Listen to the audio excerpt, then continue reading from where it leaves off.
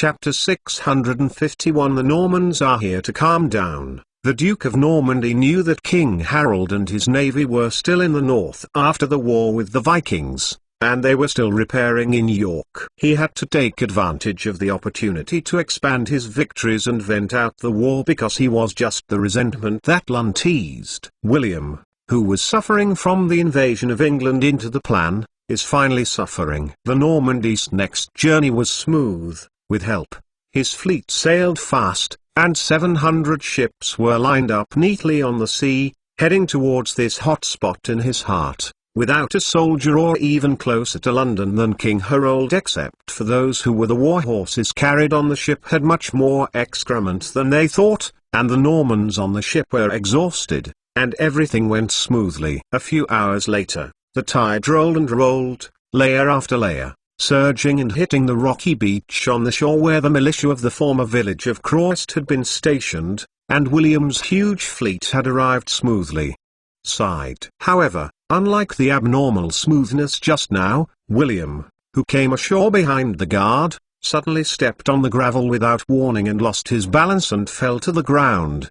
He directly fell on a dog to nibble, and his face was scratched. His ears suddenly turned red, and he looked up and turned to look at his dumb guards. In the hearts of the guards who believed in the gods, this did not seem to be a good sign. They frowned and looked at their leader. However, as a duke with a fierce reputation, William, who was better at politics than he actually was, grabbed a handful of pebbles on the ground with his hands. He knelt on the beach and looked at his guards, saying, "By the Lord Grace, Lao Tzu has taken control of the land of the Lao Tzu kingdom." Facing the sunshine, William, slightly embarrassed, shouted excitedly with his face full of joy, "Now England is in the palm of Lao Tzu."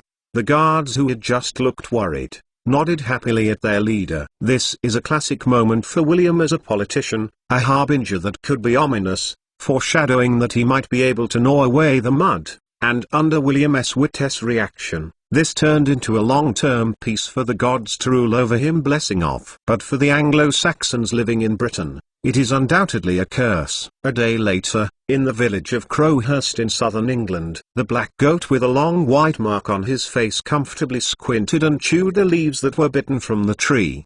The peasants' women with white scarves on their heads picked the green fruits from the tree and put them on themselves. In the front of the garment, the village is full of busy farming scenes. Tophie's newly-wed wife Judith with long curly hair was struggling to harvest the ripe grains, and the young men in the village had already become militiamen. She licked some chapped lips and looked around. How much did she expect Tophie's figure to appear at the entrance of the village? And it was the busy season of farming. It stands to reason that the king should release them home, not just her. All the village women are longing for the return of their husbands and sons. She was already very tired at this time. Without a man, if they wanted to not spend the famine next year, these women could only work hard and do the work that should belong to a man. It is a pity that their loved ones did not come back. On the periphery of the village, the advance forces of the Normans had stared at the village that was about to be slaughtered like a lamb. The little boy Merlin in a white linen robe carried a bucket of water. The advantage of race allowed his eyes to see through the gaps in the leaves and saw the group of hungry wolf invaders. The call screamed the peasant women who were busy with the hard work of the farmers. They looked in anxiety in the direction of the scream. Start. Now that the prey has been disturbed, the invaders no longer hide their bodies. With the order of a leading knight with a black pot-shaped hair, the leaves swayed violently and the Normans broke in this small village. The peasant women who understood what was happening screamed in a hurry and ran back to the direction of the village. The young child was crying on the ground and was picked up by his mother. People screamed and fled around. Merlin, who had just screamed to remind the villagers, flexibly hid into his adoptive father, Judy. In the thatched house of Silk's father, a Selwolf, he looked across the gap of the wooden door in horror and looked outside. The remaining men in the village are too old. Even if a few try to resist, they will be easily killed by these Normans, and the rest can only squat down with their hands flat in order to show that he will not resist, in order to seek a life opportunity. The Norman soldiers who had broken into the village had already grabbed the peasant women from behind. and then dropped them on their shoulders to the ground, throwing them all into a pile.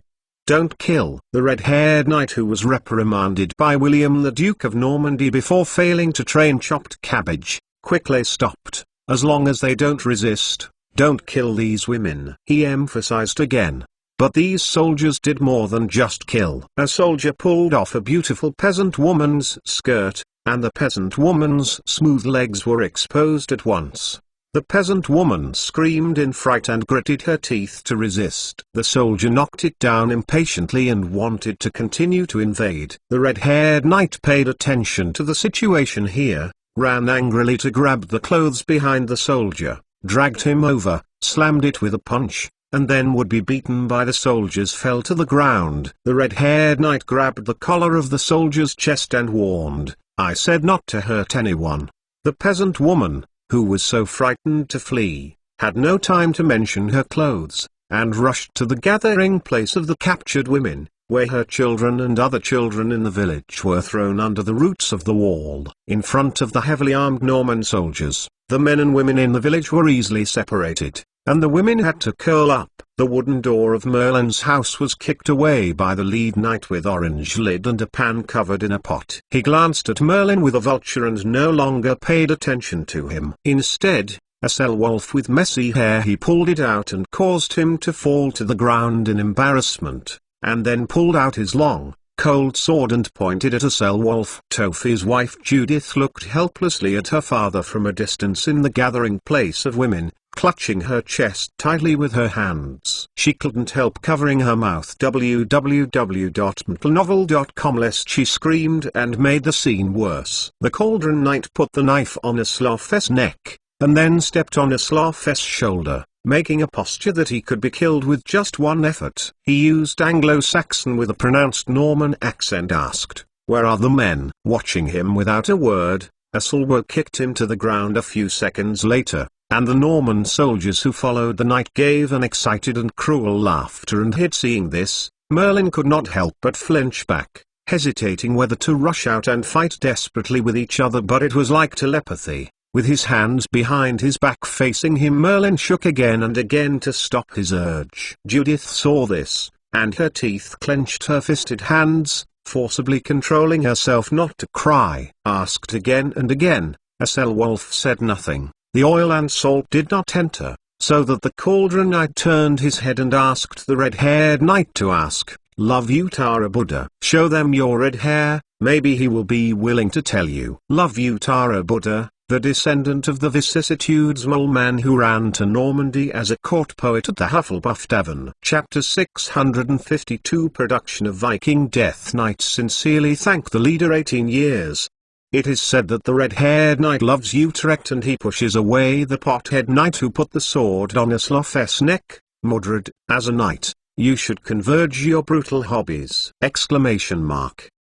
pothead knight Mordred, who was pushed away, continued to stare at the red-haired knight with a more vulture eye than before.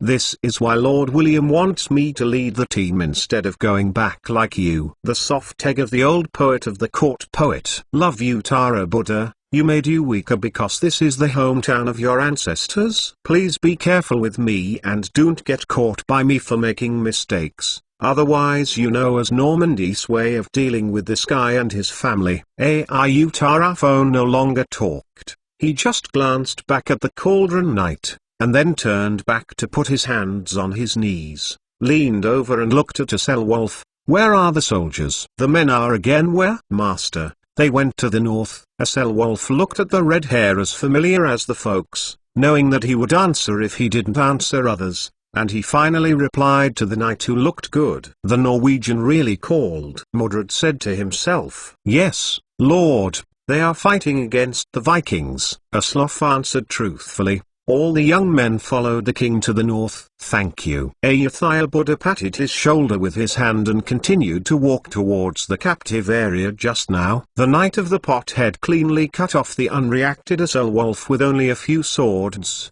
and only some skin was connected to the lower body. Judith couldn't help it anymore, let out a desperate and frightened scream and fainted, but her cry also attracted the attention of the red-haired knight, and he turned back to see the scene. Although he was very angry, the love of Utrecht Buddha, who was familiar with the cruel killing of the other person, did not say much. The reason why this old man would be killed is actually a big reason, because Mordred was dissatisfied with his attitude and wanted to give some warning. If the conflict is intensified again, you may not be able to do anything. The red-haired knight just walked towards the corner where the captured women were piled up. He first adjusted the fainted Judith to lie down so that she would not have a suffocation accident, and then looked at a person curled up in the corner. She was holding her child, trembling and weeping. And weeping woman, Untitled Buddha pressed her index finger to her lips, admonishing her not to speak out. Merlin,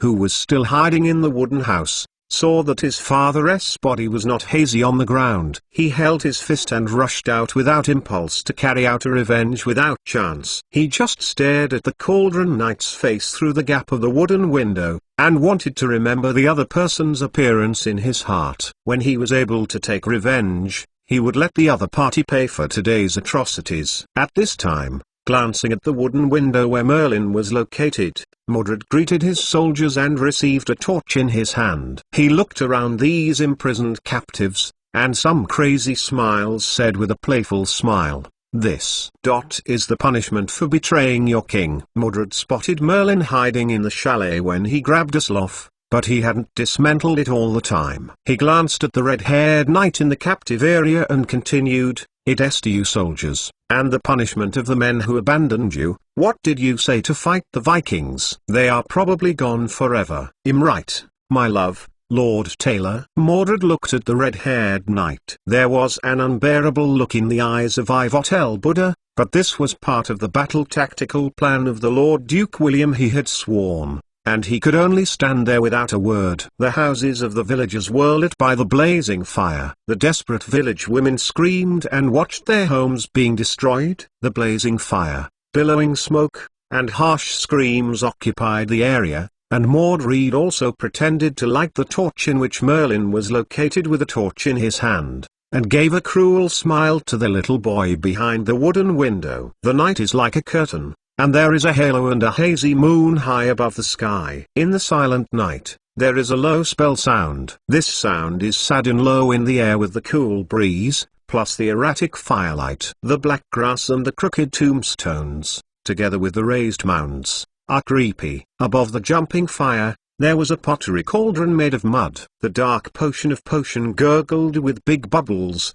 and some dead Viking berserker members were soaked in it. In the open space beside the cauldron, a pentagonal star array with a dark red light gleamed on the ground, but the light did not make people feel warm and comfortable. In a cemetery-like environment full of negative energy, it added more icy and weird. One of the wet corpses flew out of the giant cauldron and hovered at the very center of the pentagram. The corpse belongs to Lynch, the leader of the Viking berserker who died on the bridge. Alan stood outside the pentagram and raised his staff. With his movements, the same lines appeared on the corpse. When Alan stopped the last stroke, the entire line on the corpse shone, and the ray of the pentagram is contiguous. Suddenly, the eyes of the corpse suddenly opened, and two orange lights shone in his orbits. When the light dimmed, he fell from the sky, fell to one knee, and bowed his head. "Master, the body of the leader of the berserker has been made into a death knight by Alan." His voice is much colder than before him, like an echo from the deep valley. When Lynch raised his head, he looked the same as before, except that his skin color showed an unnaturally white, blue, and abnormal state, except that his skin became tougher than before, and the muscles that were stubborn, intensified by negative energy and potions. It is like getting a layer of natural armor. This Death Knight is surrounded by a terrible atmosphere that symbolizes death and evil. If he doesn't put away such auras of fear like Alan and Dementors, as long as he stands beside the Death Knight, 15 creatures within the range of feet will generate fear and despair from the heart and affect their combat performance. Alan's eyes turned on his tattered bearskin and backward chainmail, and shook his head with some dissatisfaction. Although it took a lot of time to make a magic potion decoction, which should have been extremely great. Some Death Knights have more or less decayed skin to maintain normal, But the Vikings who are already living in poor conditions are not very good. But currently there are no good materials in Alan's hands to support them to make more in line with them Alan's equipment for aesthetic and functional needs. Although as undead creatures, they will no longer be plagued by non-corrosive poisons and diseases. All the spells that act on living creatures have no effect on them, nor will they lose their combat power because they are attacked because they are vital, or even do not need them at all, worrying about physical strength and breathing problems. But direct attack spells and magic weapons can still harm them normally. Like ordinary warriors, these Death Knights need weapons and equipment to exert the weapon skills they learned in their lifetime. Alan couldn't help thinking of the village he first encountered when he arrived in this era, called the village of Klochst. There was a small blacksmith shop in the village that could only recruit some farm tools, hoping to complete the production of these Death Knights. Afterwards, you can find some iron ingots in it, and then use transfiguration to make them some body plate armor as equipment. And with their increased strength now, they can withstand much more weight than they can withstand while still alive. But first, Alan had to rush to Hastings to set up the magic circle near Stamford Bridge before he had time to deal with these minor matters. Thinking of this, commanding him to stand aside, Alan continued to work, and as time progressed, a few days later, the body of a Viking berserker was made into a Death Knight, and 33 Death Knights were neatly organized, arranged in front of a row of graves, imposing. Originally, if Alan himself was willing, he still had time to continue to rescue a few more bodies that were eligible to be made into Death Knights. It was just a coincidence that the number 33 was too coincident. Alan had been superstitious about the number 3. So there was no more takeover. Looking at the army that he made white and blue but shabby, Alan shrugged and said ironically, "At least I don't want you to attack the Great Wall." After he finished speaking, he waved his staff again, and the ground began to vibrate. At the position where the pentagram array disappeared, the void air suddenly began to burn, then divided into two flames and began to move along an arc from top to bottom. Countless images appeared after the skull screamed silently after it burned, and when the flame finally fell into a huge ring, a tall arch made of skulls also appeared. Suddenly, Alan turned to look at the right side of the arch. Two skeletons and a ghoul in the attic of the Weasley family who only knew about eating spiders and moths were attracted by these Death Knights and wobbled. "Come over. If Alan can let the Death Knights take over, they will become their undead followers." It's just that Alan apparently had no intention of accepting these low-level or undead creatures with no mind at this time. They basically didn't help the battle, but they looked terrible and annoying. The ghoul also exuded a corrupt stench. In fact, these things have happened many times in the past few days, and the wizard ordered the Death Knight to stop them in place. Watching the ghouls, who were forced to stand still and groaning and still ugly, www.mentalnovel.com, Alan couldn't help but wonder why Weasley wasn't invited by the Department of Magical Biology Management and Control. The ghoul expulsion team drove away the one in their house but kept it as a pet at home. Could it be that the ghoul was changed by some ancestor of the Weasley family? The burning sound from the door of the outside world made Alan recover. He summoned the phantom horse, and a neat turned up and rushed into the door. Those Viking warriors also used themselves as Death Knights to gain abilities, summoned their own bone horses, and followed Alan behind to start rushing to the door of the world.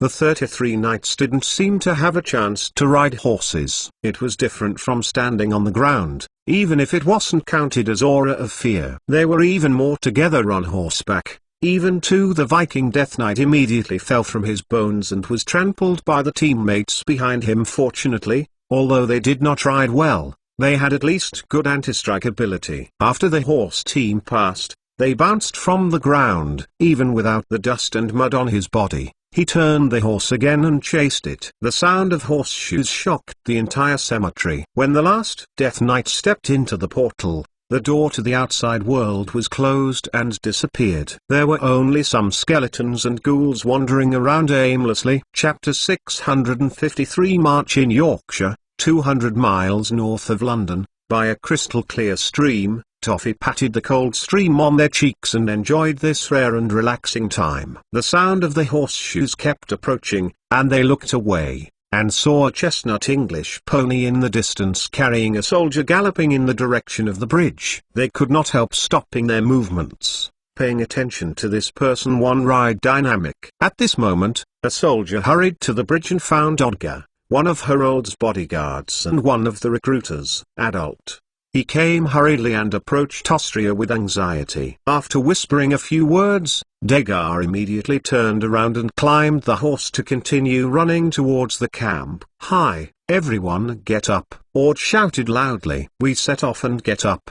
The militiamen rested by the stream, with a trace of boredom and impatience, but helpless. They stood up obediently and looked at their leader suspiciously. "Leofric, because of the merit of killing the leader of the Viking berserker before, I promoted you to be the captain, and you swear while marching." Half of Odger leaned out of the bridge, pointing to tall and thin Leofric ordered. "What's so urgent?" Leofric didn't care too much about his promotion. Anyway, as long as he played his rod, he would still return to the farmer. At most, it was just more rewards. What he cares about now is what happened. He asked what everyone wanted to know. "The Normans are coming," Odger said worriedly. "They have invaded after the combat season and they have landed in Sussex." "Sussex?" The young Tophire lifted his heart and asked in a whisper. That was their hometown, and all their relatives were in the village of Croshster near Sussex. "Get up, let's go," Odger screamed with his arms raised.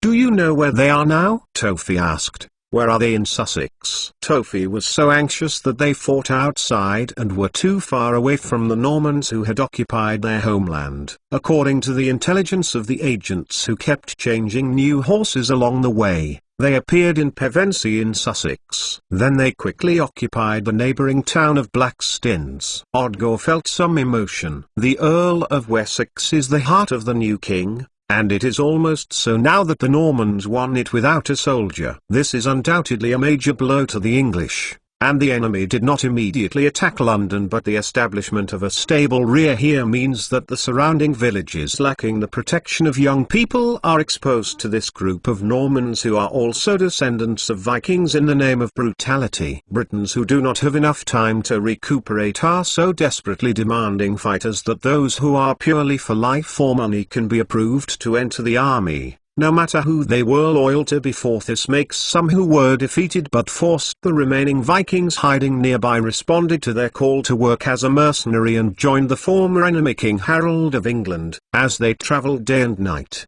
the strength of Harold's army weakened. Tophire and Leoclif travelled through the jungle in the north. Many of the people who stopped and fell down collapsed and died. The rapid march made the army exhausted. "We are resting here." Odger was different from the urging when he came here. This time instead he shouted at the militia and asked them to rest instead of rushing back. Tophie, breathing with his mouth wide open, put his hands on his knees, worried about his newlywed wife Judith. He raised his head and looked at Odger anxiously. "So I can't go back to the south in time. I order you to rest." Odger also gasped and answered, sitting on the ground with the buttocks. The rapid Mercedes-Benz made many soldiers unable to control themselves and vomited out, and some soldiers even spit out yellow-green bile. In contrast, the situation of the several Viking fighters assigned to the team of Odger was much better. He said to Odger, "In fact, if you are willing to send a ship to Norway, I believe there are more UIers. The Beginers are willing to join. It's too late, and we also need to be able to have a restful winter." Odger, who circulated the beat, replied friendly to the previous enemy Vikings who had no bottom line during the looting had a reputation after accepting employment. "Good. Your king?" the Vikings asked. "I haven't heard from him in 2 days," Odger said muffledly. Leoclif, who had serious dark circles, looked at him. "I hope he is running for more people." Odger added, "I hope." The Vikings seized these 2 words, but Odger was no longer willing to answer. "Odger, we have a good rest. Pale Toff reminded, panting hurriedly. We can't travel as we did when we came to the north. The road started to be rugged. We have to save our energy and stop bothering me. Odger, sitting on the ground, opened his face impatiently. Kroshsta, Toff insisted. That's just a small village with less than 10 families. And England is a country. Although Odger was heartbroken, for the sake of the overall situation, his answer seemed a bit ruthless. Please, at least let me go back. Tofi pleaded. If only a few people were allowed to find their family, we wouldn't be able to win this battle, and it would be difficult to allow it. Odger bowed his head, and Toph couldn't see his look clearly, so he turned around and turned to Leoclif, asked for help, but found his buddy staring stunnedly into the distance. There seemed to be some thick smoke.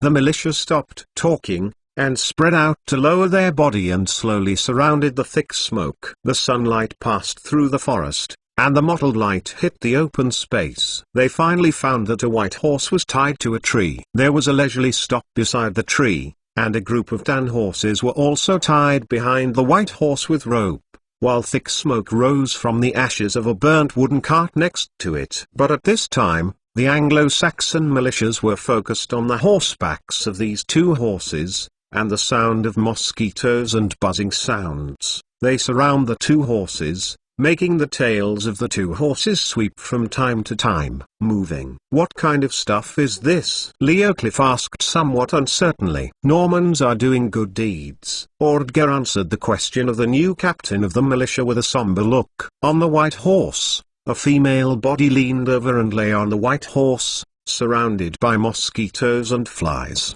Her scorched feet dropped from the horse, and her unburned hair was put on the horse's back and left behind scar-like face and blackened body. The body of the other Dan horse was even more pitiful. The charred body lay on his back. The large mouth seemed to accuse the inhuman abuse he had encountered before, and told everyone his pain. Odger stepped forward and looked at the charred body immediately. He opened the covered clothing on the ground, and all of them were charred corpses below. This is a message for your king. Several Vikings looked at each other and said. Odger looked around all the militias present, and his tone was painful. I want all the soldiers here to see the body of this village woman. His tone gradually became intense. This is why we have to fight. Come back to the village of Kroshsta. Boy, Odger looked at the dumbfounded Tofi. You go back to the south to see our village? No. There must be fraud. They sent these women's bodies here to provoke you to rush back to fight. Viking mercenaries familiar with the Normans, also derived from the Vikings, calmly suggested. The female corpse was dismantled from the white horse, and the rest of the militiamen had begun to place the bodies of these dead women, so that their bodies would no longer be exposed to the broad daylight and they would be safe in the soil. Instead of ignoring the talking Vikings, Odger looked at Tofi, who was at a loss, and ordered, if you are not afraid of encountering the Norman reconnaissance team, go back to the south. Ride here, horse. Leofric, Odger continued to order. Don't forget that you are the captain, go with him. Be careful. www.untitled.novel.com. If you encounter a Norman, don't fight, just run. What does Leofric want to say to Odger? But Odger interrupted him and shouted, go. Odger turned around and walked 2 steps, then turned back to look at Leofric and told him, if you arrive in Krost, if you find any surviving women, take them to the monastery. Promise the man must not dare to harass the courtyard of these hermits easily. Find as many men as possible, and tell them that we will send a large army to come, but we need more men. Go. I don't know which way leads to Krost. Leofric reached out and asked Odger, who turned away. Well, find the way. We have to take the roads that are fish transporters, and the roads that rise and fall before you smell the sea salt. Odger replied. The smell of ashes will help you find your village. A Viking added, but in exchange for the glare of the Anglo-Saxons. He shrugged and returned to his ranks. Leoclif looked dignified, turned his head, mounted the white horse, and sat behind Tofi, who had already waited and had been on the horse. Chapter 654 Guiyu Norman sincerely thanked the leader to sit and break his hand. Leofric and Tofi sat on horseback and sprinted through the forest. The brutal Normans had sent a message to all the fighters. What else could they do except go home with anger? Two people riding on the same horse one after the other desperately ran to their hometown, but unfortunately, they did meet the Norman reconnaissance team in Ordigues mouth. More unfortunately, they encountered the elite reconnaissance team led by a knight on horseback. After them, holding a spear high and controlling the horse, rushed towards the two of them. However, they thought about the situation in their hometown, and knew that they could not be entangled with the knight, who appeared to be fully armed. The two of them turned their horses and ran away. Iwo Taylor Buddha chased desperately with a spear behind them. Ivo Taylor was riding a tall horse from Normandy instead of Tofi's English local dwarf, so it seems that it will be caught up sooner or later. This also makes the two who realize that this goes down and give up the horse, walking towards the swamp with water and mud, hoping to use the terrain to make the Norman knights give up chasing them. But they underestimated the determination of Ayutthaya Buddha. When he saw the two got into the swamp, they landed the horses altogether, gave up their spears and pulled out their Norman swords. They continued desperately gasping behind them. Chase. The thin, tall Leoclif flexibly walked the way for his buddy in the front, but the toffee behind him was careless, stagnate under his feet, lost his balance and fell into the mud. Get up, work harder. Leoclif noticed his situation and wanted to turn around for rescue, but he was a step behind, and the follower Iwo Taylor was wearing chainmail, but with the help of long-term physical exercise has already caught up. He raised his sword high and wanted to cut Tofi. Tofi issued a desperate scream. Wait.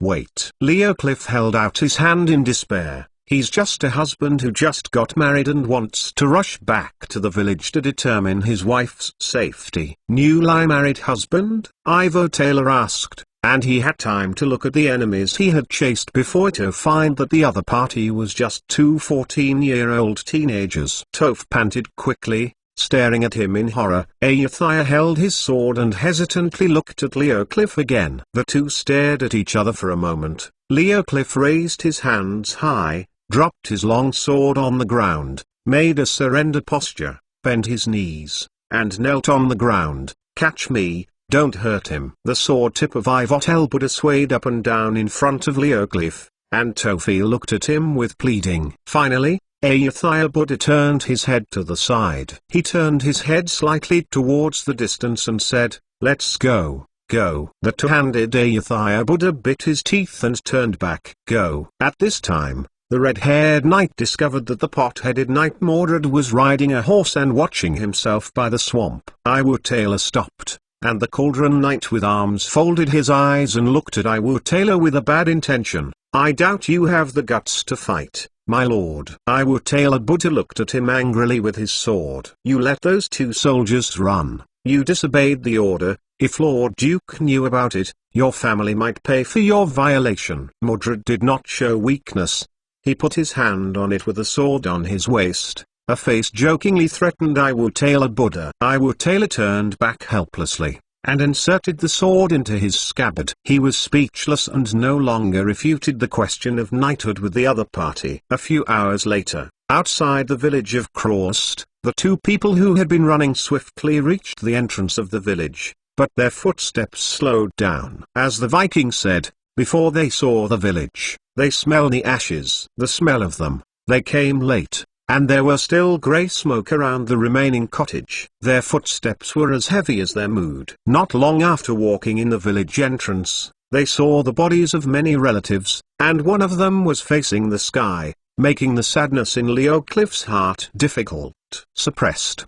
His expression looked dull. "This is my father." The wind blew the hair of the old man's body, and Leoclif hoped that his father was moving. "Judith, Judith!" Toph was shocked and thought of his newlywed wife, calling in a panic and running towards the direction of his home. Leoclif walked into the village, where he could see the villagers' bodies were scattered everywhere, and almost all the men who had been left in the village were killed, and even a few children were also among them. The sorrowful eyes glanced across the childish faces. Tofi frantically searched for his newlywed wife, whose mind was full of sweet smiles from Judith's wedding. But in the end he found nothing. "I'm deeply saddened for you," said Leofric with his back to his body. Tofi lifted his cloak down and sat on the fallen beam, his face helpless and sad.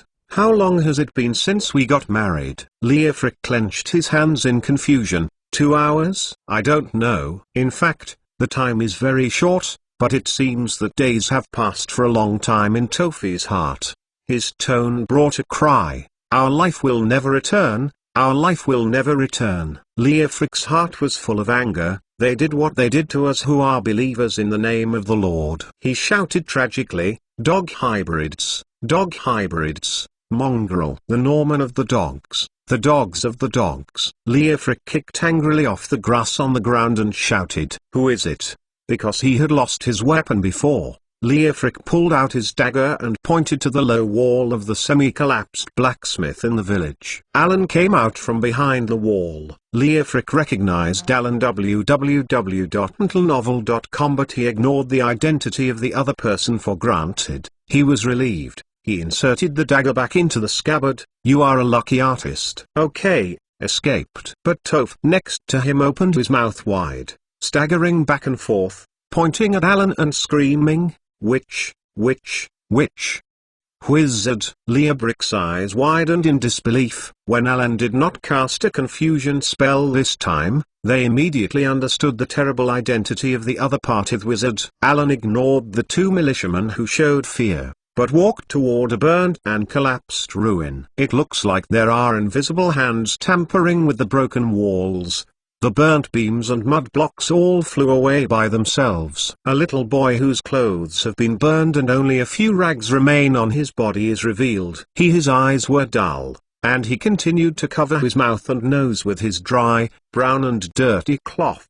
His black body was smoked, but he did not seem to have suffered any signs of burns. "Merlin, thank God, still alive." Leobric couldn't ignore the fear of Alan. He strode forward and put his hands on the shoulder of the boy who might be the only survivor in his village. Chapter 655 Survival. Merlin sincerely thanks to the leader Rong Wang. Hearing Alan's heart when he heard the boy's name, Merlin realized that Merlin was like a Merlin in the wizarding world. A male Cambion demon in the bottomless abyss. That is, the combination of a half-human half-demon and a mortal woman gave birth to Merlin. The demon lineage allowed Merlin to inherit the demoness supernatural powers and excellent magic talents. The chaotic nature of the bottomless abyss hindered Alan from detecting his thoughts with telepathy. The pedigree also gave Merlin an excellent natural resistance to flames and heat, which is why he survived the fire. "Child, what did you hear?" Leofric asked.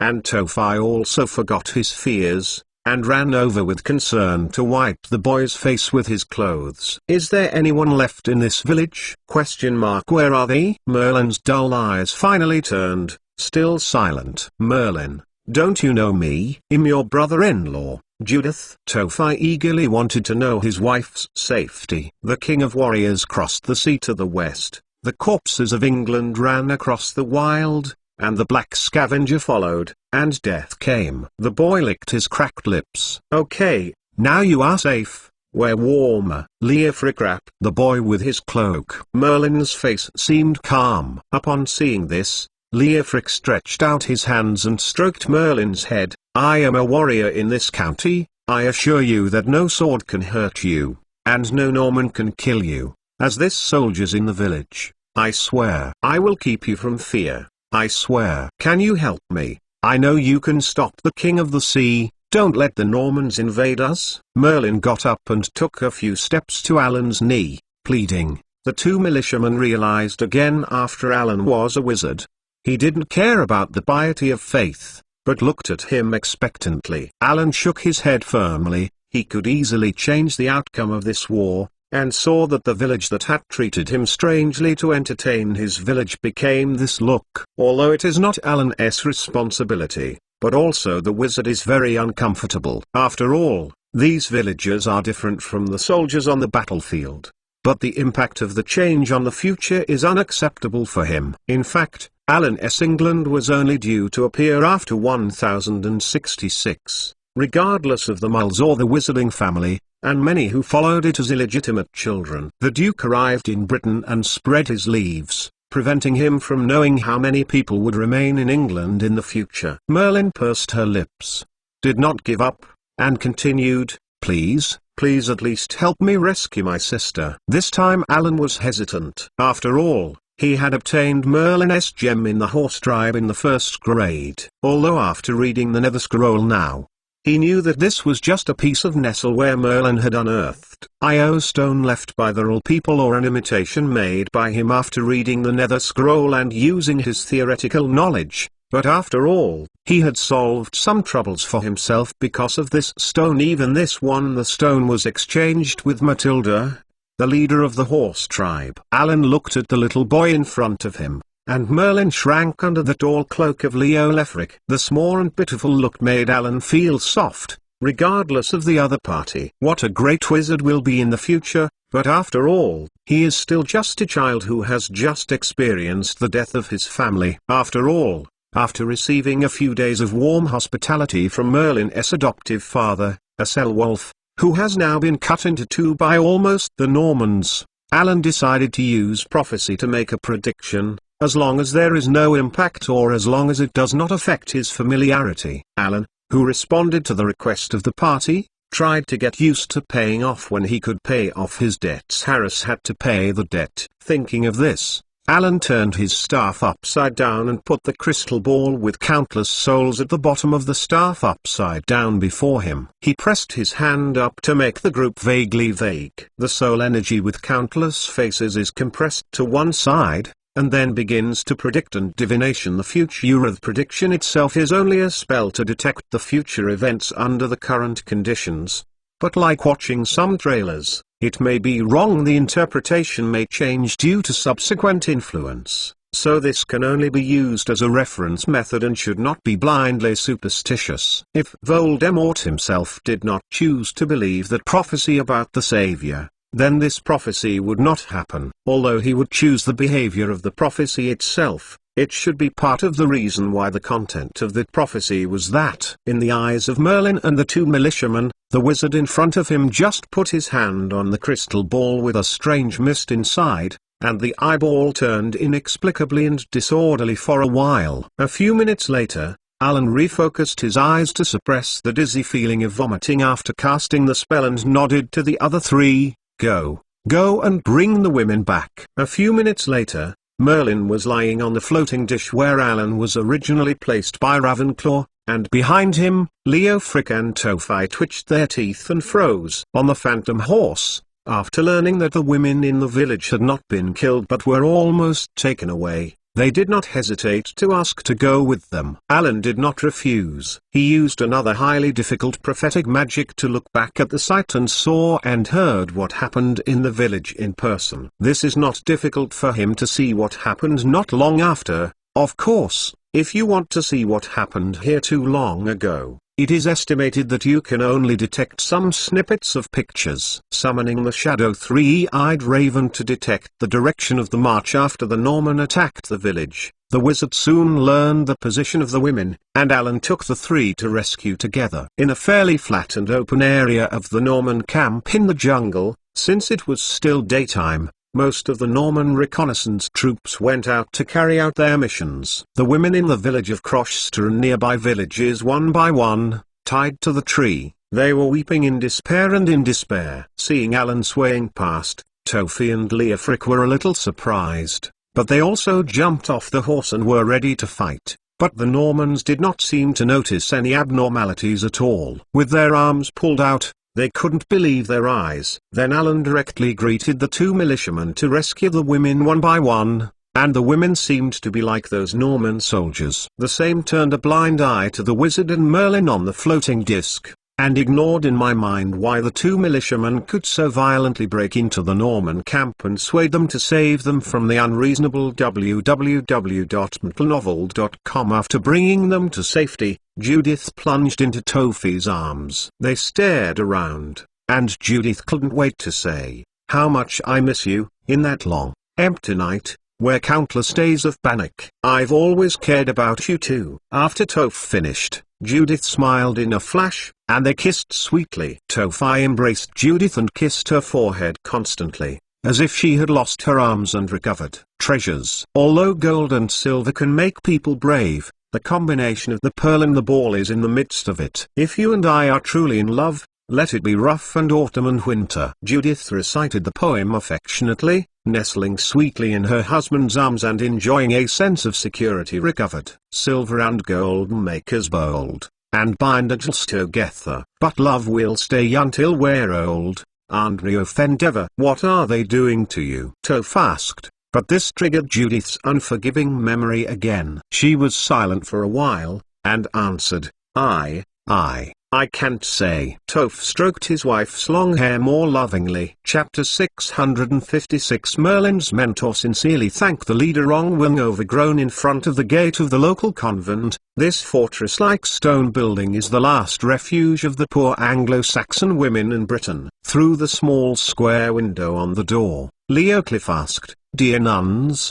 I sent these women to be with my grandma and women. Can you help me take care of her?" Tofi and Judith's hands were tightly involved. "Sorry, we can't stop people anymore." A nun who appeared in the window refused their request. "Sisters, there are only some poor women," Leocliffe pleaded. The women beside him clasped their hands, praying with their faces, while others were full of indifference, and their expressions were dull and unrelenting. "State of affairs. We are overcrowded here, and many people in the nearby villages have fled in. I'm really sorry." The nun showed mercy, but still refused decisively. "Maybe you can try to go to the monastery further north." "I'm the captain of the royal militia. I order you to open the door," Leocliffe ordered. "We won't open the door because of the soldier's order." "That's why you sent the folks." The nun's voice condensed and her voice was firm. Leocliffe nodded and said in frustration, "You are right." He nodded. "Please accept my apology. We will go." He lowered his head, turned around and couldn't help it. The weeping women left. "Wait." Just as Alan was about to use magic to change the other's mind, the nun suddenly stopped them with a loud voice. She closed the small window on the door. The door creaked, and the nun opened the door. She blinked her eyes, and nodded her head in the door. The expression on her face was relieved, and she showed a little helplessness. "Come in and find the floor that is still empty." The women quickly entered the door after saluting them to the militia. The only woman left was Judith, who was still holding Tofi's hand. She looked at her husband with tears in her eyes and was reluctant to enter. "Once let go, I don't know when the goodbye will be, and more importantly, she can't be sure whether she will see you again." The Normans were so fierce and brutal that they could not think of what they had done. She really did not want to leave Tofi again, leave the protection of her husband, and did not want her husband to face those mortal demons. Tofi took his wife into his arms distressedly and kissed her forehead. "Oh, Judith, what should I do?" Judith said in his mouth, but his eyes turned to Leocliffe. Although he didn't say it, Leocliffe saw what he wanted to say. "Tofi, we have to go to Black Stings." "Come on, your wife will be fine here." Leo Krivler, the new captain of the militia, pulled his own body. "No, I'm fed up with war." But it seemed that instead, Toph made the decision, and he took the hand of his buddy and refused. Leocliffe seemed to be irritated. He grabbed Tofi by the collar. "Look, you think about the days after the war, and then you will tell your children that you are sitting on a high mountain watching the destruction of England." Toph also stared at his buddy. "I want my wife to stay together afterwards." "Go with him. We will rebuild a homeland after the war. It belongs to our English homeland." Judith touched her husband's face when she had just reunited with her. She had experienced the brutality of the Normans and knew what would happen if the other side treating them as English. So they defeated their own lusts and joined the ranks of persuasion. "Alan, who had been carrying Merlin silently, could not help but persuade. I personally suggest that you two should run to the mountain and hide until the war is over. Alan knows the result of the Battle of Hastings. England is destined to almost the army covered the dead, and he wanted to persuade the two faithful villagers not to lose their lives. Leo Cliff's always sloppy face rarely showed a serious look. He used to hate military service. He looked at Alan and solemnly said, "Britain will not allow me to be a deserter. I am a soldier in the village of Crochester. He is also a soldier in England." He turned to look at the half-covered door of the monastery. For them too. Alan appreciated his courage and perseverance. He didn't try to persuade anymore, just touched Merlin, who was silent. "Do you want to go in with your sister?" "I think even if I don't use magic, the nun would agree to let you in." "Yes, there are quite a few women with children inside." Merlin hesitated his lips for a long time, and finally expressed the thoughts in his heart. "Master Wizard, I know you have the power of terror. If you can you accept me as your apprentice? Teach me to use these powers. Like this I will protect them myself in the future." Alan did not refuse this time. He looked at the little boy who was ignored by the moles with himself under the effect of the spell. "I can send you to the place where you learn magic. That is the best magic in the world. School Hogwarts, where you will gain strength." Historically, Merlin himself went to school at Hogwarts, and the college was Slytherin. Green ribbon of the Merlin First Class Medal was to commemorate Merlin's graduation college, just like when he exchanged gems with the horses. The horse leader Matilda said that after graduation, Merlin somehow changed his time back to his own time 500 or 600 years ago, and then called it because he pulled out the stone sword. The King's Round Table Knight leader, a near-mythical legend, is known as the King of Eternity, King Arthur, Arthur Pendragon, and has today's status in the wizarding world. Merlin heard that he was disappointed because he could not be personally taught by Alan, who witnessed the magic of the other person, but nodded cleverly. But this action made Alan think of his little sister Emily. "Some feel that they are a little too cold." Alan reached out and rubbed his head. "Before sending you into Hogwarts, I can still take you for a while before leaving. You can learn some with me during this period.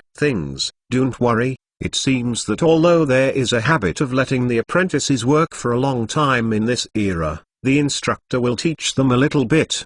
But I obviously don't need your child to do anything for me. Try to learn as much as possible." "Now." "Yes, my mentor." Merlin nodded, and his bright inner heart also noticed the key words that his mentor inadvertently said. The wizard apprentice was a little shocked. "This era? The mentor is not a person of this era?" Alan had just begun to reflexively want to deny this title. After all, he couldn't teach the other party for too long. www.mtlnovel.com. But then the name of Merlin's witchcraft tutor made him the former king of Norway. After a long list of titles, Harald, the ruthless man, felt a little shameful to Alan, and finally nodded happily in the boy's title to acknowledge the relationship. On the other side, Judith's tears were sliding from his eyes. "No, Tophi. My dear, wait for me to come back." Tophi swallowed Judith's hand away from his arm. It was finally time to say goodbye, and Alan walked to the nun waiting in front of the door, and put the heavy money bag in his hand. The nun felt the weight of the purse in her hand. When she opened it, she looked slightly stagnant and quickly closed the bag. She questioned the foreign entertainer who seemed to appear suddenly. "The entertainer, are you? You donated. What do you do if you have so much money?" Alan pointed to the door and walked into the door of Judith, and answered briefly, "For these kind villagers who can entertain the poor and the foreigners, and for your kindness. My craft is not bad, and the nuns are not asking too much." During this time, Britain has shown too many extremely evil and very good humanity. She greeted Judith into the door. In the eyes of the newly married couple, the thick wooden door close again. Chapter 657. Build sincerely. Thank the big wild wolf of the leader. The wizards and the militia are also time to say the difference. Leo Cliff will go to the battlefield, and Alan will also take Merlin away. They need to return to the village of Crochester, where Alan had previously collapsed. The work in the blacksmith shop has not been completed. The village of Crost reappeared in front of the wizard and his new apprentice. Merlin's mood has stabilized a lot, and he has automatically entered a less skilled apprenticeship. This is appreciated by Alan. The student of Slytherin is at least in this way of gaining strength and accomplishing your goals. Your attitude is quite correct. Without going directly into the village, Alan took Merlin to the village under a thick oak tree, the one that Odgo wanted to climb when he missed his hometown. Alan looked around for a while, grabbed a branch in the tree, and then the branch broke off and flew into Alan's palm. Merlin looked at this scene, and his eyes were full of surprises. This is magic, and I don't know how long it takes to master such a spell. This branch turned into a tape measure in Alan's hands, flew to Merlin's side, stretched and rolled around Merlin, and automatically measured various data of his body. After obtaining the data, Alan began to process the restored oak branch like a cloud, and explained the main points while making it. After the processing was completed, Alan said to the longing Merlin, "This is the wizard used for the tools needed to perform magic are generally long wooden strips. We are still short of a core made of a part of the body of a magical animal. The rod material also needs time to be further processed. Each magic wand is unique. If you use a wand that is not yours, the magic effect will be greatly reduced. So how to use the wand and how to maximize the effect of the wand depends on the wizard's own ability. Although if you have learned and worked hard, you can to a certain extent. They cast off their dependence on wands when casting spells. Ancient wizards did not use this tool when they first cast spells. Alan did not make a growth wand for his apprentice but used a more traditional method, because he could not guarantee that after leaving, Merlin could maintain this magical wonder in Hogwarts without causing prying eyes. He didn't tell his new disciple that his easy and free wand free cast was due to the reason why he read the Nether Scroll and changed the way of casting. Don't rely too much on the wand, as Luna reminded him after the Kraken event. After doing this, Alan and Merlin walked over the messy ground of the blacksmith's shop. In the rubble, Alan directed various blacksmith's tools to fly out of the outdoor, and the finished and semi-finished ironware also followed. Neatly stacked on one side, flames burst out under the furnace, scaring Merlin to jump back, and then watched the iron pieces fly into the furnace piece by piece,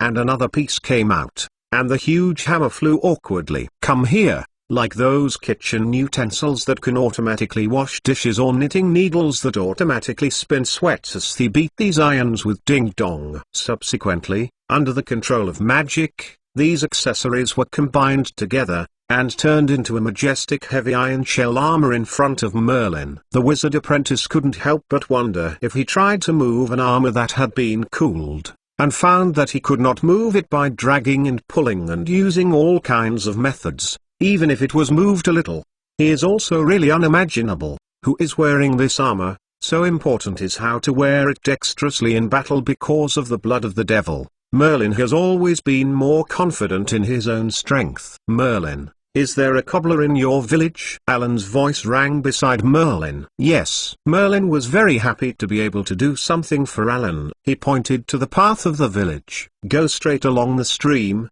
turn right at the fork, and the cobbler lives there." The smell is a bit big. The people in the village did not allow him to build houses in the village in the upper stream. Sometimes I secretly watched him peeling the animals, but it was fun.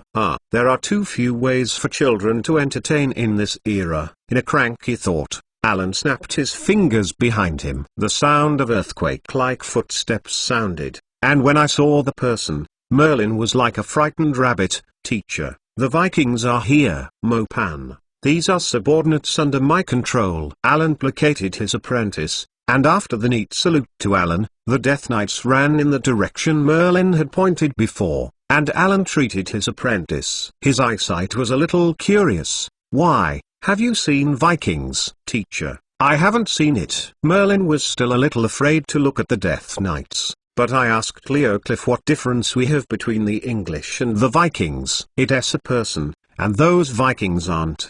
"And your mentors, your men?" Although Leoclif's meaning is somewhat inaccurate from what you understand, Your insight is indeed good. Alan can't help but praise the apprentice's talent. You feel good. These Vikings people are no longer alive. This is also the first thing I officially teach you on the magic road, Merlin. Maybe you will meet some white wizards who reject black magic in the future, but I hope you can use your own judging from the point of view. My magic path does not exclude any kind of magic. I think that in the study of spells, don't care about any restrictions, but also don't overindulge in one type because of my talents in certain aspects. Everything returns. If you lack the knowledge of one of these directions, then I think your magic path is no longer complete. Many people think that the path of specialization is better, but their end point is at the beginning of the choice. I am limited by my choices, so I hope you can also take the path of generalists, and you also have the talent to choose this path. Of course, the path of magic needs to be chosen by yourself. You may not understand now, but I hope you can recall this passage when you have learned enough knowledge. In the process of Merlin's contemplation, the Death Knights came back with some odorous leather in their hands. The leather worker of this era was not a good job, because in order to quickly remove the fat of the hide and save it, preventing shedding is done in this era by immersing it in urine. In view of the odor that can be contaminated at work, tanners settled on the periphery of towns and villages. They are the same class as executioners, butchers and prostitutes, and they are marginalized people in society. Alan told the Death Knights to throw these leathers into a cauldron they brought back from the cobbler's house, and then throw some magic herbs in to boil them together, and finally let these leathers wet out and give off the smell of this medicine as the inner village of the armor was embedded in it. When everything was finished, Alan ordered the Death Knights to put on the armor, and their appearance was completely new. In Merlin's eyes, these Death Knights are extremely tall and strong, with wide shoulders. www.mentalnovel.com. Their arms are as thick as the small trunks of the oak tree just now, and under the armor, they are also dressed in unthinkable to the armor, called plate deck armor, also has a layer of boiled leather inside. They wear full-face helmets with some Vikings left on their heads. In addition to an iron fence-like narrow hole for observation, there is another gap. On the side, Merlin looked enviously at the shield and axe in the hands of the Death Knight with new armor. Although he was young, he wanted to have his own weapons even when he saw the cruel war, even if he was going to in case of possessing a magic wand. After all, the yearning for knights is the nature of these little boys. Alan saw Merlin's unabashed envy, and then commanded some irons to fly into the furnace. The big axe clanged again. Alan reached out to command the gesture, and hissing sounded on the iron-carved sound. Under fierce friction and collision, the fire was splashing, and a dagger gradually formed. Alan carved a magic rune with a magic shield for destruction and sharp special effects on the dagger. After the formed dagger was quenched and polished, Alan handed this cold dagger to Merlin. "This is a gift to you as a mentor." Merlin took the dagger with joy, playing curiously, looking at the mysterious symbols with a different kind of beauty on it. Chapter 658. Pink Furry Rabbit. Sincerely thanks to the big wild wolf who runs madly. These are ancient glyphs, you will have time to learn at Hogwarts. But this is not a toy, it has already started, be careful not to hurt yourself. But as a dagger, although it can't cut off the head of a person, it is still used. It is simple. If you have fast hands and feet, you can pierce your enemies. Alan patted the head of the little boy who was his first apprentice in a sense. It takes some materials and time to make the wand, so your first lesson is to remember to pierce the enemy with the tip of the dagger. Merlin pointed to the handle of the dagger and asked in confusion, "Teacher, why is there a pink rabbit on it?" A lively and vivid bunny dyed in pink was carved on the handle of the dagger. Alan looked at his apprentice with a mischievous gaze. He thought of Luna in the process of making the dagger. The original patron saint, which also had a hidden meaning of the rabbit, was naturally engraved on it, but after the engraving, Alan did not want to leave the symbol representing Luna for Merlin. So he joined the senior girl. Rich's personal color pink was added on the face. Alan said calmly and reasonably, "All the famous weapons have their own names, and your dagger is called the Pink Furry Rabbit." Merlin, as a medieval boy fantasizing about being a heroic knight, was obviously disappointed. He weakly argued, "But mentor, I am a boy." Think about it, the Sword of Grief Gulen or the Holy Avenger Casimir, this name is everywhere, but absolutely no one can bear the shame of being killed by the pink furry rabbit. Think about it, my apprentice, if you have to be killed, are you willing to be killed by the soul harvester or by the pink furry rabbit? Thinking that Merlin's transfiguration can turn himself into a child, an old man, a woman, a gnome, or an animal, immersed in bullying Alan in the appetite of his apprentice and child bit his tongue, all laughed, and then explained in a serious manner. Although he feels that his mentor seems to be teasing himself, Merlin, who has no evidence, can only nod, and finally can only let his mentor take his mentor away from his burnt home after burying the slaughtered folks. As the Duke William of Normandy, after the landing, consolidated the rear base and seized the land, King Harold, who was rushing south, was in trouble. Throughout his life, Harold appeared at the right place at the right time. He was born in the most powerful family in England. He was beside the king's bed. He managed to win the support of the dignitaries, and he acted quickly. He defeated his brother in the Vikings' massive invasion, but now Harold still has to ride a distance of 200 miles to defend his kingdom again. After York's World War I, his strength was severely depleted, and he had to fight desperately in the absence of a major general. When he marched south to London, he once again ordered the recruitment of a new army. Harold was determined to repeat his battle at Stamford Bridge, successfully repel the invaders and keep his crown. There are now two options before the king.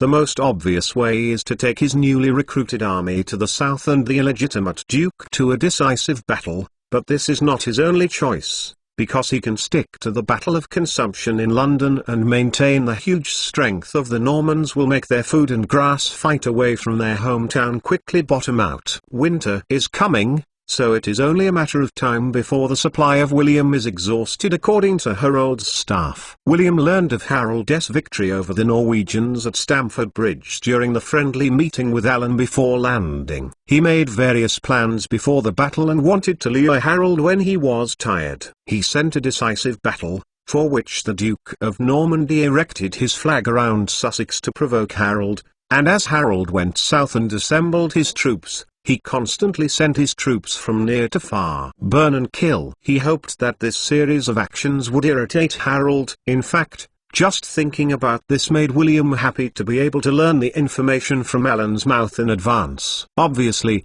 this is very effective for Harold, who has returned to London. His vassals have been entangled on the road south. Should they face the Normans immediately, or should they wait until the army has completed the assembly? No diplomatic relations, but with the continuous return of frontline intelligence, King Harold finally made up his mind. What should we do? Harold's younger brother, Gosgorson, Earl of East Anglia, asked the elder brother, who was sitting on the throne after the agents had brought him back, about the new brutal actions of the Normans. Fight. Although Harold kept frowning, he resolutely answered his thoughts in the face of inquiries. He raged on our land, ravaged my farmer, and we have nothing else. Select.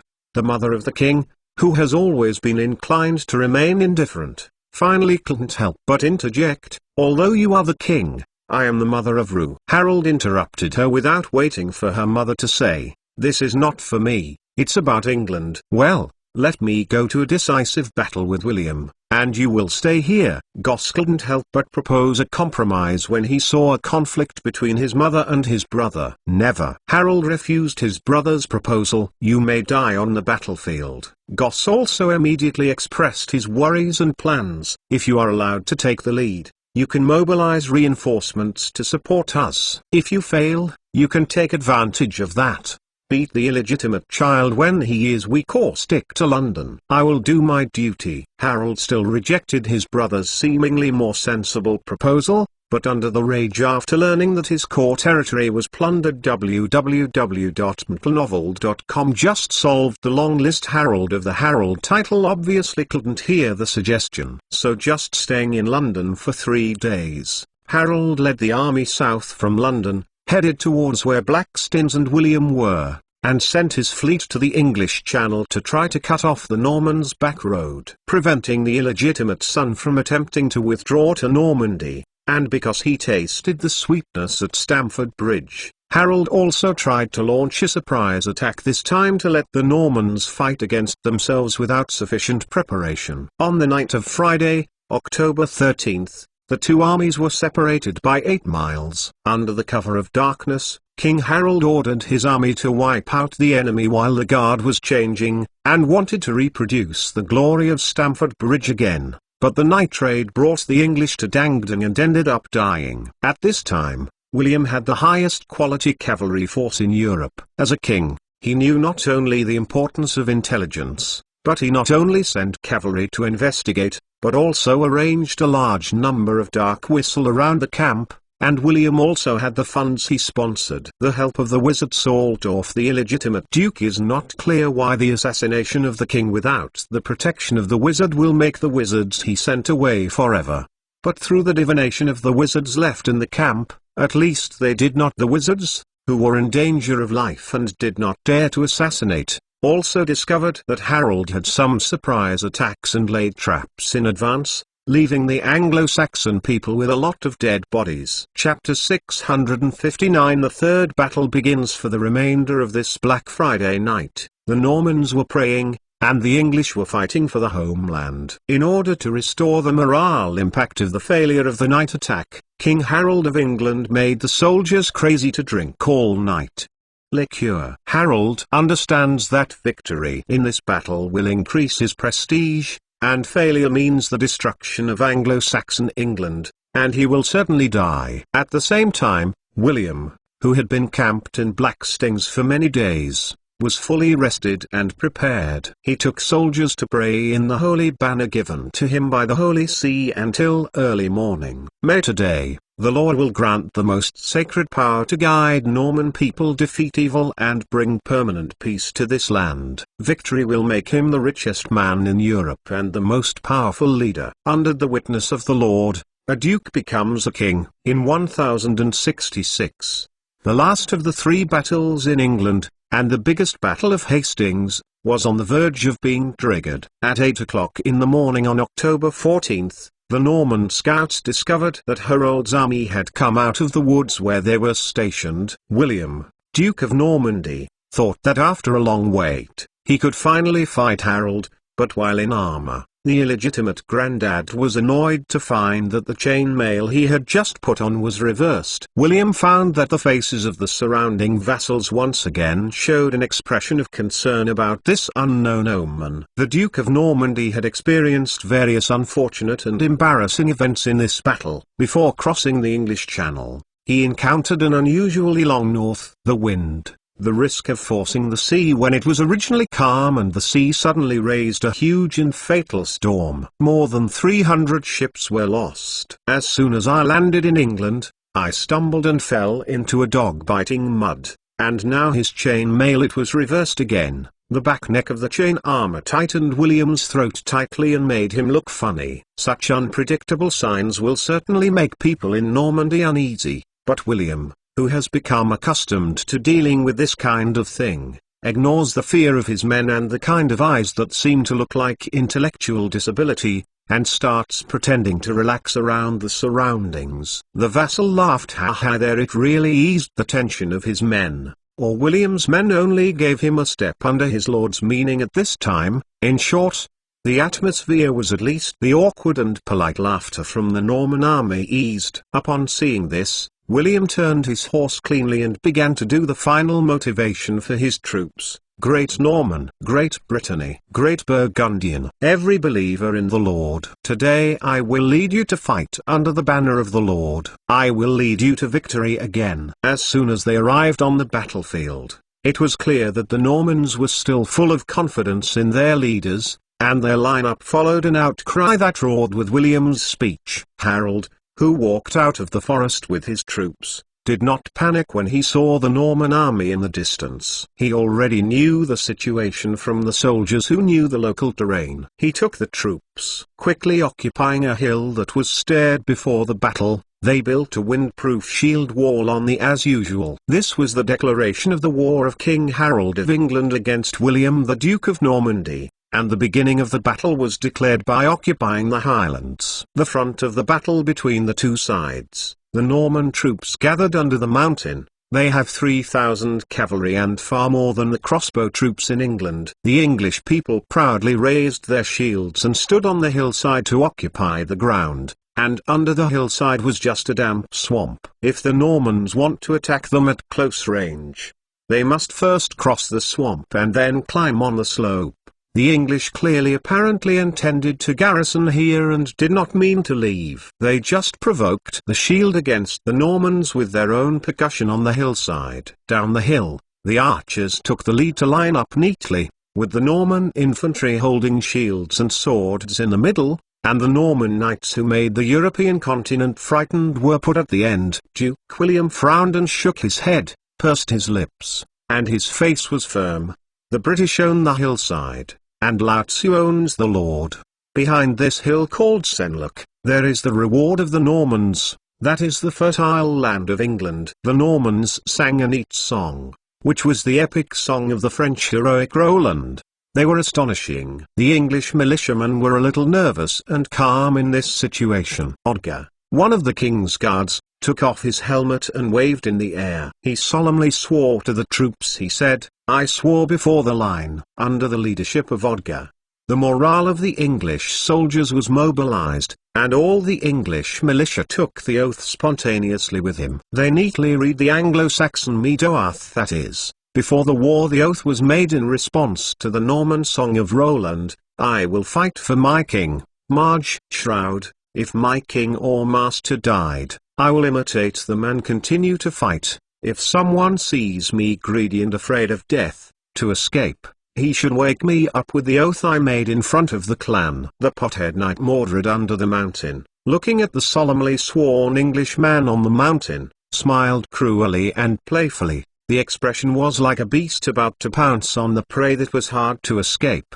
and then he was jealous again. A glance at the red-haired knight not far away. He was appreciated by Duke William after this reconnaissance operation. The Duke of Normandy let him lead a unit in this battle, and he can only serve as his deputy. Mordred did not rashly announce the matter to William in this case. He intended to use the enemy's private information as a means of threatening him. After the other Englishmen took the oath, the generals of Ivotel Buddha commanded loudly to the troops they led, "Archer, prepare." With their orders, all the archers filled their bows and faced the Englishmen on the hill. The arrows flew like rain, and the jingle shot towards the English camp, and they inserted on the shields they had lifted, making a fierce metal crash. But there were still a few English militiamen who were too unlucky to hit their arrows and fell to the ground and rolled off the hillside. The Normans under the mountain apparently did not give them a chance to ease their recovery, and Eyatlifo had ordered the archers to launch a second round of shooting. The arrows hit the shield like a hailstorm. Although there were militiamen in England who fell their arrows and some of the English long-range troops were not enough to effectively fight back against the Normans,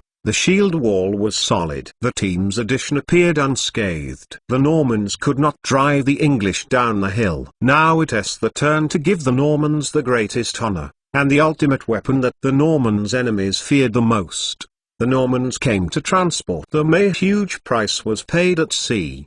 The horses were lined up in a row, and the knights on their bodies were armed with spears. When Utrecht raised his arms again, he ordered, "Cavalry, charge!" These knights raised their spears and launched to the Englishmen on the hill. Shock, and the galloping momentum of such horses obviously made the English militiamen not less agitated. Thera here. Toph couldn't help but took 2 steps back, his lips pale with fright. Obviously there were not many English people like him. The English militias held up their shields and wanted to resist the trampling of this hoof. The Norman spears, who were riding on the ground immediately, pierced their bodies fiercely through the gap between the shields. The militias in England screamed in horror. The wounded militias were crawling on the ground, trying to escape this on earth. However, with the hard work of the English and the help of the terrain, Some Norman cavalry who did not fully mention the speed were immediately stabbed by their spears and fell off their horse. Beside the battlefield, Alan and Merlin sat on a huge beam, which was found under the old apple tree that Alan purposely found based on the Anglo-Saxon chronicles. This position allows them to be comprehensive. Observe the scene of the battlefield. Alan cast a expulsion spell around them. www.untitled.novel.com. Even if a soldier accidentally passed their area, he suddenly thought he had deviated from the direction of the attack ordered by the general and immediately moved away from here. Looking at the battle in front of him, Alan, who was not the first experience, could not help but sigh. Although the lethality of the cold weapon era is not as fast as the modern hot weapons, and the lethality is huge, it is always in the horn. The excitement and fear followed with such cruelty. Nevertheless, his staff was not idle. Sitting on the side, Merlin watched the war in front of him and tried to find his acquaintances. He kept stuffing Hufflepuff's pudding in Alan's pockets and swallowed it. He grabbed another piece of spicy roasted venison, biting it up. For a medieval boy whose adoptive father was just a farmer, even this glorious future would not let him before having the opportunity to taste these foods that he had never heard of, and being buried under the rubble for a long time without eating. He now completely let go of the appetite brought to him by the blood of the bottomless abyss in his blood. Alan glanced quietly at his slightly shy belly, and suddenly thought of the sentence that everyone often sighed, "Oh, Merlin's fattest briefs." Alan still can't see it now, but if it is like this, the interjection did not seem to be groundless when I ate it. Chapter 660 Knight and Guard Captain. Chapter 660 Behind the wizards and apprentices, the wizards that William had solicited roasted wildly in the open space in front of them. They did not want to contribute to William, but were forced to come to enjoy this picnic by Alan. Their own wand floated in front of them. The helpless wizards had no choice but to sit by the grill. Learning Malfoy, who had surrendered after a capture, desperately sprinkled the game with spices, and then chewed the savory barbecue. In this era, the price of spices is comparable to gold. Although for wizards, with the help of Phantom Shift or Door Key, they can also go directly to the Middle East to find and buy these spices. In comparison, they are not so expensive, but they can be spread like this. Eating barbecue with spices and watching moles ward is also quite fun. At least it can be regarded as a bit of fun. The wizards who were forced to be invited to eat barbecue were happily watching those colleagues who had tried to resist before. Their wands had been burned. The powerful wizard who could cast spells without wands did not allow them to shoot casually, and as a punishment, the unlucky eggs trying to resist had to kneel down until the end of the war, and the wizard with an apprentice also ordered them to be neatly arranged in high and low order, and even took out a ruler to measure abnormally when the two were close. I warned you before, this adult can hold his pee in one hand, and then you can defeat all of you with another empty hand without a wand. Fortunately, he took the lead in surrendering to Alan and had a communication between them. After peeping at the same action that Alan did not respond to his standing up, he chewed on a deer leg and walked proudly to Green, who was kneeling on the ground in front of the wizards of the Glass family. They looked like they were kneeling at him. On the battlefield, William did not have such ease. He was anxiously waiting for the arrival of these wizards. He felt very strange. The wizards he sent were missing. But what happened to the wizards suddenly disappeared during the war. In desperation, he had to compete with the English in accordance with his usual tactics, but when he saw the dead soldiers, William kept thinking in his heart and pain, if there were wizards, maybe he would not. So many soldiers will die. Are they planning to make us bored to death? Potterhead Knight Modwood complained as he watched these English troops still standing on the top of the hill. These councillors only stand on the hill? Are they afraid to come down and fight back? Modred shouted angrily. But suddenly, Modred's eyes turned and he said to his red-haired boss, in this battle, we need a general, and the Duke will hope that someone will come forward and pick the English guy out and knife us. See the real chapter. Such a gesture of dedication can give you a generous reward. Iowa Taylor looked at each other with some surprise. He did not know that his companion had such a knightly spirit. It's not me, my lord. The Cauldron Knight showed a cruel smile. and he handed a Norman helmet to Untitled Buddha. Our warrior will be forgiven by our Lord for all the mistakes he committed because of this glory. Untitled Buddha frowned and looked at the helmet. He understood the meaning of the other party and smiled bitterly. It turns out that he did not report himself before for the present, for the victory of the Normans, plus the fact that he had the handle in the hands of the other party. The red-haired knight Untitled, born of the court poet, accepted the order. Incomparably heroic, he pushed him before the army of Lord Duke. He rode a horse and made a loud call in the direction of William. At the same time, he also roared to the surrounding Normans to let the whole army know what he was about to accomplish, so that allow his family to be treated well after the war in the event of any unfortunate circumstances. And the aggressive man rushed to the front line and also made the English people tremble with fear. A duel. The English people. Untitled dismounted, pointed his sword at the British camp. Find a noble to fight. Odger stepped out of the camp.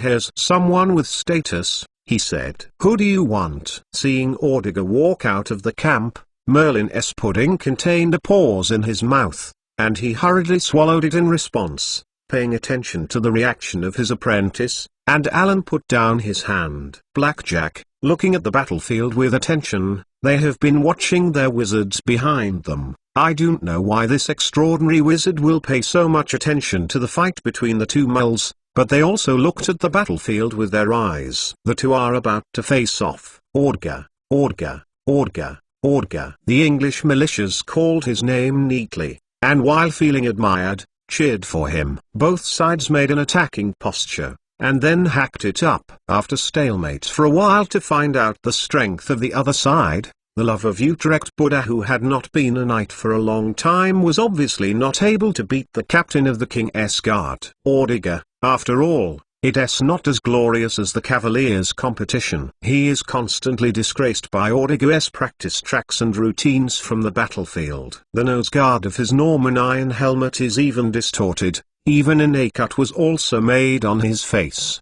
But the red-haired knight once tried to regroup, and from time to time he didn't kill his sword and attacked Odger to push the opponent back, like a wounded beast that never gave up. You have a good relationship with him? Alan touched the head of his elementary apprentice. Odger is the King's Guard captain and conscription officer. He is the most majestic person in the village. Many people are afraid of him, but I know that he is actually a good person. My father said that without him, the king's errands, I'm afraid it's more difficult to cope with, Merlin said. He used to prevent me from telling my dreams to others. Relax. The red-haired knight can't beat the guard captain who grew up on the battlefield through practice. Alan nodded. When he was in the village, he found the recruiter's serious appearance and soft heart, where he is protecting his hometown in his own way, just as he is protecting Anglo-Saxon England. Although the previous Alan's divination did not predict the fate of the English recruiter, it is clear that whoever prevails in the scene can be seen. Alan was even more worried about the reaction of his new apprentice after Merlin saw the fate of one of the two militiamen from the village of Croucht before his divination. Finally,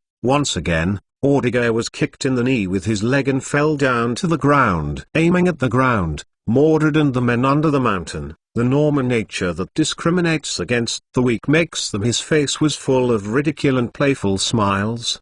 He pursed his lips, and recovered to find that Odger raised his sharp sword with both hands to face him.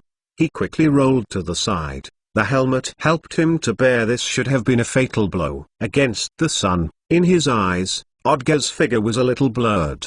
His ears had produced a sharp and harsh buzzing sound. He took off the helmet from his head, and blood flowed from his nose and eyes. Untitled Buddha thought of his wife and his children before leaving, as if infinite courage had poured into his body. When Odger hacked him again, he turned to look at the general direction of his Lord William under the mountain and said to Odger, "You have to let me win." Odger froze, feeling a little inexplicable. "What are you talking about? You have to let me win you, the Englishman." Love you. Tara Buddha's face was bitter, and he hesitated again. "Speak slowly." Odger was puzzled, not understanding what he meant. "Or make me look brave, so that even if I die in the end, my family can survive." The already squatted Untitled Buddha suddenly pulled out the dagger behind him, rushed forward, and took a stab into the unguarded Ordgar's belly. Merlin jumped up from the beam at once, and the pudding and barbecue in his hand were scattered on the ground. The British army made incredible boos, and the Normans cheered. But the next scene made everyone stunned. www.untitled.novel.com Because they watched Iwo Taylor Buddha on the horse and did not rush back to the Norman position, but held the sword high and shouted, "Nuo long live the man!" Iwo Taylor turned his horse head, rushed towards the British camp, struggling to chop it up, and after killing 3 Englishmen, he was immediately reacted, and the soldiers who were extremely angry at him, the man took the horse to the ground and cut it into pieces. Unexpectedly, just after comforting his apprentice and letting him rest assured, this unexpected Alan appeared.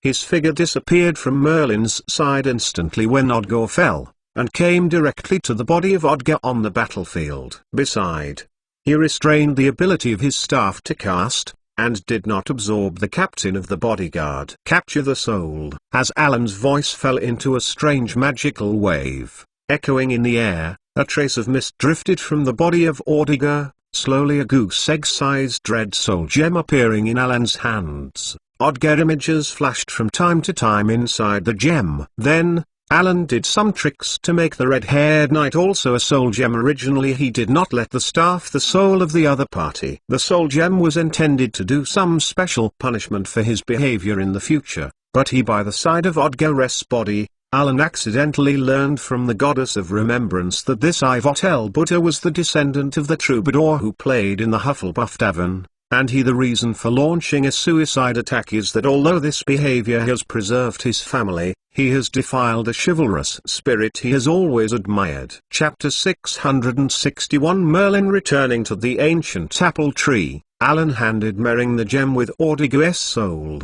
The death of the flesh is not the end of the journey, but the underworld is not a good place. There are many mysteries of the soul, and some people are counting on it. You can get eternal life by splitting the soul, and some people's souls do get eternal life.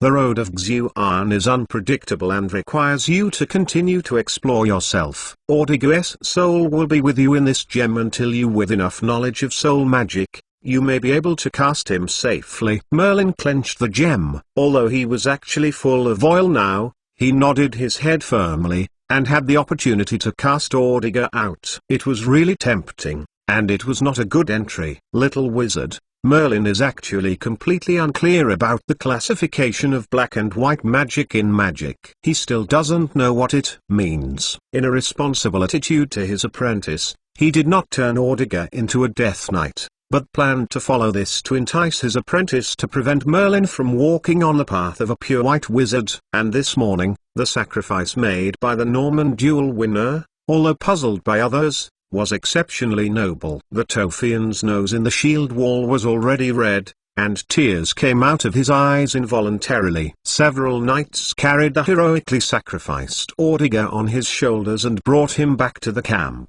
On this journey, what Odger did for their hometown of Crost, for England, came to the minds of every Anglo-Saxon militia. Ordgar, you are the bravest man in our county. Every Englishman who swore before will avenge your misfortune and die. Leocliffe said angrily, let the Norman beasts come. Of course they will. The bows and arrows of the Normans with an overwhelming quantitative advantage once again made continuous salvos against the British front. Only the knights and the rich can be fully armoured, and the militias from poor farmers can only protect themselves with shields distributed by the kingdom. The Normans rode on horses and came on foot. They swarmed up and launched the general attack. Originally trying to hide himself in the toffee of the rear shield wall, holding the mind of revenge for Ordgar, he walked through the crowd and reached the forefront of the team. The soldiers in the front are the most dangerous. Arrows overhead. However, the shield wall array used by the English from the Roman period means that even the well-equipped Normans could not quickly cause a deadly attack, and they occupied the hillsides. In order to protect their homes from invasion by the Normans, they used spears, tree trunks, stones, and a series of things they can get throw the enemies on the swamp below the hillside. King Harold obviously has his own thoughts. He must do it by sticking to the shield wall, letting the Normans attack. Let them charge the hillside tirelessly. If he can defend the defense line until dark, he is very likely to win, and the Normans will be exhausted. He has called in reinforcements from the surrounding area beforehand. In fact, the return of the Norman cavalry spies made William know Harold's intentions, and the scene of the stalemate made him painfully realize that he had no other way than to break the shield wall and win before dark. Did not considering the possibility of giving up, the illegitimate Duke just launched a continuous offensive. At noon, the battle was completely deadlocked. After 3 hours of repeated attacks, the Normans had not made any breakthroughs. At this time, without warning, the entire army of William began to turn around and escape from the front line, and the well-trained Normandy army fled in this way. A rumor spread widely among the soldiers' dying moans. A militiaman came behind Leofricke and said, "Their duke is dead, he was killed, it will be passed on. Their leader is dead, pass it on." Leofricke, whose eyes were covered with joy, told Tophi, "Their duke is dead." Tophi was sorrowful and happy, and he could avenge Ordiga. "Oh, how sweet the victory will be, and how sad the Norman invaders will be. Hurry them down to the sea for Ordiga." Leofricke rushed to the front, and he couldn't wait to avenge Ordiga. The Viking mercenaries who are familiar with the Norman army tactics of the Vikings know that this is actually the tried and tested trick of the Normans. Their purpose is to make their enemies mistakenly believe that they are in control. Relaxing his vigilance, the shield wall was full of flaws, so he quickly extended his arm to stop, and many of them shouted anxiously, "Come back!" They escaped.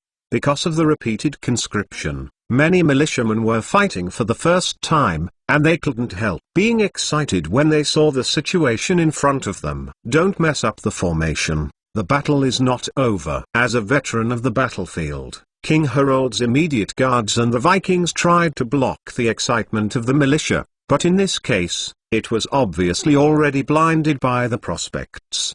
The militiamen, like their previous Norman opponents, couldn't listen. As if seeing the dawn of victory, the English began to pursue. "Their duke is dead, he's dead." Leofricke had been completely engulfed in the ecstasy of victory and the vengeance of revenge for Ordiga. He and some militia rushed down the mountain. Harold's order it could not be passed for the time being, and these militiamen apparently sniffed at the warnings of the Viking mercenaries. Many people followed Leofricke's pace. They also held up weapons and killed them in the past. The originally tight shield wall also began to show loopholes. Seeing the torch, Tophi also followed the pace of pulling his buddy, but a Viking grabbed the back of his back and stopped him. This is a Norman trick. Even though the result was known early, Alan couldn't help but sigh, and the English still embarked on their inherent destiny. Merlin's small hand grabbed Alan's shirt and made a silent request. "Sorry, my apprentice, I have seen their fate through divination before, and Leofricke is destined to die on the battlefield." Alan looked down and explained to Merlin that he was not planning to take more risks now. Directly intervened to predict the destiny of the divination to the end, at least the fate before them. Merlin's eyes dimmed. He nodded cleverly and lowered his head. He dared not look at the battlefield or beg his mentor again.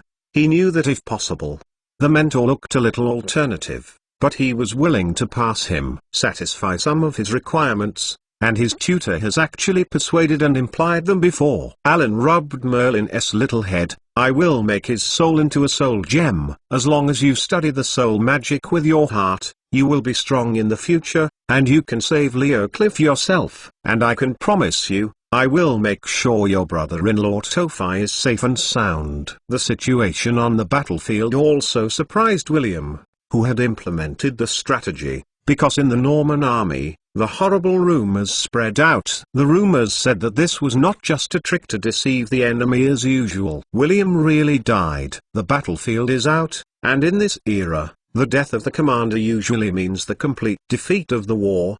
The military heart began to break up, and the militia who first rushed down the hill tasted the sweetness, which also caused more English militias to dive down the hill. The English militias were caught in a short victory carnival, and they seemed to have killed their eyes. Leofricke waved his dagger high into the back of a Norman deserter, and he raised his arms in excitement, cheering for victory.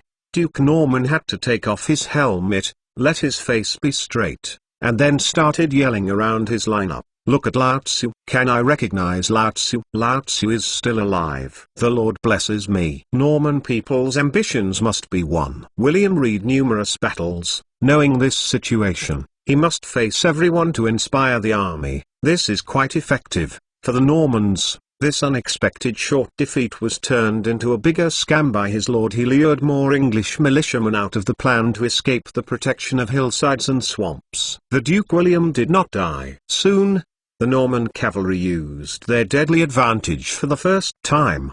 They quickly rushed into the scattered English militia. The Leocliffe of the Middling was not like other militia. As he tried to retreat, he turned to tears and glanced at the hillside behind him, making sure that his buddy did not rush down the hillside like a stupid self, then nodded comfortably, then dropped his shield and raised his long hands with both hands. Spear, bravely launched a counterattack, rushed towards the Norman cavalry, trying to buy time for the militia brought down the hillside by himself as the captain. Leocliffe is no longer afraid of death. www.untilnovel.com. He just thinks that if he is to be the Edgar he was very annoying, he will also be very happy in this situation. Do so. In the sight of Merlin's return to the battlefield, everything seemed to enter a slow motion. He stared at the hometown soldier who had previously given him a protection vow, and raised his spear to solve the two with a skill that he couldn't normally imagine. The Norman knight was charging, and was stabbed by the lance of the 3rd Norman Cavalry. The spear was in the throat of Leocliffe. The newly appointed militia squad leader fell straight back and fell. Some skin flew up between the neck and head. Toph was completely stunned on the hillside. His best friend died, and countless brave Englishmen like him died down the hill. And the Norman infantry who had been defeated because they really believed the rumours also reversed their direction and defeated the English army that rushed down the hill. Without the protection of the shield wall array, these militias who only held shields and simple weapons were not at all a well-trained and heavily armed Norman opponent. Alan, who had teleported to him and made him a soul gem, said to the looming image of the gem in a gentler tone than usual, "You were a cowardly farmer from the village of Croucht, now it is a brave warrior from the village of Croucht. Merlin himself will really bless you." Chapter 662 Contract completion. In a word, in the Battle of Hastings, which turned the world around, the little ones died in battle. Needless to say, the situation of the king is also bad now. King Harold now understands that his military strength is weakening, and every fighter was asked to guard the mountain. These soldiers also included his 2 brothers, his son. The Normans continued to charge, and small groups of troops surged to check the weakness of the shield wall repeatedly. They struck the armor with their weapons and advanced. Hour after hour, the remaining English soldiers used shields to resist the attacks of the Normans. Although the triumph of the victory had begun to tilt, the progress of the Normans was still a bit slow due to the terrain, but the original airtight shield wall array there are already loopholes. The unbreakable defense began to fall apart. After all, the Norman tricks still opened up a new situation. The close-range dogfight had already begun. The battle has now turned into a battle of endurance, but the Normans are still on the hillside. The English troops are constantly losing their advantage and are forced to fight in the open. The British King Harold also has to shake up spiritually,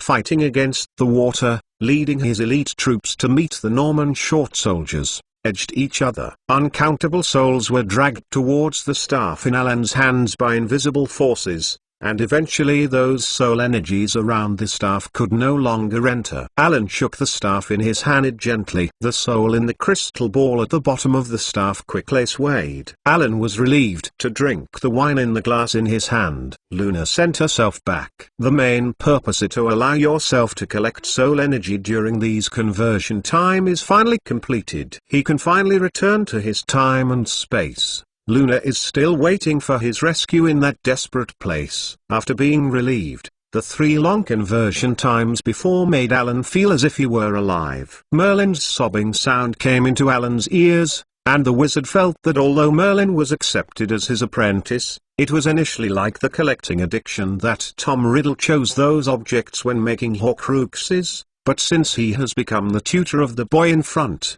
it wouldn't really allow Merlin to stay alone in this world. After all, he had promised him just now. Alan's gaze also turned to the battlefield, and he quickly found Tofim, who was still in combat. The boy, who was not very young, was holding up a shield to resist. Alan moved to his side and began to cast spells. The surrounding teammates watched an arrow shot from high altitude be inserted into Tofi's shoulder. He was shot to the ground and wailed constantly, but found that there was no pain in his shoulder. Tofi was frightened. He widened his eyes and didn't understand what was going on. "Don't move, lie down. I'll wait to pick you up again." Alan appeared out of thin air before Tofi's eyes, and he ordered, "Meet your farmland, your homeland, and your bride's dream well. The battle is over since you." In Alan's spell, Tofi sank to sleep. Alan covered several huge shields over the pit that had been trapped by the transfiguration. While Tofi was in it, another small mole expulsion spell was placed, and Alan stood up to observe the situation on the battlefield. At this time, the battle between the two sides was still stalemate in the melee, and the militias, mercenaries, and nobles were called to death. The position of Gosgwinson, Earl of East Anglia's royal family, has been occupied by the Normans. His flag has been replaced by William's flag, and he wants to come to the king of Harold's most steadfast ally and staff. Brother Wang's end was really as Carmen's poem described, and was killed by William himself in the position. Now that the staff has absorbed enough soul energy, it is time to complete the contract with William. Alan took the sharp arrow he had previously taken from a quiver under William on William's flagship, and then aimed it slightly at the approximate range. The arrow whizzed out of the string and inserted straight into the eyes of Harold, the King of England, who was leading the royal guard. The powerful inertia shot the King of England to the ground. The tail feathers of the arrow were still trembling violently, and Harold Gwynson, the last monarch of the Wessex dynasty, the last Anglo-Saxon of England, died in battle. The wizards who had been left behind by the fear of fear were looking at Alan's neat magic. They looked at each other and exchanged their knowing eyes. Some of the dead wizards even exclaimed, "This is a magic spell that can make objects quickly shoot out of Wadiwasi." They have already mastered this basic spell, but they can be in such a long position, such a long distance, among thousands of troops, accurate hits by circumventing many obstacles. This is not what the wizards they know can do, at least they can't do it themselves, and in their cognition. It is estimated that in recent years, the famous magic has begun. The four founders of the college can do it. Harold's life had just been concluded by Alan, and William felt that the magic contract he had signed with the wizard had been completed. Before the two sides stalemate on the battlefield, William has always been anxious. He is constantly praying, hoping that his can bless himself to win. And none of the wizards he solicited appeared, which disrupted his plan and saw the horror of magic. He thought that with the help of wizards, England could have it at his fingertips. After all, he learned from Alan's mouth that because Harold inherited the piety of former King Edward, he could not have his own wizards. But after a day of war, he didn't see any traces of the wizards. Even if he gained an advantage through tricks and accidents, it made him anxious. Because according to intelligence, Harold, who is fighting locally, is still gathering troops in the distance. It is expected that they will come to the exhaust itself when they get dark. Therefore, when he felt that Alan had reached a contract, the illegitimate duke was slightly stagnate for a moment, and he was instantly ecstatic. It's time to end the war. England's green soil is under his control, as if he saw the throne beckoning to him, as if he saw the moment when he was crowned. He couldn't wait to reach out. The long sword in his hand shouted, "Attack!" All the soldiers rushed forward, taking advantage of the chaos of the English position to launch the final attack. The last charge of the Norman army completely defeated the defense of the left and right wings of the English army and began to move towards the array. The defense of the English army began to falter, and more shield defenses had been breached by Norman soldiers. After hearing the news that Harold had fallen to the ground, most of the conscripts began to collapse from the battlefield. The two brothers of Harold had been killed before. The Normans that followed immediately occupied the hill and began to pursue the deserters. And Harold's royal guard formed a ring around Harold, who was still out, and resisted the Normans who rushed up the hill. Upon seeing this, William himself rushed to Harold's royal flag with his own guard, and let the Norman royal guard and the English royal guard face to face. After the last guard was chopped down, the Norman knights who guarded William slaughtered wildly, killing Red Eyes. With William's acquiescence and indulgence, the body of King Harold was broken and his lower body was broken, and finally cut off his head. In the case of the loss of the king, the British defense collapsed. Without the king, the powerful Vikings were defeated, and the entire country was rushed through again and again. These exhausted farmers in England had no chance. The invaders finally captured the shield permanently, which made them. He died in a strange place on the spot. After the Mull Wars,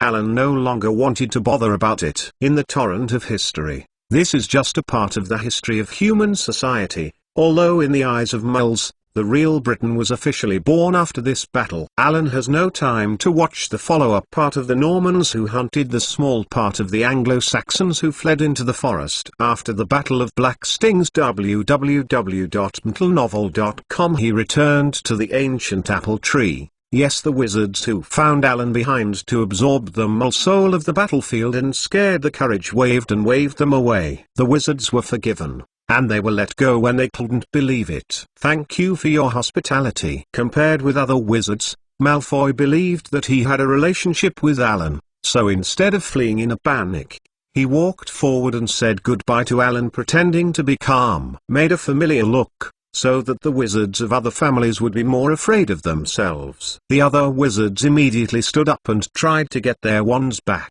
Even the timid but wand-free phantoms, even the wands would not have run away. Wait. As Alan's voice sounded, the remaining wizards found that their actions were suddenly controlled, and those who attempted to disillusion were forced to stay in place again.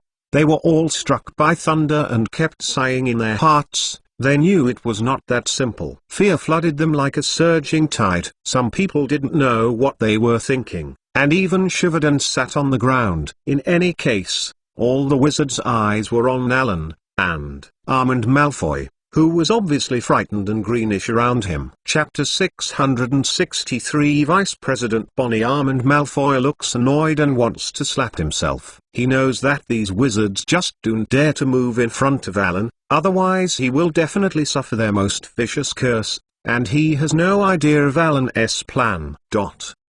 Although Armand Malfoy was already middle-aged, tears burst into his eyes.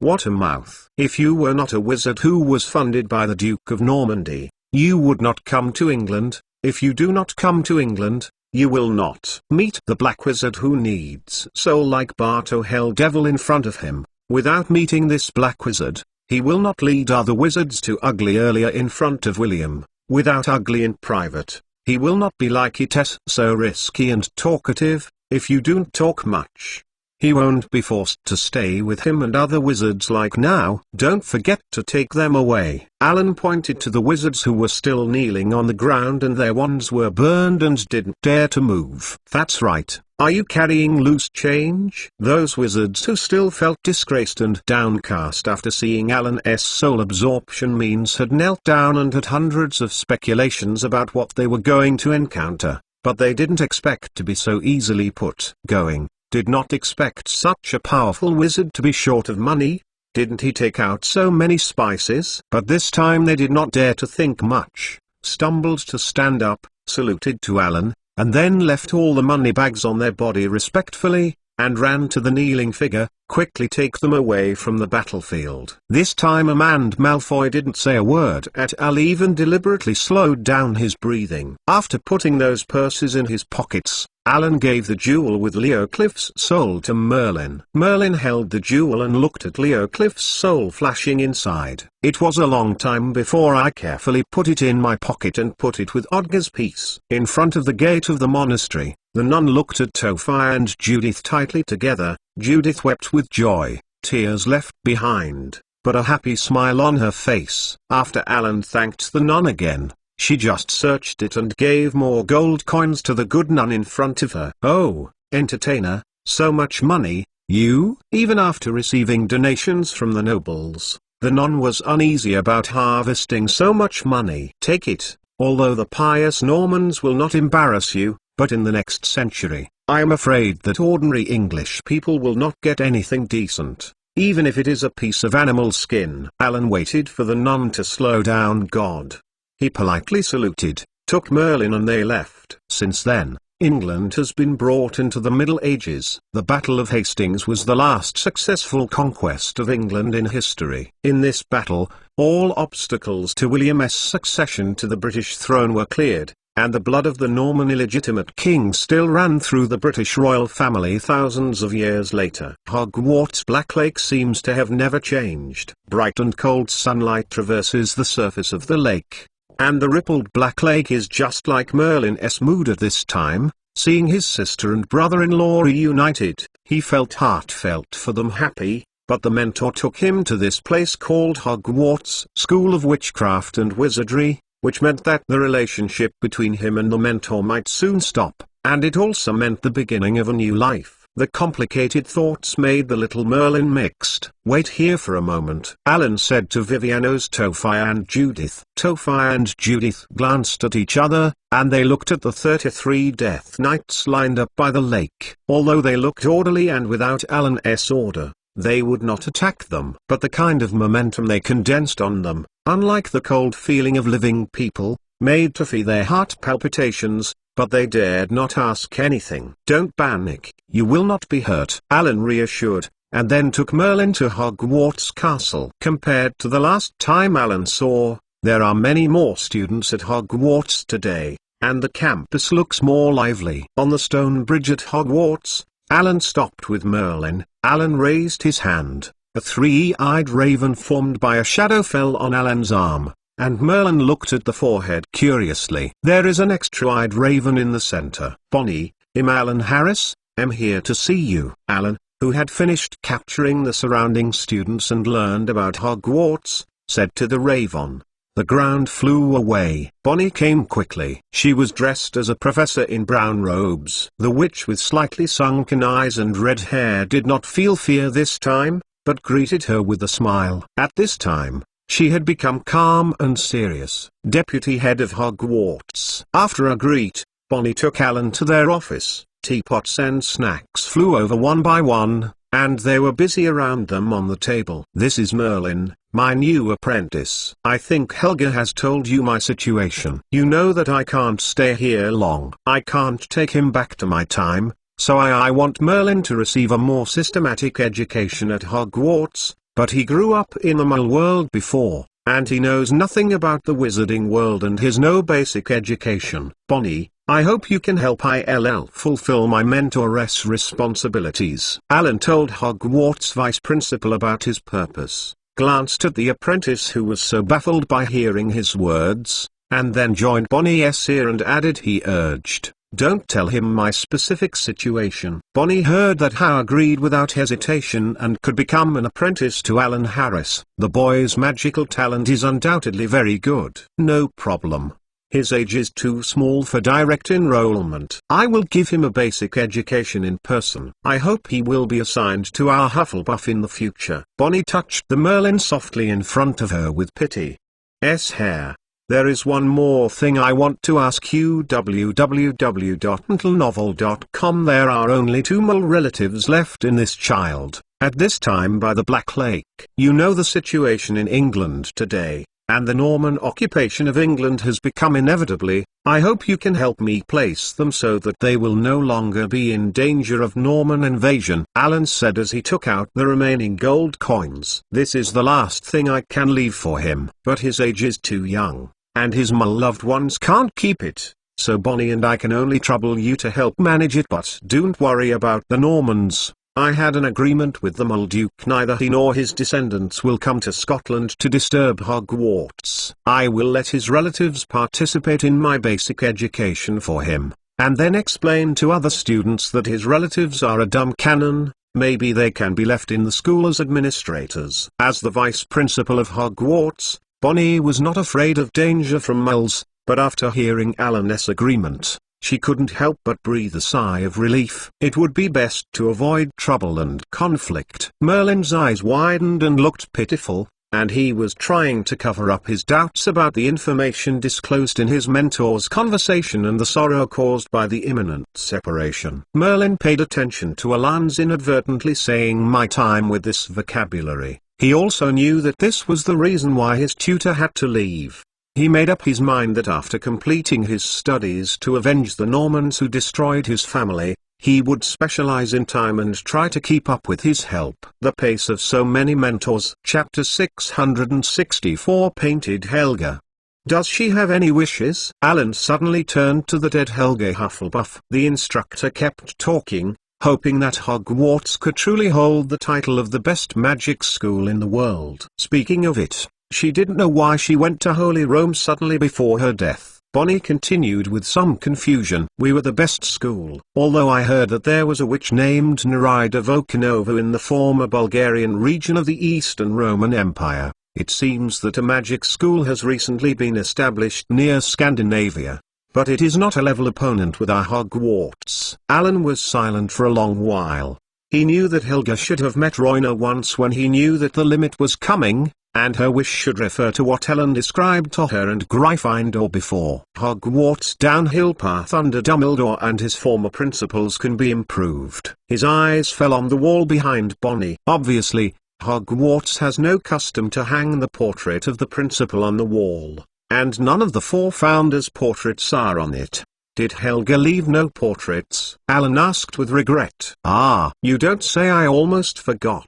There is indeed a picture. The instructor said it was reserved for you, so I kept it very carefully. Bonnie didn't use magic, but got up and walked to a large cabinet. With a magic wand, the magic lock on the top was clicked. The complex chains clanged and the cabinet opened automatically. Bonnie carefully held out a portrait with a brown wooden frame. But the instructor will only occasionally come out of the garden. It only came out when the yard was picking vegetables. We called her outside and she couldn't hear it. Hogwarts' arrangement is not surprising to Alan. It is said that Hufflepuff's public lounges and dormitories have not been seen by outsiders for more than 1,000 years. Just like their college badger, Hufflepuff knows how to hide, how to protect himself. In the portrait, the semi-basement tavern transformed from huge oak roots and mud holes is half underground and half on the ground. The whole tavern surrounds the big oak tree in a full circle, and the roof is covered with a thick green lawn, and the magic garden grows on the thick soil on the roof of the tavern. Helga's late night tavern. Alan's face was full of memories. Although I wasn't scolded by the instructor for being clumsy at that time,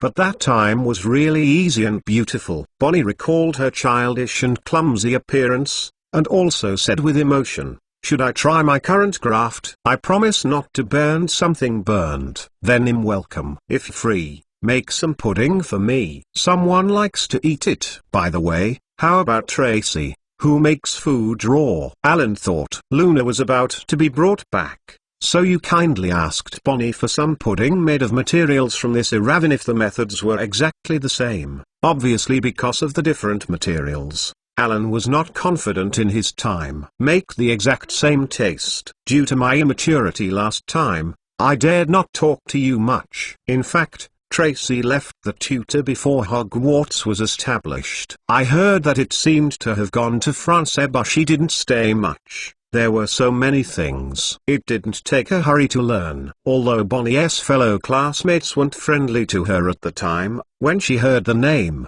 she would only have nostalgia and no negative emotions. From the perspective that she always cooks things undercooked, Tracy's temper is too anxious. And you are just the opposite. You always worry that if you don't cook things, you will eat your stomach, so even if it should have been half a lifetime, the half-cooked things will become fully cooked in your hands, Bonnie, so Helga will be more interested in you. You have the potential of Hufflepuff in your bones. The teacup turned in Alan's hand. In the circle, he looked at Bonnie, who was a little shy because of the praise. Do you remember the mole troubadour who used to come to the pub for dinner and sang for the meal? Of course I remember. He brought us a lot of relaxing time. He sings well. Bonnie smiled easily, humming a few tunes that the poet often sang. I saw his descendants on the battlefield of moles this time, and his character is very good. But I was forced to do some disgraceful things and lost my life for the sake of atonement. Alan pulled out the Untitled Buddha, the jewel of the soul. I wasn't thinking about how to place his soul. How about letting him become a regular pub guest in the portrait? Bonnie still feels a bit uncomfortable with Alan playing with Mole's soul so lightly, but through the tutor's mouth, Bonnie, who knows the local information of the wizard who doesn't seem to be aging, knows that the other party is not a complete darkness. The dark wizard is just like many Ravenclaws who are unscrupulous in research and life, plus the red-haired man who is familiar with the eyebrows flashing in the gems, although it is not clear how Alan will make a soulful portrait. But she finally did not say much but nodded in agreement. Next, Bonnie took Merlin to the kitchen and asked the house elf to bring some paintings to Alan. Alan, who was left in the vice principal office, put the portrait of the late-night tavern back in front of him, and took the gem of the soul of Untitled Buddha, and began to recall the knowledge related to the portrait and soul magic. Hogwarts' portrait can talk and move between frames, consistent with the behavior of the person being painted. However, their ability to communicate with people has nothing to do with the painter's skills, but is based on the strength of the real person in the painting. People in the portrait can use their model's favorite words and imitate their every move. Therefore, the portrait of Sir Dogan is always declaring war on people, falling from the horse, and the movement is very unbalanced. This is the impression that the protagonist left on the poor painter who painted him,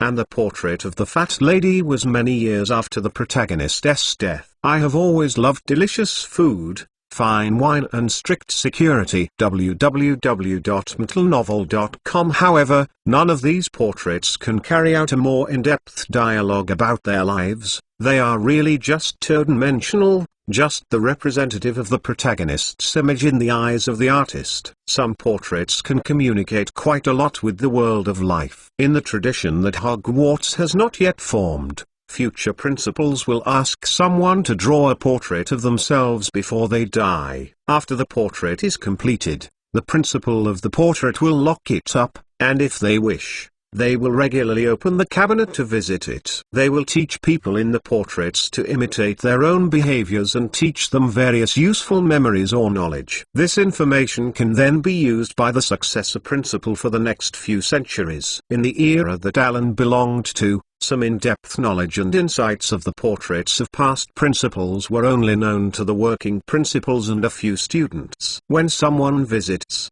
the person in the portrait is basically pretending to be napping. But the most important thing is that even if they can communicate and have the ability to think, these portraits are soulless, and what Alan needs to do now is to bind the soul of Untitled to his portrait. It's not a big problem for Alan, who has read the Nether Scroll and knowledge about the soul. Instead, it is difficult to draw Untitled Buddha first. Fortunately, after having practiced a few times, Alan, who has some control over muscles and unforgettable memories, finally officially started writing. Chapter 665. In memory. After being released from Soul Gem, Taylor flew for a moment, and Alan sat back in his chair, telling him about his current situation and his relationship with his grandfather. Love you. Tara Buddha touched his face with his hand. The sense of touch made him wonder if he was really dead. Although he had already made such psychological preparations for a long time, he was clearly told that he has died, and turned into a state of soul, and after dying, people do not go to see their gods or fall into hell. But the portrait that has been turned into a portrait by a wizard continues to exist in this world, which makes he felt incredible. Thinking of a possibility, he can't wait to ask Alan, "Can I still see my wife and children?" "I'm sorry, your wife and children are not wizards. I don't think there is a chance to enter Hogwarts. I will leave soon, and I have no time to reunite you." Alan saw his thoughts before waiting for love. Taylor Buddha asked the exit and continued, "You can't be a ghost, but if you only try to appear in the world of mortals in the form of souls, not in paintings, I'm afraid they will be sucked away by the underworld soon." In the way that Gua can understand, your current memories and emotions no longer exist. They are not sorcerers. Taylor replied sadly and positively. His eyes were filled with sorrow and confusion. and they would never see their wives and children. They didn't know what kind of life they would live. At least Duke William's opponents were very harsh, but they were killed on this battlefield. The Knight family is much better than other nobles, and his son can at least inherit his knighthood as an adult.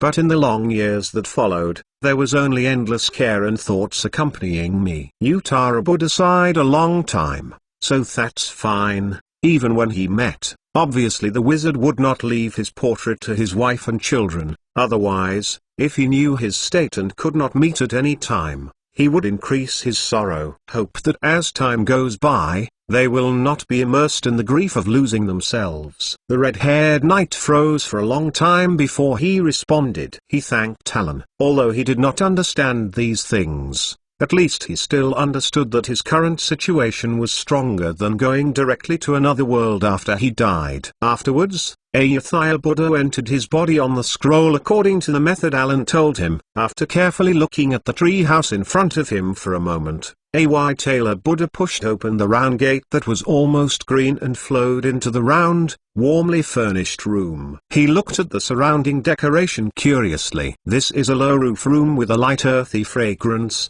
like a tunnel-like tubular hall, and the surrounding walls are covered with wood panels. The floor is covered with tiles and carpets, and shiny tables and chairs are placed in the room. A lot of coat hooks are nailed around to receive the guests who come to visit. Through the round window, you can see the grass and dandelions swaying outside, as well as the scene in the office in the distance. Many places have bright and shiny copper ornaments, and there are many plants either hanging from the ceiling or placed on the windowsill. All the rooms on both sides of the corridor are kept on the same level. The wooden door on the right is closed, and on the left you can hear the cooking inside. You glanced a few times and found that in this wine cellar, food storage room and kitchen are integrated. In the room, the copper lamp on the wall emits warm light, which looks warm and quiet. There are no people in the yellow and black chairs. It seems that this pub has only one guest. At this time,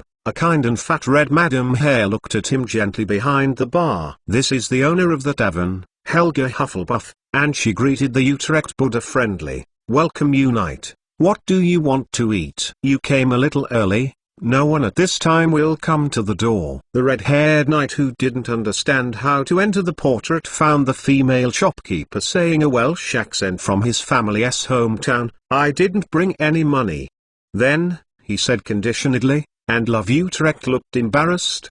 He remembered, but he is penniless. Where can he get money? Helga Hufflepuff looked at his red hair and facial features, and asked softly, "Will you sing poetry? If so, you can use singing to pay for food." "Of course, everyone in my family will sing. Before me, my ancestors were court poets of Grand Duke Norman." The vulgar cheeks of Untitled Buddha, baptized with war, showed nostalgia, and no war invaded. Then how happy is the peaceful and quiet time. Thinking of his career as a court poet before being a knight, Uttara could not help but feel a little annoyed. It would be nice if he didn't do any daydreaming about being a knight. That's awesome. Helga turned his head and let Utlafo find a place to sit down at random, and walked back to the kitchen. Uttila sat on the sofa obediently, thinking about himself thoughts. When Hufflepuff came out again, Untitled Buddha casually glanced at the food she brought over, and this one made him stare blankly. The appearance of this food mixture of fruit and oatmeal, so familiar. He can't wait to pick up a small silver spoon and scoop a piece into the mouth. This taste. He narrowed his eyes and carefully felt the familiar feeling on the bud, which is only known by his own family. Pudding. Thinking of the wizard who seemed to have all his mind in front of him, he attributed it all to magic. Untitled Buddha chewed bitterly. www.mentalnovel.com. The warm pudding slipped into the stomach. The familiar taste and familiar temperature seemed to heal the wounds caused by the war and death brought him. His pain also eased his unlimited thoughts and attachment to his family. After eating all the pudding, he lay half on the sofa motionless, and the beautiful scenes of getting along with the family in the past, one by one, crossed the corner of his mouth from her heart and could not help but upturned. He felt very warm. There was a warm, wrapped in happiness. This is the taste of home. For a long time, Taylor, who relaxed and seemed to be alive again, stood up. "Thank you for your hospitality. Let me sing for you my favorite Irish folk song in memory. This is my ancestral biography, the traditional repertoire coming down. We will sing it at Christmas time." "Okay, okay." Hufflepuff flew a lute in the tavern to ear Taylor. "There was also a poet who left a lute with me when he left. Kin, you can use it."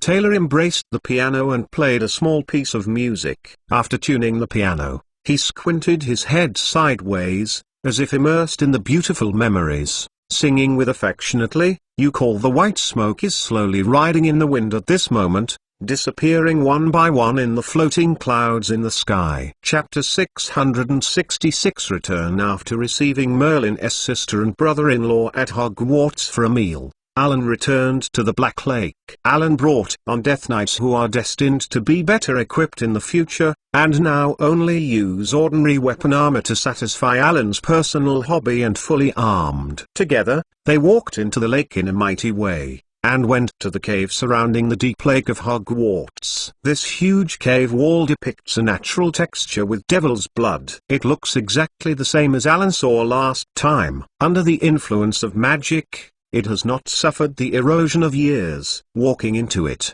their zombies wearing armor were no longer enthusiastically building a mage tower. Apart from the signs of being overlooked by negative energy because of the long-term activities of undead creatures, there was still silence here. Ravenclaw's master tower has disappeared from this cave. Alan brought these Death Knights to a tributary cave at random and ordered them to walk in. The magic rolled in the room, and the soil was scattered all over the place, forming a neat little mound beside it, and a huge pit appeared in this cave. In Alan's order, the Death Knights were neatly arranged in the pit, and then the dirt spattered on them again. The Death Knights who obeyed Alan didn't blink. They are buried. Above the mud, Alan meticulously imprinted ancient demon scriptures on the ground with his wand, and outlined the mud buried with these Death Knights, emitting a faint red and black light. Alan arranged a formation that can absorb negative energy on these soils, so as to ensure that these Death Knights have enough energy to maintain their body,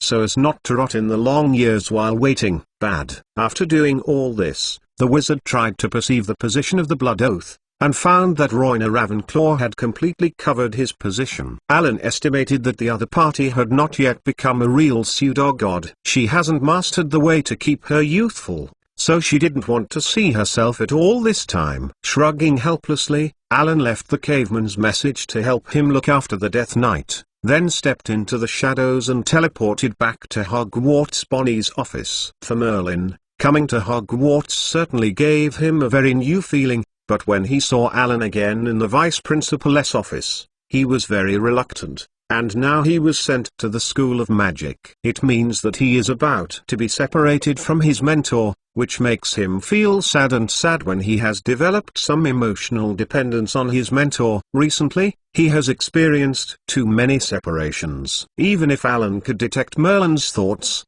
Merlin's reluctance to write on his face made him understand his thoughts at once. Alan touched the time converter hanging around his neck with his hand. The pink sand of the last small gourd did not fall into the gourd below. This means that Alan can stay in this time and space for a while.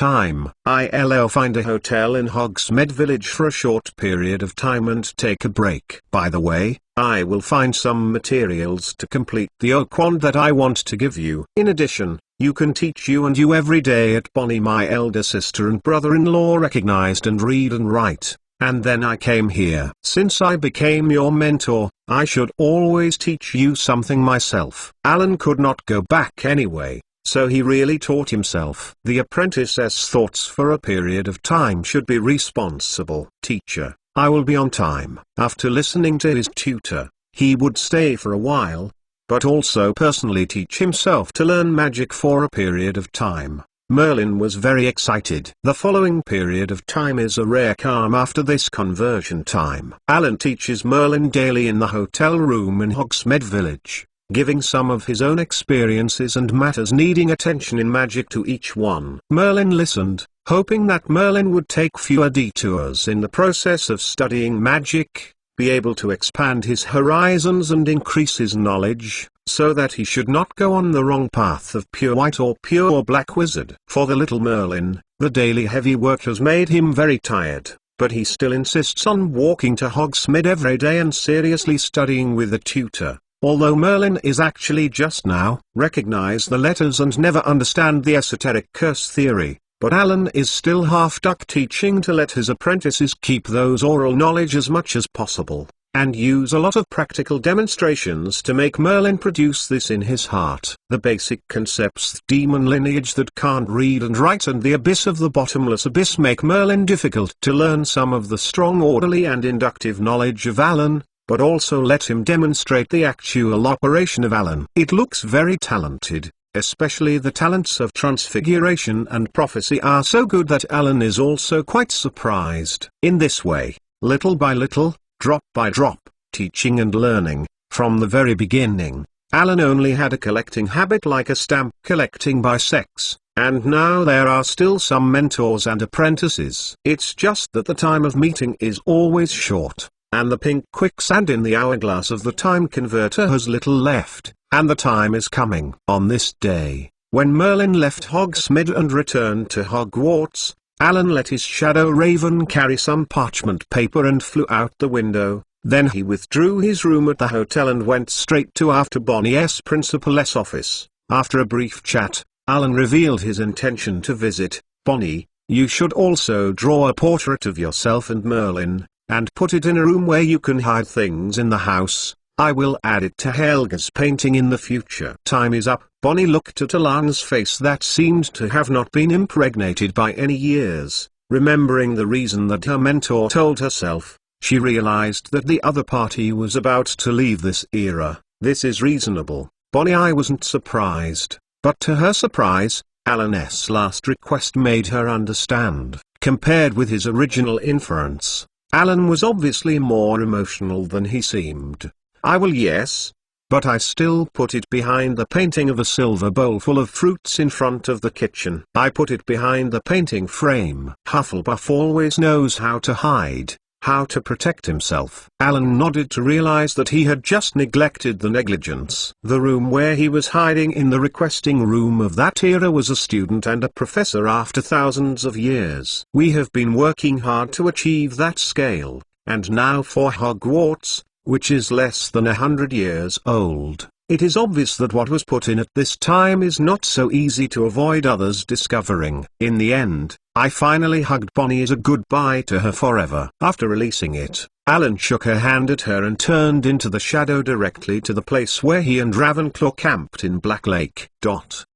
This time, Alan didn't need anyone to see him off. He didn't disturb the others. He just let the shadow raven leave a farewell letter to Merlin, who is still returning to Hogwarts. He also attached some of his own magical experience and records. Then, as the last pink crystal sand in the transparent gourd slipped, Alan's figure disappeared from England in 1066 without a trace. At this time, near London, the remaining Anglo-Saxon English aristocracy had carried out many small-scale resistances before, but they all ended in failure. The surviving British lords began to infight the nobles headed by Earl Edwin and Morcar, the last male descendants of the Wessex dynasty, who were elected as the new kings and had no time to be crowned. Edgar II expressed their obedience to William. Harold, Anglo-Saxon King Harold, who defeated the last Viking invasion not long ago, was killed. William was crowned the third King of England that year at Westminster Abbey on Christmas Day. William successfully conquered England and was crowned king with an iron fist. He allocated the land that originally belonged to the Anglo-Saxon nobles of Harold and southern England to the nobles who were neutral in this battle. Strengthening the kingship made the nobles' rights compressed to a limited range, stepped under the feet of all Anglo-Saxon lords who tried to be independent and autonomous. At this time, just like his Viking ancestors, the new King of England William I did a gorgeous turn. He didn't care to sit on the throne in London and didn't bring the crown of England back to France. Less than half a month later, rebellion broke out in the French land, and he returned to Normandy with his army by boat. The most interesting, yes, William had set foot on the island of England once in his life. After that, as the nominal King of England, he never came to England again. The illegitimate king sent people to investigate the actual situation and economic power of the nobles and self-cultivated land in the entire England region in 1085 and 1086, promulgating the land tax investigation report called the Doomsday Trial. According to the above records, Merlin's hometown, the village of Croist, is already white, and it has never been rebuilt. Immediately a year later, in 1087, Merlin, who had graduated from Hogwarts Slytherin earlier, in July of that year, Mount in France, finally avoided the defense of the William captive wizards and completed his own revenge. He stabbed William with the dagger called the Pink Furry Rabbit that Alan gave him, and used the power of the curse to show the words the illegitimate son of the Tanner daughter died from the Pink Furry Rabbit. Later, William I, who had not been able to lift the curse and heal wounds of the wizards around him, died at the St. Govan's convent in Rouen, and his third son, William II, was beside him because of shame. The Norman dynasty had to announce to the outside that their king was killed in a horsefall accident. After William's death, he was transported back and buried in the Abbey of Saint Etienne in Normandy. He became fat in his later years. When people tried to shove him into the coffin when he was buried, his body ruptured due to the power of the curse under Merlin, which made the whole church full of an unpleasant smell. If Hogmarcus Flint, the former Slytherin Quidditch captain of Watts, can surely recognize the similarity between this taste and the super-powerful dung egg. Finally, when William arrived at the cemetery and was about to be buried, the accident happened again. The former bald-headed Cauldron Knight, and the current Normandy Baron's Mordred suddenly jumped out like a crazy man, claiming that the cemetery's land belongs to him, the territory, and knocked down the priest Randolph Frumentbad, who came to appease, and then demanded justice in front of Brittany and French nobles and Norman local nobles who came to the funeral. After paying 60 shillings in anger, his father William I's body was buried. As the son of William I, William II, known as the Red-Faced William, was like a father. He was not only a combatant but also a ruthless ruler. The place he ruled was only loved by a few people. In the Anglo-Saxon chronology, according to the record, he is hated by all the people. And as a king who has never married and never had an illegitimate child, he was even more annoyed that Mordred had beaten his favorite Randolph Frumentbad. This also led to Merlin being used to capture souls. The Baron Mordred, the mantra controlled by the mantra, brought disaster to the family he founded. After completing the revenge, Merlin, who had no longer hatred the target, finally put the target back to magic. But because of the investigation, he learned that the vice principal Bonnie knew his mentor before the establishment of the school at Hogwarts. www.untilnovel.com. And the undecided information that I heard from Alan before that changed time makes Merlin mistakenly think that his mentor Alan is from the past. This ultimately led Merlin without a time switcher to take advantage of the hours after the creation of the Merlin Jazz Group, which is committed to advocating for the protection of moles like his sister Judith and his brother-in-law Tofi, and defending their rights. The reversal curse attempted to track the pace of his mentor. As a result, this unstable curse had an accident and a deflection as scheduled, and Merlin returned to more than 500 years before his time, and the Merlin Jazz he founded was long. During the time period, the organization that initially focused on advocating the rights and interests of moles was transformed into an award society that was commonly used to recognize great magical achievements. And because there was no unavoidable time to backtrack the damage, Merlin was trapped in that era and dared not move, and eventually became the best friend and mentor of Arthur Pendragon. Merlin also often prophesied, and other similar Alan participated in the Goblet of Fire during the game. Magic such as sea control that separated the Black Lake helped King Arthur and helped him build a round table knight. Eventually Merlin guided Arthur to the Sword of the King and ruled England at that time. With the advancement of the wizarding world under Hogwarts and the ensuing wizarding academies, the 12th century after the development of the Wizarding Society, Hogwarts graduate Merlin and Merlin during the Arthurian period were finally confirmed by the wizards. When he was the same person, the secret apprentice of Alan Harris also had the prestige he should have in the wizarding world and the Mull world. Chapter 667 Gunter Old House. When Alan returned to the night of 1996 from 1066, he found himself standing outside the very old, dilapidated, decaying stone arch in the Death Hall of the Ministry of Magic and Mysteries. In the chaotic room, Alan saw at a glance the mother who was sitting on the stone steps wiping her tears, and Daisy, who was half embracing her mother and softly comforting while wiping the tears. Although he wanted to step forward and reunite with his family, the person waiting for rescue in the tattered curtain gave him no time to greet him, and the figure disappeared immediately. "Huh? Watch out. There is an intruder." Anara's surprised voice sounded, and a warning was issued, but Alan's figure disappeared in the next second. Not only was he alone, but several others saw this from different angles. A wizard who had just appeared in front of the arch exuded a terrifying breath. The hooded head was slightly lowered and his face was not clear, but the skin under his silver hair was not as pale as a living person. Although he stayed, the time was very short, so short that these Urras thought they had an illusion, but they still saw a bone belt made of a devil's skull in the shape of a skull with the horns on his waist. Breath. They quickly issued a warning, and the Urras in the room took action. Some of them quickly rushed towards the arch, some of them quickly concentrated in front of Mrs. Harris and Daisy, protecting them. Others immediately tried to contact the Urra office. "Report the situation here to your superiors." In a blink of an eye, the man disappeared. Others heard the alert and looked at the arch, only to find that there was nothing under the high arch, only the curtain was fluttering gently, as if it had just been touched by someone. A valley appeared in full view in front of Alan. He saw a village, which was undoubtedly Little Hungerton, between two steep hillsides, with the church and the cemetery clearly visible.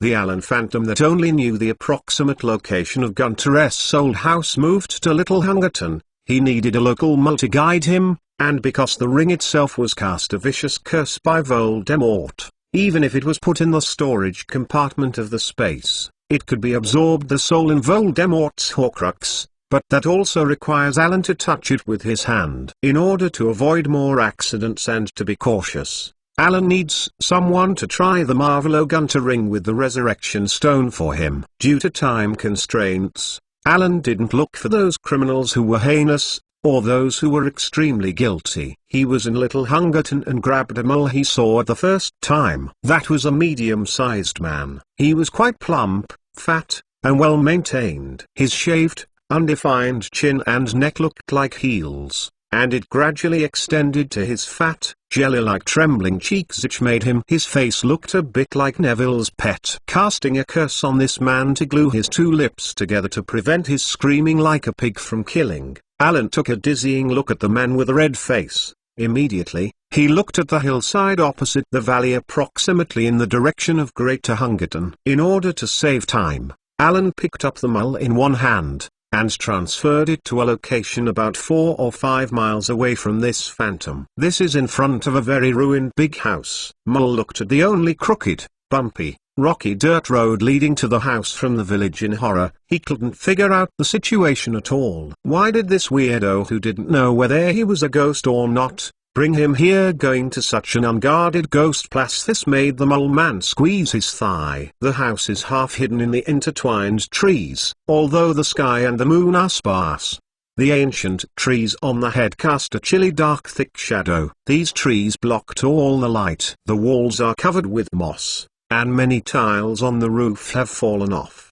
The rafters are exposed here or there. There are lush nettles around the house, and the tall nettles are all the way to the windows. The windows are very small and covered with thick old dirt. Alan petrified the shrunken middle-aged man and threw it under a sturdy tree, then turned into a black mist, quickly searching for the ring in the old house of Gunter. Although Voldemort had placed a large number of enchantments in Gunter's old house to protect this resurrection stone, it was only the power he used that was all black magic, curse, and death. And Alan was reading the Nether Scroll, and after going to the underworld personally and seeing the of death, the deeper theoretical understanding of these dark forces is deeper than that of the second generation Dark Lord. So Alan, who learned the magic counterattack, did not touch the magic traps he arranged. I walked in so directly and found the location of the resurrection stone. The branches swayed in the breeze, and a full moon showed its head from the faint clouds. Fall torn. Alan's words fell,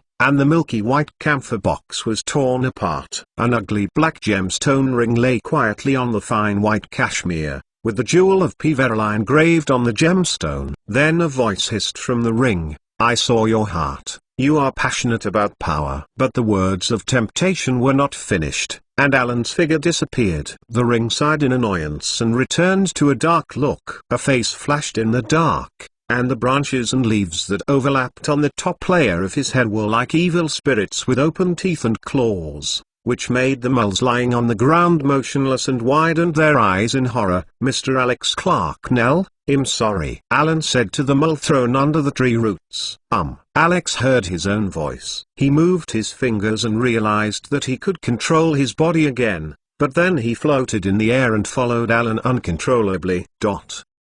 "What are you going to do?" Alex looked at Alan's figure, his back shivering, his body shaking tremblingly. He didn't even think of covering it up. But Alan in a hurry was not in a mood to answer his words. Alex was thrown directly in front of the ring, and sweat beaded on his lips, his throat dried, and the expression on the ring seemed to see a ghost. "Don't be afraid," the hissing voice sounded again, but before he could function to seduce the mole in front of him to put it on his hand, it flew into the air, and the mole's hand seemed to be under an invisible force. Tugging, reaching forward stiffly, the ring was placed directly on his thick fingers. Suddenly, the mole's face showed an expression of enjoyment and satisfaction, but Alan saw that the black gas quickly spread along his hands, burning and corroding his skin. He seemed to be electrocuted and trembling, every muscle they were all tense, and the blue muscles of the temple jumped straight.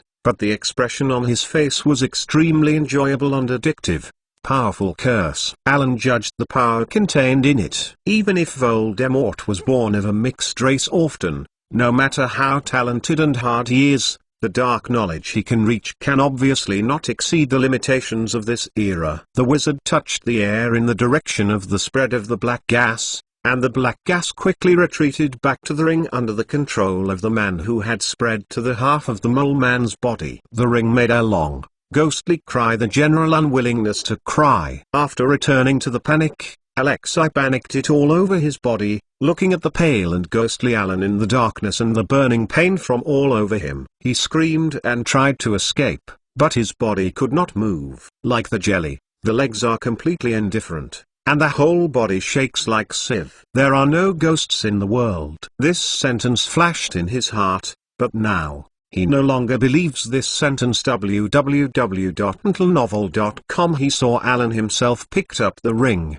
the black mist spread, gradually wrap his hands and arms like his body spread quickly. Alan, shielded from the illusion brought by the ring, only felt the black gas flowing through every inch of the skin. It desperately wanted to drill into Alan's body, but he couldn't break through his skin. Alan's body spread out, over his arms, slowly towards his chest. But he always had no choice but to take Alan. Alan closed his eyes, concentrated his energy, and once again focused on the mists that represented the curse back. The black mists screamed, and they were blocked by Alan into the ring. Resisting the curse, Alan pulled out the scalpel in his right hand, and the black resurrection stone was pried from the gun to ring. Then, he raised his staff with his left hand and held the one with his right hand. The diamond-shaped resurrection stone wants to infuse the stored soul energy in the staff into the resurrection stone to increase its power, but this diamond-shaped stone just suddenly rotates in his hand once, and Alan suddenly lowered his head to look at it, resurrection stone in hand. In the moment of turning around with the resurrection in his hand, the familiar trans-female voice that made Alan familiar seemed to sing and murmured suddenly behind him, "Good evening, Alan." Chapter 668. Luna is dead. Sincerely thank the leader Bai Yang. Alan looked up suspiciously. His expression on his face suddenly changed. Suddenly, he took a step back. The muscles on his face twitched, and his throat moved, but there was no sound. He felt cold all over, cold. Feeling constantly sinking, especially his heart. The cold stinging caused his body to cramp. He took a deep breath and closed his eyes to run the occluder with full force, and then opened it again. The scene in front of him remained unchanged. It was not illusion that happened in front of him. He preferred to be cursed rather than to see the sight in front of him. He looked up. He raised his head and wanted to cry, his lips trembling a few times, but silently. Grief is like tide, washing every inch of his skin, every inch of his soul. Luna Lovegood appeared in the night, her white robe skirt fluttering gently as she seemed to have no weight, long light blonde hair scattered randomly behind her, accompanied by she moved up and down.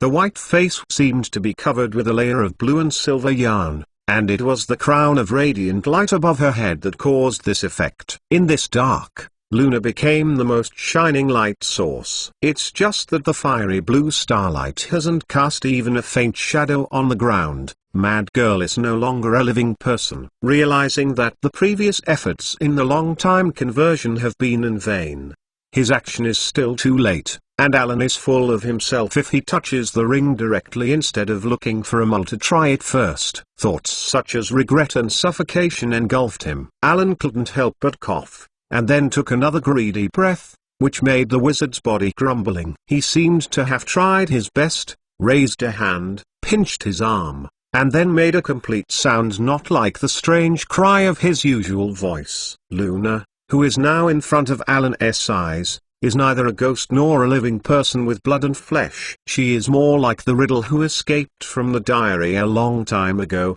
that is, almost like a memory that has become a physical entity. She is not like a living person. The body was so real, but much more real than the ghost. She walked towards Alan, with a familiar trance smile on her face, and the light silver raised eyes widened. Her eyes glanced over the crystal ball at the bottom of Alan's staff, seeing the full soul energy inside. Her chin spotted slightly invisible, and the shoulders she had lifted up were relaxed. Alan. Luna called Alan's name easily, but Alan, who was immersed in grief, heard her call and saw her relaxed and careless look, and she looked even more sad.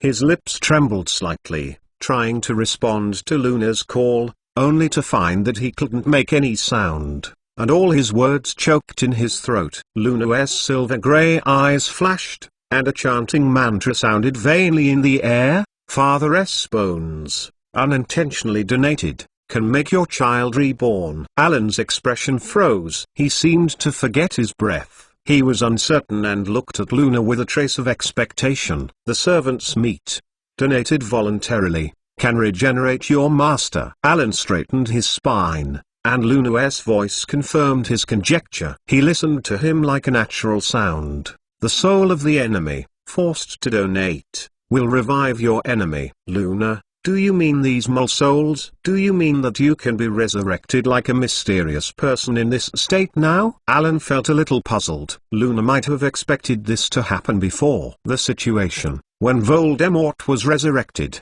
He used the blood of Harry, who was marked as an enemy by himself. Don't worry, the resurrection stones have made me more real than ghosts, and the effect of these souls is better than blood, which can make me substantive to meet the conditions of using this magic ritual, and I use their souls, naturally became their enemy. Luna explained. Her light silver eyes blinked, and said, a third of the soul and a small finger bone are enough. In addition, my family is the bust is smashed and the contents are added. Unfortunately Helena can't. Alan knew that his father's bones need to be donated unintentionally and could be solved by casting a forgetful spell on himself, but the daughter who had chosen to become the ghost's resurrection stone could not work on her. Luna nodded calmly and determined. If she didn't choose to become a ghost, she would have been absorbed by death for a long time. 2/3 of the soul should not be wasted. We can try to see if we can. She can't be given the ability to resemble a Pippi ghost. At least she can touch things. Now that Luna and Helena have both solutions and alternatives, things are much simpler. Alan habitually wants to reach out and want to hold Luna, but where's it from? Luna's body empty in the past. The next time I meet, I will hug you. Alan finished moving his outstretched arm, picked up the mull on the ground and shrugged to make a sound and sounded, and disappeared instantly. Where he was first discovered, a forgetting spell was cast in the other party's frightened expression. Later, Alex Clarkle completely woke up and saw that he was here, looked at the sky, his face was blank, completely confused, and finally the pain from his arm to half of his body made him scream with a cry. I was struck by lightning. He ran down the street to the local hospital, and when the unlucky mole found some medieval gold coins in his pocket inexplicably in the hospital, the night breeze in the village of Ottery, San Coscibo was blowing vigorously, flapping Alan's hair and robe. Alan watching the eccentric and overhanging house of the Goodliff family stand in the moonlight, like a huge black cylinder, with a ghostly moon hanging behind it. After solving the hapless fat mole, Alan he teleported to Luna's house. The door of the courtyard was creaked open by Alan. He walked along the winding path. Some of the probes reached the fruit on the path and was flattened by the heartless Alan. Alan grabbed the eagle-shaped knocker and knocked 3 times on the thick black door. His hand knocked on the round iron nail embedded in the door, but he didn't care. In less than 10 seconds, the door opened, and Mr. Xenophilius Lovegood stood wearing the bright silver wizard robe he would wear when hosting the show, with long hair tied behind his head. He wore a light yellow sorcerer hat, and he was very neatly dressed. In the case of big news tonight, he is ready to send, waiting for the Ministry of Magic News to be ready to return to the TV station to work overtime at any time. What's the matter? Who are you? What are you going to do at this night? Lovegood looked at the uninvited visitor in the middle of the night with a suspicious look. It's me, Alan, Mr. Lovegood. Alan replied, pulling his hood down and showing his face. Lovegood rubbed his eyes and glanced over Alan's pale cheeks and silver hair to make sure they weren't due to moonlight, and looked around with doubt for a while before Alan recognized it. Oh, Merlin's beard, it seems that the mysterious person was defeated by you, but what you look like? Caused by the mysterious person's magic? Have you seen it with a therapist? He said in a sharp voice. His mouth opened in a round and ridiculous saw shape. He quickly turned around and looked at Alan's head. He doubtfully asked, the doubt in his heart, but you seem to grow taller. I'm sorry, Mr. Lovegood, I'm fine. Alan was a little embarrassed about what he could do with his father-in-law, but he didn't intend to donate this ritual request and he couldn't elaborate. Xenophilius nodded at ease, which caused his soft hair to curl up and down. And then he realized that something was wrong and asked, you came here so late to take the liberty to disturb? I'll help Luna get something. Alan bowed to salute. Xenophilius did not see the full apology in the eyes of Alan, who bowed. www.untitlenovel.com coming. Xenophilius opened his body sideways, leaving the doorway, and let Alan walk into the room. Alan stepped directly on the cast iron spiral staircase in the middle of the room, and went upstairs. Xenophilius followed behind Alan, confused. Alan went straight to the messy curved cabinet next to the corner of the Goodliff family, which was turned into a corner snoring horn. It was actually a Bleevil Dangerous trade product. The poisonous horn of the poison horn was Ravenclaw's bust. There. This Ravenclaw statue was picked up by Luna when he said it was in the Forbidden Forest. Speaking of which, I also liked to finish in the Forbidden Forest when I was studying. I think it was with Hogwarts. Ah! Ferius screamed suddenly, and the statue in front of him was suddenly torn apart, and a raven-shaped pendant was picked up by Alan in his hand.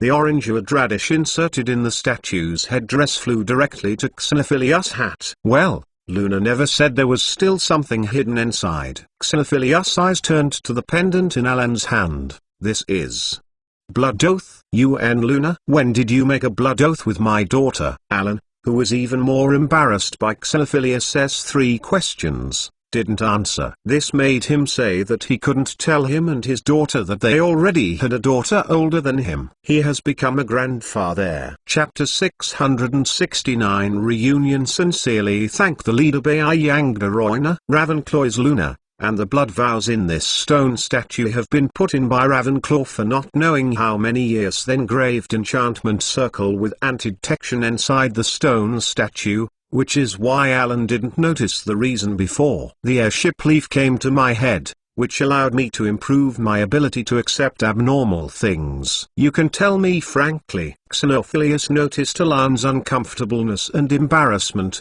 and pointed to fly when he reached the orange-hued radish on his head. Xenophilius suddenly froze. As a father, he instinctively noticed something strange, and he was shocked. Luna, why didn't she come back by herself?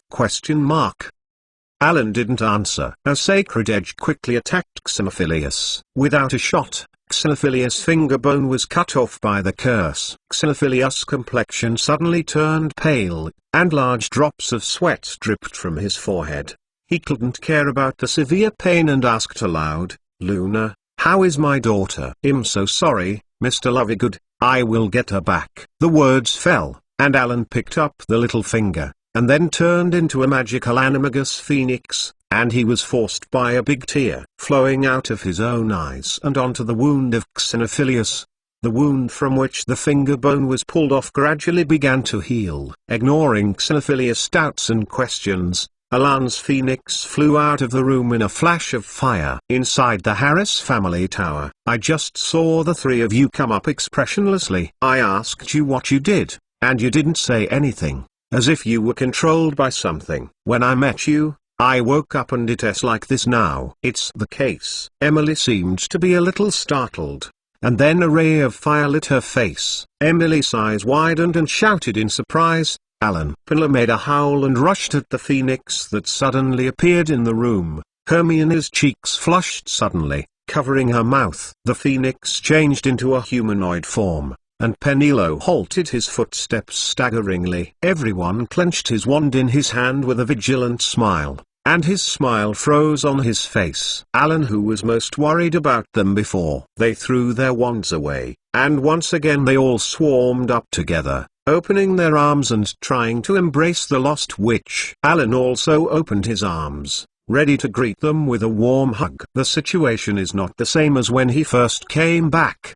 The time is not too urgent. Returning to the tower, a place where Alan became a family, kept him always. Tension is also relaxed. But to Alan's surprise, the forward girls in his eyes suddenly lost their balance and fell to both sides, and Alan himself was struck by a strong sound and then fell to the ground. Then, he felt as if he was crushed by an iron stone. And then 3 times he struck him vigorously. It turned out that the person in front of me was his own brother. Albert cried aloud in the back and pushed away the girls who were in the front. The first fell on Alan's body. The cry was like howling of a beast, and it was shocking.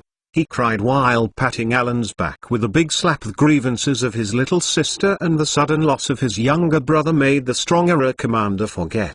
The girls bluntly fell on the 2 brothers who had been laid down on the ground. This time even Albert was pressed by the sudden bursts of sound to make a ho-ho sound. After a while, everyone finally calmed down temporarily. Albert, please go back to the Ministry of Magic to inform them so that your father and Ren don't have to change their plan size. Mum and Daisy are still in the Death Hall. I was a little anxious when I came back. Alan lifted up the little bear who refused to let go of him, and said to the elder brother beside him, who was full of nose and nose because of some gaffes. This obviously gave Albert, who was a little embarrassed, a step down. He nodded quickly, wiped his tears and snot with his hands, and quickly returned to the Ministry of Magic. Hermione was also a little embarrassed. She scraped some loose hair in vain and then gave up. Then she leaned in again, carefully inspecting Alan's skin and hair, and glanced at his chest again. Alan,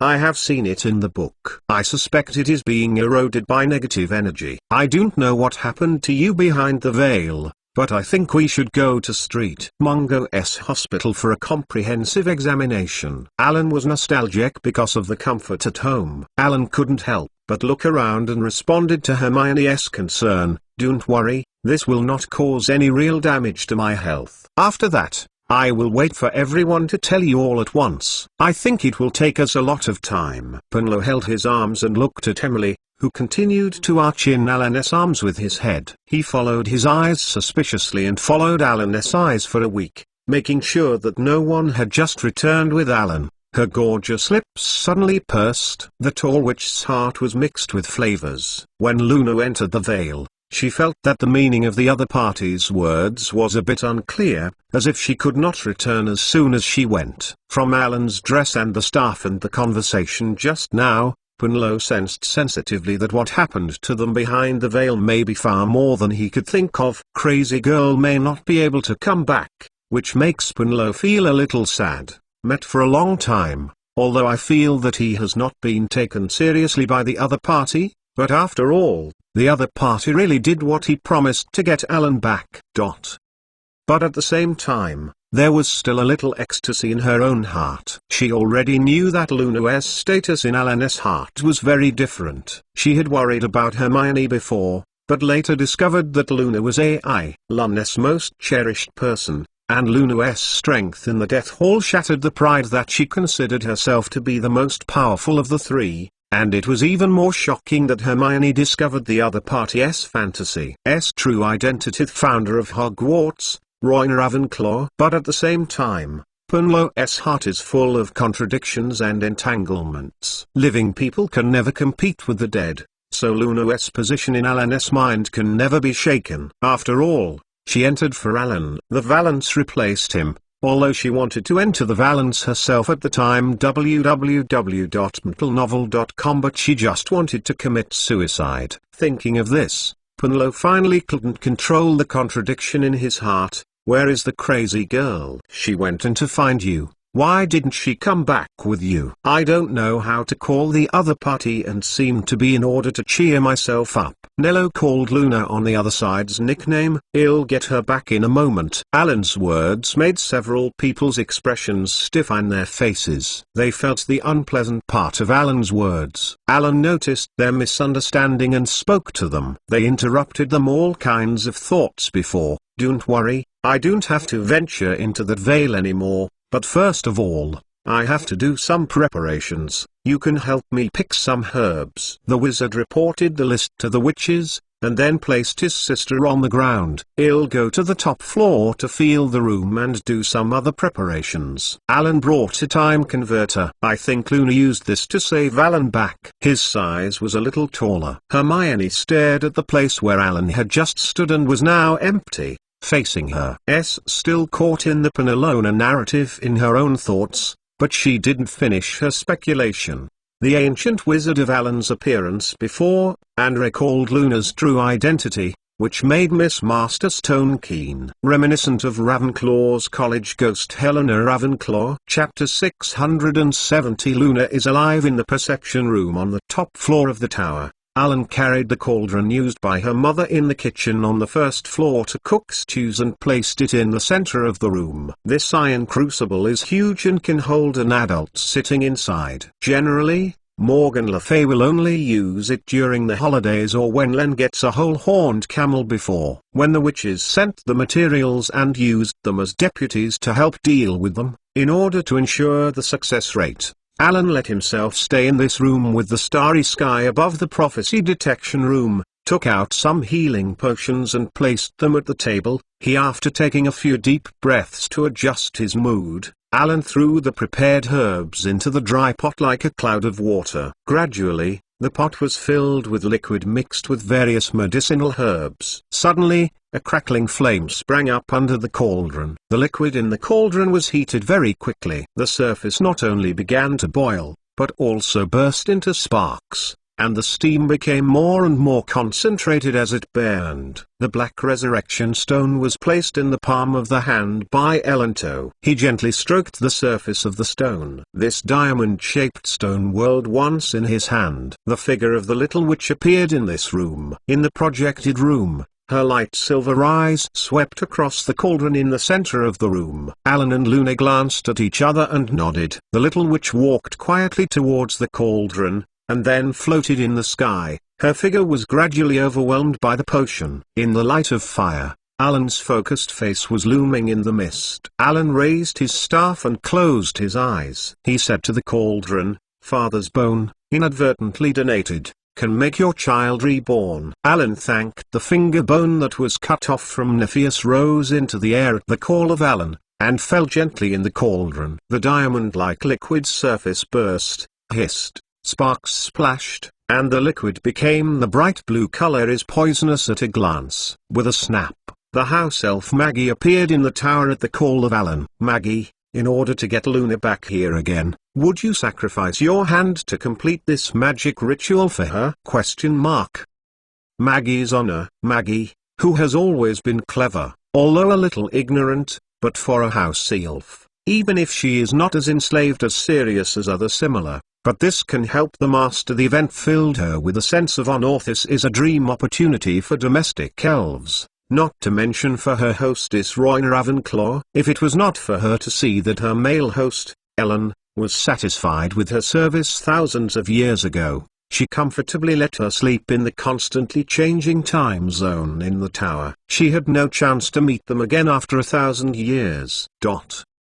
Alan never doubted Maggie's loyalty, nor did she think she would refuse. Maggie stretched out her left hand, then drew a circle on her left wrist with her right finger cleanly. When the path drawn by the finger returned, the house elf couldn't help but send a short scream. Then Maggie threw her severed left hand into the cauldron in a repressed gasp, which endured the pain. Alan quickly applied the healing potion that was prepared on the table to Maggie's broken wrist, and stroked the opponent's back mouth with his hand, using magic and ointment to stop Maggie's pain and constant flow. The blood that came out, and then wiped the cold sweat sweating on the forehead of the house elf in distress, then greeted Maggie, who wanted to continue to help clean and rest. Then, the crystal ball beneath Alan's staff radiated, and the soul energy inside flowed out. The soul of the enemy, forced to give out, can revive your enemy. Flowing into the rolling cauldron, the liquid immediately turned to dazzling white. The crucible is about to boil,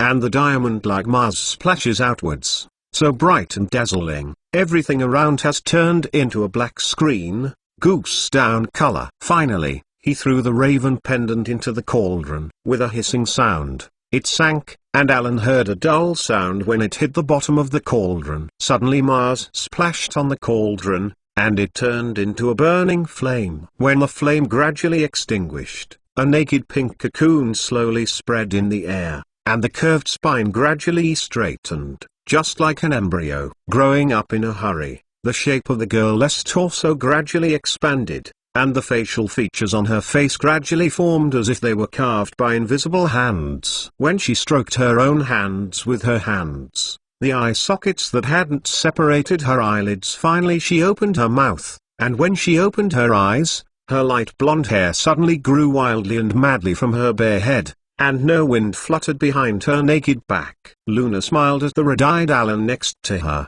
and then looked away from the wizard, and began to examine her body. She raised her hands, moved her fingers, touched her face, chest, arms, felt her real body, and felt the coolness of the inner wall of the cauldron that quickly cooled after consuming the energy of the herbs under her feet. The little witch nodded with satisfaction, and then tried to get himself out of the cauldron, only to find that it was quite difficult for her head. At this time, Alan took off his robe-cloak wizard robe. She draped over her light and wet body, held her firmly in her arms, and felt the warm body coming from the cloak in her arms. She had not dared to disturb each other before. Alan breathed a sigh of relief, as if at this moment it was really certain that the other party was indeed alive. Luna, who was taken out of the stew pot, just laid her chin on Alan's shoulder, and only heard the magnetic voice of Alan in the ear ringing. "I said, see you again. I must give you a hug." Luna straightened a little, putting her forehead on Alan's face, and then she suddenly became uncharacteristically, in a normal trance. She didn't care how the tone was completely different, and said very seriously, "I need you to do something for me." Realizing the seriousness of this request from the severe expression on the other side, Alan also nodded solemnly and gazed affectionately at the other person's eyes, What makes you feel so embarrassed? Is it related to death? You have to explain everything to my dad. Luna, who usually doesn't care about others' eyes, at this time, the convexity and unconsciousness avoided Alan's frank sight. Okay. Didn't ask. Alan first agreed conditionedly www.mtlnovel.com, then he responded wrongly. The content of this sudden request was completely beyond Alan's expectations. Alan couldn't help but also smiled bitterly. He also felt very embarrassed. How should he say it? Thinking of Xenophilius' frantic look at Luna's news even when he broke his finger, Alan's heart was a little hairy, especially when he realized that it was himself who broke the father-in-law's finger. Luna seemed to have completely lost her ability to see through people's hearts at this time. She seemed to be unaware of the content of concern in Alan's heart. She seemed to explain seriously, "You promised. My father is in trouble. This makes me, what do I say? I can't tell my dad that my age is actually older than him to regain a young body before he becomes his daughter. And I already have an age with you that is older than him's daughter. He has become a grandfather. I can't even tell him that I want you to cut off his finger." Alan scratched his head in distress and nodded heedlessly to take on the task explained to Mr. Xenophilius Lovegood. "But I have to go back to the Ministry of Magic first to show my face." His heart was full uneasy. He even thought that it was more difficult to see parents in this situation than when he was dueling Voldemort. Chapter 671 Phoenix Headquarters. A pitiful glance at Irving, who lost his most talented young son but could only tolerate grief. Harrison, Dumbledore left the Ministry of Magic's office, and he phantom moved to 12 Grimmauld Place, Phoenix. Without coming to the door, Dumbledore heard the members inside discussing what was happening in the Ministry of Magic tonight. Tonight the kid played both the Phoenix and the Death Eaters. Sirius Black was obviously a little unwilling to use the Phoenix. Will the Phoenix Society be in trouble? Harry looked at his godfather worriedly. "Mr. Potter, I think you heard that. Although Mr. Alan Harris will not put us in jail, but if Albus is not present, we would have to write a few feet thick public review." Gryffindor Milder McGonagall raised her eyebrows, and she was keenly aware that the intention of this punishment was a prank against her, and she obviously hated pranks. Nymphadora Tonks put her pale heart-shaped face close to Harry's ear and whispered, "Hey, Harry, actually I wanted to do this to McGonagall when I was studying." Her dark, sparkling eyes squinted into a slit after blinking at Harry, and her short spiked hair changed from bright violet to Ravenclaw blue. "That's a bad boy." Mad-eyed Hannah Lasto, Moody pestered the ground with his cane and added resentfully, "The cunning Harris family, this group of cunning hands. Look, what kind of people are they by them? They are spiders and demons as well as lions and scorpions. Their family has already mastered the evil knowledge and spread the stray dogs to their family to learn. Obviously for today." Moody recalling the fact that Penlow, who was born in Mull during the Quidditch World Cup, was hit by water, once again determined that the endless means of the other party came from the Harris family. Harry heard that there was no way to say anything in the front, but after hearing that Moody's even her good friend Hermione started attacking, she couldn't help but get up and refuted, "Hermione is not a running dog. I saw her saved today many people. She even saved you." Mad-eyed man glared at Harry with his non-stop magic eyes. "If your recklessness was used by Harris and the mysterious man, would we need her to save it? Enough is enough. This is part of the plan in the future. My child can't turn to you." Sirius stood up and stood in front of Harry. "And the way to strengthen the success rate of transforming animagus is when I traded with him. I thought he would only become an ordinary animal. Who knows that he has the talent to take a step closer to mastering the means of transforming into a magical creature animagus." Remus Lupin had doubted whether it was his own buddy who had taught the secret art of the Black family. Now that he has been confirmed by Sirius, he sighed and decided to say a fair word to ease the crowd by the way. The atmosphere, but to be honest, this is not a bad thing. If the two girls did not change tonight, the Ministry of Magic and our losses will be more serious. Even if they have their own goals, at least the goal is consistent with us to fight Voldemort. Kingsley Shackle shook his bald and dark head. which caused the gold earrings on his ears to shake, and then he said anxiously with his unique deep and slow voice, "But it will be different after tonight. It's really different after tonight." Dumbledore finally let himself go in and interrupted their conversation. "Dumbledore, you are." The Order of the Phoenix was obviously very puzzled that Dumbledore, who was still negotiating with the Ministry of Magic, had appeared at the headquarters of the Order of the Phoenix so early. "It's different after tonight." "But Kingsley, what we should worry about is Tom's problem." Dumbledore paused, looking at the corners of the eyebrows between the people in the room. "All regrets and regrets, in you." After leaving, Alan Harris fell behind the curtain. In an instant, an incredible exclamation sounded in the room. "Alan Harris?" Lupin stood up in surprise. There is no doubt that Alan Harris is the most talented student he has ever met, regardless of his perception of the Harris family. The students still love it, and the other party is really doing things for the marginalized people of the Wizarding Society. God, what can Daisy do? Her favorite brother. No, I have to go back to the Ministry of Magic and look at her. Thinking of her girlfriend and guarding object, Daisy Harris, Tonks jumped from the chair without looking back. She rushed out of the door. She did not notice the debris outside the door, so that she tripped over and fell over her boots, but before she landed completely, she began to try to support it by hand. He climbed up himself, and rushed out of the door. Watching, even Moody, who was scolding, shut his mouth. The abnormal behavior of the Phoenix Society puzzled Harry. Behind the curtain, too many things happened tonight, which made him completely refrain from giving himself to night. Bewitched by the curtains of the Death Hall and almost walking in, even if he had suffered a few slaps from Alan Potter, where it was formerly used as a death row, no one who traversed the past can come back alive. Professor McGonagall explained in a much softer tone than usual, as the vice principal of Hogwarts, even before she had some opinions on Alan, but when she heard the unfortunate news of the other party, she suddenly became red-eyed. It was only the good education that made her not cry directly. Harry froze for a moment. After linking the curtain to the arch he had encountered before, he suddenly turned his head to look at Dumbledore. "Principal Dumbledore, you must have a way to save Alan out, right? Wrong? I'm sorry, but I can do nothing."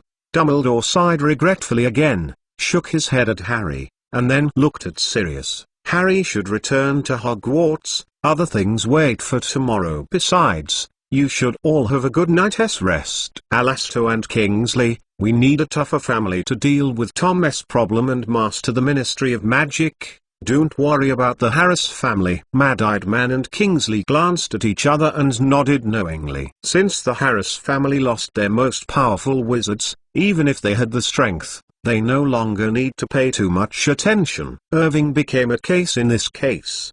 The new minister of the Ministry of Magic is actually just a good thing for them, because they have formed a deadly hatred with the mysterious people and they can only fight against the Death Eaters, and they need the protection of the greatest white wizard Dumbledore in history. The Phoenix Society is actually a good thing. "Can't Harry stay here for one night?" Sirius looked at his godson with some concern. He knew that Alan and Harry had been close friends. In fact, although they were not good at their mouths, Sirius itself treated Alan. Some of the practices are still supported, especially at this time, when some of the other party's evil deeds are reduced and the help for him is recalled and enlarged. "I'm sorry, Sirius. I think it might be better for Harry to return to Hogwarts. He needs to stay with his friends." Dumbledore looked at McGonagall again. "Milva, Miss Granger, if there is she didn't go back to school tomorrow, don't punish her." Professor McGonagall nodded quickly and turned around www.mcnovel.com thinking about the situation of her proud student Hermione at this time. The serious Dean Gryffindor could not help tears anymore. Dumbledore sighed and turned to Harry. "Harry, you must have not passed the Phantom examination yet." "No," Harry said with red eyes, and he choked back with a choked voice. "I remember it seemed to be at least 17 years old. I'm not as talented as Alan." "You also have a talent that no one can match, Harry." Dumbledore patted Harry on the shoulder and then stretched out his forearm. "Then you need to hold my arm tightly." Harry grabbed it in a daze. and then felt that Dumbledore's arm seemed to be freed from his hand and quickly grasped more firmly. Then he found that the surroundings became dark and he was squeezed from all directions, breathless.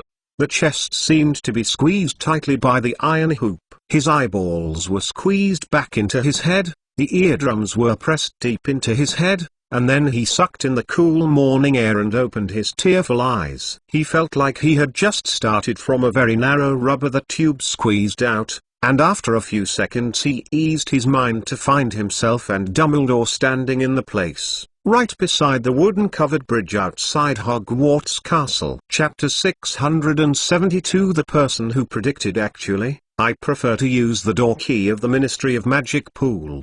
Dumbledore helped him with his crescent-shaped glasses. The statue of the Golden Witch in the pool. You just point him with a wand and say Mentos. There will be a door key, but now the Ministry of Magic is in the power overlap. It is not convenient for me to use, after all. They have a lot of things to be busy tonight. You mean Mr. Irving, Harris? Harry asked, licking his lips. Vaguely, he felt that Dumbledore's relationship with the Harris family might not be close. Obviously our Minister Fudge was completely in a disadvantage in this fight when he denied Tom's return. Dumbledore led Harry quickly towards the principal's office.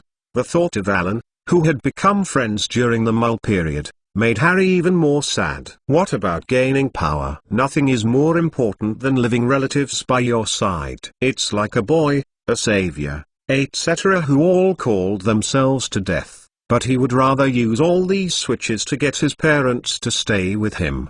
Dumbledore's seemingly penetrating gaze made Harry look away uncomfortably. Everyone's pursuit is different. In some people's minds, it's worth sacrificing some for greater benefit. I will make such a mistake on the go. Harry. Ginny, who was waiting in the principal's office, saw Harry's figure and ignored the magical robe on her body, letting its hem drag on the ground, went straight to Harry, and took Harry, embracing Ginny's sudden enthusiasm. Harry instantly thought of Mrs. Weasley, who was a little embarrassed, patted fear of Ginny's back, and gently broke away from Ginny's arms. Ron glared at his sister, but then laughed and hit Harry's chest with his shoulder, only to find that his body seemed a little trance, and did not respond to it. Neville and Flegg asked in surprise, Principal Dumbledore, can you come back? Yes, Mr. Longbottom and Mr. Brown. Dumbledore winked at them and said kindly, I think you can talk to Harry later. You should now go back to your dorm and change to a more decent for some costumes. I'm not officially reinstated, so don't worry that I will deduct your college points for violating the curfew. But Harry, isn't he going with us? Ron, anxious to know the situation, asked directly, and they haven't changed our clothes yet. I only have this one. The keen Ginny tugged at her brother's robe, and she knew Dumbledore clearly had something more important than their clothes to talk about. I think the Ministry of Magic will deal with this matter soon, but I need to borrow your Harry a little time and talk to him a few more times. Dumbledore walked to the chair behind the large desk. Several people glanced at each other, and said goodbye to the headmaster politely, then walked out of the headmaster's room in an unsuitable robe. At the end, Frigg took the door thoughtfully. Sit down first. After entering the principal's room, Harry was looking around when a cup of hot tea flew in front of Harry. Harry fiddled with the teacup in front of him and took a polite sip, but he didn't think about tea at this time. Although the hot tea fell into his belly did make his whole body warm, but as he calmed down, Alan's misfortune of unrealism faded and he began to accept the fact that his mind was occupied by what Dumbledore said about Alan. Dumbledore just watched this Harry Potter calmly and gently. Noting the headmaster's gaze, Harry's voice was bitter. Professor, Alan, can't he really come back? Is it really possible to fall into that veil? Is it possible for Alan if the mysterious person can come back? Harry, fall into that curtain. No one can live out of it. We have to accept the fact that Alan has left us forever. Death is just another great adventure. With his bravery, he will go on. Dumbledore looked directly at Harry. His expression was kind. It's not your fault, Harry. Harry didn't say anything. Alan was so good and powerful, he never thought he would leave them so early. How is Hermione now? How sad she should be. Harry felt that he was a little faceless friend. If it weren't for him to ask Alan to go to the Ministry of Magic for his godfather, maybe the chances of the Harris family would change, and at least he wouldn't die if he didn't fight in front of the curtain. This is actually the choice of Alan and the Harris family behind him. Even if it's not you, even if it's not today, a duel between Alan Harris and Voldemort is imperative. I have tried to persuade him not to be so anxious, as long as he can slow down a bit. His achievements may exceed every wizard you know. Dumbledore continued to enlighten Harry, and he couldn't help but feel sorry for himself. Harry, you have such feelings are normal, and this is part of human nature. Hey, Dumbledore, obviously a wizard with such talent and strength can't listen to you. In fact, I think that even most ordinary wizards can't listen to you unless things are coming. The portrait in the principal's office, Phineas Nigellus Black, finally couldn't help but stop pretending to sleep. He said slyly, "But the light blonde boy is the second bad boy. It's okay to die. Otherwise, according to my opinion, you have to cultivate a black devil." Enough, Phineas. Dumbledore raised his hand to stop the portrait. Apparently, Phineas, who was previously stunned by Alan with the coma spell because he didn't say a word, was still not convinced, but he just suffocated mouthless but did not continue to speak. Harry, you are a real Gryffindor. When you believe that others are in danger, you won't be hiding at home. But it's not your fault. If I talked openly with you before, then you will know that Voldemort will try to lead you to the Department of Mystery Affairs, and you will never be deceived. The last night, of course, the Harris family may have planned this matter long ago, and the fault is not yours. It's all caused by everyone. Dumbledore's finger pressed to his head, his expression a little tired. Harry, I owe you an explanation. As the principal, I am also responsible for Alan's affairs, because I now realize that, as he reminded me before, all the things I have done and did not do about you have the regrets of the old people. The young people don't know that they are old, what people think, and they don't know how they feel, but if the elderly people forget what they were like when they were young, it's a big mistake. It seems I haven't remembered it recently. The tea in Harry's hands was cold, but he didn't realize it. He stared at Dumbledore and almost held his breath. He listened but could hardly understand what the other person was saying. Dumbledore lowered his hands and looked at Harry from his half-moon-shaped glasses. It's time. I should tell you what I should have told you as early as 5 years ago. Please sit down and I will tell all your things. I only ask you to be a little patient. Then you can get angry with me. Can do anything you want. I won't stop you after I finish talking. The sun was rising, and the mountains showed a dazzling orange light. The sky was bright and white, and the light was shining on Dumbledore, shining on his silver eyebrows and beards, and deep on his face, on wrinkles. The principal of Hogwarts stared at the sun-drenched ground outside the window, and after a while his gaze returned to Harry. He said, Harry, 5 years ago, as I planned and hoped, you came to Hogwarts unharmed. Oh, not completely unharmed. You suffered. When I left you on your uncle, I knew when you were at the door of your aunt's house that you would suffer. I knew it would be destined to go through a dark and difficult decade. I knew that Voldemort's magic knowledge might be more extensive than any living wizard now. I know that once he has recovered all his magic, I am afraid that even if I use the most complicated and powerful spell, I may not be able to beat him. Harry stared at Dumbledore intently, but said nothing. Dumbledore unconsciously looked away from Harry's green eyes. But, I also understand where Voldemort's weakness is. So I decided that ancient magic should protect you. He understands this magic, despises this kind of magic, and he always underestimates this kind of magic.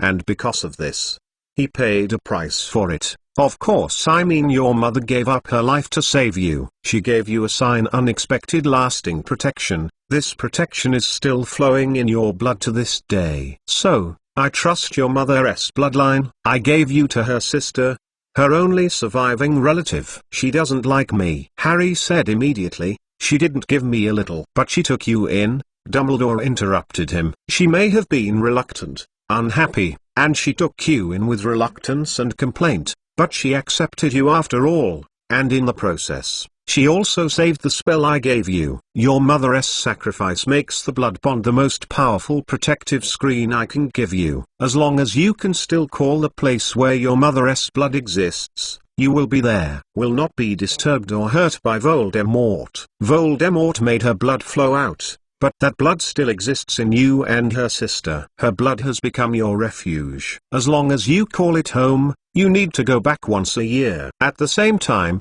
as long as you are there, Voldemort cannot hurt you. Your aunt knows this. I left the letter at the door of her house and explained what I did to you in the letter. Everything. She knows that leaving you at home can ensure that you are safe and sound in the past 15 years. When Harry got up, Dumbledore raised his hand again to interrupt Harry. Harry, everything is not accidental, there is a reason. Voldemort wanted to kill you when you were a baby, because a prophecy shortly before your birth. Harry was originally asking about his aunt and mother, but Dumbledore suddenly spoke of the prophecy, which made him a little puzzled. Although he already vaguely knew from some of the previous things that he had a prophecy related to him, even tonight the shelves full of prophecy in the division of mystery that he was led to were obviously Voldemort doing so to get a prophecy related to himself. Actually, this prophecy doesn't need to take that prophecy ball. I can tell you. That prophecy I heard with my own ears. Dumbledore sighed,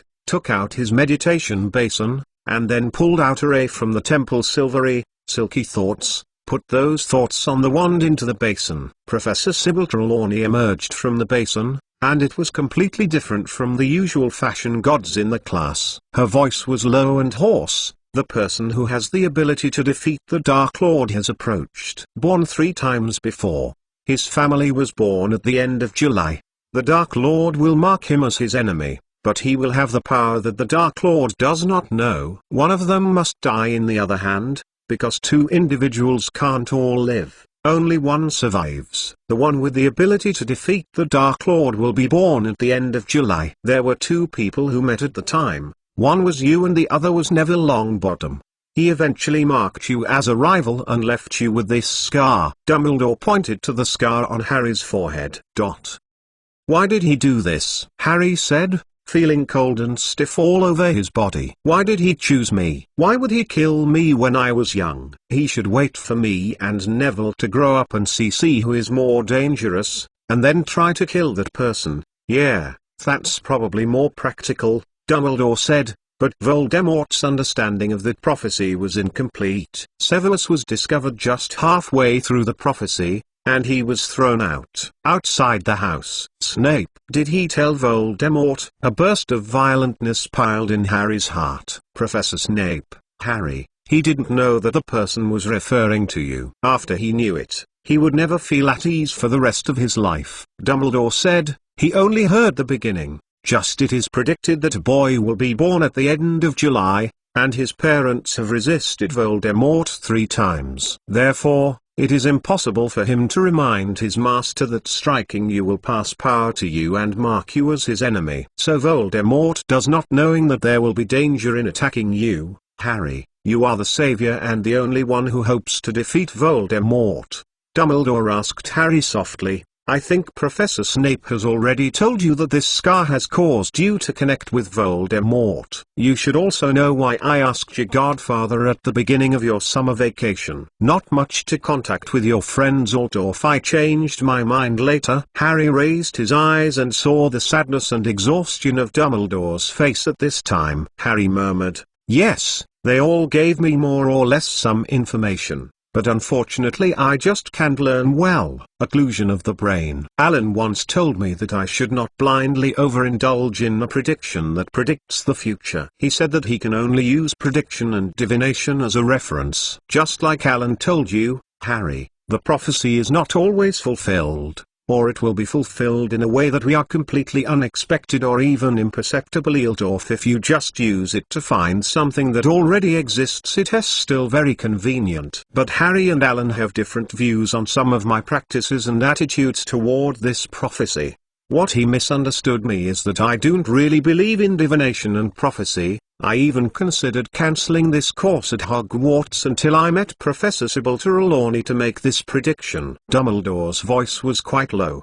But when it came to predictions afterwards, there was a trace of lightness again. "I was actually very worried that Alan would accidentally make this prophecy chosen by Voldemort himself, but today he fell into the veil, which made me feel very sorry and blamed, but it also made me more convinced that you are the one who defeated Voldemort in the prophecy." Under the guidance of Dumbledore, Harry thought of the last of the prophecy www.untitled.novel.com blurted out and asked, "The last of the prophecy seems to be about two people can't both live.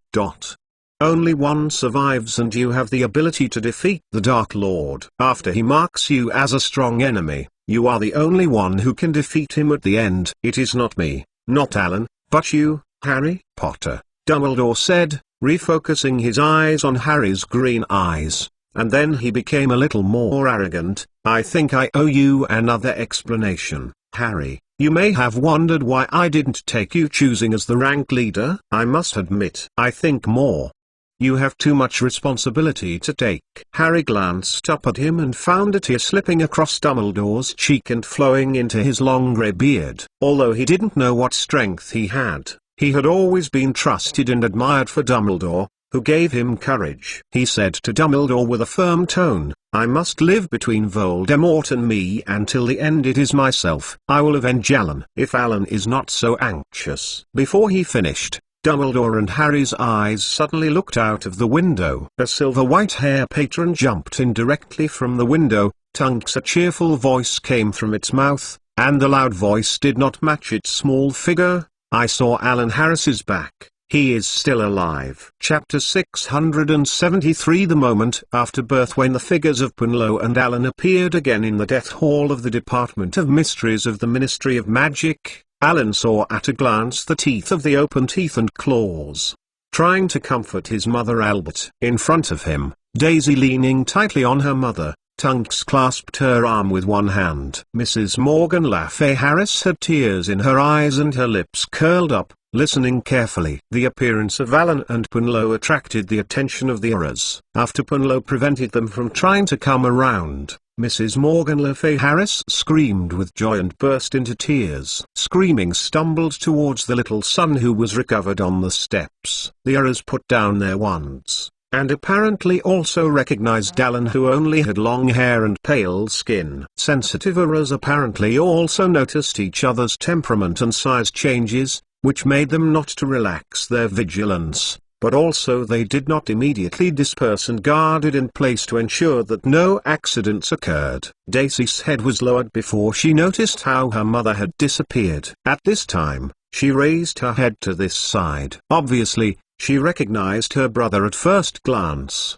and she broke free from the hands of her girlfriends and guards. Tunks charged to Alan. "Thank Merlin." Mrs. Morgan Le Fay Harris hugged her lost son back, and then pushed away to carefully look at the appearance of her younger son. Then she straightened her tears and covered her face with both hands. "Speak up." Alan gently patted her mother's back to appease. "Mom, I'm fine, I'm safe." Alan was struck by a sudden impact and made a ho sound before falling to the ground. It turned out that Daisy rushed over, her pair of red eyes looked at the brother who fell to the ground from top to bottom, and rushed to the past, just like Albert did before, pressing all the strength of her body on Alan. Alan was just about to get up and saw that this sudden figure was too late to wave his hand and refused. He lay flat on the ground after issuing the third ho tonight, and his staff immediately fell to the side. Daisy constantly rubbed her brother's hair like a bully when she was a child. "It's more uncomfortable to break her head than playing a flying broom when I was a kid.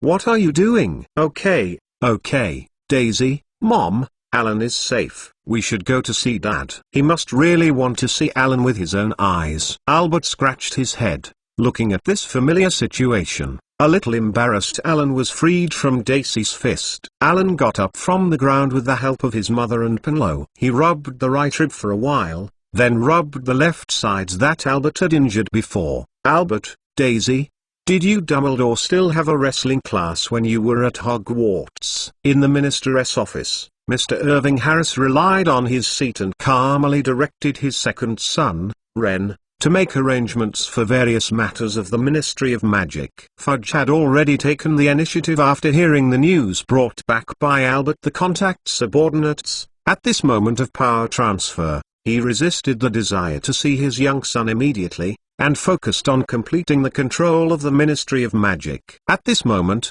the office door was suddenly knocked open. Owen raised his head in disappointment. His expression instantly froze. He did not care about his image, raised his hands and rubbed his eyes. Yes, Di West took Alan to stand in front of the door and smiled at him. The document slipped off the table and fell to the ground and scattered around, but he couldn't care about it at all and laughed and jumped over the desk to hug his little son. Just come back.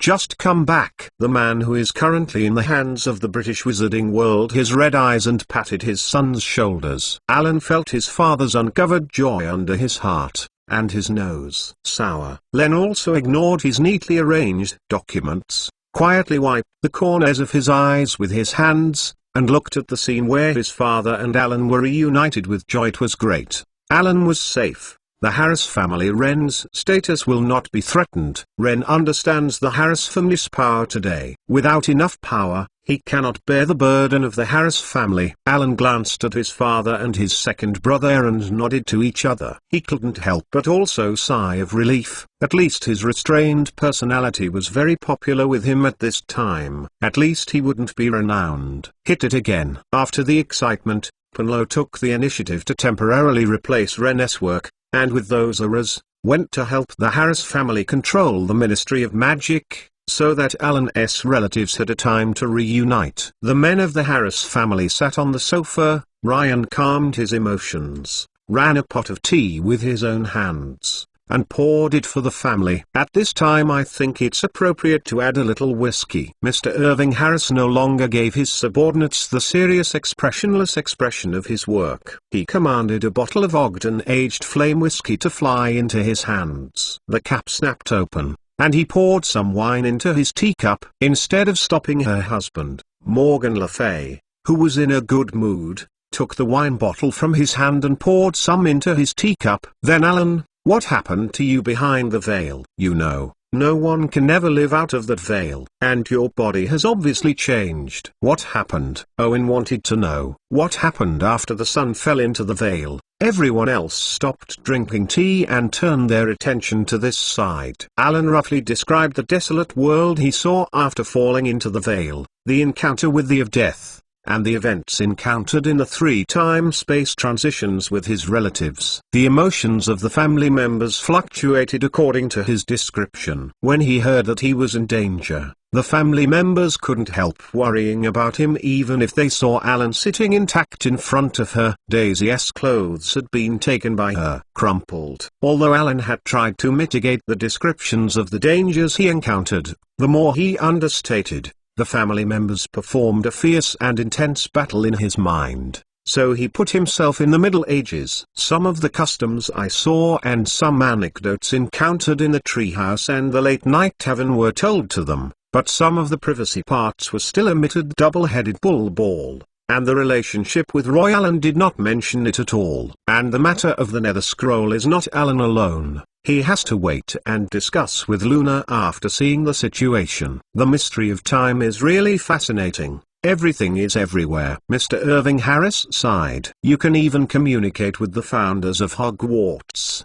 Obviously, the Mole Kings were used to it by Owen. Ignore it. Merlin's first teacher was actually Alan, and I had an inexplicable pride. Albert laughed and praised. Unfortunately, you have no evidence left. Otherwise I will definitely be promoted everywhere. Alan, I learned from Aurora that they heard Hermione say, Luna, she is Royner Ravenclaw himself. Is this true? Ren turned the glass in his hand, asked suspiciously. Thinking of those times, Alan blushed, and he nodded calmly to confirm Luna's identity. Yes, she is Royner Ravenclaw herself. No matter who she is or what her true identity is, we have to thank her. She laid down her life to save Alan. Without her, I'm afraid I couldn't accept the possibility that I thought of. Luna, Mrs. Morgan Le Fay Harris, who feels that the other party's actions are too unreliable except for pedigree, pauses, and the firm others said, in short, since she helped Alan out of the predicament, let him return to us no matter who she is,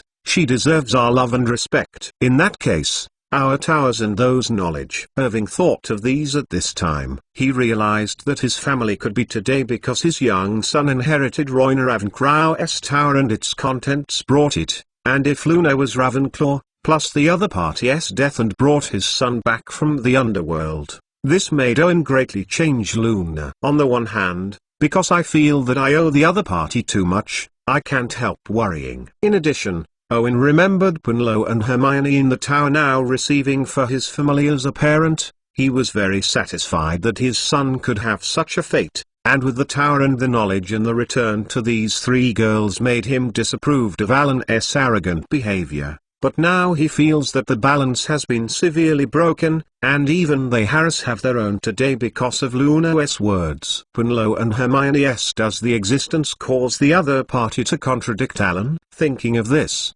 Owen couldn't help frowning at the faceless son, thinking that Alan was also worried about this matter. Alan, Luna treats you so. Hermione and Punlo. Owen opened his mouth, and then I found myself not knowing how to talk about it. Alan knew his thoughts when he saw his father. He smiled and shook his head. Don't worry, Dad. As I told you before, actually it's for Luna to teach her after meeting me things. Although it is a bit far-fetched to say that, we do owe her a lot, but don't worry, my relationship with her can be regarded as no separation between these things. As for Hermione and Punlo, I finally thought that Morgan Le Fay of this floor couldn't help but interject, although I'm sorry Punlo and he. No, Mom, you misunderstood. Alan shook his head, his expression also puzzled. I'm actually very strange. In fact, I also remembered this after resurrecting Luna www.untilnovel.com before I left the tower.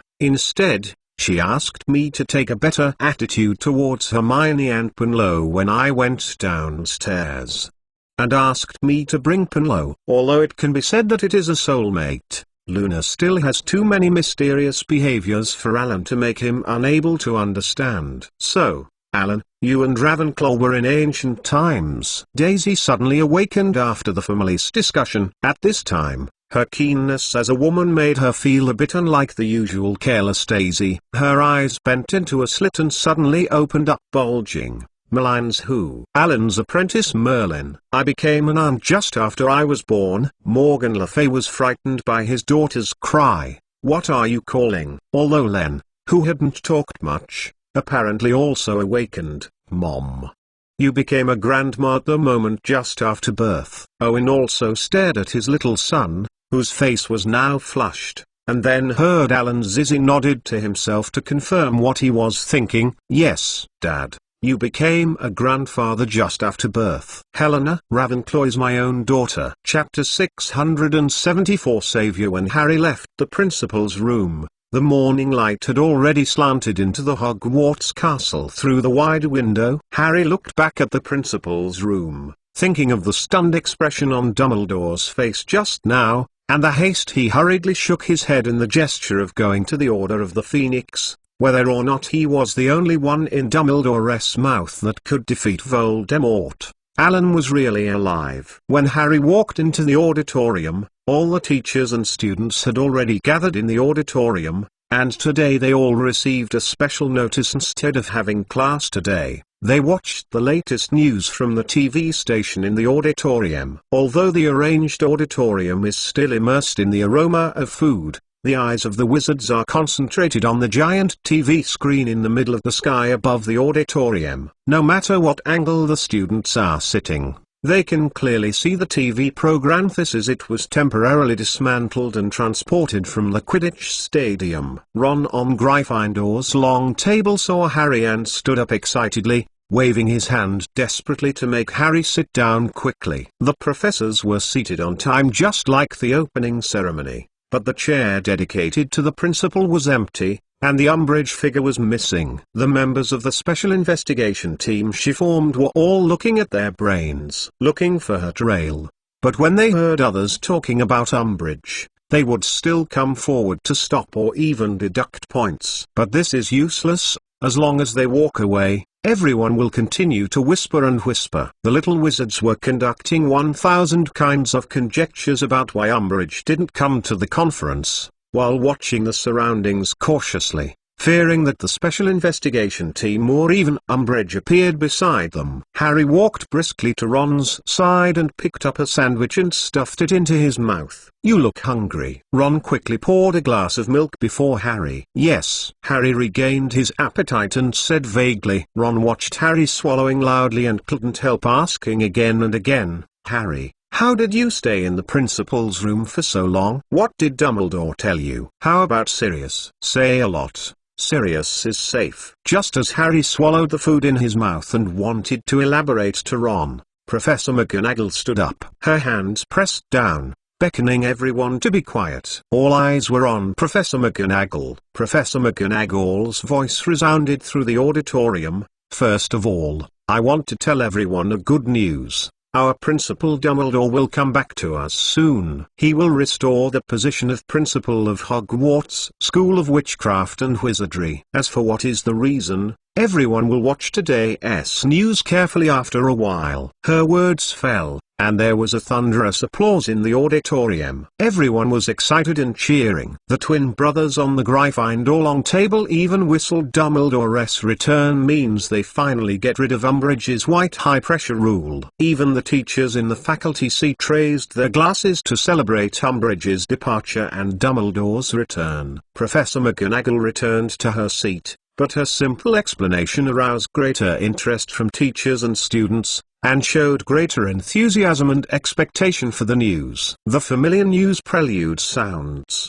but the host is not everyone's favorite Furong, but a strange, short-hair witch. The news headline displayed at the bottom of the screen is very eye-catching, and suddenly attracted the eyes of the wizards. Mysterious people return. Last night there was a riot in the Ministry of Magic. The hostess' slightly cold voice resounded through the auditorium, which was as quiet as listening to the principal's speech. On the TV, in the Department of Mysteries of the Ministry of Magic, various spell lights burst into the air, and the arrows were neat and orderly against the Death Eaters. They wore uniforms and appeared to be capable and powerful. They cooperated with the Eight-Eye Spiders and Giants to fight the Death Eaters so that they could quickly avoid them. Some Death Eaters who did not respond quickly were picked up by the suddenly appearing dense Eight-Eye Giant Spiders, and they clicked as they clicked. The voice sounded, flesh and blood flew, and the Death Eaters were clipped into two pieces and fell to the ground, their legs still kicking weakly. The appearance of the Ball Giant scared these Death Eaters. They looked at this big guy who could ignore even the killing curse. These uniformed Ras were imposing, and under their attack, the Death Eaters looked terribly embarrassed. The rest of the life after the robbery was rather pitiful, and even miserable. Seeing this, the little wizards of Hogwarts felt that Rar's profession was very majestic. They were well-dressed and tactically reasonable. They gave a strong impression. These now seemingly eclectic Death Eaters are bound to be roped. Justify it. When Penlow, the demon spider witch, appeared on the camera with their huge wand, the little wizards of Hogwarts were stunned. Not only did Penlow become the magic creature of Animagus, but Hermione also completed the transformation of the Sphinx and Beast. "It's so cool." Leaky Odin stunned and looked at the two magnificent magical Animagus on TV. "Draco, when you went to Deemstrand with him as an exchange student, you came back and became Animagus. Did Alan Harris master any techniques for transforming Animagus?" Pansy Parkinson really couldn't suppress his curiosity and asked. The other wizards sitting on the Slytherin table quietly raised their ears, waiting for Malfoy's answer. However, the hostess' words interrupted their conversation and diverted their attention. "I saw the hostess face seriously told many people that they refused to accept the bad news for a semester. The person who didn't even say the name is back." When the flat face of Voldemort without a nose was played on the TV in a close-up shot on the video, there was a chaos in the Hogwarts auditorium, a breath of air, the sound of broken cups and plates, and a terrified scream as a group. The auditorium suddenly became agitated like boiling water. and the mysterious person really came back. After a short restlessness, there was deathly silence. Although some of the Mulborn wizards had heard of the mystery, they had not experienced the First Wizarding War and they could not really understand why they were so scared. But in this panic is constantly accumulating in the air,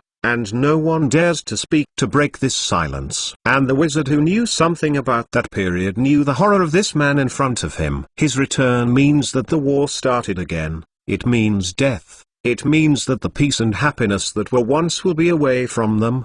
The thick black smoke rolled around the mysterious man, and once the green light flashed, the tremendous and lethal bald giant before it fell directly to the ground and died silently. Where the fingers of the mysterious man pointed, those evil flames rushed out of the ground, wrapping the heroes who were too late to escape, and the powerful and capable heroes rolled and wailed. The mysterious man passed with a tendency to overwhelm where death enveloped the monsters and wizards like a shadow, and the eight-eyed giant spiders that appeared in the room spread out like a tide, as if from an enemy to a mysterious man. Let him out a passage. Frightening screams rang in all corners of the auditorium, and panic spread and accumulated in the auditorium. The wizards who had never faced death before saw the scene in front of them. Even if they were not on the spot, they could feel the fear of death, the fear of coming. Some timid witches and even professors no longer dared to look at them,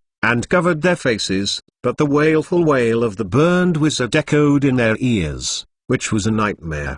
But it seemed to be just the darkness before dawn. In front of the high arches, a close-up of Alan Harris's confident face appeared on the TV screen. He proposed a fair and even duel with Voldemort. The auditorium is like boiling hot water, and it is instantly agitated. Even if he is the best student in Hogwarts, the champion in the Flame Cup, and the world's best-looking player, that does not mean that fight against the most terrifying mysterious people in the world today. Everyone's eyes were on the Ravenclaw's long table and the professor's seat, and they found that Alan Harris was really not there. Many wizards who had good relations with Alan in the school couldn't help but worry, and some grabbed themselves with worry. The clothes on the chest, as well as the Mulborn wizard, have made prayers, and the tears of some emotionally fragile little witches and a few little witches have turned in their eyes. As Alan walked around the field for a week, the blue flames rose like a giant jumping note dancing around the high platform. Grindelwald's spell. This kind of magic almost destroyed the whole Paris. When Grindelwald launched the Reform period, a relative in the family died in France because of this magic. Several pure-blood-born little wizards recognized this magic, although most other pure-blood little wizards and other mixed-blood and Mulborn classmates are at a loss. In the middle of the high platform, the green of the tip of Voldemort's wand, and the crackling lightning that converged at the port of Alan's wand, made the entire hall of Hogwarts extremely quiet, and everyone held their breath. The magic spells burst, and I saw that many wizards were too close, and they were killed by their overflowing spells and strangled into pieces. They can imagine what kind of chilling magical power will erupt out of them. Ron was stunned and said to Harry, who was shocked even if he had seen it once, "I thought the legends about the ancient spells in the history of magic are just words. I didn't expect someone to make it." The silence of the auditorium was not broken until he saw that the deep prison refining magic summoned by Alan was sandwiched between Alan and Voldemort. Alan summoned the Devil Bear. No, but Voldemort is using the banishment spell to fight for the control of this deep prisoner. If you hesitate, you will lose. Alan must not lose. There was agitation in the auditorium. Although there was no movement between Alan and Voldemort at this time, there was a dark tide between them, which was far more dangerous than the fierce fighting that just seemed. Everyone stared at the screen. Some people leaned on their friends. Some people put their fists under their chins. www.untitled.novel.com At this time, even Ron, who is not dealing with Alan, forgets knowing the hostility to him in his heart. He couldn't help pinching this sweat for Alan. It has nothing compared to the little things Voldemort did to the wizarding world. They re nothing. Ron's mother, Molly Pewett's brother and several close relatives were killed by Death Eaters in the First Wizarding War. A moment later, a huge explosion came out from the TV. The deep prison refining demon exploded, and the wizard's robe on Voldemort became ragged, revealing some of the tree burns previously caused by Alan's lightning magic. The subsequent picture was directly edited into Voldemort's sweaty panic and took out the fire circle to take Bella to escape. Suddenly, the wizards in the auditorium screamed, and the roof of the auditorium seemed to be lifted by this sudden burst of cheers. Turned the same way, in the stormy applause, the emotional wizards waved their hands hard, flapped their hands, screamed and jumped, venting their emotions. They hugged and celebrated this rare victory with others around them, and others patted their chests and calmed their excitement. At this time, in the hearts of the little wizards, the joy of hearing Dumbledore's coming back was just replaced by the birth of a new savior. Is Harry Potter the savior? They can't see it. It's just a legend. And Alan actually ran away the mysterious man in front of them. Alan Harris is now the true savior in the minds of most British wizards. Chapter 675 Three-Way. The news of the next few days was almost occupied by the Harris family. Except that the mysterious man returned and was run away by Alan Harris, all the media also reported another thing at the same time. Owen Harris succeeded Cornelius Fudge as the 33rd Minister of the Ministry of Magic since its establishment in 1707. Owen Harris, the former Deputy Minister of Magic, succeeded Cornelius Fudge as Minister of Magic. This appointment. On the Wizarding TV, the hostess of the French sentiment of the charm of the baby, Furong Dracule, looked elated. Mr. Irving Harris sat at his desk and waved at the camera. He was kind and without losing authority. It seemed mature and steady, and a very tough inaugural declaration was broadcast live. But the wizards thought that the pressure on him should be no less than how much is the First Minister of Magic Ulrich Gamp, in order to adapt an irritable and frightened society to the implementation of the International Confidentiality Law. The First Minister, Ulrich Gamp, has done a lot of work. His greatest achievement was the establishment of the Magical Law Enforcement Division and the franchise Broken Cauldron Bar to continue business as a safe haven and shelter for members of the Magic Society. Out of gratitude, the Broken Cauldron Bar owner created a new beer brand and General Vintage Social Wine. This wine is very difficult to drink. Even if you can get a reward of 100 gallons, no one can drink a pint. The 33rd Minister of Magic, Irving Harris, was faced with the resurrected Dark Lord who could not even speak his name, his Death Eaters, and possibly the Second Wizarding War. The wizards were not surprised by this result. The Harris family's strength and prestige in the past few years have been witnessed in the rapid rise of the backwaters of the United Kingdom, and almost a whole year has been spent framing Dumbledore, and it is not surprising that Cornelius Fudge, who tried to tell all wizards that everything is fortunate, was replaced. At the time of the return of the mysterious man, Fudge, who had proved to be stupid and weak, was replaced with a strong and always trying to reform Owen Harris, who looks more reliable and tough. This result is good news for the British wizards who are in fear. Now many optimistic wizards have got rid of the horror brought about by the First Wizarding War, and found that they had the world's greatest white wizard. Albus Dumbledore, this new Minister of Magic, his son, is obviously more than just one of the world's best Quidditch seekers or the champion of the top 3 competitions. Alan's strength and success after the duel and the mysterious man duel and the chase video of the other party, let the other many wizards who originally planned to escape from the UK after learning that the Dark Lord had returned changed their minds. What gives people more confidence is that in the video of the follow-up report, everyone saw Alan Harris on television and was sent into the arch that was used to kill mortals, and walked alive again.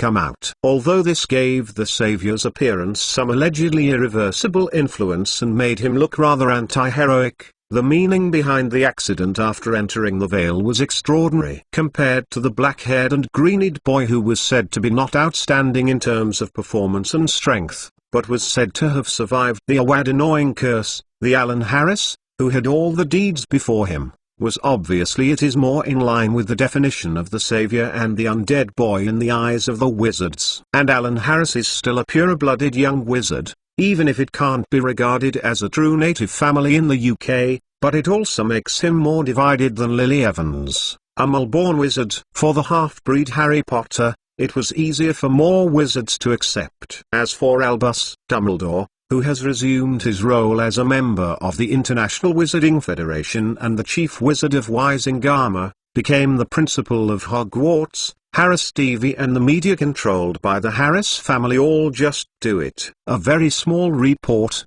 except for the Prophet Daily, that has completely lost credibility because it has continuously slandered Albus Dumbledore and Harry Potter for a whole year last year. It tried to make some struggles and reported some of their positives. Outside the news, only some foreign newspapers and private tabloids that have little influence in the UK have mentioned Dumbledore's name. Without knowing the facts, they are blindly optimistic that the United Kingdom has a new savior. Alan Harrison, the greatest, the White Wizard Dumbledore, the mysterious man, will surely be expelled and defeated soon. Just like Owen Harris' inauguration declaration, the original era patrols of the Ministry of Magic strengthened their vigilance. Even the armed who did not participate in the patrol mission began to take to the streets, and they kept publicly saying that they would help the wizards from being affected. The threat of Death Eaters protects their families and homes from attacks, and actually arrests some black wizards in Diagon Alley and bans some grey industries. And according to the rumour,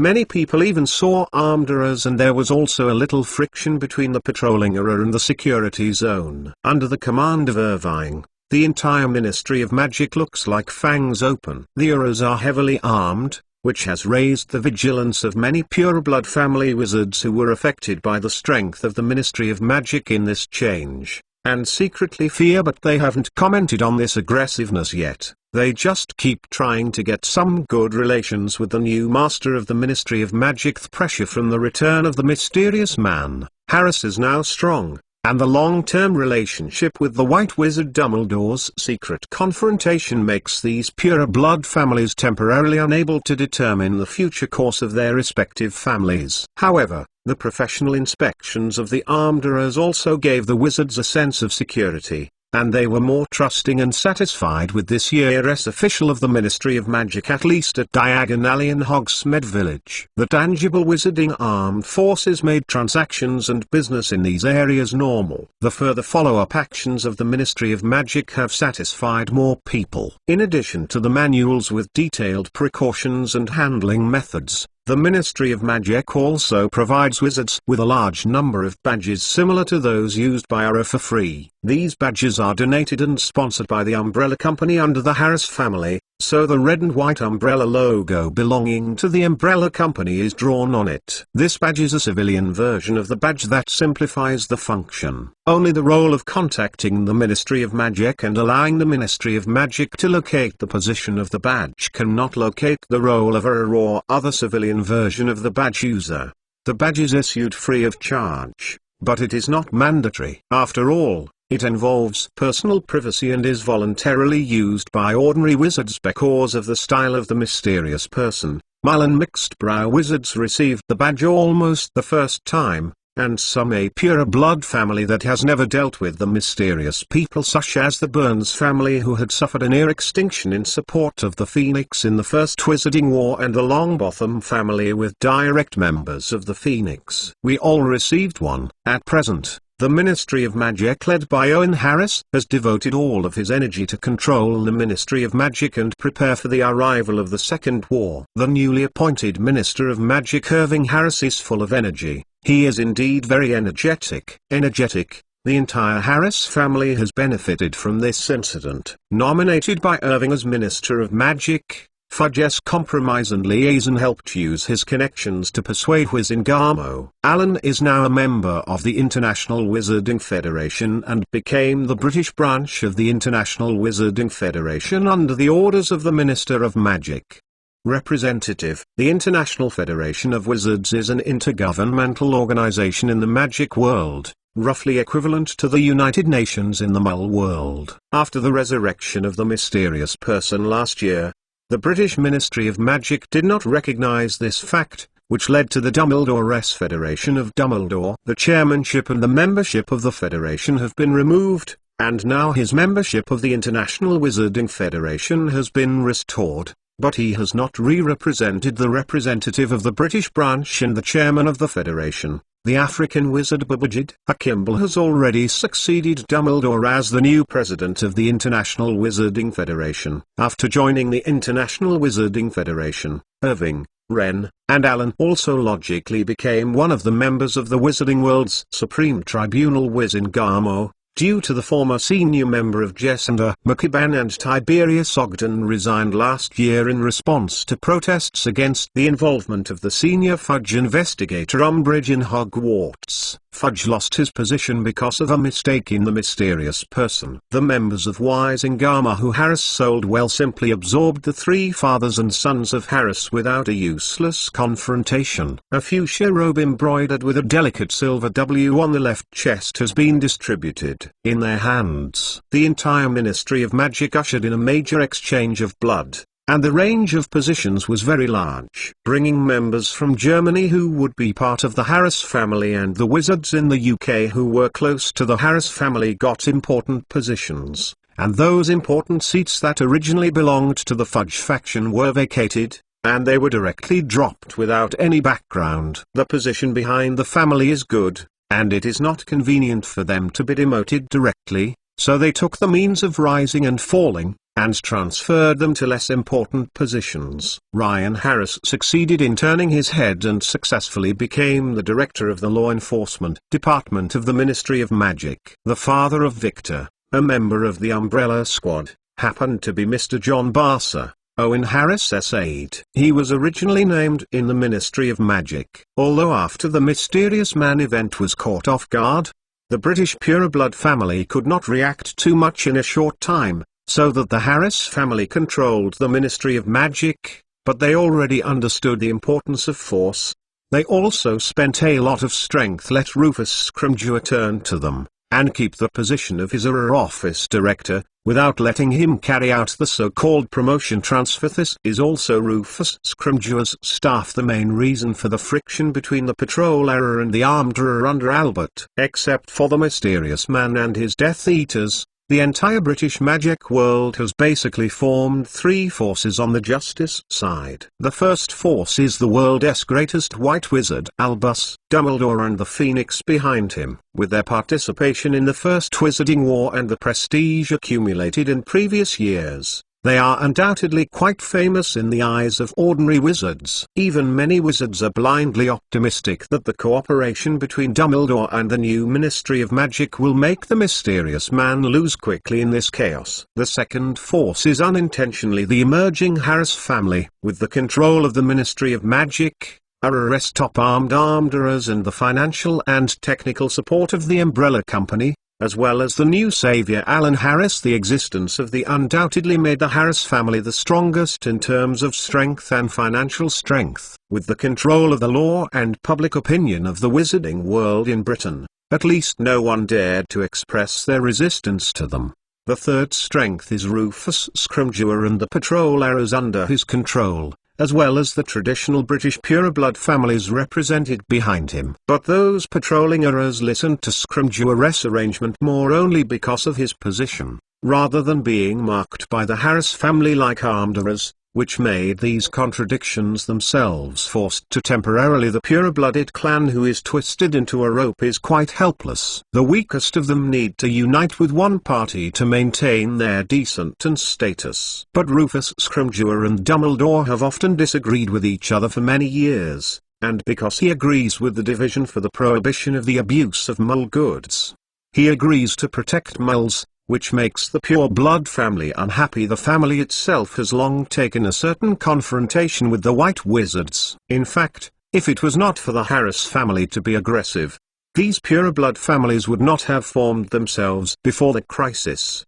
but had joined Harris long ago. Chariot. The mysterious person has not yet entered the choice of these pure-blood families. The person whose name can't be said is too crazy, and it does not have a clear form concept like the first-generation Devil Gatler Grindelwald, except for some pure slogan of Blood Supreme is more pleasing to the outside. Its own behavior is too crazy and unpredictable. It feels like a black wizard organization established by some mental illnesses and criminals. With the current existence of the White Wizard and the new savior, These pureblood families do not see the possibility of the mysterious man winning. It's just that Harry's tough attitude, the contradictory relationship between Dumbledore's forces, and the pressure caused by the mysterious people make these pureblood families can only barely protect themselves at present, and can only choose to wait and see and test. P.S. Irving Harris is the 33rd minister. This is really a wonderful number,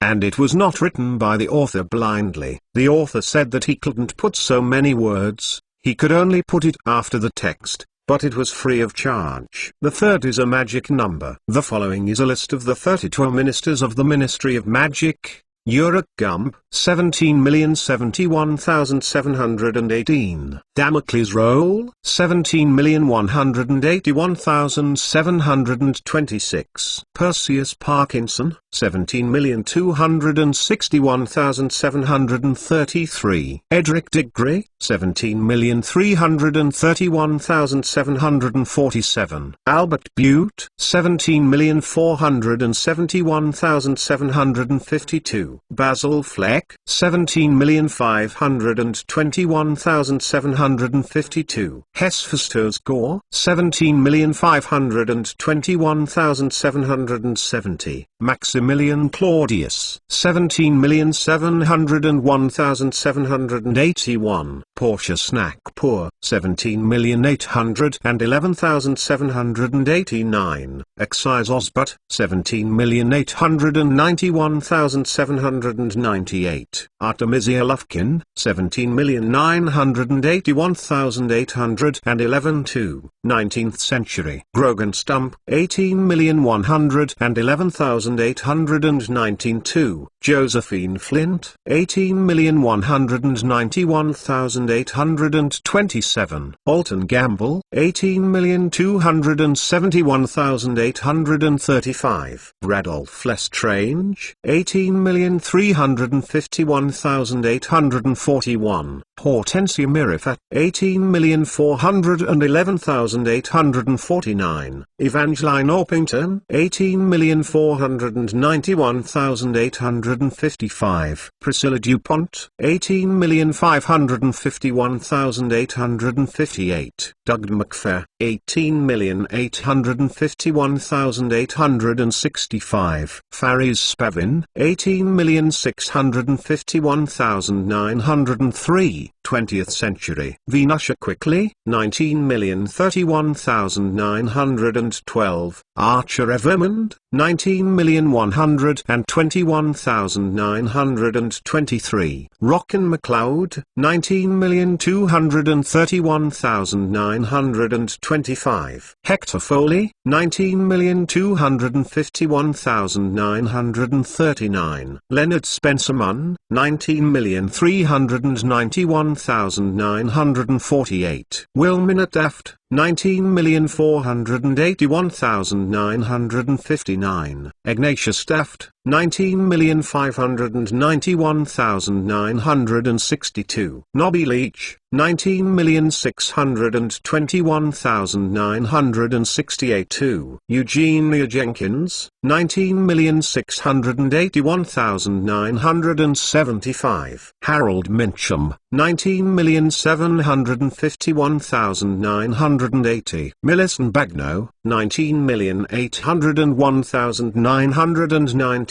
Cornelius Fudge, 1,990. July 1, 1996. Chapter 676 Gifts. The movement outside has nothing to do with Alan for the time being. At this time, on the top floor of the Ravenclaw Tower, Alan had been in this room for most of the day. Alan put away a mithril wand in front of him, and then stretched out his finger to point forward burnt red molten gold crucible in which the melted liquefied silver flew out and suspended in front of him. At first there was no shape, then it twisted and became a small human finger with a metallic cluster. After engraving the ancient magic text, it is dimmed, but it is only the magic wave that emanates to make the sharp wizard aware of the power contained in it. This mithril finger, which can break the magic by contact and charm the magical animal 3 times a day, is done. But thinking of the next trip, Alan couldn't help feeling a sense of embarrassment in his heart. This finger can only be regarded as compensation.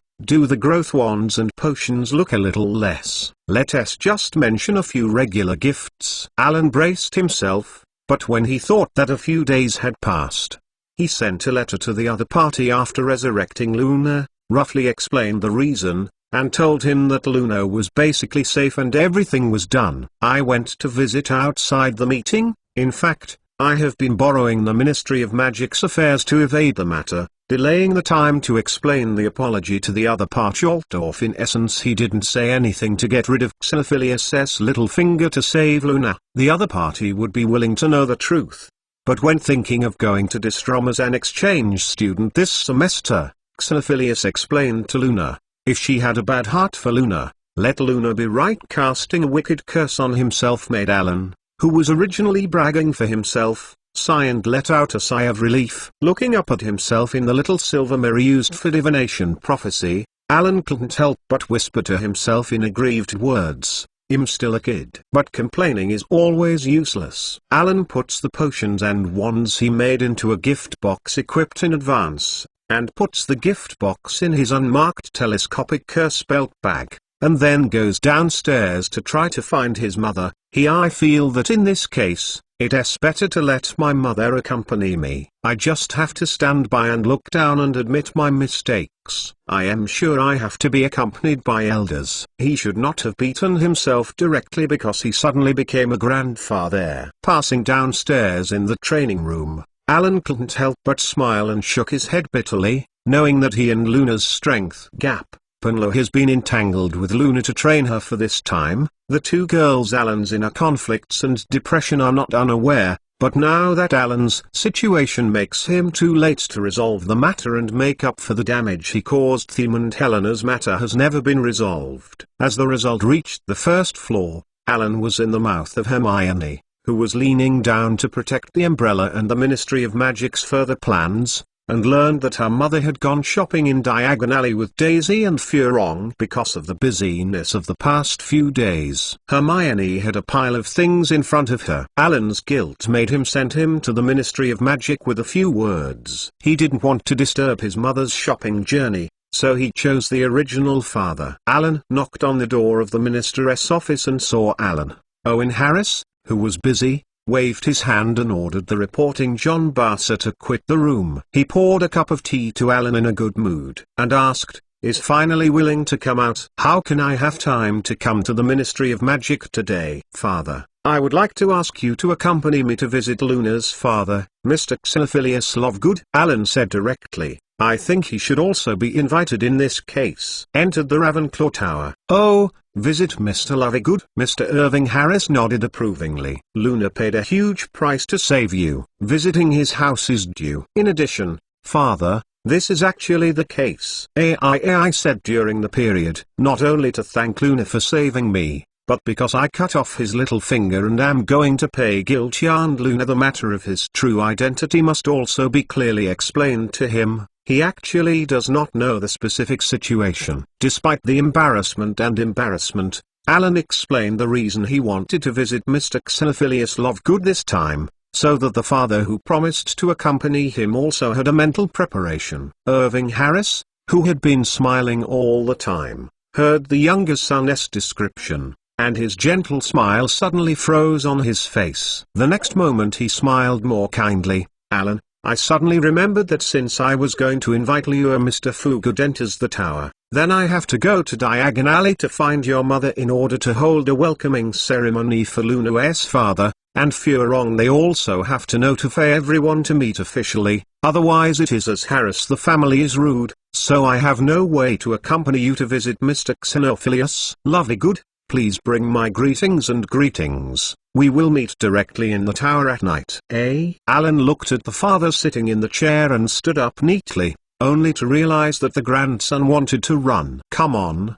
Go on. Don't delay. It's rude to be a guest too late. Irving Harris interrupted Alan, who wanted to speak with words, and kept the proper manners to push the chair upright, and then suddenly left his minister's office in a phantom and disappeared without a trace. I'll wait until I get to the place and tell him the purpose. Alan, who couldn't hold back his swearing, also had to step into the shadows and leave the room. On the hill in the village of Vautry-Sainte-Capelle, a quirky house stands against the blue sky.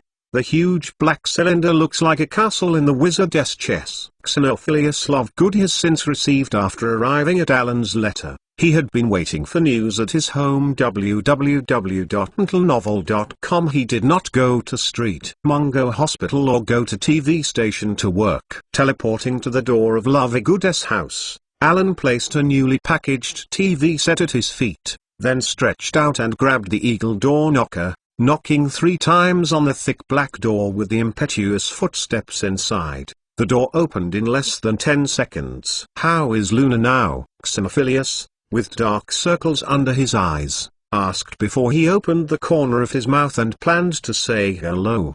His long, light blonde hair was dirty and messy. Obviously he had no thoughts of taking care of himself these days, which made him look crazy like he was a few years ago. "She is completely okay, Mr. Lovegood." Alan was disturbed by the other's impatience, and quickly told Luna that the news was safe, but she didn't know what to say for a while. Alan Harris couldn't help but face Xenophilius Lovegood. Silent for a moment, Alan felt awkward in the air, so he stiffly stooped down to put the TV and put it on it. The gifts were picked up again, and slowly passed to Mr. Lovegood. Alan's black robe with a villain style and arms specially selected the gifts wrapped in bright yellow wrapping paper, and slightly the visual conflict caused by the sluggish movement made him look crazy and crazy. Chapter 677. Member in the Harris Tower. Pinlo wiped the sweat beads on his face with a white lambskin towel on his hand, and walked gently down the stairs when passing by Hermione sitting on the living room sofa and flipping through the umbrella report. She even greeted Hermione on her own initiative,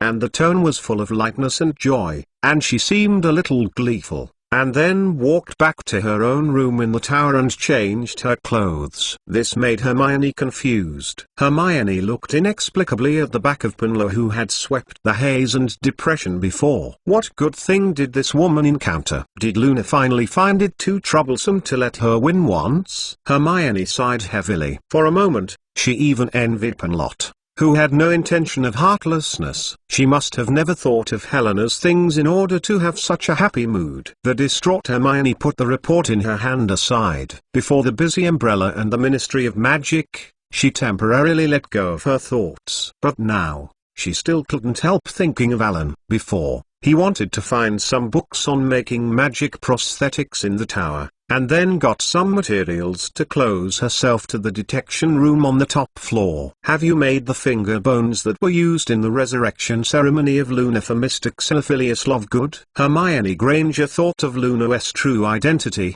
and even had children between them, and thought of Miss Grey, the ghost of the college at Hogwarts.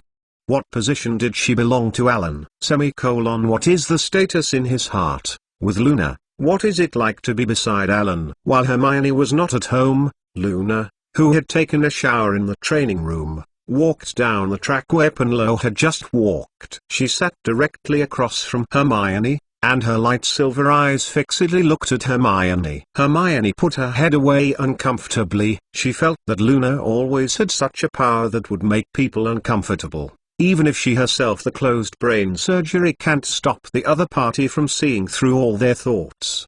But when Luna's singing voice sounded, the things described in it made Hermione no longer care about anything else. Even if the thoughts were stirred, he forced himself to listen carefully to the other party. Just after they talked for a while, Alan appeared in the tower with Mr. Xenophilius Lovegood. "If you can keep Alan's kindness and you are not around him, he will be completely affected by the bad heart," Pinlo, Luna said quickly. She stood up and turned to look excited. Xenophilius shouted, "Dad!" Luna awakened Hermione with her last words. She had just been immersed in what Luna told her before. She was shocked by the news that the other party told her for a long time, but her last words made Hermione feel shocked. "Penrocco is a cruel character." The era of the Ministry of Magic mentioned that she was both scared and afraid. Without her own existence, Alan may be affected by Pinlo in the long run. In fact, Hermione thought of keeping Alan in a more kind-hearted way. which made Miss Masterstone feel a sense of mission, and the thought of Alan doing this was to take care of her feelings and let her the previous melancholy eased a lot. Hearing Luna's voice, Xenophilius, who had just stood still, had no time to look at this strange place, and he rushed over in 3 steps to lift Luna up and hugged it, already red. He then hurriedly put his daughter on the ground, stepped back and looked at his daughter up and down, and determined that Luna was really safe. Then he was relieved. Alan, with a hint of gratifying smile, empathetically took Xenophilius and Luna on the 2nd floor and walked into the study. For Xenophilius, this couldn't be better. The learned that his daughter turned out to be Royna Ravenclaw himself, and he still had too many questions to ask his daughter. At night, in the Harris Tower, the entire restaurant was soaked in the aroma of food made by Morgan Le Fay, who hurried back. Mr. Irving Harris stood up,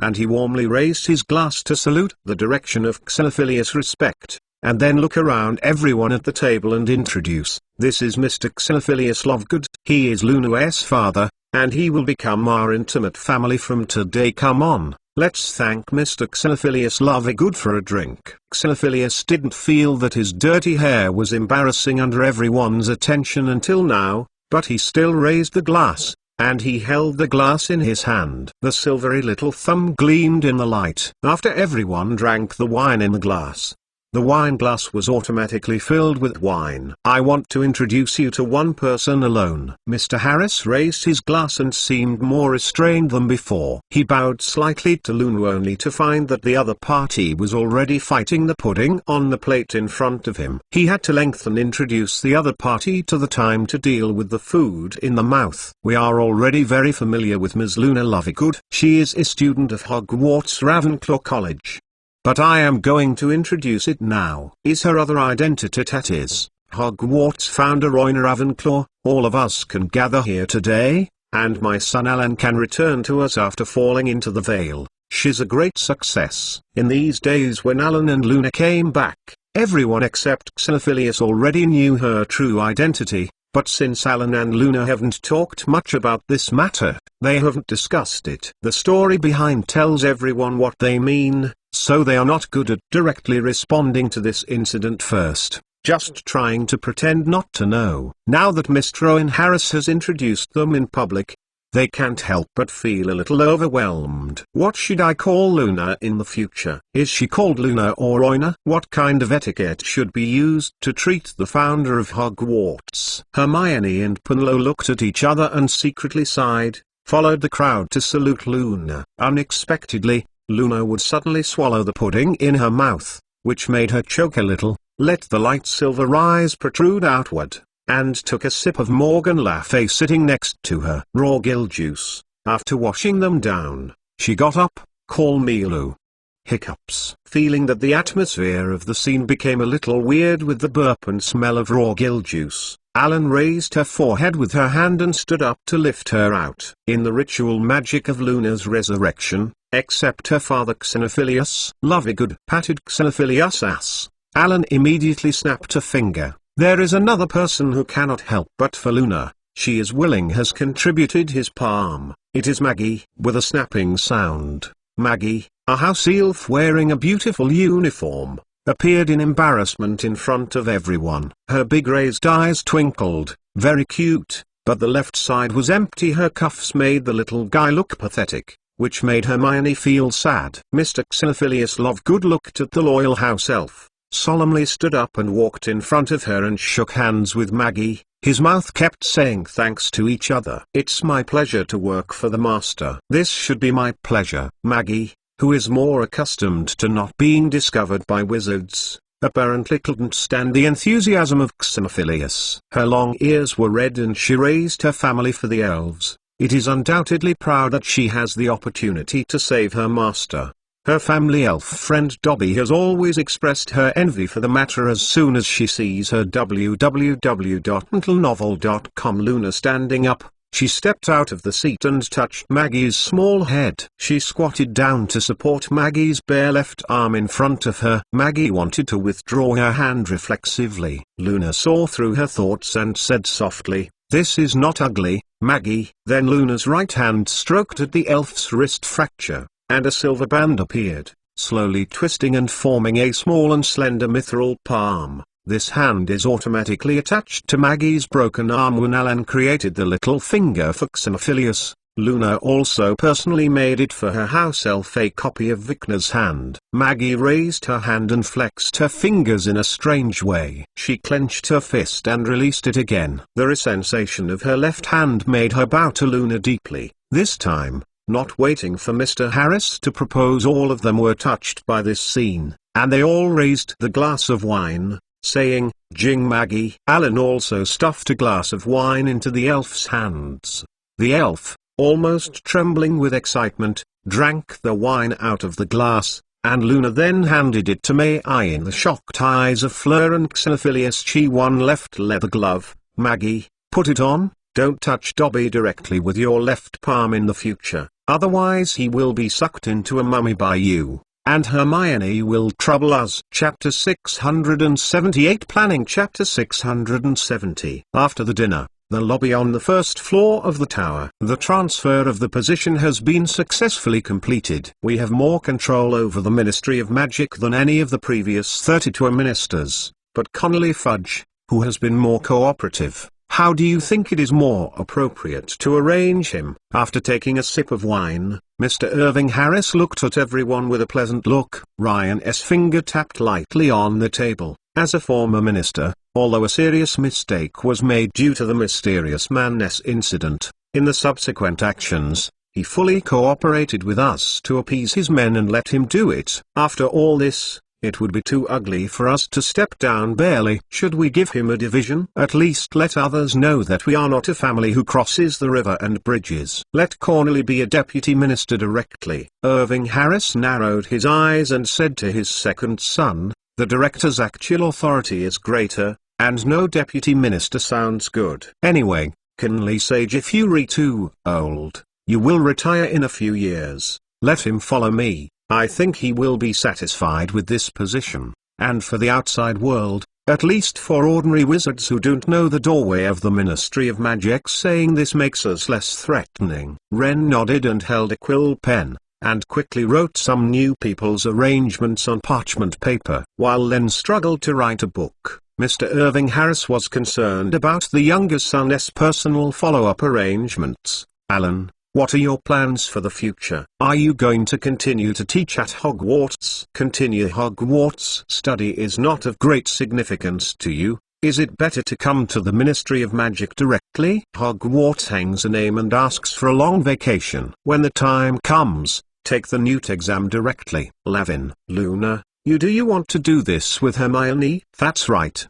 Alan. You can be the director of the Auror office. You drove Voldemort to the Auror office. I think there is no reason why the nasty Scrimgeour can't rely on his position." Penluo's eyes lit up, and he used his wits as a student of Ravenclaw College to say that the suggestion, full of selfish desires, was quite sounding. "Sorry Penluo, father, but I have to go back to Hogwarts. I promised Helga before, that is Hufflepuff and Gryffindor, and will bring the school back to the regular. I am going to make a teaching reform at Hogwarts. And direct politics in the Ministry of Magic has not helped us, Harris. We've already controlled the Ministry of Magic." Alan put the cup in his hand on the table. "I put my arms on the armrests of my chairs and put my arms crossed on my chest. And college life is an indispensable and precious part of our wizarding lives. I think there are a lot of wizards willing to pay a lot of money to return to Hogwarts." During his school days, he embarked on that little train towards this dream country at the beginning of school. Hermione was just a little bit worried when she heard Irving's proposal, although she also thought that she could not learn anything in school. As the grade increased and the control of the training class was different from the situation of the lower grades,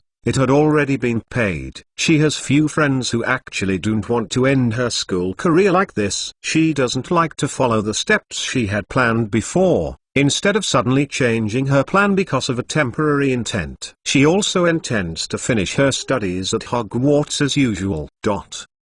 But this may cause a conflict with Dumbledore in advance. Ren, who was writing, raised his head with some anxiety. Dumbledore contacted us these days and tried to talk to you or his father, but his father was busy with the Ministry of Magic at the time. Hand over, Alan. You stayed in the discovery room every day at that time. Your father pushed back the time of the conversation, and Dumbledore wanted to ask you to talk about the problem as if it was a principal's teaching problem. Alan's previous course was established with the permission of the Ministry of Magic and the consent of the school directors. Although Dumbledore currently restores the principal's status, he can't directly cancel this course. Owen comforted Len with a pat on the shoulder. He turned his head to Alan and said, I haven't seen him before except for the Ministry of Magic because I don't know what you mean. But given our attitude towards other local families now, if they contact Dumbledore, if you take the legal route with the shares of the school directors and the power of the principal, even if Len holds the Magic Law Enforcement Division, it can take up to half of the semester at a time. Alan, what do you think? Don't worry, Father. Ren. I told you before, Godric Gryffindor handed over his authority as founder to me. If President Dumbledore really tried to insist on him, since I think that the right way of education is to control Hogwarts, it's no big deal. I just lifted his authority. The law and the so-called shares of the school directors can't help Dumbledore, which makes Hogwarts fundamentally exclude or even hostile to him. If those school managers don't know what to do, their descendants can only go to the French School of Magic in Bushbuden. Alan didn't care much about the news, and he and Dumbledore's time before he fell into the veil during the conversation. The other party proposed this conversation. At that time, Alan had no intention of compromising, let alone now. Albert, who had been silent for a while, couldn't help worrying about his brother and wanted to say something, and was immediately pulled by his fiancée Furong to signal him not to talk. But Albert just shook his hand and shook his head softly. Tao, don't worry, my dear, our family doesn't have as many rules as other families. Isn't it clear that you have been here for so long? After that, Albert turned to face his youngest brother, Alan. But if you escalate the conflict with Dumbledore, you know, after all, he is the world's greatest white wizard, who once defeated Mr. Grindelwald in a duel, and protected Harry in the 4th year of the Goblet of Fire. While facing the mysterious man and his men alone. Albert said it well, Alan, we better not take this risk, otherwise Mother would worry about you. Daisy turned her head and looked at the kitchen, making sure that the mother inside did not hear their conversation. She went on to say, Tunks told me that Moody was preaching in the bar recently that you didn't drive Voldemort by himself during the War of the Ministry of Magic. Although Dumbledore asked other Phoenix members, we all watched the people who did not allow him to talk nonsense, but it was estimated that some were with other families standing behind them, and those Death Eaters with their faces hidden were also spreading. And Luna's true identity was also present. Mentioned that many people heard Hermione's conversation with her at the Arch, but now there are too many rumors. Basically everyone feels nonsense when they hear this news. Hermione thinks that the relationship between Harris and Dumbledore should not be so sharp and so hostile, and she can't help worrying about Alan because of the words of Albert and Daisy. Alan, Hogwarts teaching is question. But don't we have a valid reason? We can first try to convince Dumbledore that he should take responsibility in this matter, but we don't have to be so intense.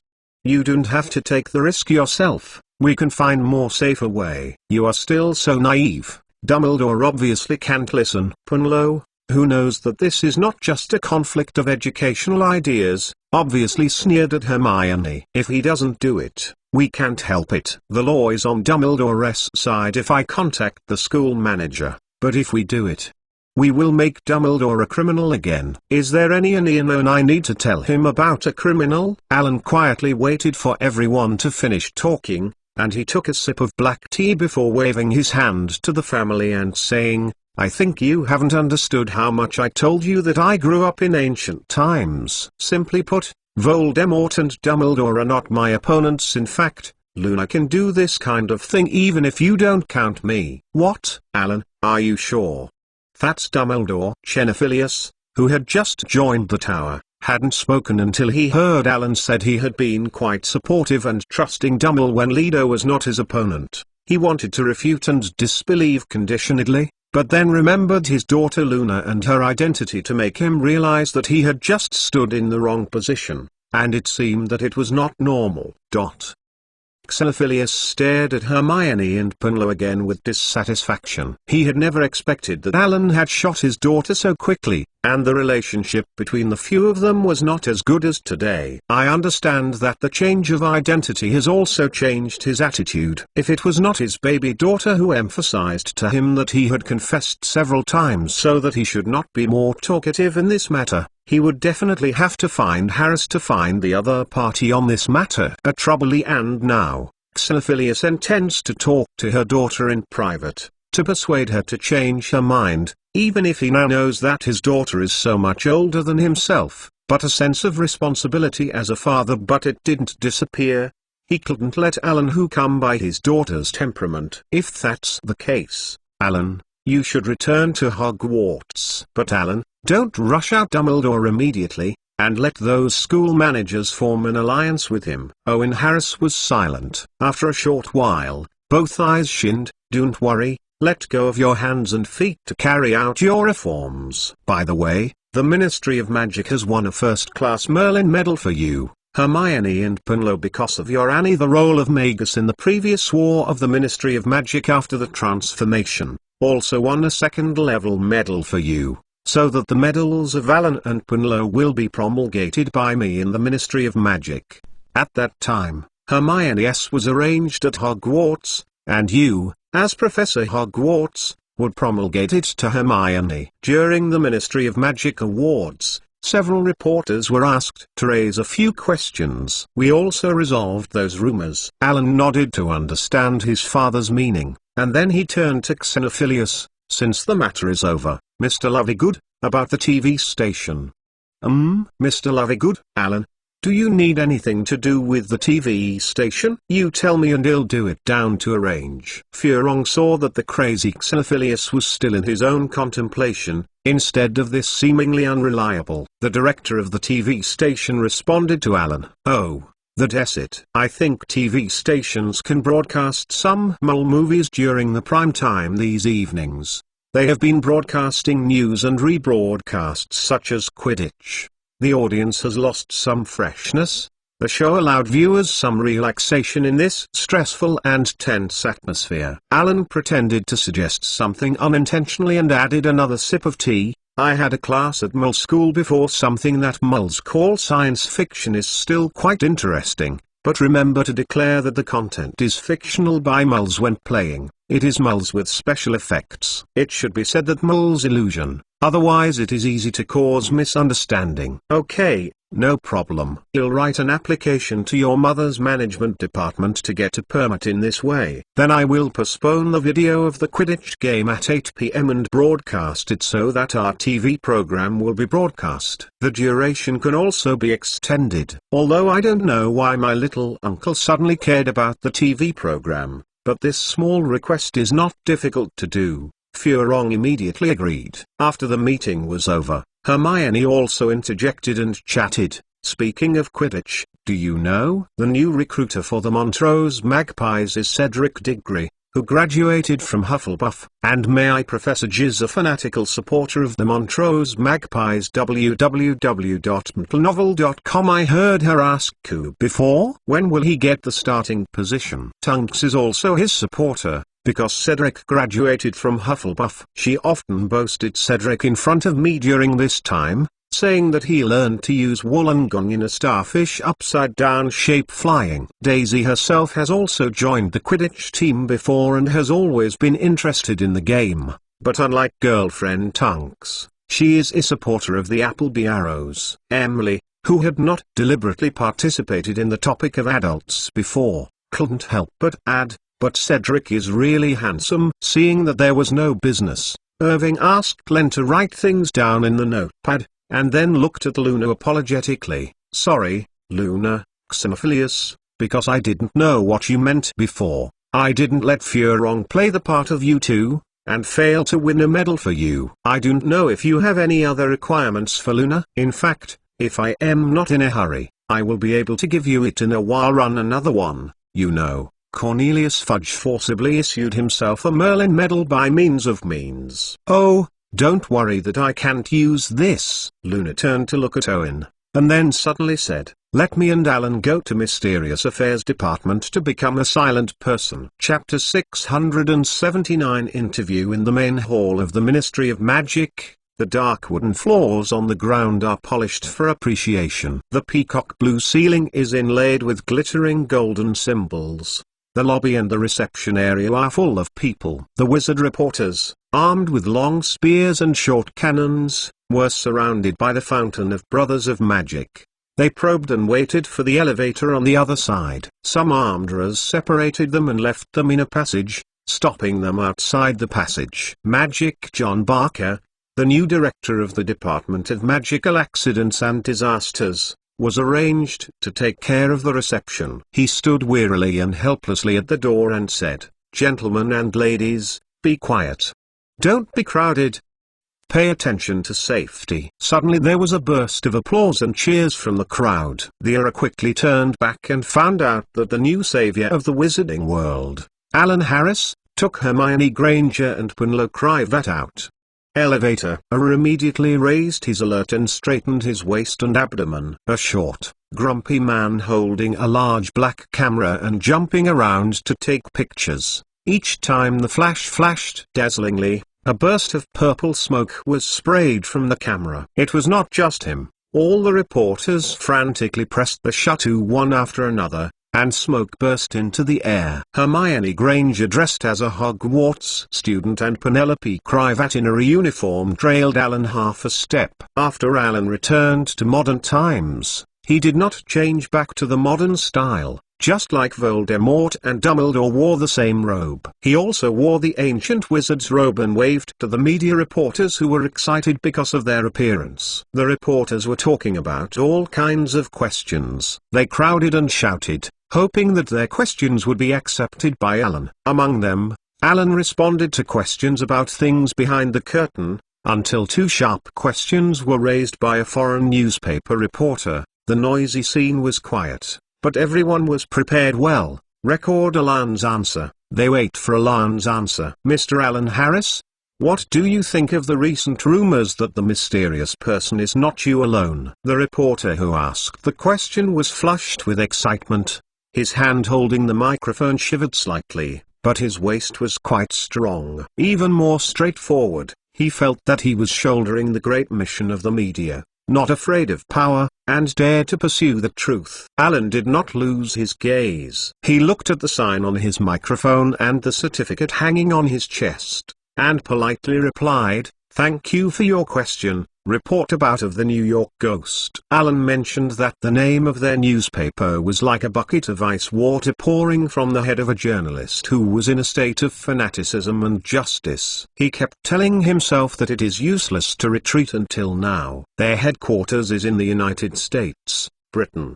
They can't be controlled yet, and this is also for the conduct of the media. I also heard recent rumors about this kind of news, which caused panic again in the minds of many people. This kind of panic is good for everyone. I want everyone in the room to know it. Well, so I think it's not here, and you tried to argue the truth at that time. Let me tell other people the answer with actual actions. I'm here to invite Tom Riddle, the mysterious half-blood wizard, and welcome Mr. Riddle to come back and have a Netoon life and death with me at any time. Duel. Everyone is welcome to come to the duel for an interview. If Mr. Riddle doesn't mind, Harris TV will broadcast the whole duel of the duel. I think this is the best way to prove the truth, isn't it? Alan's performance at this moment is like a star injured by malicious rumors. He behaved quite helplessly to these rumors, and made this invitation just as if he really wanted a savior to reassure others. Then Alan smiled mildly at the reporter who asked the question. "So please ask the journalist friends here to help me publish this invitation to the duel against Mr. Riddle. If anyone can contact him, please help." I informed him that if he wanted to, just write a letter to the Ministry of Magic so that we can determine the time and place. Thank you. After a short silence, the media reporters around were in an uproar. Alan's confidence and the plan given, plus the initial hint, made everyone present infected by his confidence, plus the mystery of pure blood. The little-known half-blood identity was emphasized by Alan lightly,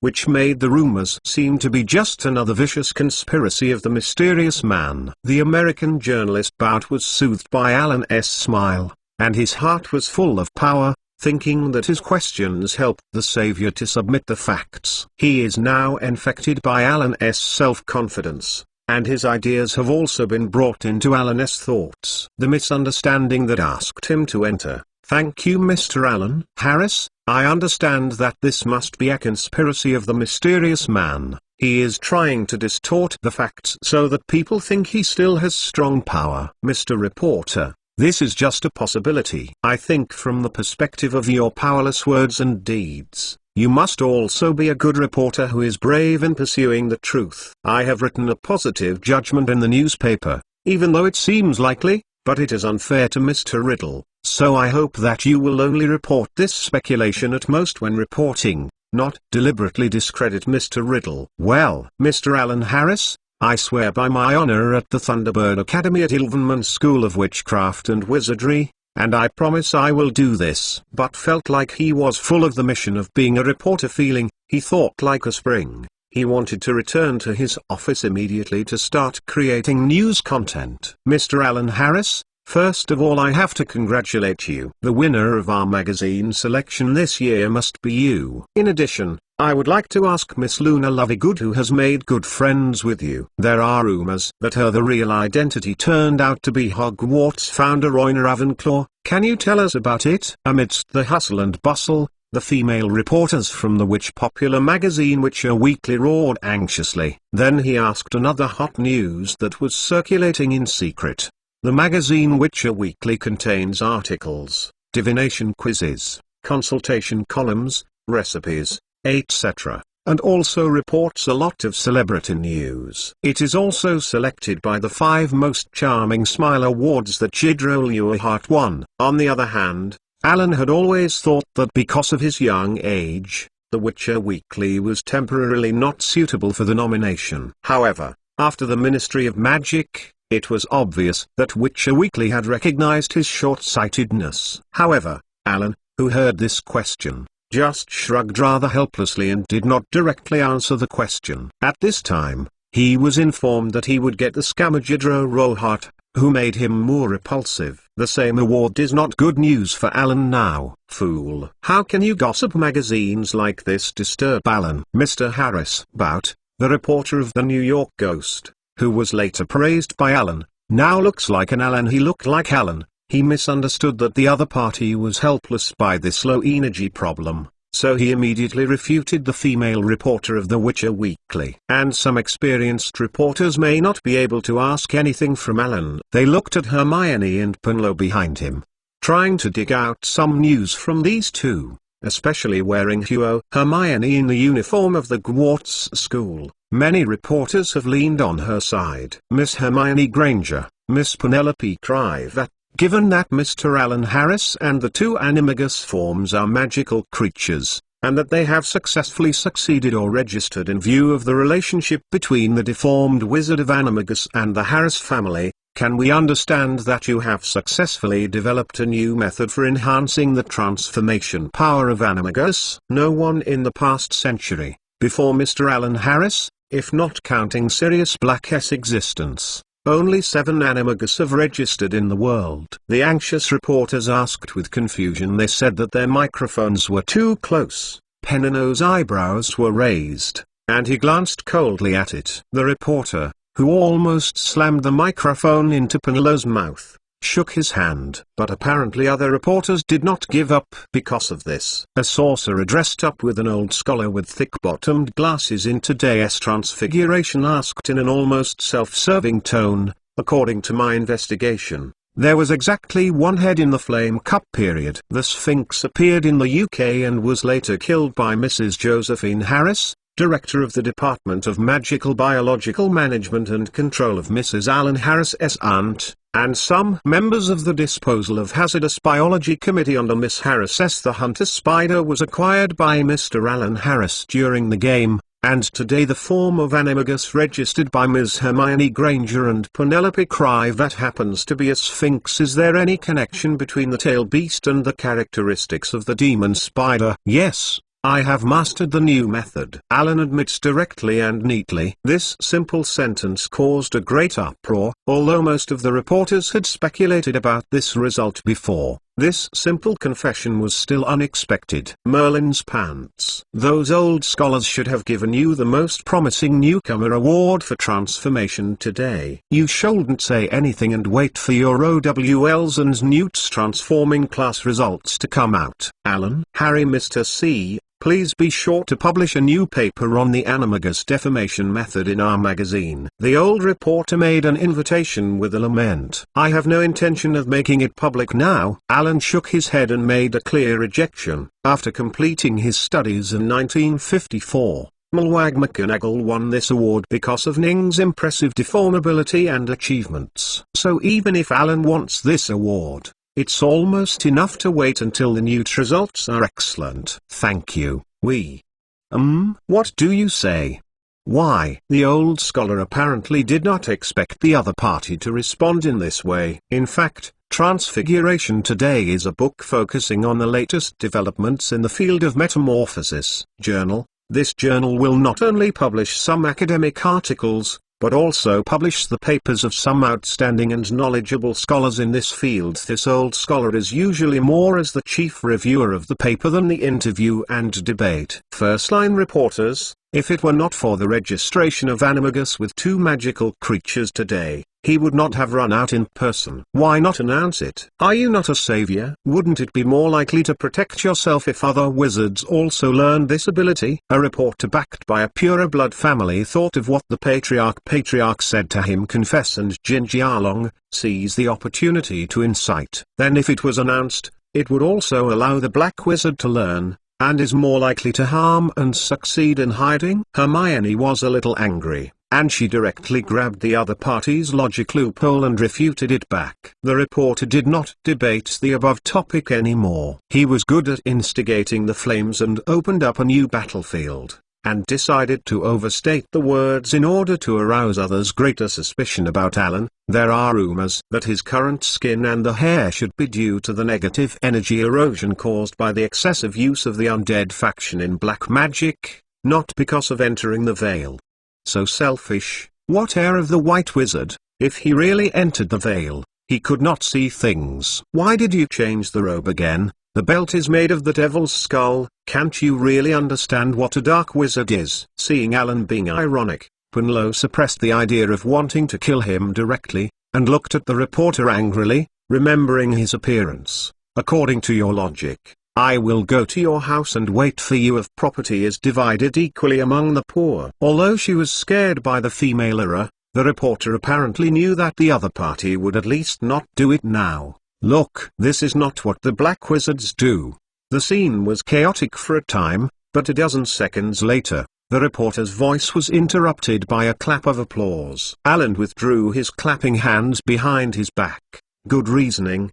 But I only correct one mistake you made. Then you talk about it. What mistake did I make? The reporter responded sternly. In fact, he had made up his mind and fled abroad after leaving the Ministry of Magic. Anyway, before he came, he put his gold gallon, put it on the body. A gigantic four-legged dragon with 5 dragon heads and a toe-legged dragon-shaped tail appeared in the hustle and bustle of the interview scene, and it appeared from Alan's hand with some exaggerated size, flapping himself majestically. Her huge wings began to fly around the group of pure gold statues of wizards and horsemen, fairies and house elves erected behind the Magic Brothers fountain. Everyone present was infected with the guardian power contained in it. Hermione and Punlo were very confused about the shape change of the guardian of Alan, but in this case, it was not easy to ask. The power of the patron saint has nothing to do with its size,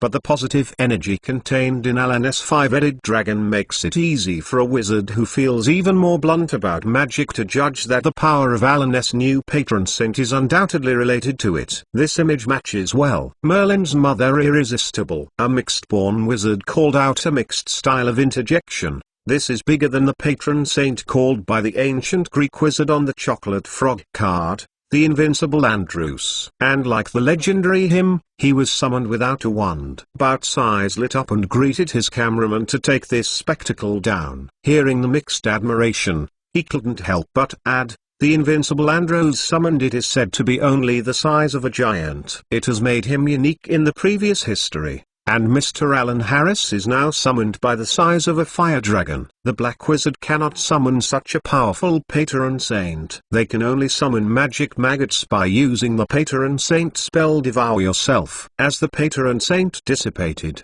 the scene returned to silence. I'm not a black wizard, but I never admit that I'm a white wizard or heir to a white wizard. Alan stood behind the microphone and shook his head. He looked helplessly at the still stunned reporter who seemed to be thinking his mistake expressed regret. So I am not Dumbledore, and I will not turn a blind eye to your unfounded accusations.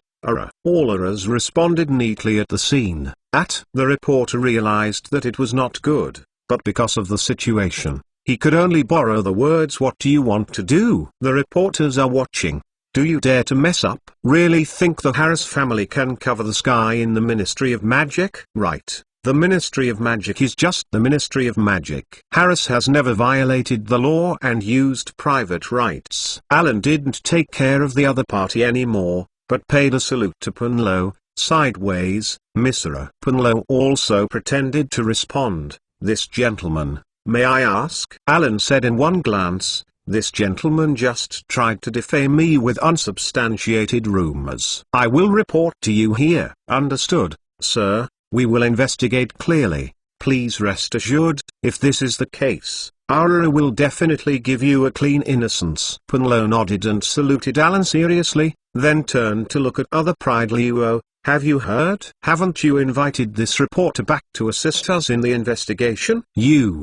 You can't. Ouch. The reporter was held up by the ears as soon as he opened his mouth. He didn't expect that Alan would actually go through such a normal report form and just arrested him. Then Alan waved his hand and pulled the money bag of the invisible telescoping curse hidden on the body of the reporter by Alan's hand. His gold gallon fell to the ground, which caused the reporters around him to immediately put the lenses pointed here. What did you do with so much money in the interview? Who bought you and poured dirty water on Mr. Harris? But first asked questions before the media reporters belonging to the Harris faction. www.untilnovel.com. Originally he was Alan's attitude after the change was a bit doubtful, but with the appearance of Alan's patron saint and such anomalous circumstances, out of the reporter's sensitivity and hearing about such things, he immediately took this person from the very beginning. The reason for the bad attitude is clear. Yes,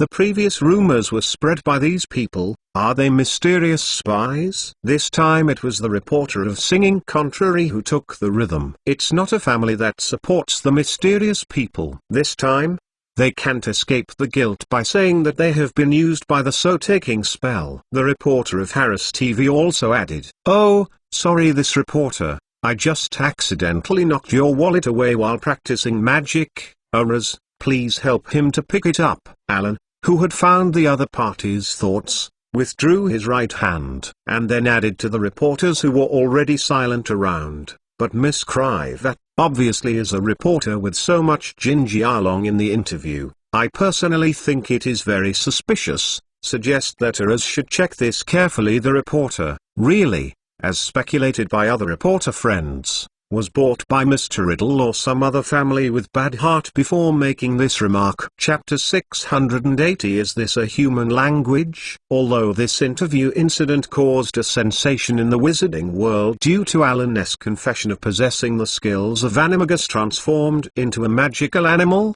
the battle was amazing. But with his exaggerated guardian of the five-headed dragon, the appearance of God seems to have confirmed the name of his savior. Forced by the current deterrent power of the Harris family, in the British wizarding media, no one dared to beg too much about Animagus except for the incident itself. On the contrary, it was the foreign media, but it was a big report, and some even made a request if the Harris family discovered a method that can increase the success rate of animagus change or can make people become magic animagus. I hope that the Harris family can publish the method, which can benefit the wizarding world, but for their unreasonable requirements, the Harris family did not take much care at all, but only investigated the forces behind these newspapers and asked their media to request they responded to the secret skills of their family. Alan, who ended the interview, was ready to end the vacation and then took Hermione and Luna back to Hogwarts to spend the last few semesters. Now that he is almost busy with the important things in his hands,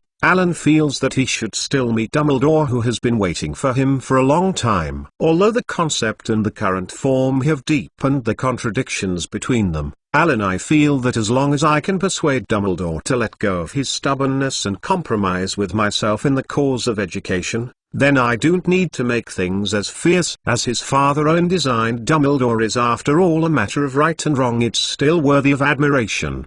The efficiency of the Britishers in carrying out their tasks is not what they were today. As long as they want to, they have been released by the Magic Law Enforcement Division. They have thousands of methods and means to target the suspects they arrested. Get the information you want. The reporter who was invited back to assist in the investigation was obviously not a hard bone, nor was he a wizard with deep magic. Punlo even regretted that the other party recruited too quickly, and Punlo easily dug out the Behindthesens murderer who instigated him in this way. A pureblood family in the United Kingdom, a sacred group of 28. The Flint family bought him up. The former Slytherin Quidditch team chaser and captain who has graduated from Hogwarts, the long-delayed, deceitful grey eyes and a messy black hair. Marcus Flynn, because of the death of his father, as the only male heir, he has become the patriarch. This time, he was run by other pureblood families who failed to hand over olive branches to Harris. As a Marcus who had a conflict with Alan in school, obviously because of the promotion of status, he forgot to threaten Alan on the train, so he ran so stupidly to tried to trouble Alan anyway. He thought that even if it was exposed, nothing would make Flynn the crime of being extremely hurt. It's an idiot. In this case, how could the Harris family swallow? And if we don't retaliate immediately, there will be a second and third time. Those pureblood families want to try to make us compromise by this means. Irving, after receiving Albert's report, Harris directly gave instructions, let them see our determination. The department where the director of the enforcement of magical laws, Len, sent a lawyer's letter directly to the Flint family. The Harris family directly prosecuted the head of the pure-blooded family who had been behind it, Marcus Flint, on charges of libel. But this is not enough. It is not enough to quell the anger of the Harris family. A crime of buying others for defamation, at most, only allows the other party to compensate some jinjialong. The number of defamation crimes set by law as far as the pure-blood family is concerned,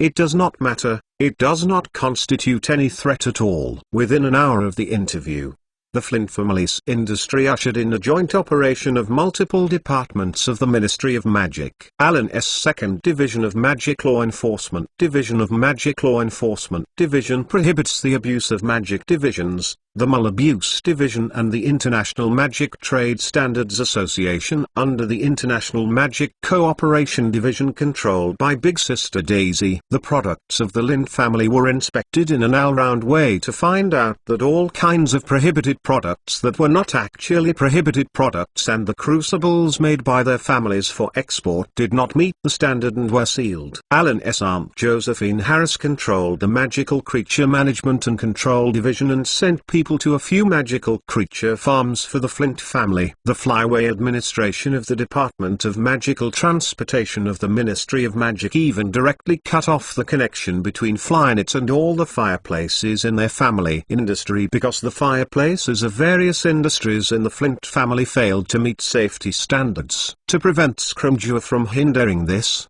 the Harris family did not even use armorers to assist in law enforcement, but simply demonstrated their control over other departments of the Ministry of Magic, and at least achieved full compliance. On the bright side, legitimate. These departments inspected the Flint family's premises for various irresistible reasons, strictly inspected for violations, and even if it was a small matter, as long as it could be explained as non-compliant, it would inevitably get the corresponding law, the penalties specified in the regulations. It is a pity that even the pureblood family who supported the Phoenix Society in the First War did not achieve complete profit growth and legal compliance in the industry. Many means of creating huge profits are not open and long. The development process of their family has made them too many grey parts. Therefore, as the Flint family, whose reputation has always been poor, what kind of losses their industry will suffer can be imagined. Collecting goods, turning in fines, and even suspending business for rectification are their three endings. Marcus Flint felt like he had nowhere to complain. He didn't even see the Lord even if he wanted to beg for mercy, and the Harris family treated them. The means of revenge is completely legal at the legal level, which makes some people think that Harris is overkill and over-revenge. But it is reasonable to see if fair-witted wizards like Amelia Bourne's can't be said. Many local pureblood families were also so violently frightened by Harris' retaliatory measures. They were well informed and tried to ease their relationship that evening. Irving Harris accepted their reconciliation intention, but rejected their idea of pleading for the Flint family. The 33rd Minister of Magic publicly stated to them that this legal inspection was also before him to the Ministry of Magic and Inefficient Reform. The goal is to maintain this intensity for 3 years, but the current goal is only intended to revolve around the Flint family industry, and will not be expanded for the time being. Today, it is obviously more than Marcus Flint who feels anger and despair today. That night, the Malfoy family was in a remote small manor in Wales. www.untilnovel.com with a bang. The fire was splashing, the brightly lit hall suddenly became dark, and the mild and pleasant night suddenly became cold biting. Only one TV in the entire room is still glowing. Under the influence of the sudden eruption of magic, the screen on its broken screen still flickers erratically, and the light shines on a pale and greasy face. The one on the face, 2 nostrils like slits shook one by one in anger. Ah, shameless. Shameless Alan Harris. Is this a human word? This is a slander to me. Originally thought that Wizard TV was still a good thing. Voldemort completely changed his original thought after reading the edited news before. After seeing Alan S. interview news during the day tonight, this was already the second TV he blew up in the past few days. Voldemort felt that he was even suffocated and was out of breath. At this time, he was angry. The bloodshot eyes were wide-eyed, roaring angrily, venting his emotions, and his hands were trembling, even tore apart his robe collar to make his breathing smoother. My dirty hemp, my father's last name has anything to do with me. Salazar is flowing in my veins. Slytherin's own blood. It was passed to me through his daughter. The Death Eaters were all around him. No one talked. No one dared to move, just tried to keep their eyes away from their masters. Chapter 681. Butterbeer Master, you are omnipotent. We are invited to fight him. You must be able to kill the kid this time. Bellatrix Blake Lestrange uses her baby like the false voice said tentatively. I believe him a ghost. This bad boy is so bad. Harris is a pure-blooded scum. I really went. Do you think they will really have an union with me? Voldemort turned back and glared at the female food. The dead. This made her tremble and shrank back. Voldemort, who had suffered a big loss, did not think that Harris would have another fair duel with him. And this means of deliberately angering him might just want to deliberately lead him out. This also made him temporarily extinguished. The trouble of finding TV idea. Then Voldemort looked around the faces with hoods around him. Although there was no wind, there seemed to be a slight rustle among these people. You believe that there is a force stronger than me that can defeat Voldemort. Are you loyal to others now? Maybe the arrogant kid on TV, or the protector of mud seeds and moles, Albus Dumbledore. He walked slowly through every Death Eater, and the footsteps gave them a strong sense of oppression. He stopped in front of a tall Death Eater. There are even betrayers among us. He was timid and incompetent, which disappointed me. I admit that I was disappointed. The chunky puddle in front of him had this short pan-bottom haircut, and the Death Eater with long gorilla-like arms suddenly fell to the ground, crawling under Voldemort's feet. shaking from head to toe. Ethos's old crab, Draco and Ben Vincent Crabbe's father. "Master," he exclaimed muffledly, "Master, forgive me, forgive me. I will never dare." Voldemort sneered and raised his wand. "Crabbe, you dare to run away before I issue the retreat order, and bite the bullet." The fat on and off Crabbe's body was twisting in pain, and now he could only scream silently. "Master, if Crabbe knows at least that he can come back, can he forgive him this time?" Lucius Malfoy struggled for a long time, and finally stood pale and pleaded with Voldemort. Voldemort raised his wand and turned to look at Lucius Malfoy. Crabbe, who was tortured, lay flat on the ground, panting. Bellatrix's sharp laugh sounded. "Lucius, can't see that you love Crabbe so much." "Get up, Crabbe," Voldemort said softly. "Lucius, beg me to forgive him." "Of course, but speaking of him as your vassal, if you do that, then you need to pay his debts, and then I will forgive him." After hearing this, Bellatrix looked up and looked at his master, then nodded excitedly. Her wand pulled out a trick in her hand, and her leather boots stepped on the floor, using the fake hand of Vecna's hand to pick up Crabbe, which slumped to the ground like a muddy mud. The tip of his wand slipped across his cheek. Crabbe was trembling and trying to struggle away, but Bellatrix used that prosthetic hand to absorb the remaining physical strength under his control, and the whole person loosened again. "Fat baby, the master promised to forgive you." "I don't have it." "Don't worry about Lucius. He still uses it in this situation." "I won't kill him." Lucius Malfoy watched Bellatrix pull Crabbe out of the room, and soon Crabbe's screaming came into the room. Voldemort walked into Lucius, and said in a low voice, "Lucius, your son Draco Malfoy is currently studying at Hogwarts, and I heard that he has a good relationship with Alan Harris. Entered the other party's grammar school and was taught animagus transfiguration. Bring Draco to our house, let him come to see me, and I will give him a mission that can bring him glory. Let him assassinate Alan Harris." Lucius' face instantly became more bloodless, annoyed that he stood up and caused trouble for his most beloved son. He fell to his knees on the ground, asking Voldemort's forgiveness. "Lucius, my cunning friend," Voldemort whispered, "how do you make me believe that you continue to be loyal to me? Lucius, you have never sought me. Your actions in the World Cup are quite interesting. Wouldn't it be better if you spent your energy on finding and helping me?" Lucius, who was swallowed by fear and annoyance, just knelt on the floor and said something unintelligible. He had made up his mind that he would never let his son come even at the expense of himself. He could only hope that the Harris family could really keep his promise to protect Draco and Narcissa. Voldemort anchored Lucius with empty red eyes and said lazily, "Lucius, you are hesitating. You have disappointed me, and I hope you will serve me more faithfully and let Draco Mal blessing to kill him or kill Albus Dumbledore will do." "Master, I have a suggestion that Lucius's son, who is a small counselor, is not very suitable for completing assassination missions. I heard that in the wizarding competition, the Alan Rose teased me. I have seen Bella's nephew. He doesn't seem to be a genius at this age who can learn occluded brains, and asks him to assassinate Dumbledore or Harris. It will be exposed in the face-to-face situation." Rudolph Lestrange held his bandaged amputated hand and seemed to sneer at his wife's nephew ability. Then his eyes turned and thought of what a ghost idea. He added, "Let Lucius get information from Draco without his knowledge and use him as our eyeliner at Hogwarts to get news of Harris and Dumbledore." "Master, Parkinson's boy is not. I also ran and haven't come back yet. As a punishment,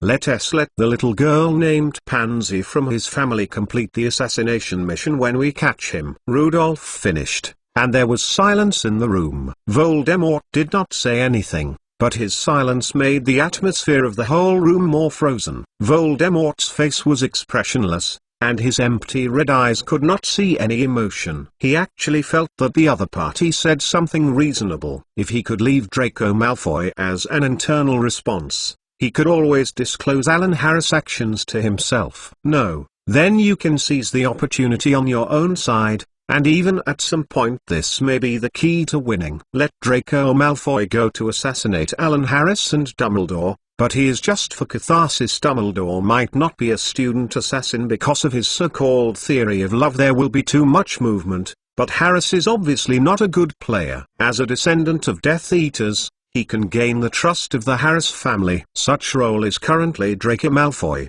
which may be more beneficial to himself. Voldemort's gaze swept through his wrapped broken hand, narrowed his eyes contemptuously, and then explained to the other men, "Go and get Parkinson back to me." Half an hour later, unlike the dark hall just now, in a spacious living room, a crystal chandelier hangs on the ceiling, and more portraits of medieval wizards hang on the dark blue wall. Two figures sit seat in front of gorgeous marble fireplace. "Thank you, Rudolph's." A lazy voice sounded, but the prolonged tone did not seem to be full of ridicule in the past, but sincere. "You saved Draco's life. Who made you my team member?" "Parkinson's family is not suitable for your family's bad boy. The owner will consider it in his own interests." Rudolph sat in a chair, his expression low and gloomy. He shook just now broken hand by Voldemort. Useless. "If you don't remind you, Draco can't escape that mission." Lucius looked at Rudolph's broken hand and hesitated and said in 3, "We plead for pride when the host is in a better mood." www.untilnovel.com. Let him also make a Bella-like prosthetic hand for you. Rudolph waved his hands repeatedly, only to find that he no longer had a palm on his arm, and he smiled self-deprecatingly. "If the owner really wants, he will do it for himself." "Don't cause trouble, Lucius. Go and help me prepare some nuts, and then come and accompany me to watch a Quidditch video." This morning there was a game between the head of the Balicas Bats and the Montrose Magpies. I heard that the Montrose Magpies have the kid who graduated from Hogwarts has actually learned the Wollongong zigzag flying technique that can be used when the starfish is upside down. Let us open our eyes. You never learned when you were still playing in school, but it is even more impossible to use it now. Lucius, habitually sarcastic on his captain, but realized that it was too much. He shook, shaking his head to make his voice softer. "I'll get some butter beer. When we were in the village of Hogsmeade, we always used it as real wine." Rudolph controlled the TV in the living room with his wand, accompanied by the majestic music, and the yellow font with an oblique view angle was moving from bottom to top on the dark universe background. Rudolph's was dark, frowning tightly. "The time is running out." There was a notice that the Quidditch video was to be postponed. "What kind of fake mole movie should I put? It seems that this is just. What kind of ghost is Star Wars? Something? What is Harris TV doing? Burning them sooner or later." Chapter 682. Iamia Father Alan Harris. When Alan and Luna Hermione entered the foyer through the oak door on the first floor, Colin Creevey ran screaming and ran over. The camera in his hand was shaking in front of his chest. "He is back. He is back. Alan is back." On the right side of the hall, a double door leading to the auditorium. Everyone in the auditorium heard the sound of Colin and hurriedly left their table. More and more witches and witches gathered around, with excitement and proud expression. This is their professor, their classmates, the savior who can drive mysterious people away. Bang! Bar! A huge fireworks burst sounded, and everyone looked up at the top of the hall, and the fireworks burst into a row of characters. "Welcome back." The twin brothers of the Weasleys crossed the typeface and hovered over the front of Alan, and bowed to Alan to salute. When they straightened their bodies and waved their wands, bang, the sound of Baha kept ringing, and the whole hall was quiet. But then there was a more intense cheer. All kinds of colorful fireworks exploded in the air, forming a variety of vivid and magical creatures. In the hall the rumblings around, the wizards applauded and cheered with excitement, and the teacher and ghost were in the crowd. But some Slytherins couldn't laugh anymore. They were members of the Umbridge investigation team. George and Fred were flying around on a broomstick. Monsters such as fire dragons and pythons are chasing the members of these investigation teams, so they are running around in a special embarrassment. Although they were deliberately avoided by the twins, even Emily had to use it. The wand didn't let himself be blown into a poodle head like the pansy Parkinson next to him. Soon a welcome ceremony turned into a farce, and the Gryffindor lions cheered and took out the Weasley tricks such as fireworks and fake ones they had prepared in advance, and joined this special carnival. And those members of the Harris training class were infected by the atmosphere and used their wands to spray out various flowers, birds, bubbles, stars. And even some people used his patron saint, Pippi, who had a very short head, wore brightly colored clothes, a tie, and a hat.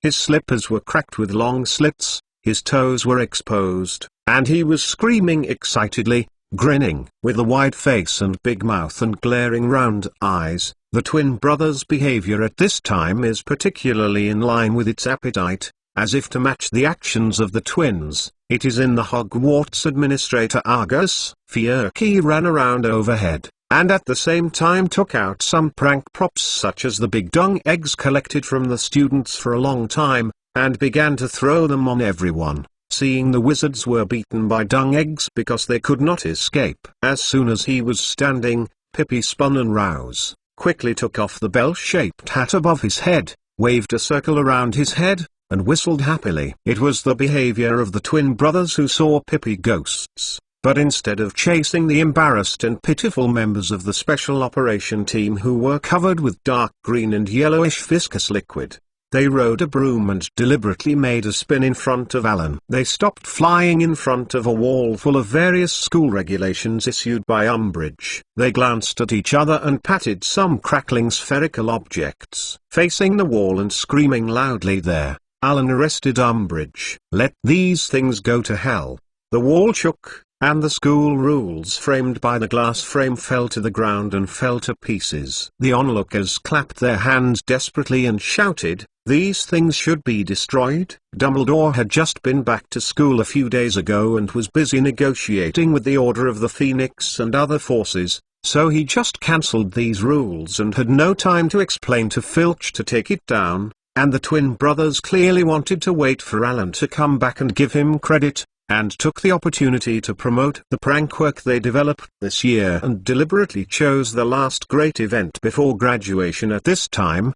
They wanted to be part of the Hogwarts legend anyway. They listened before Alan's request has been patient until he has completed the advanced wizard level examination Newt. And now he will not be punished too seriously when Umbridge is no longer there. Ravenclaw Filius Flivi was the first professor to hear the news. He had to push the students through between their thighs and approached the twin brothers quickly. But after seeing this scene, he turned around and pretended to start approaching the students who had lost the big dung eggs, helping them clean themselves. "If you want to buy the swish bang fireworks we demonstrated, come to number 93 Diagon Alley Weasley Magic Workshop," Fred said loudly on the broom. In the stormy applause of the classmates, Alan and the girls who had retreated to the stairs took the opportunity to start leaving, otherwise they would be delayed for a longer period of time in such an excitement. Hermione and them separated on the 6th floor, and she planned to go back to the dorm in the Gryffindor Tower on the 8th floor to sort out the books for the remaining few days of the course, while Alan accompanied Luna to put her salute back in the Ravenclaw lounge on the west side of Hogwarts Castle Eldorf on the 8th floor. Like the Gryffindor Tower, the staircase leading to the common room is located on the 6th floor of the castle. Throwing things on the bed, Luna drilled out of the girls' dormitory and returned to the common room. She looked left and right, then closed her eyes to find out, and then said to Alan, "I'll go and see Helena." Alan grabbed Luna, who was about to turn away, and said in a straight voice, "I will go with you to see our daughter. She is hanging out in the basement." Luna nodded and opened the lounge door. Alan followed behind Luna. The weather outside was different from before.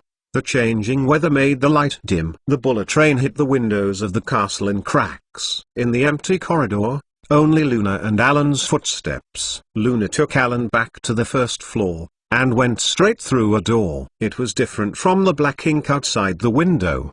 The auditorium was still noisy, the lights were bright, and the fire lizard swooped into the air. spinning wildly, with crackling sparks and some loud noises. The orange lilac star spewed out of the lizard's mouth. It was very beautiful and magnificent. It burst into the crowd with successive explosions. Ellen, they are still heading towards the dungeon below the Hogwarts school. The passage is already lit with candles, but the effect is not pleasant at all. They are all dark and thin candles. When it burned, it shone with a blue glowing light, and the light shone on their faces. The temperature dropped every time they took it, and it was colder than the main castle building. Suddenly all the candles were extinguished by a strange wind in a supposedly windless environment. Alan strode forward, habitually blocking Luna behind him, and using her left hand to lift her black cloak to protect her inside. On his right hand, he pulled out the ordinary wand that he was preparing to demonstrate for the students of the ancient magic class. He waved it at an alarming speed. A lightsaber composed of red magic appeared from between the wands, illuminating the already dark environment. The wand made a buzzing sound due to Alan's waving motion. As Alan reflected back the projectile, a pungent odor was gradually emitted from the air. The personal notes of Godric Gryffindor that Helga Hufflepuff gave to Alan. Alan has read it all, and Gryffindor was in a duel with Alan. Although this trick has been used for the current Alan, it is not very helpful in the battle, but its slighting function and cauterization rebound ability are still very applicable in this case. Although doing so to him and Luna is not necessary anymore, because they have gained the ability of night vision by studying shadows. The beak mask in the H-94 uniform was taken out of Alan's purse by Alan. There was only one mask. Alan handed this beak mask to Luna, but Luna turned directly. You're not thinking about yourself, and will Helena talk about it first? She floats not far in front. I'll go to the kitchen to find some pudding to eat. As he said, Luna stepped into the shadow of the lights from the lightsaber and left. Alan, who was seen through his thoughts, shook his head helplessly. This was completely different from the situation of seeing his father-in-law who wanted to escape, but he also decided to go to the brain hall during the holiday to treat this kind of ignoring brain closure. Learned the ability to capture the mind, put the beak mask on his face to isolate the pungent odor in the air from him. But I don't know if it's too long to be useless. The magic herbs in the filter layer placed in front of the beak are obviously there was some blockage, which made Alan's breathing sound from the beak mask appear too heavy and loud when he was breathing. Pippi sprang from a chandelier and grinned grittily. Now that Pippi is brave, he was inspired by the actions of his twin brothers and wanted to challenge himself, the most feared person except the Bloodman Barrow. And the painful lesson that Alan gave him made it unforgettable. He thought Alan was one of the most feared wizards at Hogwarts. At the same time, Alan is loved by the little wizards in the school. Pippi feels that if he succeeds in pranking Alan, then the influence must be very large, and he can overcome the fear in his heart. Alan was deliberately selected as his prank target. It cast the dung eggs in his hand one by one to Alan. Alan waved his wand like he was wielding a knight's sword and collided with the rotten eggs thrown by Pippi ghosts. Without any sound, the rotten eggs were slapped back and flashed red by Alan in the air. The hot lightsaber melted, and the smelly liquid splashed everywhere. Ha ha. Pippi, you found the wrong opponent. Because the mask's sound sounded lower than usual, Alan suddenly stretched out his hand and used the mage learned from the Nether Scroll. The ability of the hand grasped Pippi's neck. Pippi's head leaned back, and his hands grabbed his neck in vain, trying to break away the invisible power. Even if he does not need to breathe himself, as a ghost that has an entity that can touch an object and is different from other ghosts, he also feels the pain when he has a sense of touch. I don't dare. Cough, cough. Alan let go of his hand, and Pippi hit the wall. It struggled to get up and bowed to Alan. Harry, Professor C, I will never dare again. In a blink of an eye, Pippi rose to midair and slipped through the wall, intended to avenge the revenge of this encounter on the students of Ravenclaw. At the other end of the basement is a long table covered with black velvet. Alan stepped forward slowly. Every step seemed to be very important. Only the rhythmic breathing from the mask broke the silence here. As he got closer, Alan recalled that he never seemed to have looked at Miss Green, Helena, or his daughter so seriously. Helena at this time was wearing a medieval Palliser-styled dress, and the whole person was pale and transparent. She sat empty above the long black velvet table and became the only light in this dark room. She lowered her head, her long curly hair hanging down her cheeks, covering her face in half, so that Alan could not see her expression clearly. Alan's heavy breathing sounds awakened Helena in deep thought, and she raised her head and looked blankly at Alan as she approached. "Ah. It's nice to meet you, Helena," Alan said, his eyes fixed on Helena's cold face. Alan wanted to recognize each other and recognize her identity, but I don't know how to speak to the girl who has been around for a long time. Alan groaned for a while, and a chair flew over. He sat across from Helena, took off his mask to reveal his equally pale face, and then put his hands between his legs crampedly. Then she found that she was taller than his peers, but couldn't sit down and inherited Helena's tall stature. Helena. After she passed away, she was fully grown. Alan rubbed his hands on his knees and moved his position unsteadily, as if he had made up his mind. He patted his thigh. "Helena, your experience now is vast, and you must know that there are things in the world." "How complicated? How esoteric the magic?" "Oh, yes, Luna should have told you. I haven't been able to stay by your side, but I have no choice." Alan is incoherent. He wants to tell Helena to admit that she is to her and wants to tell her that she can't accompany her to grow up.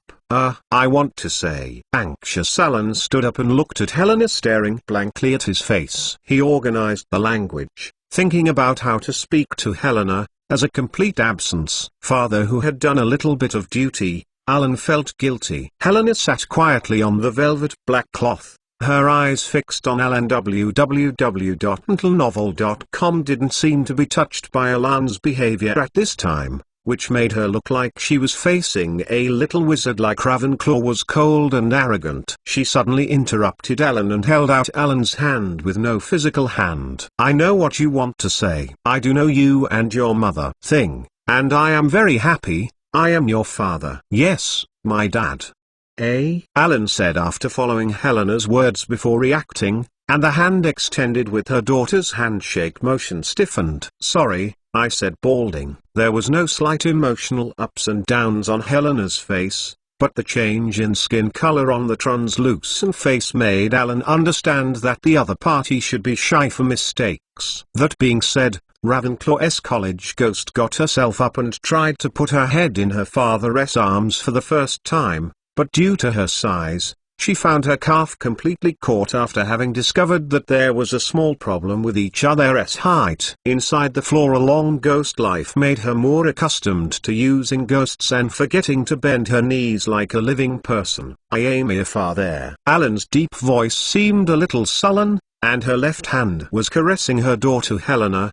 Her fingers passed through the translucent hair. I rolled off. She did not witness the growth and birth and death of the other person. Once, Alan had a feeling of being a father, and really realized that the female ghost in front of her was her own daughter, a kind of guilt that disappointed the other and emerged from the depths of her heart. Chapter 683. The father and daughter talked a little strangely again. "Helena, really don't want me to admit our relationship now, Dad? Wait until you look older than me. Let me go find my mother first." Helena straightened her body lightly, slowly rose, pulled her body off the ground, and then turned around 3 times. The posture was as stiff as a puppet being manipulated, and she has maintained a proud and indifferent attitude for a long time. She has made her not to make too many expressions. She used this way to express her joy a little strangely. Alan smiled softly and waved at Helena understandingly. He watched her daughter wear it from the ceiling and leave the basement to find her mother Luna. She looked at the surrounding environment and judged the general direction of the lower auditorium. Alan going down a corridor. Since Alan wanted to go to the Hogwarts kitchen next to the Hufflepuff's lounge in the basement, he planned to take Bonnie's stuff away for him. A letter with golden phoenix wings suddenly floated in front of him,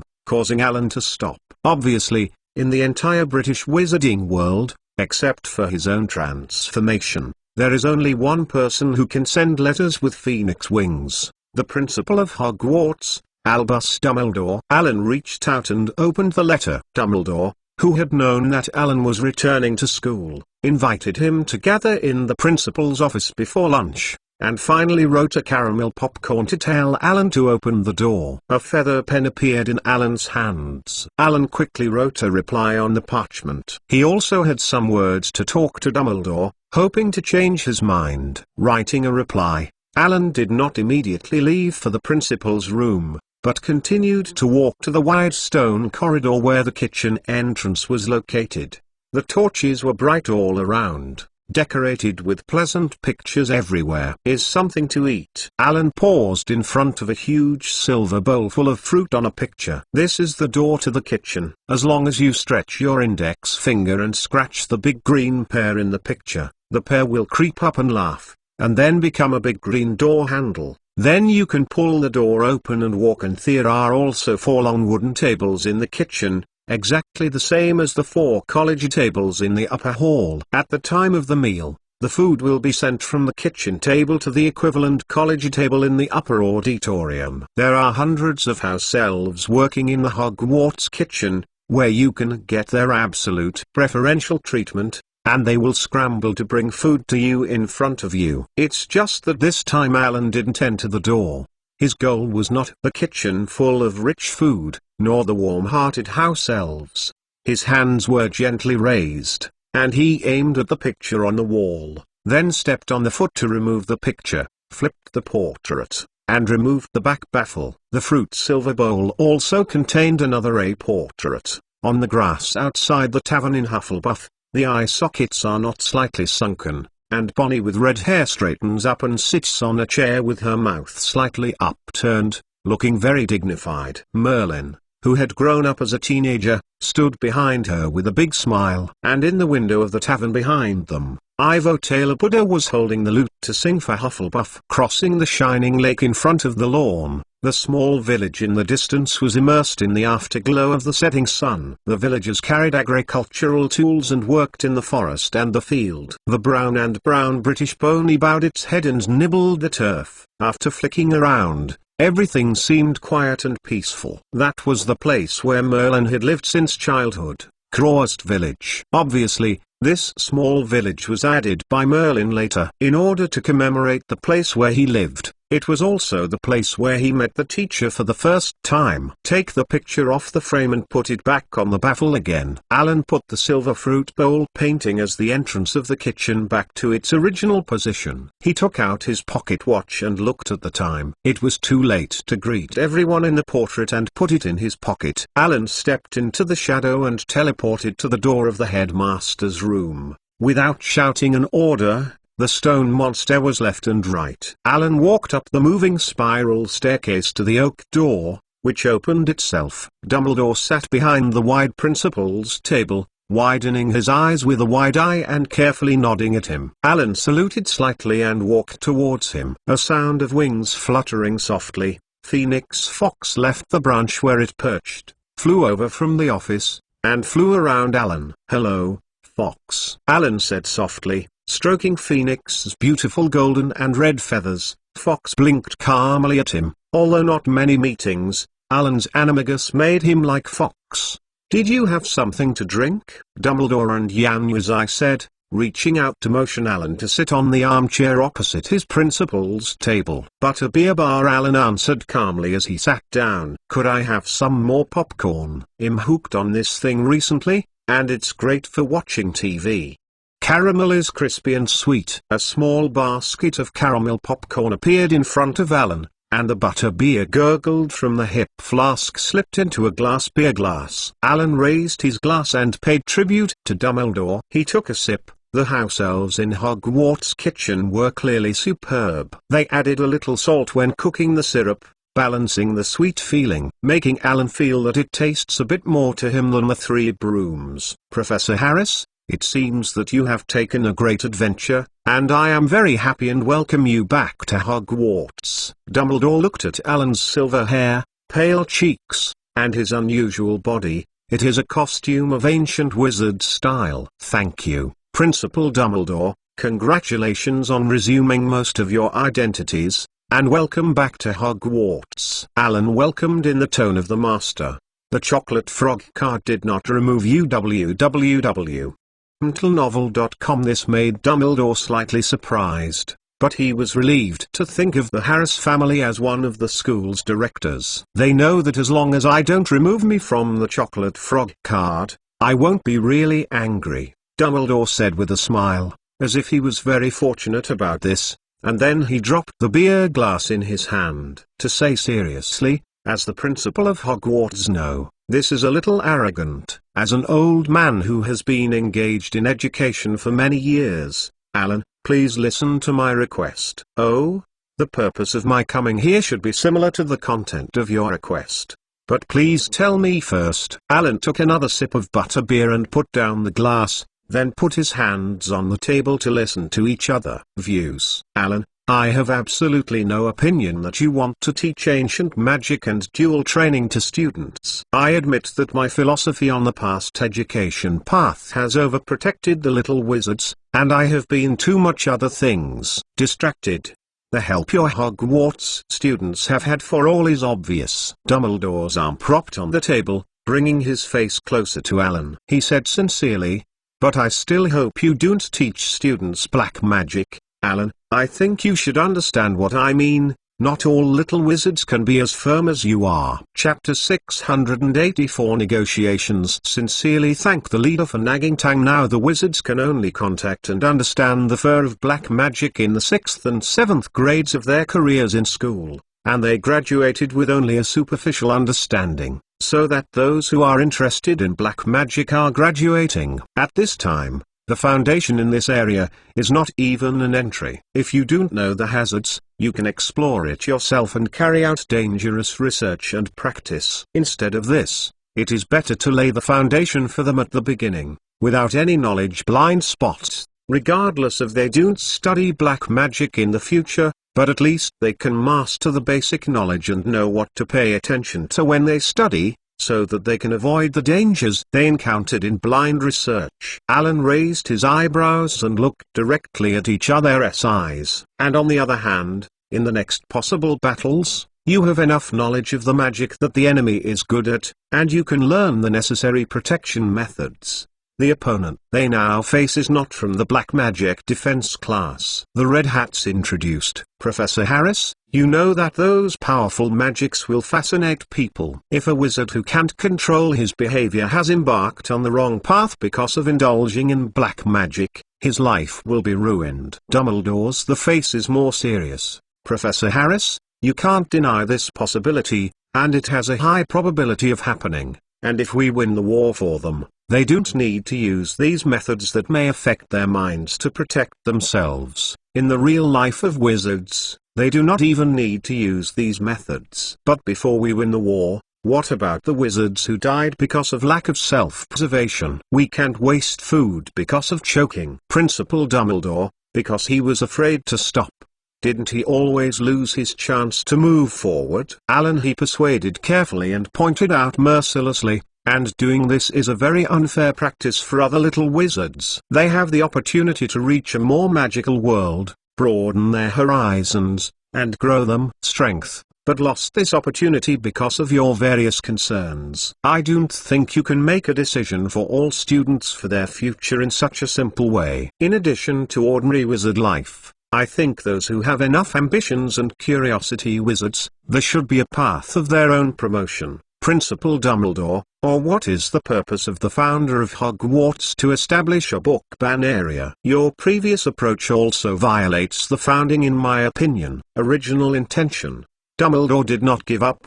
He continued to try to persuade Alan to give up his idea. We can't protect everyone by doing this, but we can protect the interests of most people. And in the long run, Alan, wouldn't it be better for the wizarding world to create a world without black magic? And aspiring and talented wizards like you obviously can continue their research after graduation, and this will eliminate those who don't have enough talent and there is no need for wizards in this area, so only a few people will fall into black wizards, and obviously under the strong execution of the Ministry of Magic, they will no longer have the opportunity to make too much waves, and those if you don't need a little wizard, you don't have to put yourself in this danger. Alan was obviously not persuaded by Dumbledore. He also stood up to let himself and the headmaster of Hogwarts face up. I didn't ask everyone to force the study of black magic. Dumbledore, this is just an optional course. I will not give up teaching to anyone who has no talent. As long as there is a little wizard who is interested and can learn and always insist on using the Guardian Deity spell, I will try to teach him whatever he wants without reservation. The learned knowledge and extraordinary intelligence are the greatest wealth of mankind, but I think knowledge is also, and wealth needs to be circulated in order to be called wealth. I will not let this wealth circulate only in the hands of a few people. Now those in the history of magic, how much of the magical magic in the legends and legends that has been passed down is now lost, and how much is controlled by modern wizards? Dumbledore, it seems to be a blasphemy against knowledge and ancestors. Alan, please be patient and listen to me. Dumbledore felt that his next proposal, the other party would not refuse, confidently interrupted Alan, if you can do this, I am willing to let I and the Order of the Phoenix cooperated with the Ministry of Magic to fight against the Dark Lord. Instead of insisting that Harry defeated the Dark Lord in the prophecy, Alan, I think you may have misunderstood me. In fact, I am right. Divination and prophecy are not believed. I even thought about banning this subject, and then I insisted on that prophecy because Voldemort chose it and personally marked Harry as the enemy of the prophecy. But when you believe that Voldemort believes in this prophecy, you are also caught in. The important thing is not what you think, but what you do. Alan snorted, sorry, Principal Dumbledore, we were before the Ministry of Magic's Division of Mysteries has proven that we can defeat Voldemort without the help of you or the Order of the Phoenix. And now I don't think that using this condition will allow me to agree that you can make decisions on behalf of others without permission. One point, did you ask Moody's opinion about the suggestion you just made? Or did you make a decision for him without permission? Dumbledore opened his mouth to argue, but Alan put out his index finger to stop him in turn, let him put the words he wanted to rebut in his throat. Please forgive me, please wait for me. I will give you show something. After talking, Alan snapped his fingers and let his house elf Maggie appear in the principal's office. After whispering to her, the other party appeared again after a few minutes of disappearance, but there was a set of hookahs in his hand. This let Dumbledore's eyes snap, and he knew what Alan wanted to do. Please rest assured, Principal, I am different from the good friend you are familiar with. I did not add something to help control people's hearts, just to show you, said. Alan lit the hookah, and then after taking a quick sip, he slowly spit the smoke above the desk of the principal's office. The illusion of the ancient Nezreal Empire appeared in front of Alan and Dumbledore with smoke like a mirage. From the beginning, some simple tricks were regarded as unachievable villages made up of village witches who have never seen the world. After a period of ardent learning, they have created achievements and glory that even modern wizards will be dumbfounded. From the beginning of the alliance of several small fishing villages, the illusion has evolved to the fact that after relying on the core of Mithra invented by the great arcanist Iolumcus levitating in the air, protected by the protective cover in the deep sea, or a floating city full of various mages' towers appeared in the lava in front of the principal of Hogwarts, and those who were the smallest one tall and the largest, about the size of a city, about the size of the Misarella nuclear, look like a crystal ball. The sphere radiates a very bright light, as dazzling as the direct view of the sun. There are some dark shadows on the surface. A gorgeous pedestal holds this perfect spherical device. Its function is very simple. It can connect the essence of the original magic energy, directly transmit the original magic power in it, and then transmit it to the entire territory. This allows ancient wizards to easily create constant magic items with constant magical effects. The energy and financial resources consumed are not worth mentioning when compared to the creation of normal magic items. When a quasi-magic item is within the influence of the misery energy core, you can use the magic power that was instilled at the beginning. Outside the range, the quasi-magic item will stop functioning, and it is a non-magic item. The magic power that it continuously transmits makes the entire mountain range float in the air, the foundation of those floating cities. And because the cost of these quasi-magic items is very low, the price of traditional magic items has also been affected, because only those who leave the Misra nuclear power will need those things, and as ordinary residents move in, a large number of services for civilian life quasi-magic items were born. Illuminated magic spheres that could be controlled by various commands and sounds. Through a permanent method to connect the plane of the water element, people used a simple valve to control the flow of water. After the project was completed and put into use, the laying of water pipelines to the interior and the construction of water storage facilities, like the modern wizard and mole life, running water also appeared. And some auxiliary spellcasting props even allowed the moles to cast a few small spells to help them live in the floating city. These amazing achievements make up the ancient magic empire that has been lost. I know that my family's recent actions have made many people unhappy. But,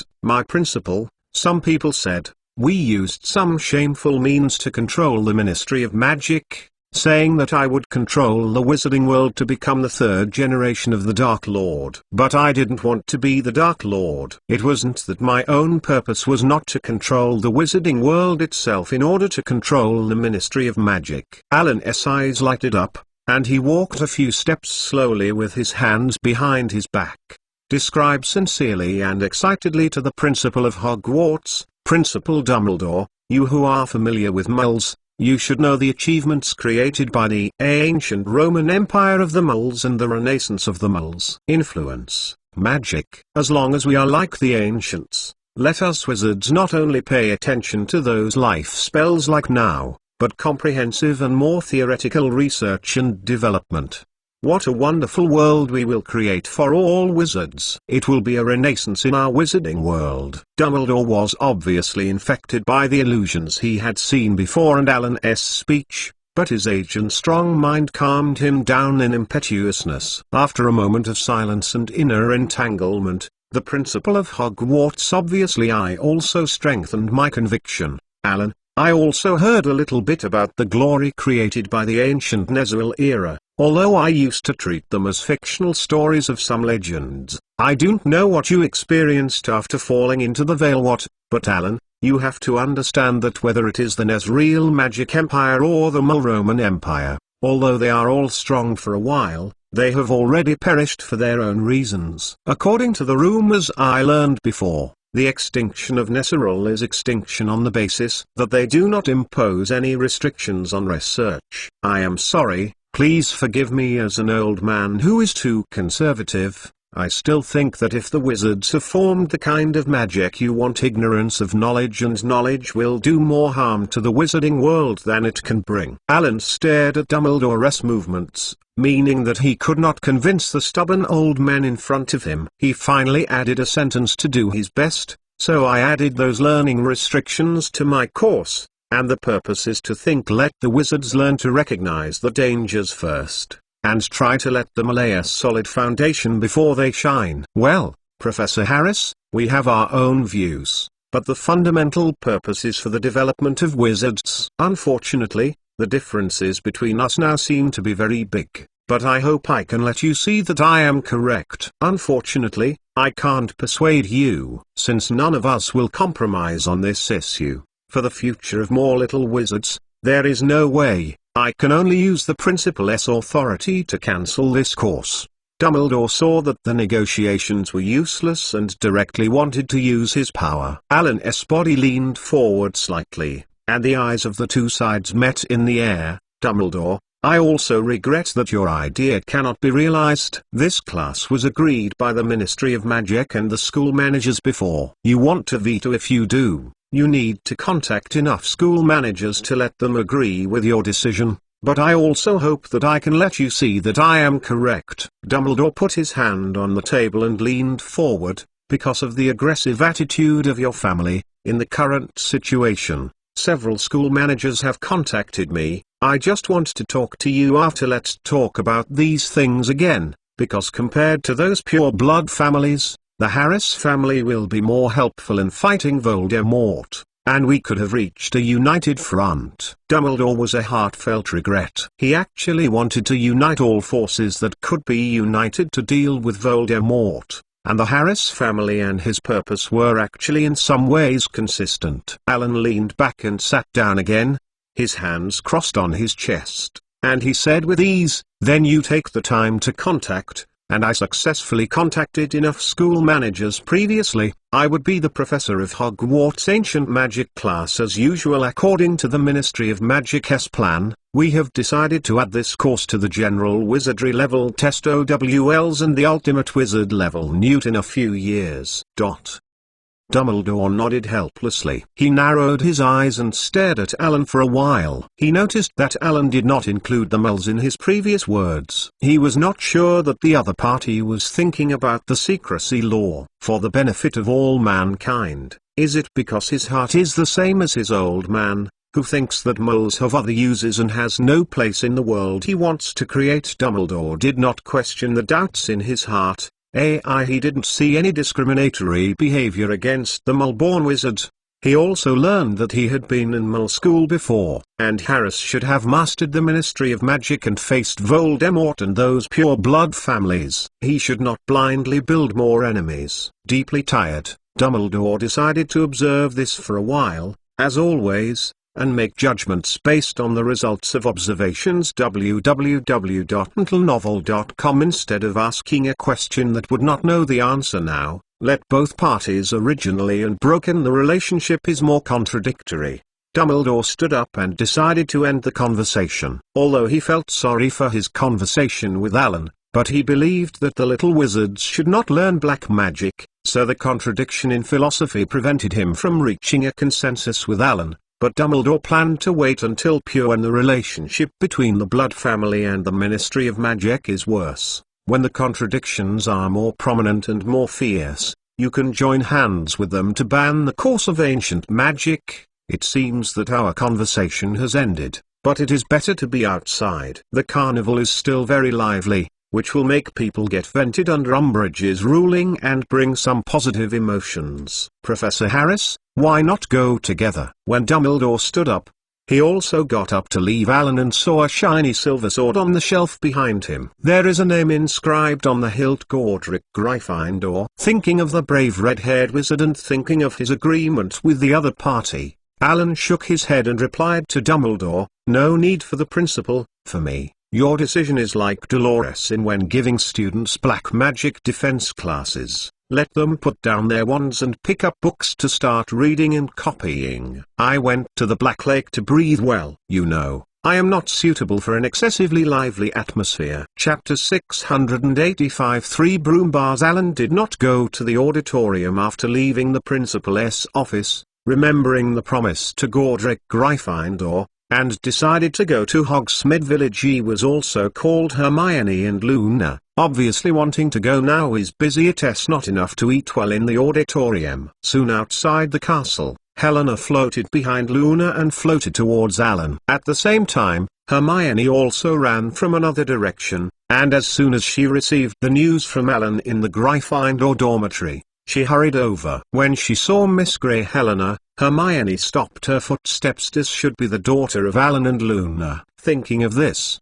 Hermione's heart was a little bit angry and sour, but after seeing the other party's translucent body up close, thinking of the history of Miss Grey that she knew, Hermione had a little pain for this girl. She died in the most beautiful years and has not completely seen the prosperity of the world. However, Hermione's current sense of presence also made Alan notice that the atmosphere was not right. He planned to wait for an opportunity to talk to Hermione about Helena alone. Before that, he had only clearly admitted to the family in the Ministry of Magic he still owes Hermione and Punlo an explanation for this relationship. Alan wanted to take Hermione and Luna Phantoms to Hogsmeade, but she didn't expect that Helena, who hadn't been out of the castle, followed. Seeing her daughter who silently followed her mother, Alan started to think of herself as a father. As a ghost of the college, Helena, who had lost her mortal feeling, should have not left Hogwarts for a long time. He wanted to take her daughter look at Hogsmeade. Little wizards like Hogsmeade,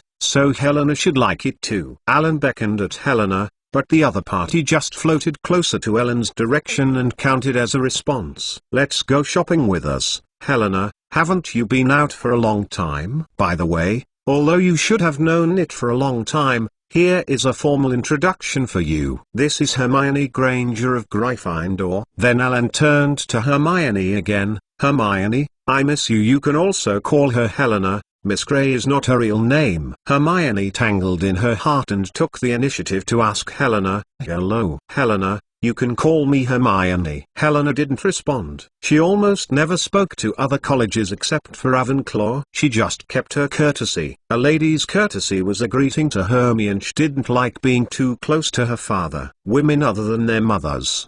The atmosphere became quite tense and embarrassing again. "By the way, I forgot that Professor McGonagall was looking for me just now. I'll go back for a while.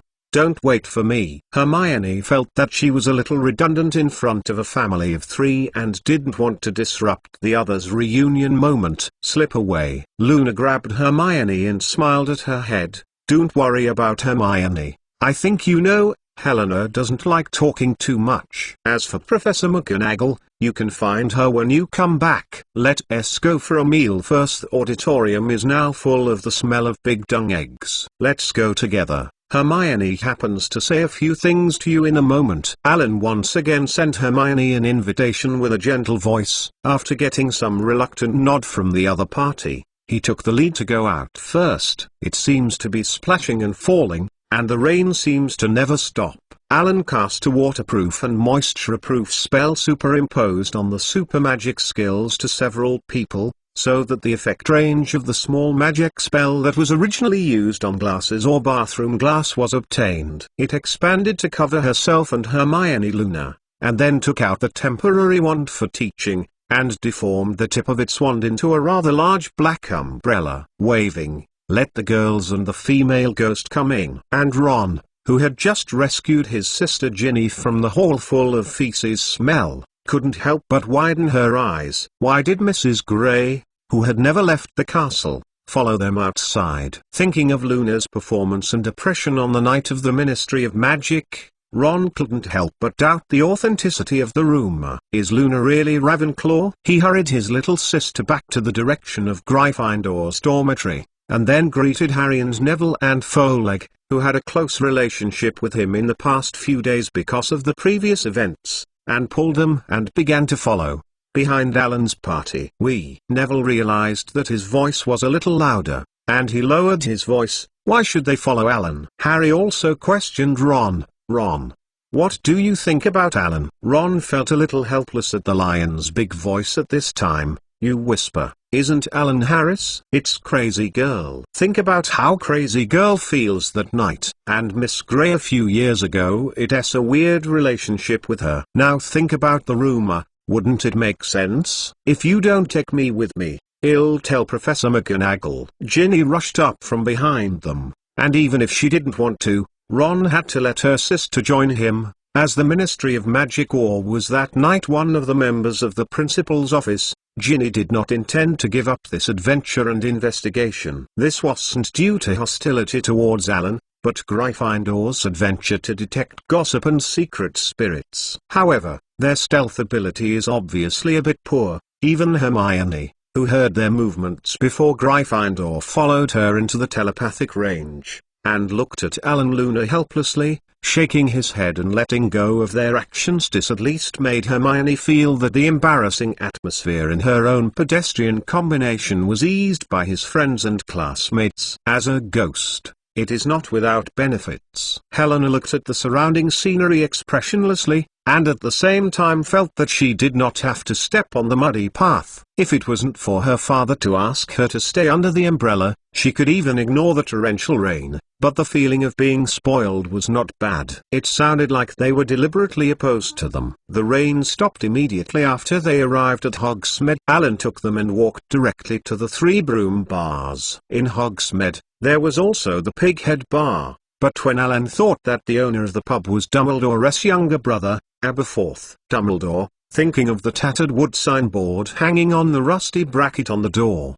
thinking of their tasting wine and food, and those who traveled to the 3rd class and 9th class people, decided to go to more popular with the students. 3 broom bars for dining. This is not the time for the students to go to Hogsmeade, and due to the weather, Hogsmeade Village looks much colder than usual, except for some wizards who are in a hurry to purchase and the Auror who patrols in the rain, that is, Alan and the Gryffindor quintet behind them. Alan pushed open the doors of the 3 broom bars, Hermione and Luna drilled Helena into it, and Alan shook the water after turning the umbrella back into the wand to clean it up, and immediately followed. Unlike the crowded, noisy, hot and smoky smoke in the past, there were only a few customers in the bar. Arranging the girls to sit down, Alan walked to the bar a few steps away. Miss Rosetta, who was graceful in appearance, was taking a nap. She noticed that Alan's eyes lit up as she approached, and she swayed her body and came forward to say, "Yo, Professor Alan Harris, have you returned to Hogwarts? What wind is blowing you here?" "Yeah, is that Mrs. Gray?" "Hello Miss Rosetta, it's not a coincidence. The Hogwarts auditorium is now a bit accidental. Don't worry, that it's not a bad thing. So my friends and I came over to have some meals." Alan gently held when the other party took the initiative to reach out. He shook it politely and then let go. "When you are away, please get me a few barrels of wine. If you want real wine, just give me oak barrels." Rosie Matter's slender fingers came up, she twisted gently, and changed her posture to make herself comfortable, with a smile on the surface, but there was some fear and worry in her heart. "Okay, no problem, Alan Harris sir. Did you buy this wine for the minister?" "That's really an honor for me, but please forgive me, I will have to check if there is any inventory in the cellar. You know www.untitled.novel.com. I haven't booked too much recently." "Oh, don't worry about Miss Rosmeter. You are not a member of the Flint family." Alan saw through her mind that she could not drink alcohol as a minor, so she explained, "Even if I want to enforce fishing, I think I don't have to come forward in person. I just got along well with the giant squid in the Black Lake. He told me that he likes to drink, so I decided to send a few barrels every day. If you're still worried, you can send someone to help us send it over." "Oh, you misunderstood Professor Harris, I just—" Rosmeter squeezed his body slightly, his slightly squinted eyes flashed, and did not continue to tangle. Nor did he ask Alan to call the giant squid in the Black Lake in his doubts. She put her upper body on the table to make her curve more obvious, and then pushed the menu over. "So, dear Professor Harris, what kind of wine does the giant squid like?" Alan's gaze swept over the menu, and he himself was not too fond of alcohol, but preferred to keep a clear head. "Never mind the non-alcoholic butterbeer, red currant rum and fish, 1 barrel for each green beer. Oh, you still have American-style giggle spirits. This 1 barrel is needed. Miss Rosie Matter, this business we will cooperate with is longer than you think. Afterwards every day I will send my house elf to get 3 barrels. You better prepare some more flavors. This is really good news during this period. What do you want to eat today? I will make it for you personally later." Miss Rosmeter pressed her body lower, which made her look even more laughter sincere and seduced. Hermione on the side table noticed this scene, frowning, and could not help standing up again. She quickly walked to the bar and said to Alan, "Alan, please go check the menu first. I will talk about the price." Say at these days, miss him. From chapter 680 to chapter 685, each chapter has 20 chapters, Tongtung double changing, all to 30. Tongtung 3 changing. I want to see Jiang Sao. In addition, I wish the little wizards who participated in the college entrance examination have blessings of blessings, the plenary session of the exam, the whole pair of Mongolia, take the dream as the horse, live up to Chihuahua, come on. Wish my dear friends a happy Dragon Boat Festival, happy to eat dumplings, and not gain weight at in the hand. The guest official, please wait a moment. After the content is updated, you need to refresh the page again to get the latest update. Chapter 686. Do you have a dog? Sincerely thank the old leader, stupid old man Alan read a little funny that Hermione wanted to separate herself from Miss Rosmeter. He put his hands on his pocket. She had just touched a bag of ginger along, but then thought of him and minutes is not a new acquaintance. At this time, it is a good thing not to be so clear with Hermione. At least it can invisibly increase the feeling of being needed. So Alan's hand on the waist bag changed into rubbing Hermione's hair, and turned back into the seat. "Oh, sweet little girl, don't worry, I'm in my 40s. Miss Rosetta was also a little annoyed, because Alan's recent name made her forget the age of the other party, but looked at her and, like the little witches of Hogwarts, some of Hermione, who ate her own flying vinegar, couldn't help but look happier. "I'll cook something for you to feed you, little cute Cheryl. You come here, Miss Talk." Rosmeter chuckled, and flirted at Hermione, who was too late to respond, and turned away. "Would you like to drink something to warm your body? The rain was just too heavy just now. How about butterbeer? I noticed that you and several other Gryffindor companions seem to like it the most." Blessed, but sweet-looking female clerk in her 30s who had honey-colored hair came over enthusiastically and recommended it to Hermione. Hermione glanced at the Gryffindor companions who were still dare to come in with probes outside the store. Some nodded in amusement and did not refuse. The female clerk Cheryl took a cup of butterbeer and put it in front of Hermione. The two had a general consultation on the issue of alcohol. Hermione was already familiar with this kind of affairs in the Umbrella Company, but this time she didn't overly lower the price of the other party. After all, it's just a few barrels of wine a day. There is no need to be too petty and lose Harris's decentness in such a small matter. Cheryl and Hermione finished the business, and then hesitantly asked Hermione, "Miss Granger, I actually have a question to ask you. You have won the Merlin Class 3 medal. I also heard that the Ministry of Magic will give you a second grade, and I listened to other Hogwarts little wizards. They all have a very high evaluation of you, and they have excellent homework. As a mole, how can you have such an achievement?" Today I realized that my statement was easily misunderstood, and the girl clerk hurriedly explained to the little witch who had just given her a big business, Sorry, Miss Granger, please forgive me for my rashness. I did not discriminate against moles." "What do you mean by being a wizard?" "I mean, how can you still have time to do so many other things after taking into account so many homework?" "I was in Slytherin and I thought I worked hard, yes, but the results are not always good." Hermione frowned.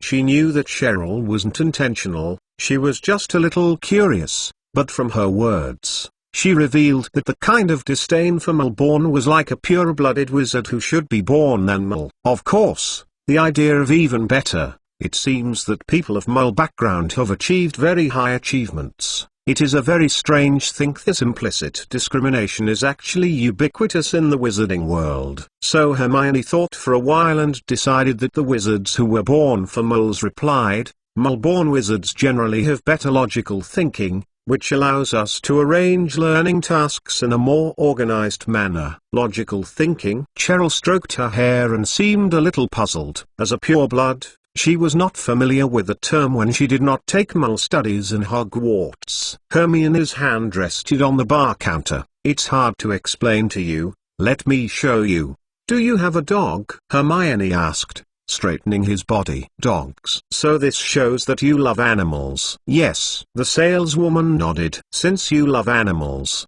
you must love your children very much." Hermione glanced at the other's blessed figure and continued to infer. "Of course," Cheryl replied without hesitation. "In fact, I have just given birth to a child for almost 6 months. So if you have children, you must have a husband. He may not be in good health recently, but there should be no major problems, but you should love him very much." "Yeah, I have a very handsome husband, but unfortunately I had dragonpox before." "Fortunately, he was very young and recovered well without leaving too many scars." Cheryl nodded with pride, then surprised again. "How do you know this?" "You can still keep pets and you can still have time to think about these leisure problems, which means that your family life is still very happy. If it is not something wrong with your husband, you will not come out and run to 3 soon after the baby is born. become a clerk in the broom. Hermione smiled with pride and raised her eyebrows. The last point, if you have children and a husband, it means you are not gay, right? That's right. The girl clerk couldn't help but admire. It's amazing. You actually got all my information right. This is logical thinking. We ML students use it to arrange learning time and integrate similar knowledge points to help us remember. Hermione gently lifted her leg and drank the butterbeer in the glass, jumped off the chair and walked briskly to Alan's table. After the meal, Luna took Helena, who could only watch them by the side, to go shopping in Hogsmeade Village. And Hermione directly took Alan out of the three brooms and asked him to get some. The seafood went to the Black Lake to greet the giant squid. She first followed Miss Rosetta to collect the goods. Seeing Alan's team dispersed, Ron and his team rushed in from outside the door and walked to the bar. Ron knocked on the bar. www.mentalnovel.com attracted the attention of the female clerk Cheryl.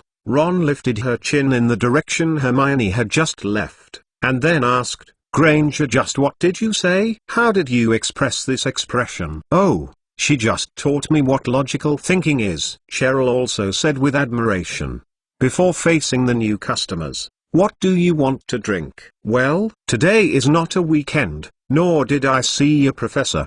Did you sneak out? When you go back, be careful not to be deducted." Logical thinking. Although Ron had heard Hermione say this, he was also a little bit puzzled as a pureblood. Cough. "Okay, let me show you." The saleswoman coughed lightly, and she was a little bit interested, learning what Hermione had just been. Her hands leaned on the bar, and asked Ron, "Do you have a dog?" Ron was unclear, so he honestly replied, "No support." The girl clerk did not expect that he would say such an answer. He was a little dumbfounded to recall the conversation of Hermione just now, and then pointed at Leo with his fingers in the eyes of the Gryffindor quintet.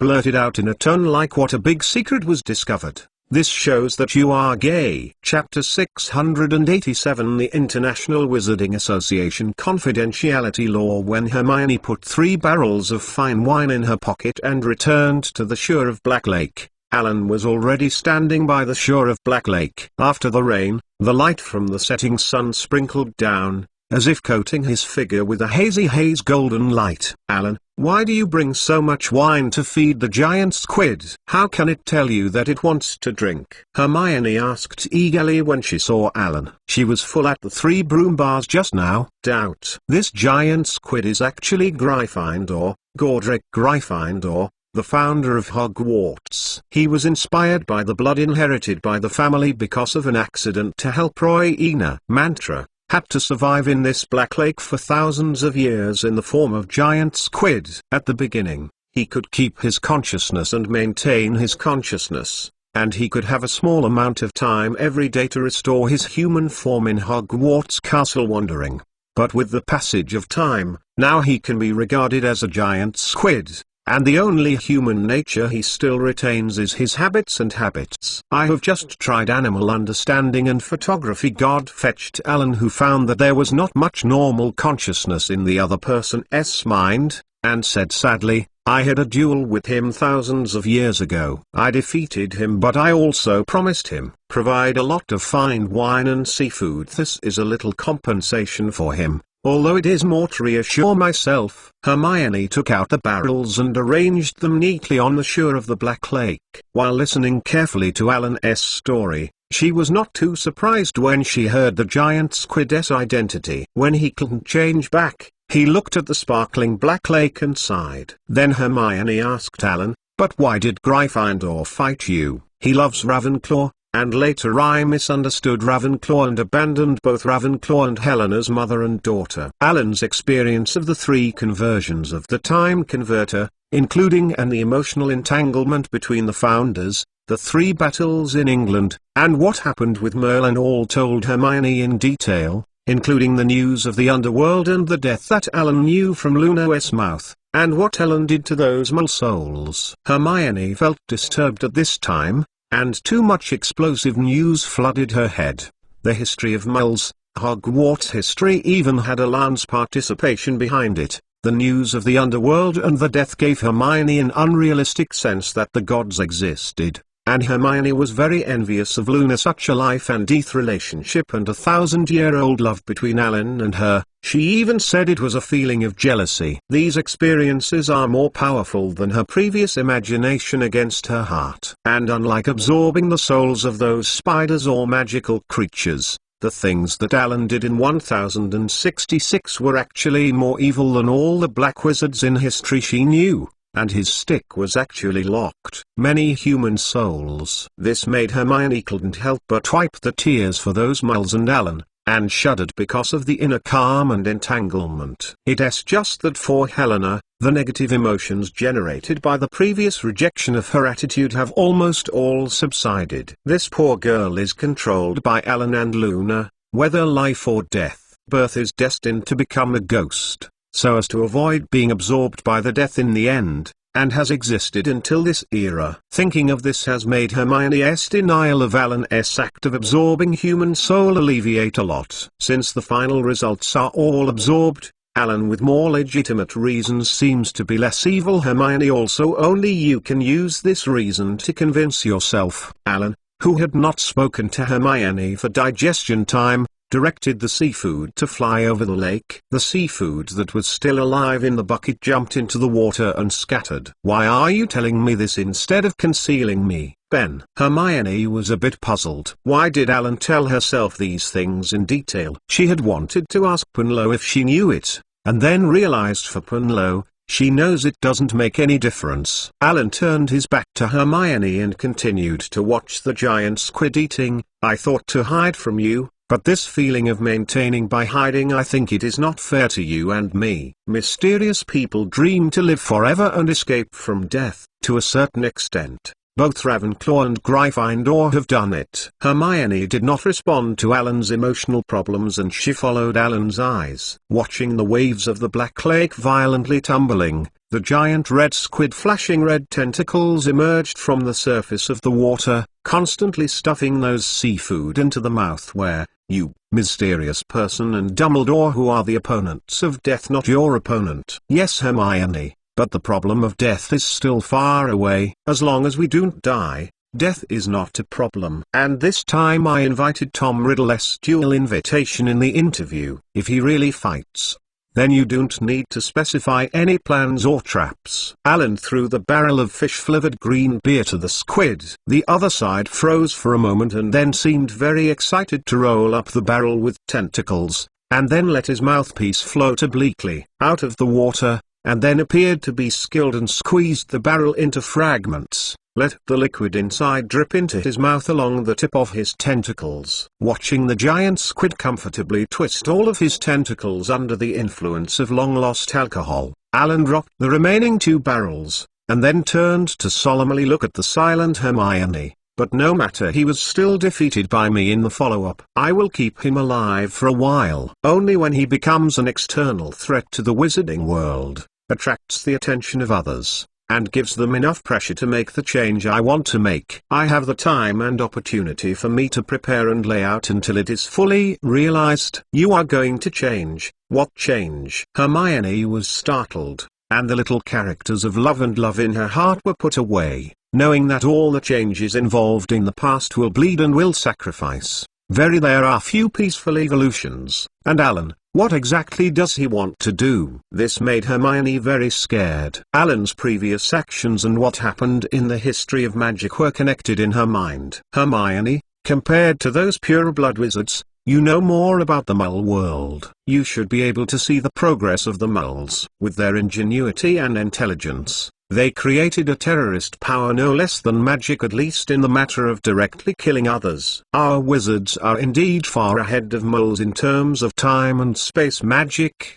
transforming material transformation, research on the mind, and prediction of the future. It can be said that as long as it is related to magic, our wizards can maintain sufficient advantages. We can easily solve diseases that Muggles have no cure for. The knowledge of the soul can even allow good enough wizards to live forever. But it also made us arrogant enough to hinder our development in the non-magical field. Many pure-blood wizards do not even do simple arithmetic. and they know nothing about logic. Mr. Arthur Weasley is not a bad person, I think you are very clear, but even the Ministry of Magic officials who are not bad guys will leave enough back doors for themselves when formulating the laws and regulations under their jurisdiction. You can imagine how many loopholes in our laws now. In these respects, our wizards are muggles. Alan analyzed the advantages of the wizards to Hermione. Alan, what exactly do you want to reform? Hermione agrees with these claims,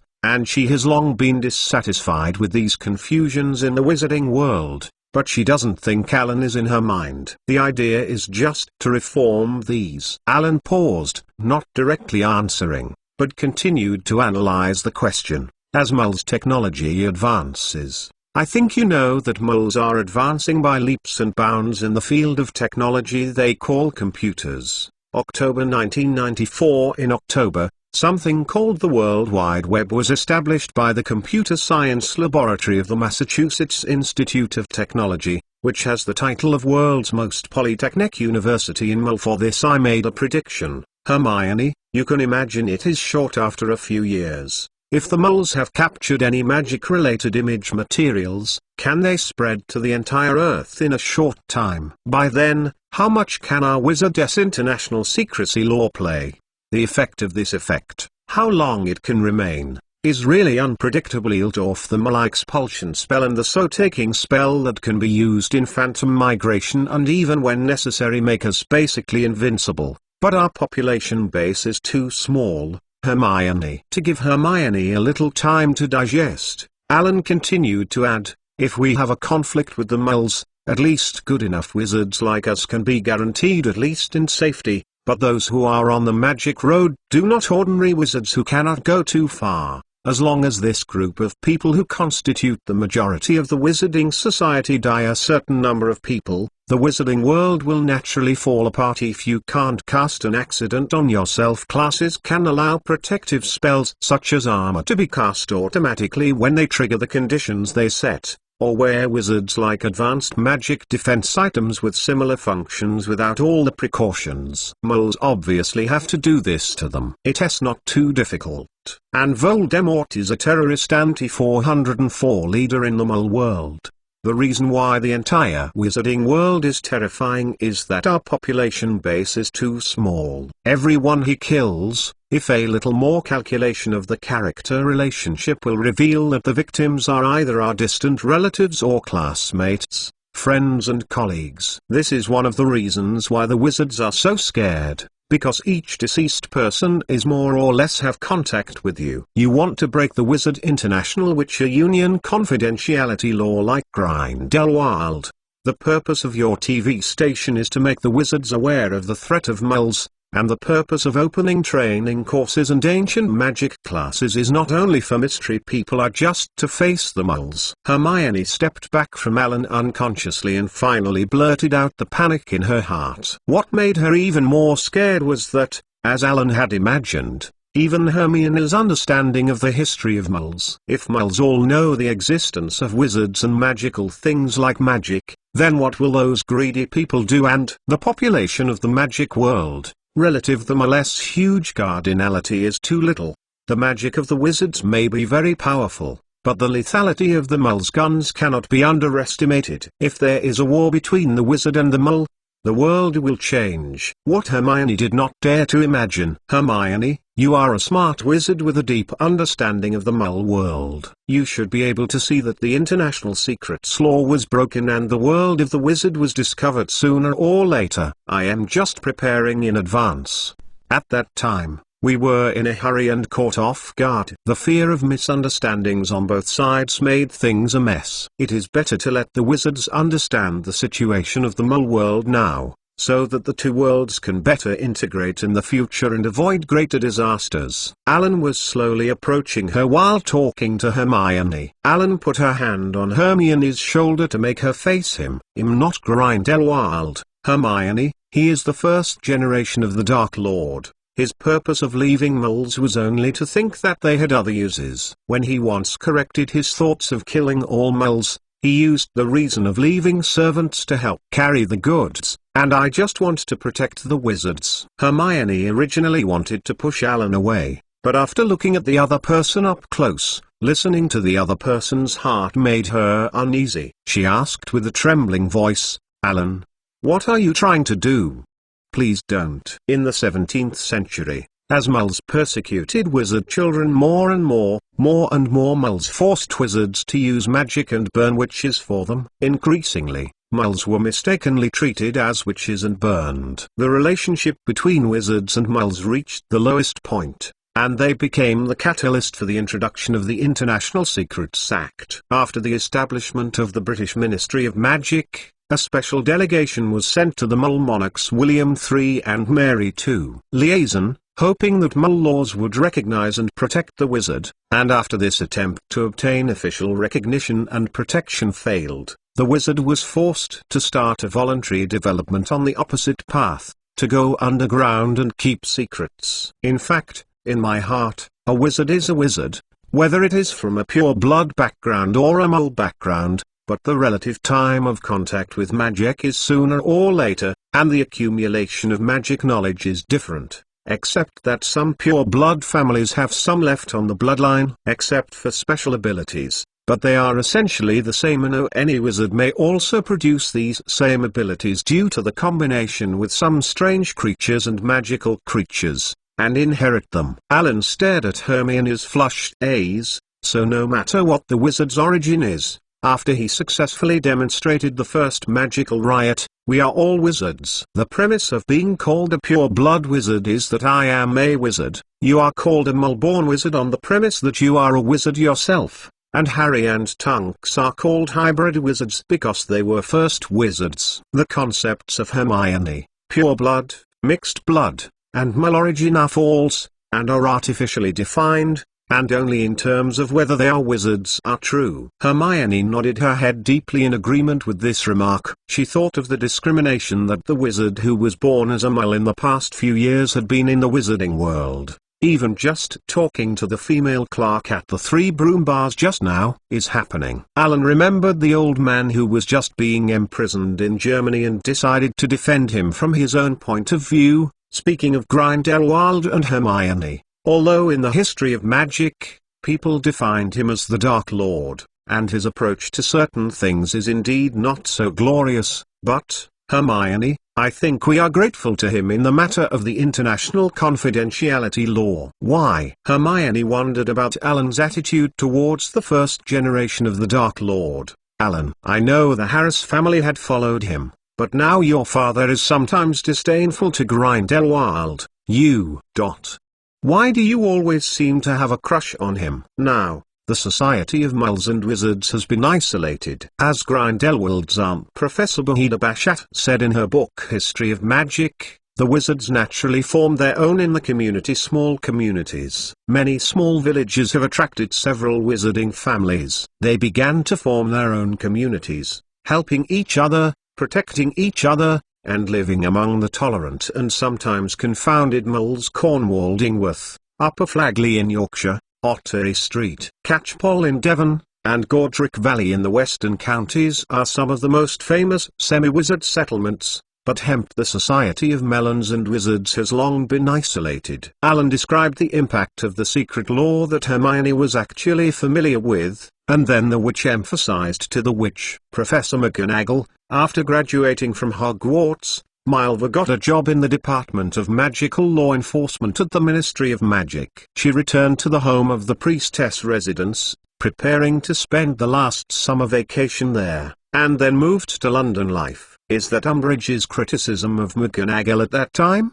Her outstanding memory reminded Hermione of the early life of Professor McGonagall described by Umbridge at the time, but she did not think that her dean was really like Uwu. What Umbridge described was a witch who was unscrupulous for power. Alan nodded and described what he knew about Professor McGonagall's experience as fair as possible. In these few months, the 18-year-old Milva encountered a local hemp named Douga McGregor. Douga is the son of a local farmer, handsome, smart, and funny, and Milva fell in love with him frantically. The two began to understand each other, and finally McGregor asked Miller in a field that had just been ploughed.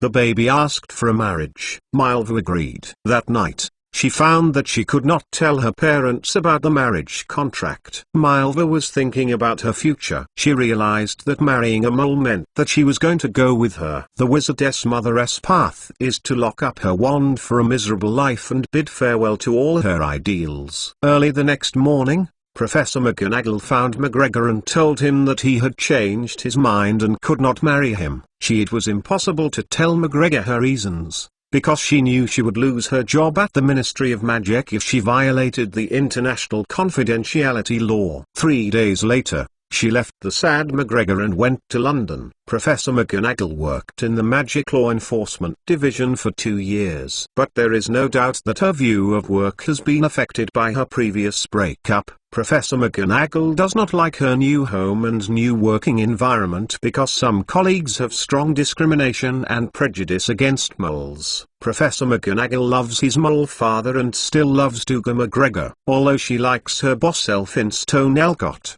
she still has an unhappy life in London. Hermione, you know that when they got married later, Dougal McGregor had already passed away, and Elphinstone Alcott has retired. So Umbridge's words only part of the truth, just malicious guidance. Professor McGonagall misses Scotland. As the most efficient and talented employee in the department, Professor McGonagall had a great promotion opportunity, but she refused. She wrote a letter to Hogwarts, asking if she could get a teaching position.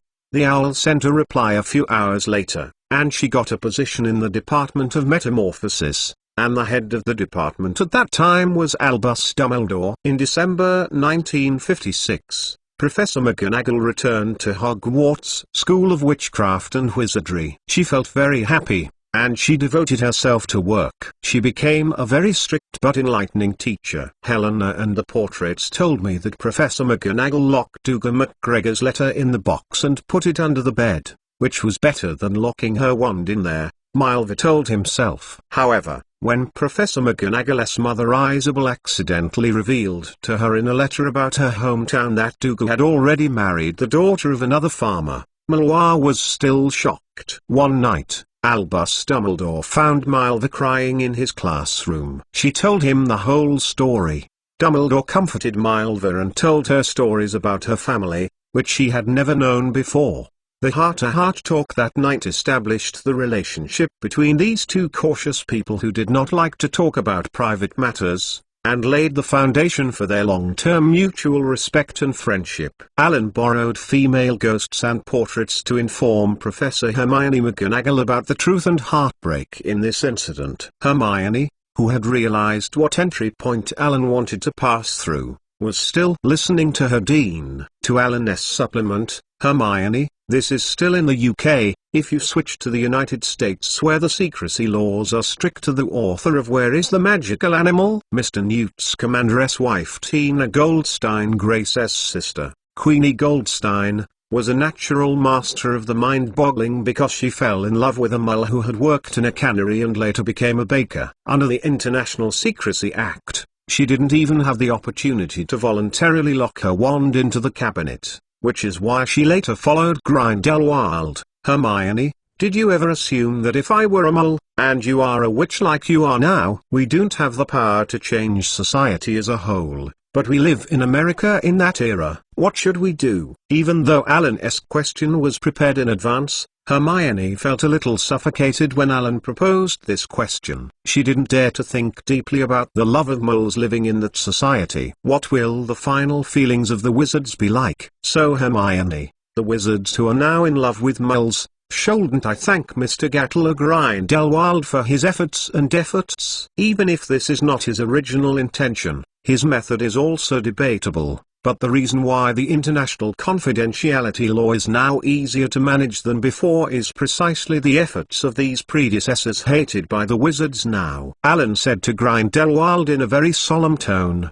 Words. I told you everything I thought about. Hermione, yes, I want to break the International Secrecy Act. This is not for my selfish desires. Hermione, I am not trying to hurt those moles, I just wanted to help us wizards. Whether they are pure blood, mixed blood, or mole, I just want to help them. All the little wizards who came to Hogwarts, stay away from their hometown, everything they are familiar with and feel comfortable in Hogwarts has completed 7 years of hard study. I don't want my classmates and my compatriots to be completely unprepared to be hurt in order to implement the international confidentiality law that is destined to be eliminated. I don't want them to, after all this, in the future, it may be easily killed by a bullet from a mole fired in the dark. We are wizards, but this is not our fault. Nor is it the fault of the moles. I am not hostile to them. I just want our wizarding society and mole society to be able to integrate under control,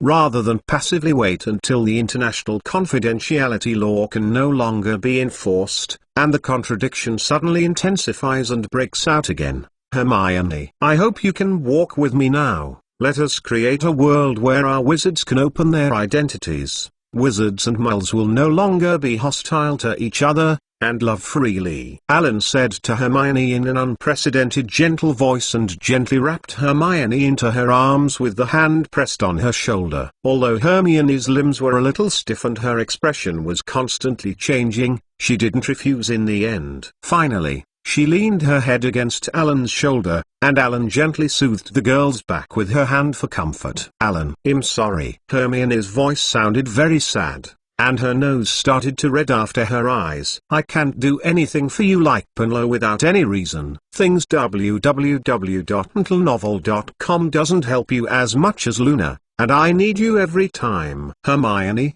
even when you are close to me, when you hear my ideals, your first reaction is fear and worry, not to mention those who don't understand me. Alan sighed, but his back was more even. Straight. The path I chose is destined to be full of thorns, but I really hope to get your support and have your company. Luna has a spiritual matter to consider, and she can't let her on this. Distracted, Pernod is a firm executor. I can trust her life to her, but you, Hermione, you are the guarantee of my conscience. In my vision, you are the one planned for this change. The brain is also my brake. Only if you are familiar with the mole and wizarding world can we improve our plans and let us minimize the harm to others. I hope you can maintain your kindness and principles so that you can remind me at all times not to go on the wrong path. You can guarantee my kindness and principles. Alan, I will accompany you to complete your change. Hermione's eyebrows spread out. She took the initiative to firmly hold Alan's hand.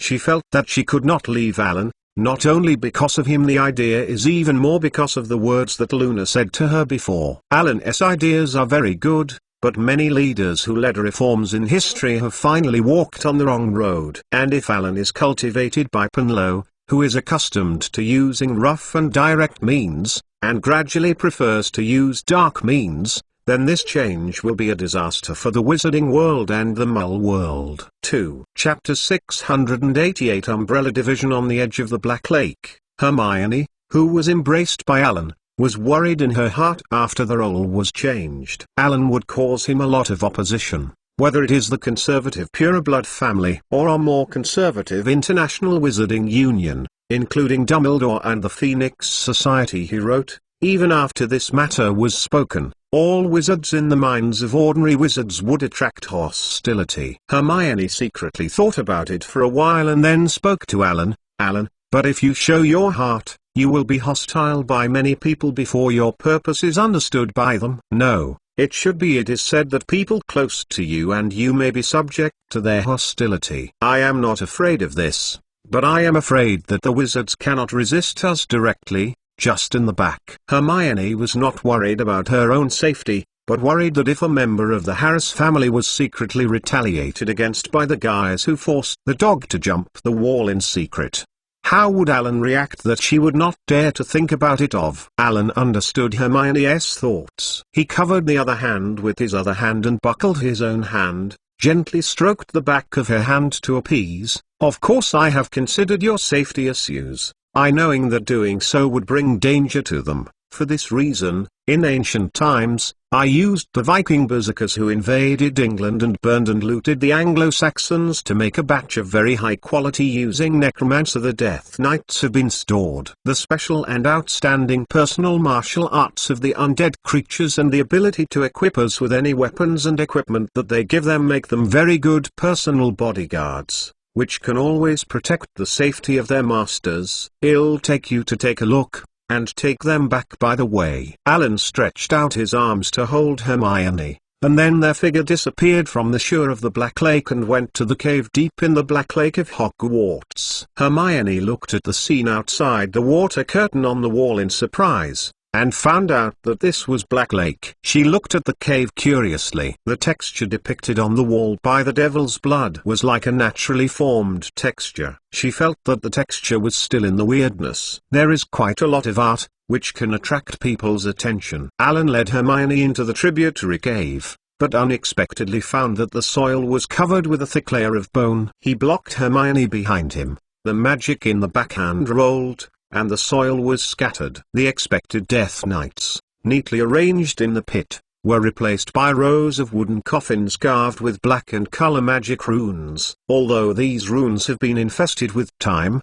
they still exude a slight black light, and the kind of array that Alan had arranged to absorb negative energy is still running. Alan opened the coffin, and the eyes of the Death Knight opened suddenly. He jumped out of the coffin and bowed to Alan to see that they were intact and without any signs of ulceration. Skin, flexibility of the limbs, and speed of response to the Master's command. Alan nodded in satisfaction. Alan knew that this must be done by Ravenclaw for himself. After all, he had left a message to Ravenclaw. Ravenclaw obviously had more time and more care in these matters. Putting these Death Knights in a coffin with carved runes can make them more well preserved. In fact, after thousands of years, these Death Knights have almost no consumption in the coffin, but passively absorb negative energy. It's stronger when you put it down, or if it won't let them learn additional skills.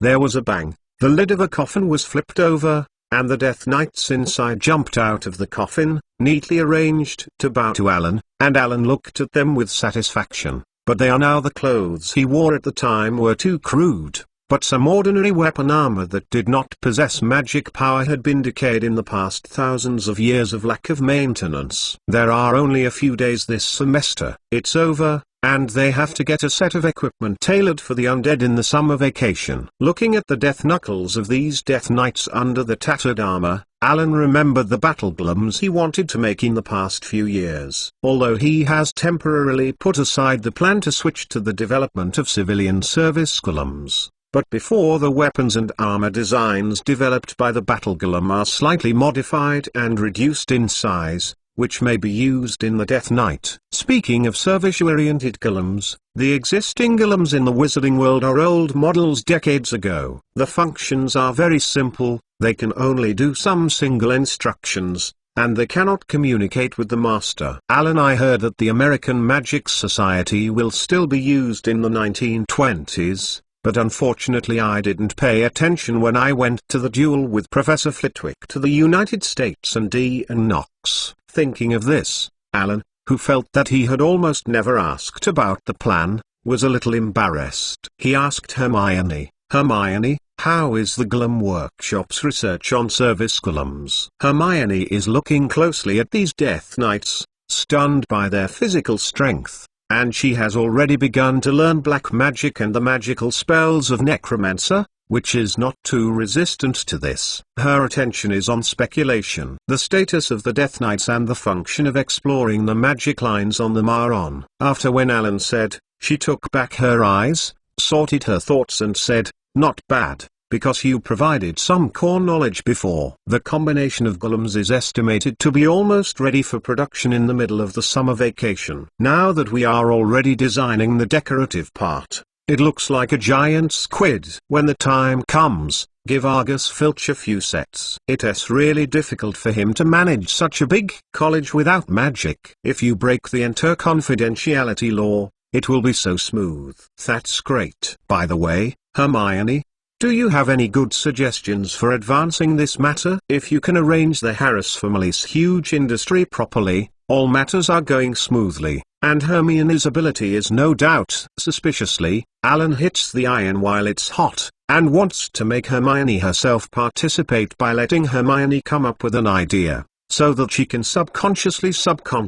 Hermione didn't answer Alan immediately. She held her cheek in one hand and grinded her teeth involuntarily. After a moment of contemplation, she replied, "Alan, Now the Harris family's power in the Ministry of Magic is undoubted, which helped the umbrella the company's various industries can run smoothly. Now that the two sides have started cooperation, coupled with the influence of public opinion on the TV station, our influence in the British wizarding world should be unparalleled. Our Harris family has a different sense of deterrence to others after the British Ministry of Magic's operation. The protective umbrella looks to outsiders mainly covering medical technology, potions, breeding and research of magical animals, and some industries that provide personal military equipment. Because we have many potion technologies that other companies do not have, and the towers are also planted with magic herbs that are almost extinct in the outside world. We have better quality in the potion and medical industries. The scarcity of magic potions, and the price of commonly used drugs are set lower than the market price,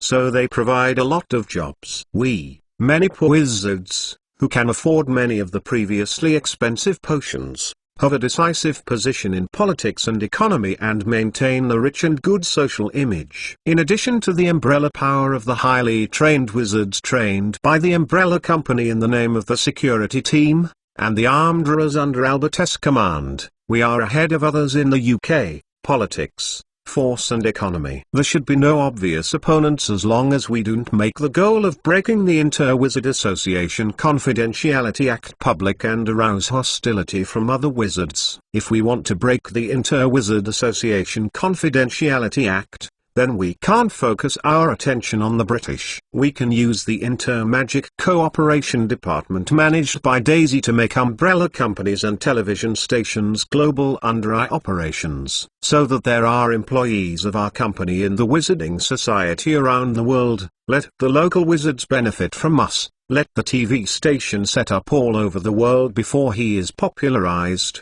take the lead in starting our name, thinking us the TV programs shown to them are broadcast in the local language. A few weeks ago, my hometown was in the United States, and my name seemed to be a subordinate of Yasif Ford. My energy was focused on a monopoly of the British homeland and the plan for Voldemort, which I rejected. Now that we are going to break it, I think the Raccoon City can use it to build a branch base to try water. You can do what you want, I listen to you. Alan looked at Hermione, who was talking happily. He just wanted to let the other party participate in this matter so that the other party would not be misunderstood and reject him, but did not expect that once she entered the role, Miss Xiaotong's little brain melon unconsciously unfolded these administrative and logical things. Realizing that she was immersed in the plan again, some Antiguist Hermione was a little bit shy by Alan's praise. She digressed. How do these Death Knights get out? It's all on Black Lake.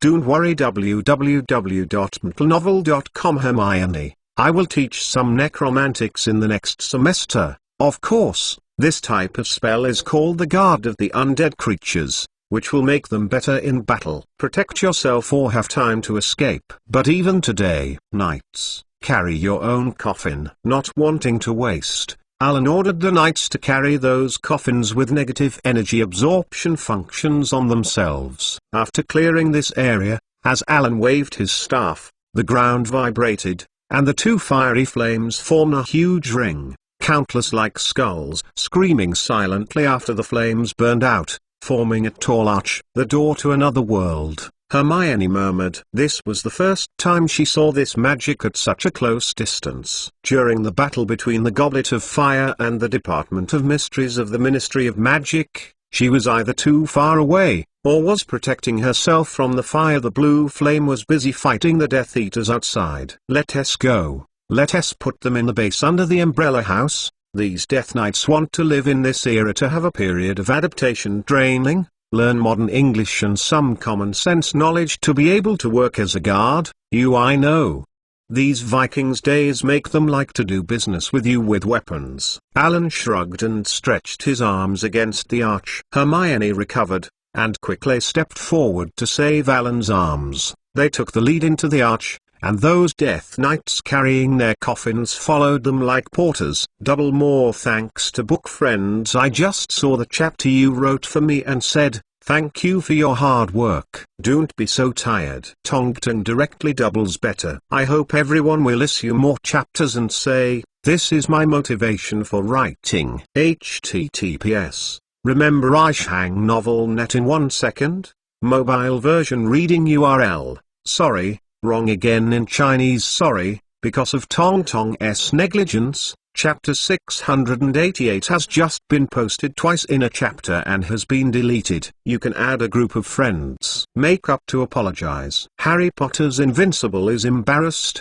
and it's wrong to hit in the hand. Please wait a moment. After the content is updated, please refresh the page again to get the latest update in Chinese. Chapter 689. Come back home for the rest of the semester. The little wizards shrank in the castle. Not because they didn't want to go out to play, but because of the continuous heavy rain and the wet square, let them go out and would rather stay in the library to complete their homework.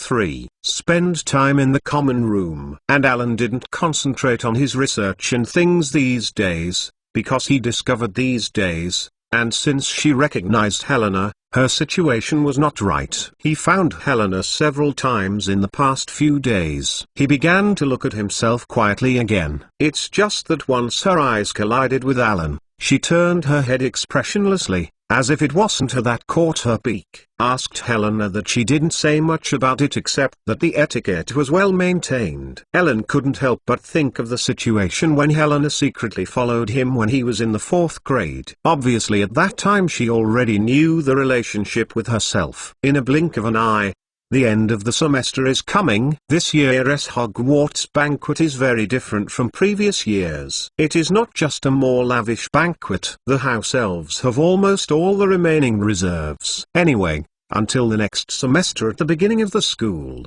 many things are estimated to have broken down early, and the Aurors have already stationed at Hogwarts, guarding on various corridors and main roads, and have increased the guard force around the college, including Hogsmeade Village. This is proud. The Luos themselves are a good job, and many adult wizards are willing to take this opportunity to return to campus. The huge screen that little wizards can see from the auditorium is paying the Ministry's attention to Hogwarts students. It is worth noting that the Ministry of Magic emphasized the danger in this promotion. Little wizard, you can use the magic wand to defend yourself, and encourage everyone to go to the Ministry of Magic to receive the badge that can quickly report to the Ministry of Magic. However, due to the previous news publicity and the Auror stationed in it gave students enough confidence, and Ravenclaw defended again in the College Cup. Everyone at the Ravenclaw table was celebrating. Everyone was eating and drinking together, talk and laugh. As Professor Dumbledore announced the end of the banquet, everyone returned to the dormitory with their stomach full. But for the little wizards, except for who is the Professor of Magic Anti-Black Magic Defense next year. In addition, the news that the 5-member group of Gryffindor was deducted 100 points by Professor McGonagall a few days before the end of the semester is also the hottest topic recently. Fortunately, Gryffindor has scored under Umbridge. The bottom of the other Gryffindors did not have any greater reaction to the 5. I heard that Ron Weasley suddenly went mad in the 3 broom bars, hysterically touching the poor waitress with tears in his hands. Michael Kona, paralyzed in the Ravenclaw public, lazily said on the soft sofa in the lounge. That waitress is called Cheryl, and she has beautiful honey-colored hair. Both Parvati and I consulted her about the brand of shampoo she used. Padma Patil raised her finger and frowned slightly. Angrily said, "Poor Cheryl. She just came to work as a waiter just after the baby has finished giving birth to her husband's illness. That red hair should really go to Street Mungo's hospital to see his head." The relationship that came out was anxious to poor Cheryl. The next day, there was a hustle and bustle in the castle, and the little wizards packed up their bags happily. The return of Voldemort did not prevent them from intending to enjoy a long and pleasant summer vacation. As the departure time of the dark red train approached, the little wizards in the castle had already started to pack up their bags, and when Luna finished before going to meet an Alan's lounge, Helena looked at the expression blankly. The passing of Hermione was unable to bear Alan's slow motion, and put his clothes into the box in the same color and orderly arrangement, and Alan was doing nothing. He simply used this time ago went to Flitwick's office to say goodbye to his best professor and colleague at Hogwarts College. Seeing Luna come in, Helena greeted her, and stared at Hermione's packing movement for a few moments, but turned around and hurried through the wall, disappearing without a trace, as if she were angry. "Luna, what's wrong with her?" Hermione asked, confused, as she thought what she had done made her unhappy. Luna, who was half lying and sitting on her chair, didn't lift her head. She didn't wake up and asked, a little confused, "What?" It was finally time to leave. Helena floated blankly behind Alan and Luna. They followed the usual route to the entrance hall to join Alan's sister Emily in Slytherin Po. The popular Emily is making a final farewell with her classmates. Since Alan had come out quite late, the corridor was full of little wizards in a hurry, and they saw Alina and Alan walking side by side with Helena, and they all cast their eyes in surprise. The students all heard the news circulated in private. The lunatic girl Luna is Rowena Ravenclaw, and Helena is a child of Ravenclaw. Looking at the situation in front of her, she recalls Miss Grey before. In those scenes when they were with Luna, they couldn't help but doubt the truth of the rumor. When they arrived at the hall, Hermione pointed to the little wizards outside the castle who had hurriedly started to trot. "We're hurrying fast. The train is about to leave." Suddenly Hermione became quiet, and she noticed that the atmosphere was wrong. At this time, Luna and Alan stayed motionless and looked at Helena. Instead, Helena was used to saying goodbye to them at this time every year. She waved her parents blankly, and then turned away. Outside the castle, countless little wizards happily chased and ran, wanting to board the train. They would go to see their family who had not seen them for a semester. Inside the castle, Helena, who had said goodbye to Alan, floated alone across the marble staircase, through the empty corridor, and drifted towards the Ravenclaw Tower. Looking at the lonely back of Helena walking through the wall, Alan suddenly understood the abnormality of the other party. During this time she was already used to this kind of lonely life, but she had to finally recognize each other's identity and ephemeral. After the reunion, she had to suffer another division and endure the loneliness of a person, and she has lived such a desperate life for nearly 1,000 years. Thinking of the picture when he and Helena met each other in the basement, the girl seemed to be a lifeless girl in the dark, although strictly speaking she was not alive. In his most beautiful years of death, he has hardly seen all kinds of beautiful scenery in the world, tasted the food, but can no longer feel the taste, did not experience the love and being loved. Alan would not admit that the blood man borrow his love for Helena. In fact, he suspected that he rarely met each other in the college, just because this ghost, who is actually a victim of Ravenclaw, knew what to do and deliberately avoided himself. For hundreds of years, when her daughter celebrated at the funniest school ceremony of all the little wizards and enjoyed the food, she could only float in the corner, watching and admiring, all for her. It's like a dream. When I think of this long summer vacation, Helena can only wander alone in the castle by herself. A relationship with other ghosts is not good. www.mentalnovel.com. Unlike the sociable and friendly Headless, the Knight can have so many ghost friends, and thinking of these, Alan's heart felt like he was grabbed by a pair of big hands for his own care. "Wait for me." After the girls didn't respond,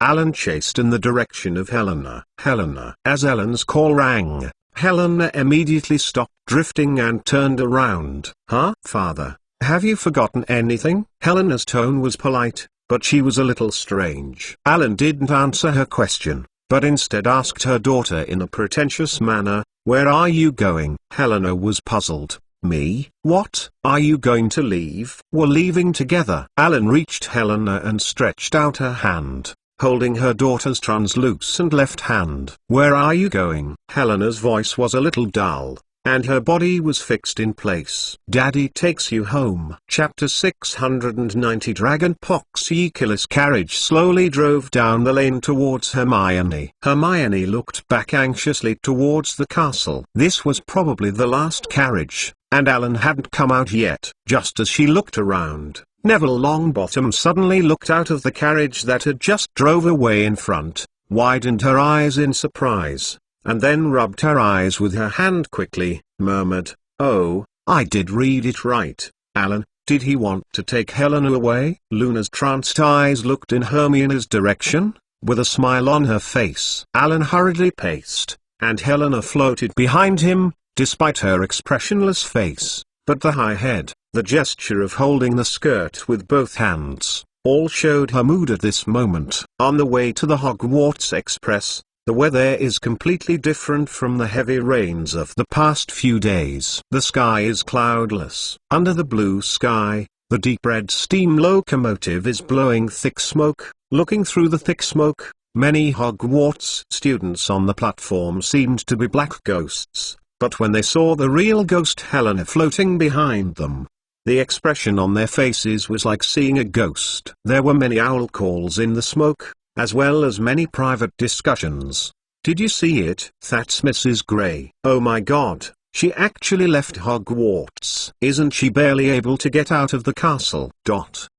Alan sat down in the carriage at the rear of the train. Although they could go to the exclusive box of the class leader, they obviously wanted to sit together at this time. Hermione went to the door of the box and gently pulled the door up, blocking the sight of the little wizards who came to the door of the box for curiosity and blocking the whispers. "Alan, can the ghost really take the train? Will the train leave? Helena stays in place?" Hermione looked at Helena sitting beside Ellen, and her heart was worried. But soon her worries were dispelled. Hogwarts quickly whispered, gradually accelerated, and drove away from the platform. Apparently, Helena sat still beside Alan, and Hermione happily sat opposite them. Next to Emily, Alan in a good mood began to talk about his interesting things in the Middle Ages, and the countryside outside the window became more and more verdant and tidy. Helena kept looking out the window, watching the train pass through mall towns. "No wonder I haven't noticed any students coming to Hogwarts with the door key recently," Helena sighed. "You have been almost 200 years ago recently." Hermione was a little bit hurt by the ghost's concept of time. About 1827,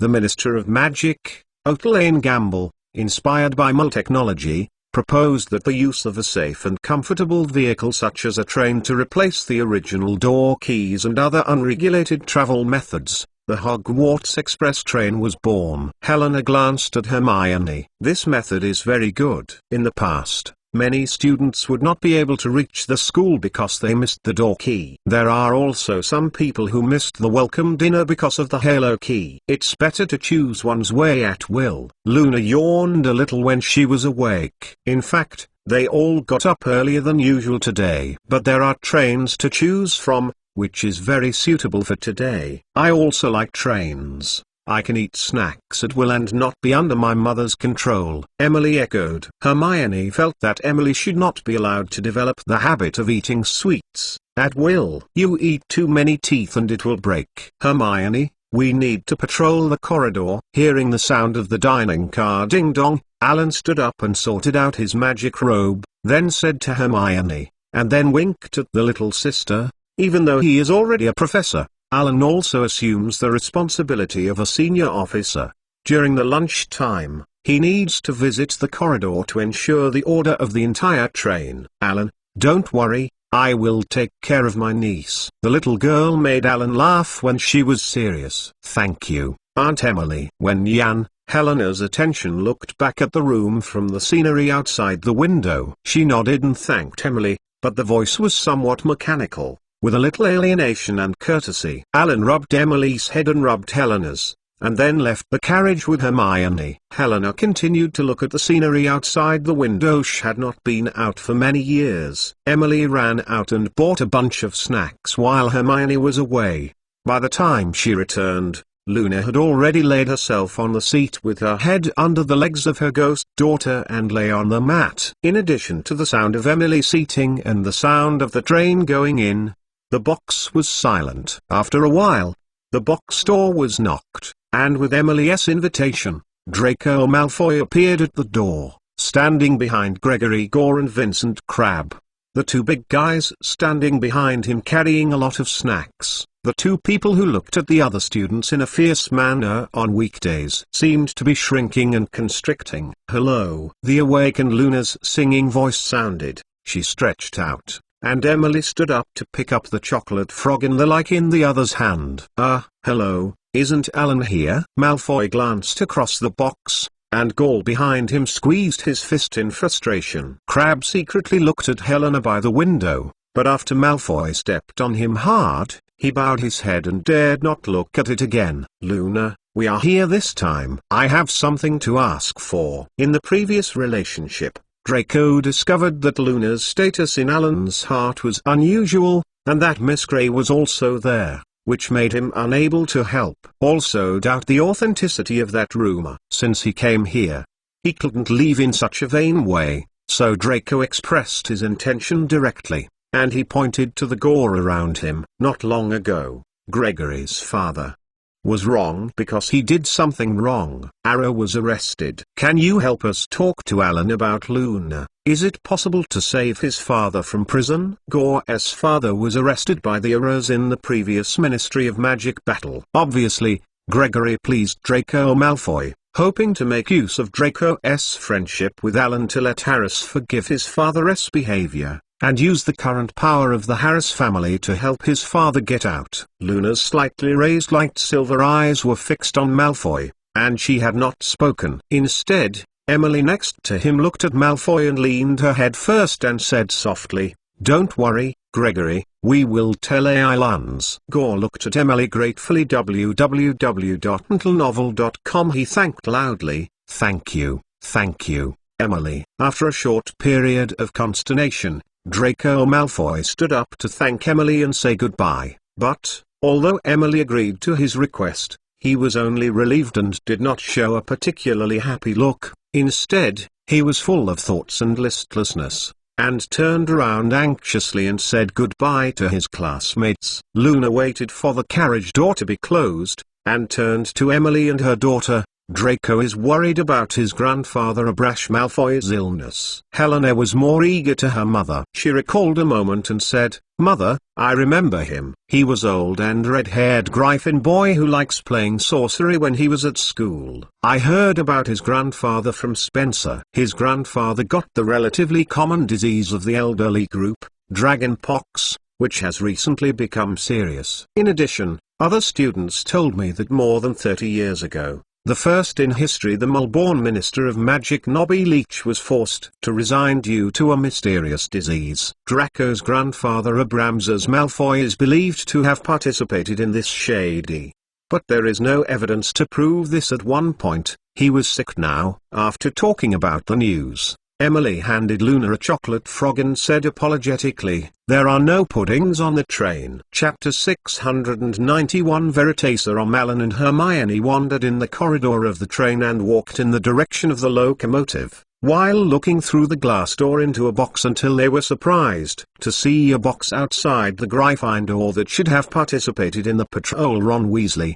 the male captain, leaned grey on the corridor window. Ginny and Harry were beside him, talking to him in a low voice, as if comforting him. "Why do all the media, are saying that I like boys?" Ron scratched his head, with an unrequited look on his face. "Do I really like boys? I don't know." Ginny and Harry glanced at each other. She seemed to be trying to hold back the smile, but still patted Ron's arm sympathetically. "Of course you aren't." Harry, who glared at Ginny before he was comforted, was interrupted by Parvati Patil, who was also among the Indian twin sisters in Gryffindor. "It's still doubtful that any other man besides you will be unfriendly to her waitress in front of Mrs. Rosetta." Hearing their conversation by accident, Parvati pulled his sister Padma Petty. "I sneered disdainfully." Romida Vanni passing by laughed with lavender brown. Alan looked at Ron's face differently from the redness that would rise when he was irritable. His face turned pale and desperate. Thinking of Mr. Arthur Weasley, who was playing for the Harris family at this time, to Alan a very welcoming Mrs. Weasley, as well as the Weasley twins, Alan sighed. He walked over and reached out to stop Ginny, who wanted to do theory for his brother. "I have a way for you to prove your heart." In the eyes of everyone surprised, Alan approached. "What method?" Ron asked suspiciously. He couldn't believe Alan would be so kind to him. Harry and Ginny were looking forward to it. In their eyes, as long as Alan shot, there would be nothing that could not be solved. "I think you tried it a while ago. It's a real agent." Alan shrugged and said the answer. "Alan, It's illegal to do this. We can't use spitting on people who haven't made any mistakes. You have violated the law. If someone is prosecuted, you will be in trouble." Hermione pursed her lips, argued disapprovingly. Ron made a whisper for a while, "And drink the real agent, then everything will be out of his control. Even if the other person asks any more private questions, he will answer truthfully." "Don't worry about Hermione. It's not a big deal. I just told him a way to see his heart, and it's another thing for him to accept or not," Alan said calmly. He looked out of Ron's inner suspicion. He was stimulated. "There is nothing that Gryffindor dare not." Ron clenched his fists. Alan beckoned to the Era, who was in charge of the guard in the carriage. "Sir, you must be wearing the real agent." Era immediately came out with the identity of the person speaking in front of him. It was his brother Albert, the new savior of the boss. So he decisively took out the authentic agent and handed it over. But, then, he secretly drummed in his heart, after all, Ron Weasley was just a wizard who had not graduated, not a criminal, and he was just an ordinary Era without Alan's background. "Don't worry, after you give it to me, you have nothing to do with it." Alan's voice contained a convincing power. And then Alan put the bottle of authentic agent on the edge of the window and said loudly, "None of you are allowed to touch my bottle of things. I just put him here for a while and wait to get it later." After talking, Alan took his steps and walked out of the next box, pretending to check it, staring at the students inside, and turning his back to Ron. This made the box look ruddy. The two girls, Hannah Abbott and Susan Bones, were so scared that they looked at Alan's pale and serious professor face outside the window and mistakenly thought they had made a big mistake. Ron settled his mind. He realized the meaning of Alan's words. If he didn't drink the bottle of vomiting agent, it not only showed that he was gay, but also proved his own in front of the Gryffindors. Timid. So Ron stretched out his hand and pulled the cork of the bottle of truth-pouring agent, held the bottle and began to take a deep breath, as if the posture was to get the bottle sullied. "Drink 3 drops at most," Hermione quickly told the other party before taking the medicine, but quickly uttered a cold tone, if not afraid that the other party had done something stupid and had an accident, or what stupid things were said in public, and allied Ellen. He didn't want to say a word to Ron. Stimulated by Hermione, Ron no longer hesitated, lifted the small bottle of clear liquid, and took a deep breath with trembling, and immediately poured 3 bottles of the potion into his mouth, amount more than 3 drops. Hermione was helpless to see the medicine bottle with the visible water level line reduced to the naked eye, and observed that Ron didn't hurt but just entered the state of unsightly and loose cheeks faster than the book. So he turned his head, said to Parvati, "You can ask, are you here? Can you hear me?" Parvati asked. Ron's eyelids flickered a few times. "I can hear it," he whispered. "Ron, I hope you tell us," the Gryffindor Indian girl continued in a soothing tone. Her pronunciation of each word was quite standard. "Crumb is not the object of your crush." Ron took a deep breath, and the facial features seemed to wrinkle together. "Crumb is my favorite Quidditch star,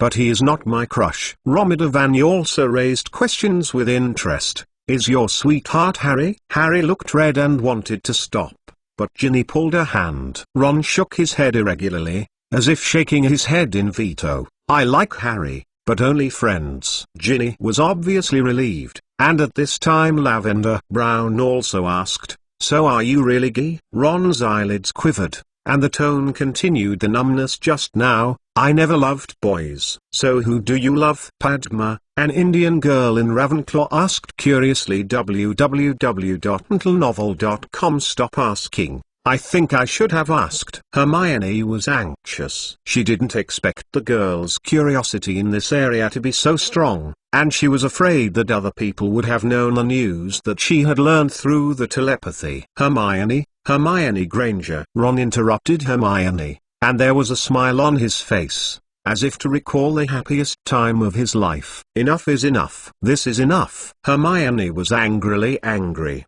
grabbed the bottle of truth-pouring agent in Ron's hand, and threw it to the Era who was standing on the side. Leaving, and looking at Alan with some worry and guilty conscience. "Alan, I haven't. Alan had some funny Hermione's reaction. He put his arm on Hermione's head and leaned his weight over to make the restless Miss Mastertone stagger, interrupting her explanation. It seems your photo I haven't gotten home since I missed it. The training class likes you a lot. If I don't have confidence in you, and everyone who cares about you cares, I don't have time to do anything else. Hearing the words, Hermione, who was relieved, gave Alan a punch and shrugged back. Then if you count your status in the hearts of the little witches in the wizarding world, I will care about each, until I am too old to die naturally. I don't care if I come. Chapter 692 New transaction. The train slowed down and was about to enter the platform. Except that Alan used illusions on her mage robe,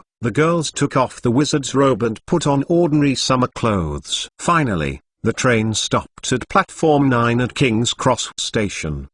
They flowed off the train following the surging people, and while the adult wizards actively greeted the new savior, suddenly Crookshank jumped from Hermione's arms and sprang. After going out, some unexpected Hermione quickly chased Crookshanks behind, and Alan followed. Not far away, Harry was saying goodbye to the Weasley family and was talking to Sirius Black, who came to pick up the station. Sirius took Harry's luggage and looked very happy. Crookshanks leapt up into Sirius' arms, and with a fat body, he had already recovered quite strong and took 2 steps back. Crook Mountain! Sirius screamed excitedly, and then both hands flirted with it. Hermione finally passed through the bustling crowd and rushed to him. Upon seeing this, Hermione stopped. After all, Crookshanks and Sirius once cultivated a comrade-in-arms friendship. At the time, Crookshanks even helped Sirius and Alan fight. Sirius constantly stroked the smooth fur of Crookshanks and said with emotion, "This cat is not too young." He returned Crookshanks to Hermione, and Hermione smiled. "Yes, it probably I am 16 or 7 years old. I don't have such a good condition if I change to an ordinary domestic cat. If it is a mole cat or something, the lifespan is shorter. My Crookshanks obviously can live a long time." Sirius turned to say hello to Alan, but suddenly found Helena floating behind Luna. "My Merlin, why did Miss Grey follow you? How did you take her out of Hogwarts?" Sirius, who graduated as a Gryffindor, exclaimed exaggeratedly, then lowered himself with self-righteousness. The voice leaned into Alan's ear. "Is that rumor so true?" Alan didn't answer such a reckless question as Sirius, but said to Sirius easily, "Sirius, I have a good deal for you." "What deal?" Sirius asked suspiciously. "As long as no one else is involved. There is something else in my family that you want. Just say it." "You helped Harry in this Ministry of Magic incident." "I haven't done well, thank you." "How is Checkley?" Alan asked Sirius. He still doesn't know if Dumbledore told Sirius in the past few days, but since Sirius did not have an accident, this Dumbledore, who was busy working with the Pure Blood family and the Ministry of Magic and the International Wizarding Federation for a few days, might not have time to deal with it. "That filthy old thing, staying at home, do you want it?" Sirius stared at Hermione behind Alan, and he heard Harry say too much things and Hermione's attitude towards promoting the liberation of domestic elves. In Sirius' eyes, Kreacher has undoubtedly become a tool for Alan to please girls, but thinking of Granger's origin, Black still perseveringly persuaded, "Alan, of course I am willing to give it to you. I wanted to get rid of it a long time ago, but this old guy was too seriously affected by my mother. Not very suitable." "I think you understand what I mean. Even I doubt the average pure blood is not taken into account by it. We recently found some clues after Mr. Regulus Sactulus Black's disappearance. The fact that Checkley was still there made Alan feel that the plan he had only temporarily thought of when he saw Sirius just now could go ahead. So he directly released the fierce material to Black. "My brother, Regulus, isn't this stupid idiot already dead?" Sirius stared sharply. Although Sirius thought Regulus was an incurable bastard, he was his own after all. Bloodline loved ones. Compared to getting news from Regulus, it is not important whether Klitsch will hurt the Mulborn Hermione, and if you want to come to Alan, there are ways to make it soft. Yes, I'm sorry, Mr. Regulus Black is indeed dead, but we have discovered some of your brother's things, so I should be able to find his body. Alan said unhurriedly, all you have to do is to ensure that Checkley is alive in your house before we investigate. You know, I also heard from Harry that you and it have a bad relationship with each other. You can take it away now. It was just that Sirius was suddenly surprised and made a request. Mr. Alan Harris, I can trade with you, but the prerequisite is that we need to reach an unbreakable oath. You have to make sure that you never ask Crutcher about everything about the Order of the Phoenix, and you can't use magic to force him to detect this information. No problem. But I prefer fair trade. I will take it back after I finish my part, but use a contract. It is more convenient to not find a witness. As Alan's words fell, a photo of the parchment rushed out of Alan's purse, suspended in midair, and Alan glanced at the wizards, big and small, who looked around for the vision. The pen was thrown to Sirius, and after his fingers burst into flames, he began to write in Latin on it, which successfully caused a burst of exclamation from the wizards around. Unlike the one signed by William the Conqueror, there is no decorative initials and decorative borders on the parchment. It is just a simple contract. The Devil's Contract. As a collection of the Black family, Sirius knew the power of the Devil's Contract. Relax. I think you should be familiar with it even if you don't use it. I didn't do any extra work. After I gave you the news of Regulus, you gave me Checkley. I just hope you can guarantee the cut during this period. Please safe. Of course he is very old. Even if he died naturally, I will give you the same news if I detect it. I just want to ensure that you and your members of the Phoenix Society will not hurt him. It is said that your attitude towards it is not its good. I have nothing to do with what the ghost thing is doing. Sirius cursed. Alan handed the devil contract to Sirius. Sirius wondered the contract in his hand suspiciously and carefully looked at it for a long time, for fear of falling into the devil trap. Alan embraced his arms around his chest so that he could watch him all the time. I need so much trouble if I really want to do something to you. Eventually, the desire for news of his brother Regulus overwhelmed everything, and Sirius swept with a big stroke, and signed his name on this devil's contract. After signing, the contract automatically flew back to Alan. Alan looked at the full name of Sirius on the contract, nodded with satisfaction, and then added his full name, and then put it in his pocket.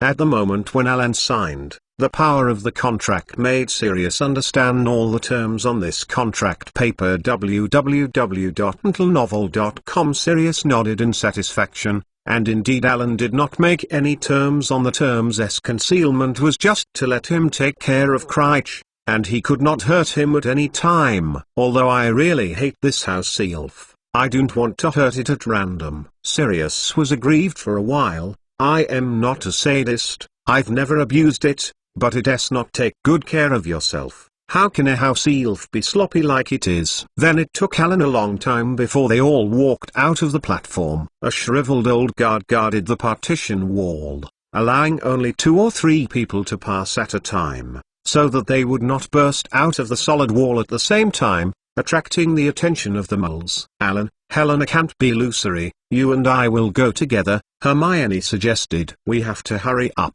Mom and Dad must wait a long time. They always come early to wait. I knew if I would use Barrow to test whether the door of the outside world would cause danger and damage to the ghosts without entities at school. I will give a message to the family first. Alan nodded. The shadow crow appeared in his hand. Alan brought himself back to Helena and could only return by car to explain what was coming later. The shadow crow fluttered and flew away from Alan. The shadow is missing. Chapter 693. Chewing gum. Not far from the platform, Hermione ran towards the Grangers, who were smiling and waving at them. Mr. Granger hugged his daughter and lifted her up a few times, rubbing the messy hair on Hermione's head. After being embarrassed from her father's arms, Hermione introduced Helena to her father. For the Grangers and his wife, they had a little witch and saw the magic world. This was a surprise to them, but today they saw the ghost for the first time in their lives. At this time, he was being introduced to a ghost, which made Mr. Granger extremely frightened. He looked around, and found that it seemed that everyone around him couldn't see them. A ghost appeared in the station in such a fair manner that the pedestrians who came and went were ignored. Compared with Mr. Granger's strong composure, Mrs. Granger's eyes did not dare to look at Helena. She looked pale and tugged her daughter's hand tightly. "Hello, Helena." Mr. Granger offered his hand, and Helena reached out to him. The moment they touched, Mr. Granger felt the cold invade his skin, and the cold sensation spread along his arms to the body, and kept down. He tried his best to calm down, hoping to stop the shaking of his thighs and slow down his heartbeat. "Helena is the ghost of Ravenclaw's college. It's very friendly. Don't worry." Hermione quickly reassured her and continued to massage her mother's hands in cold sweat. Mr. Granger tried not to let his eyes stay on Helena for too long. Although his fear was also mixed with curiosity, he soon discovered that the ghost girl was proud but very polite. Although frosty, they did not show some hostility like what they said to be pure-blooded wizards. Coming to the parking lot, Mr. Granger and his wife sat in the front row, while Alan and the ghost were crowded in the back row. Helena drifted diagonally in the air above Emily and Alan's head, blinking at Mr. Granger to start the car and controlling the steering wheel. "Dad, because of Helena's physique, Alan couldn't use magic to take her back." Hermione hadn't finished explaining yet, and Mr. Granger interrupted her, assuring, "Come on, baby, I will send your classmates home safely." "Oh, thank you so much, Mr. Granger. But don't bother, I will drive." After I sent Luna and Helena home, I immediately returned the car. Alan said quickly, borrowing the car is already embarrassed. How dare he bother Mr. Granger? "You are also 17 years old." Time passes really fast. Hermione's 79 years seem to be larger than yours in the same year. She applied before, and she got full marks for multiple choice questions and simulated short film tests. The car drove to Hermione, who was publicly talked about in the public, was lying on her classmates with some frenzy, and passed over to hammer her father. Mr. Granger was cuffed with a sudden blow.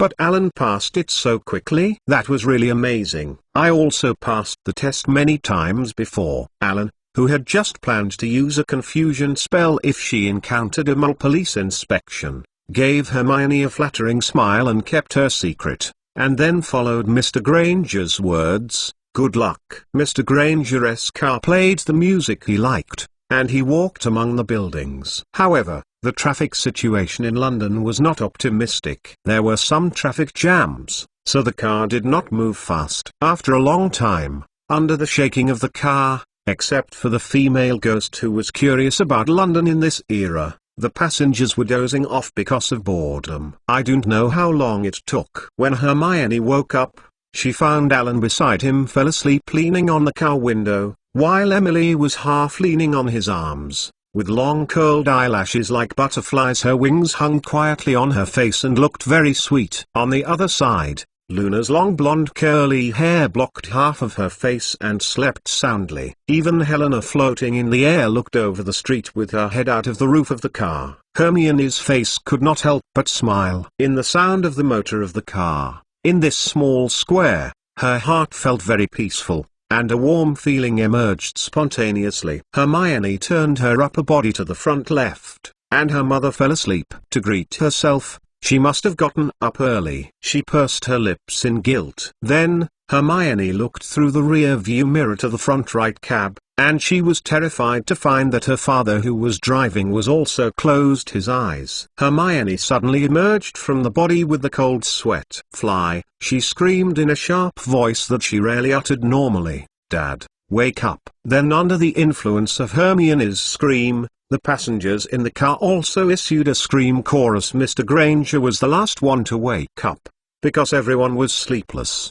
The car finally drove out of Hermione's house. Along the way, although it was still less than 4 o'clock in the afternoon, the sky gradually darkened and the clouds gathered. Mrs. Granger looked at the sky, and was a little embarrassed to think of the stupid thing Mr. herself had just done. So they politely invited them to Alan. "It looks like it might be raining after a while. and you must pay attention to safety when driving in the rain. Drink a hot drink and eat something awake. Thank you for your kindness, Mrs. Granger. Alan helped Mr. Granger to take out all the salutes belonging to Hermione in the trunk. It's just a long way away, and I can't delay it any longer. I want to rush before dinner. Going back, the food that my mother prepared so hard cannot be wasted. It is said that Mrs. Granger did not insist, but was satisfied with Alan's attitude towards his mother. Mr. Granger took out some sugar-free gum from the trunk that had not closed the lid and gave them to them. Chew it to avoid the boredom and sleepiness of the journey. Mr. Granger, thank you. After I sent Helena home, I could get the car back immediately. Alan took the gum and sat in the driver's seat, saying goodbye to the Grangers, but no trace of Hermione was found. Luna sat on the co-pilot next to Alan, and Emily took her backpack from the trunk and sat side by side with her niece Helena. Alan, take this map. Hermione, who had just hurried back to the room, ran over with a map and handed the map from the window to Alan. After all, Alan didn't drive home on weekdays. After that, Hermione was worried that he could not find a direction. See you in a few days. Thank you, Hermione. This is definitely useful. You always think so thoughtfully. Let's see you in a few days. Alan applauded that Hermione was always so methodical. It's safe all the way. Pay attention to safety. Hermione, who was blushed by Alan's approval, told the Granger family to watch Alan start the car, drive away, and bid farewell to the car they were driving. Although not accustomed to this kind of cab in the opposite position, Alan, who deliberately reassured the Grangers who did not propose to check his driver's license, was still very skilled. Luna, Emily, the road is far away. Would you like to go home first? Alan asked. No, I'm going to take the car. Luna looked at the steering wheel held by Alan with interest. When you get to your house, I will go home again. I'm also going to accompany you in the car, Emily replied obediently, holding her backpack. The sky was getting darker. In this gloomy city, red traffic lights and blocked roads made the drivers waiting, and the rain was falling from the sky. Alan looked at the tape in Mr. Granger's car. I picked it out and inserted it into the car's player. A sound of silence came out in the car. While watching the situation on the road, Alan took the opportunity to introduce Helena to her family. We live in Dorset.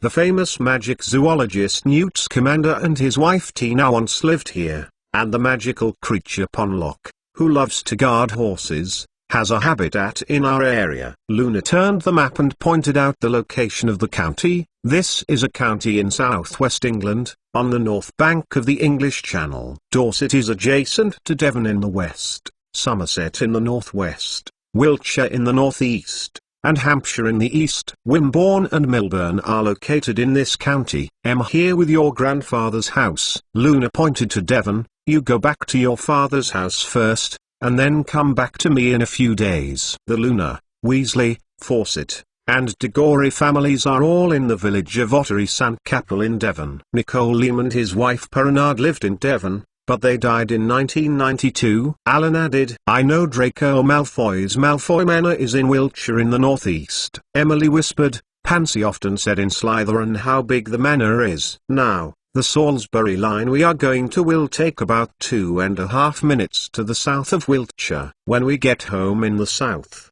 it will take another 2 or 30 minutes. Alan in the driving position held the steering wheel in both hands and stepped on the accelerator to speed up. Luna opened a packet of sugar-free gum and picked up a piece and put it in her mouth. Also give Emily a piece. Through the rear view mirror, Alan saw her little girl staring at Luna's sugar-free gum and smiled to remind Luna. Emily chewed sugar-free chewing gum twice and spit it onto the wrapping paper. For Emily, sugar-free chewing gum is obviously not as attractive as the snacks in her own package. She took out a chocolate frog, and after removing the wrapping paper, she bit off the head of the frog with satisfaction. Emily tasted the BB beans, crucible cakes, and pumpkin pies purchased on the Hogwarts Express in the same way. eating with relish. She would rather take a mole car to go home for a period of time, because she wanted to take the opportunity to eat more snacks. Alan noticed through the rear view mirror that Helena would look at Emily every time she changed snacks. His hand holding the steering wheel was tight. "Helena,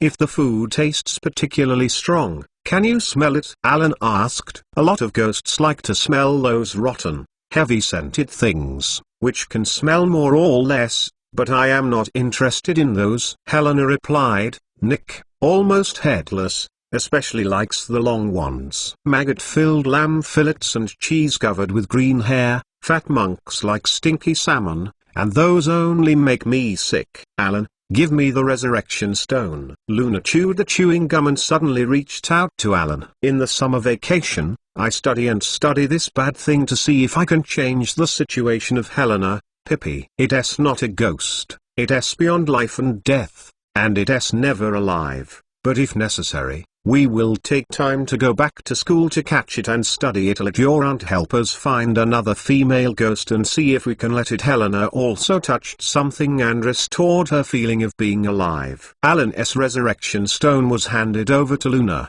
and a few pieces of chewing gum were exchanged and dropped into his mouth. The child's mother seemed to have thought of his previous ideas. www.untilnovel.com finally drove out of London in the urban area, but not too far away. The thunder burst, and the raindrops crackled on the windshield of the car. The wiper swings rhythmically left and right, accompanied by the music playing in the car. Sitting in the front passenger seat, Luna chewed chewing gum in her mouth. Her slightly raised eyes stared at the wiper in front of her, and her body shook left and right with the wiper in front of her. The girl first shook her head and wiper at the same frequency. Suddenly, Luna speeded up the shaking of her body and head, and it looked as if the wiper was oscillating with her, and her long blonde hair was also flying. Alan turned his head and was a little surprised. But his eyes couldn't seem to leave Luna like this. His mouth raised, and the whole expression was incredibly soft. Luna's slender fingers pressed the window lift button and lowered the window. She untied her seat belt, and her entire upper body protruded out the window. She supported the window with her slender white arms and stabilized it. Body shape. The rain slapped on her delicate cheeks, but she didn't care. Instead, she closed her eyes like a child, raised her face, opened her mouth, and let the rainwater swallow a few mouths. Seeing Alan's face seemed to be confused, Emily sitting in the back row stopped sucking the Martian stick in her hand. She deflated her mouth and sarcastically said, "Pretend." Chapter 694 Family. When Alan arrived at his home in southern Dorset, he almost couldn't recognize his house. From afar, he saw the small villa with red bricks and white windows, which was now pink, red, and fuchsia, covered with carnations. These delicate flowers are not like those planted in the soil at ordinary times. Under the power of magic, they climbed the walls and scrambled vigorously. Each one showed a brilliant smile. Whispering, some flowers secretly peeped through the dining room window to the sumptuous feast on the dining table there.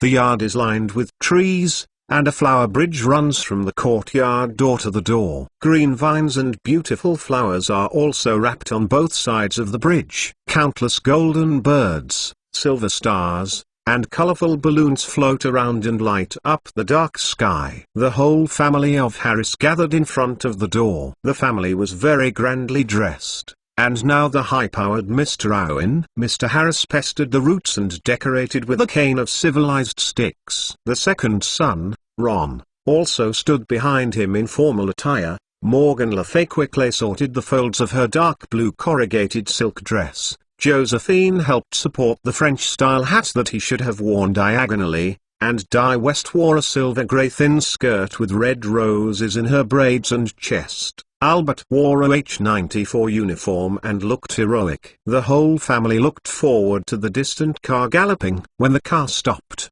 Owen took a few steps forward, and everyone followed behind him, writing the tender hopes in his heart into the smile on his face. Alan got out first, then Emily quickly swallowed the snacks in her mouth, jumped down with her backpack, Luna did not get off in the co-pilot, and was awakened and opened her eyes to see the grand welcome scene in front of her. She couldn't help but lean back, squeezing her scattered blonde hair, and said, "Helena, you follow her father first. Emily, I'll go back first. Alan, I'll put you in your room when I salute." After all, Luna sank directly in the shadow of the passenger's cab, and the whole person disappeared. "She's in a hurry." "Is there any hurry to accompany us in the car?" Emily asked Alan, but she didn't understand the logic of Luna's behavior. "Too many people. My mother is afraid of trouble," Helena explained aloud. And the focus of all people, the protagonist of the welcome event, Helena Ravenclaw, she let herself follow Alan behind Altdorf. This does not reduce her sense of presence.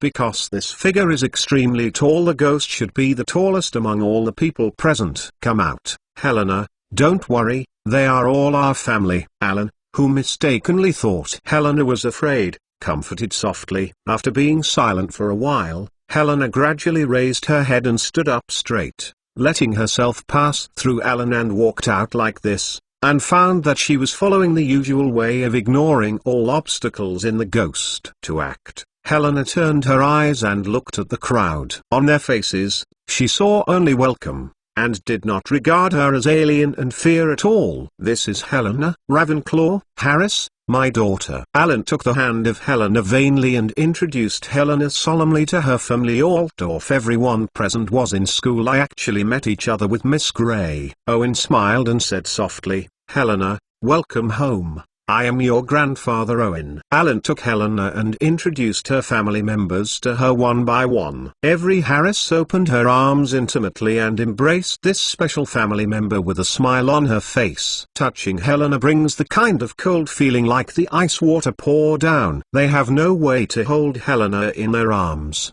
but they can express their welcome and joy in this way. Helena did not float in the air at this time, but stepped on the stone-paved ground like Alan, and after hugging, she lifted the skirt and saluted the relatives. This scene full of love made Furong, who had just returned from the phantom shift of the show, witness the scene. The sensual French witch hurriedly took out her handkerchief and wiped out the moving tears that suddenly poured out. Morgan Le Fay grabbed her granddaughter and took her to the villa. The golden and silver light floating in the sky lit up the transparent face of Helena, and as she stepped in, a lot of fireworks burst into the air to celebrate Helena's return. Everyone's emotions were high and they surrounded Helena into the room. They did a very successful job and were in a light mood. It was easy to produce a series of laughter. The gifts were not displayed because all the gifts were already displayed in the room specially prepared for Helena. The welcome dinner is very rich, not only a variety of dishes,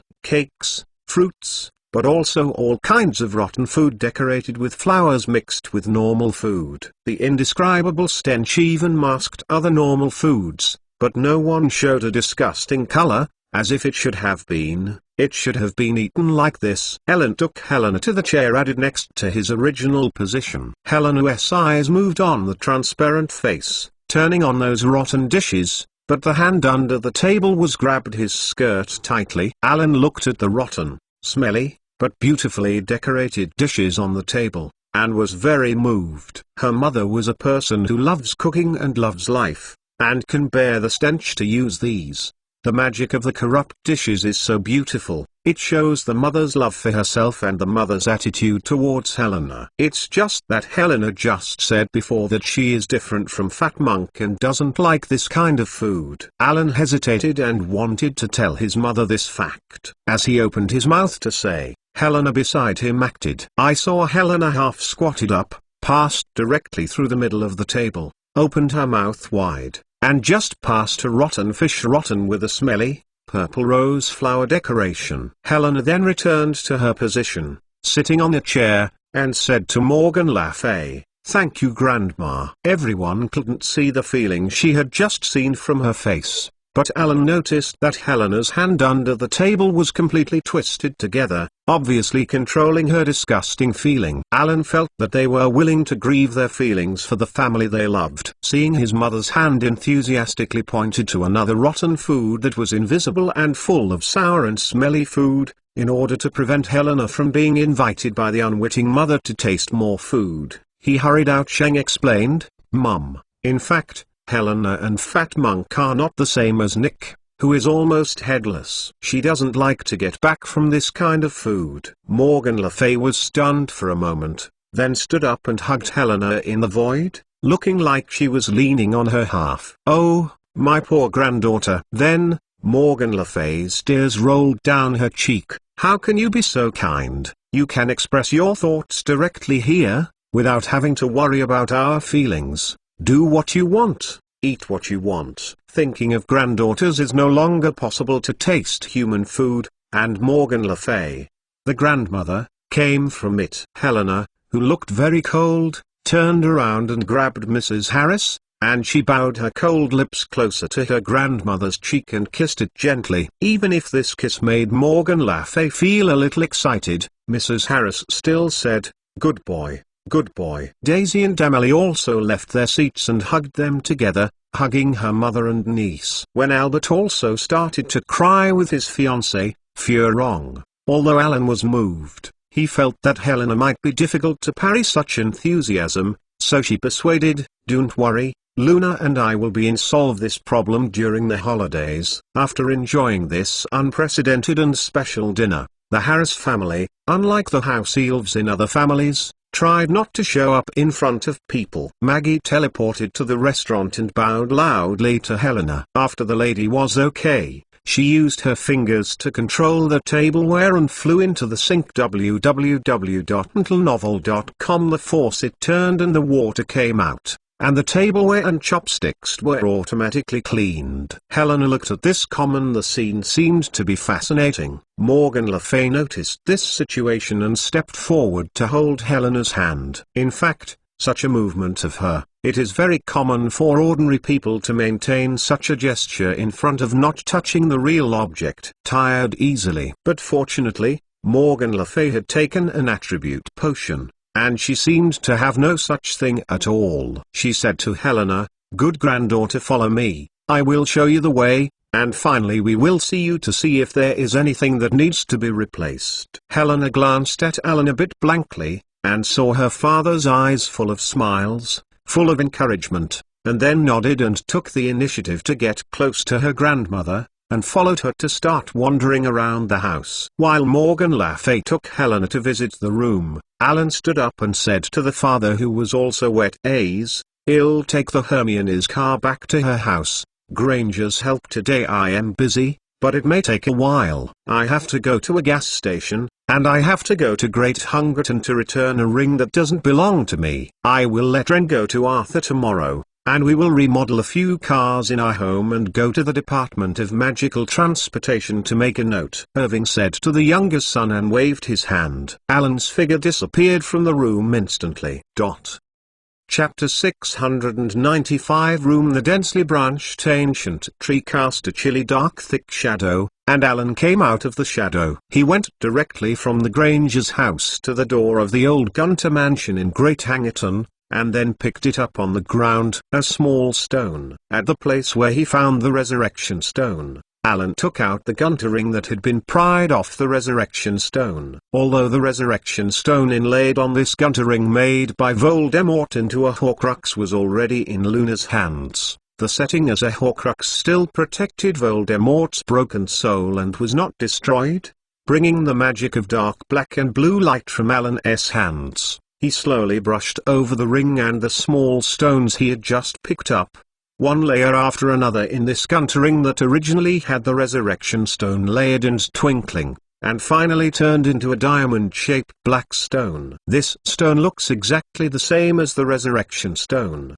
but it is not the same. The curse that belonged to Voldemort on the Gunter ring was easy for Alan, who had mastered the power of death, to completely eliminate it. But Alan didn't do it. Alan only absorbed a small amount of cursing energy from it, making the actual erosion rate slower, but immediately added an additional trap that can seduce people. Passing away the most secret thoughts in his heart makes him eager to bring this ring. Alan knows that Dumbledore's inner desire for the lost family, plus Alan's deceptive set of the devil is already quite. I am familiar with it, and have personally been in contact with the resurrection stone. So Alan deliberately made this trap for the situation of multiple people in Dumbledore, just like a tailor made, added to this gun to ring. Of course, Alan, who can make a heads-up declaration to Voldemort, is obviously not afraid of a near-known matchup with Dumbledore. But the reason why Alan circled this way and arranged this trap against Dumbledore was because he didn't want himself and Dumbledore to get to the stage where they faced the duel. At that time, even if he defeated Dumbledore, it might not be a good thing. The greatest white wizard in the world has been famous for a long time, and recently only once again proved his correctness and reputation in the return of Voldemort. As a newcomer, the savior of Alan, he still needs time to stabilize his reputation and prove to the wizards that he is stronger than Dumbledore. His decision is more correct than Dumbledore, so Alan wants to use this method to make Dumbledore realize that he cannot be his opponent in this state, and let the other party avoid making him himself because of his subsequent actions. Taking more aggressive actions with the Phoenix Society under him caused some unnecessary losses, and the two parties might have to become life and death enemies after the intense friction escalated. After all, Alan feels that Dumbledore and himself are currently at odds with their political views. If possible, he still wants to try not to harm each other's lives,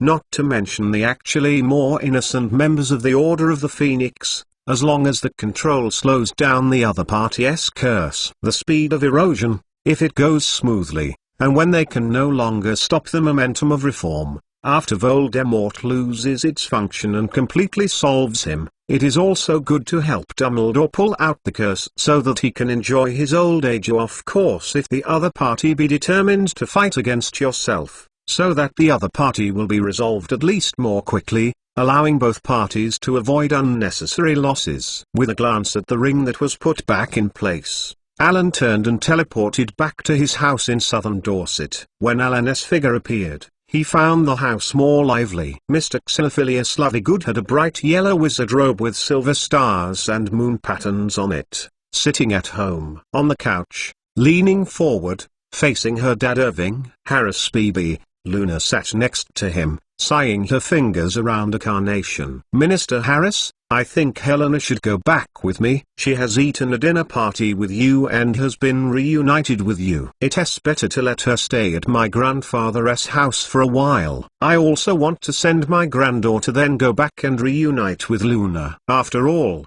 in the past years, she was raised by my daughter alone, and I think she is more willing to live with Luna, which may make her more comfortable." At this time, Xenophilius' language talent as a media person has been fully revealed, and he reasonably wants to take his grandson and daughter back, which seems to be completely unaffected by the status of Minister Owen Harris. For the father who loved his daughter, he not only wanted to be with Helena, but also felt that his daughter might want to live with Helena. Suddenly, Owen Harris thought he made sense, but for whatever reason, he really couldn't say that he would let Helena and the other person leave. After all, he really liked Helena. This is the first grandson of the Harris family.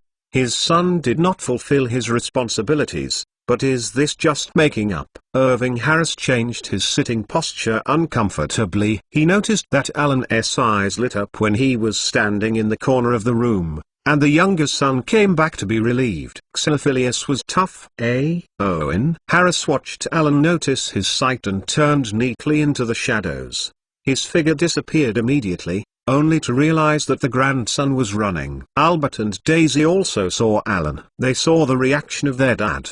The brother and sister smiled at each other and hid beside the wine cabinet in the corner. Albert poured a glass of red wine for himself and Daisy. While tasting the wine, he smiled and watched his dad get entangled by Xenophilius. Luna said at this moment, "Dad, Helena has a room here." Although she didn't say much, Xenophilius clearly understood what her daughter meant, and she didn't prepare a room for Helena. "What's the matter? I can give up my room to Helena." Xenophilius disagreed, insisting on picking up Helena. "Xenophilius, I understand very well how you want to take Helena back, just like I want Helena to live here and get close to us. After all, we are all her loved ones, we all love her.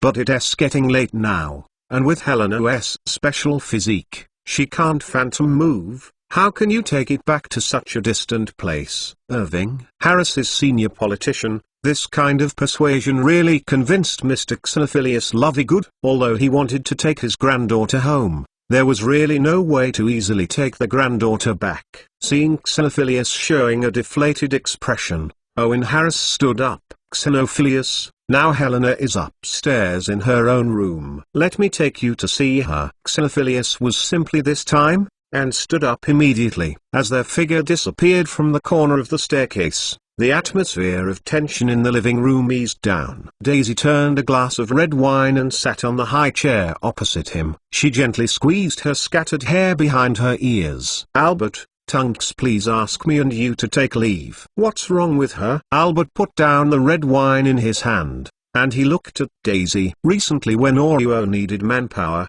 we have foiled several Death Eaters in Diagon Alley with the intention of kidnapping ordinary wizards. Incident: she's in love with Remus Lupin. Daisy sighed. One of her arms leaned on the wine cabinet and supported her head with her hand. Lupin is a werewolf. Albert frowned. There were so many young and handsome mirrors in the company. How did Tunks choose a werewolf? Daisy was keenly aware of the meaning of Albert's words. She turned the wine glass in front of her and sighed. You see, even you are surprised by such feelings. Tunks told me that she did Lupin confession, but Lupin not only did not respond to her feelings, on the contrary, he closed his heart, he avoided contacting Tunks, or even not talking to her, and almost made Tunks unable to find his traces. Tunks is a pretty girl, and her humor attracts a lot of her. As www.mentalnovel.com, she has a lot of suitors. Albert is a little difficult to understand.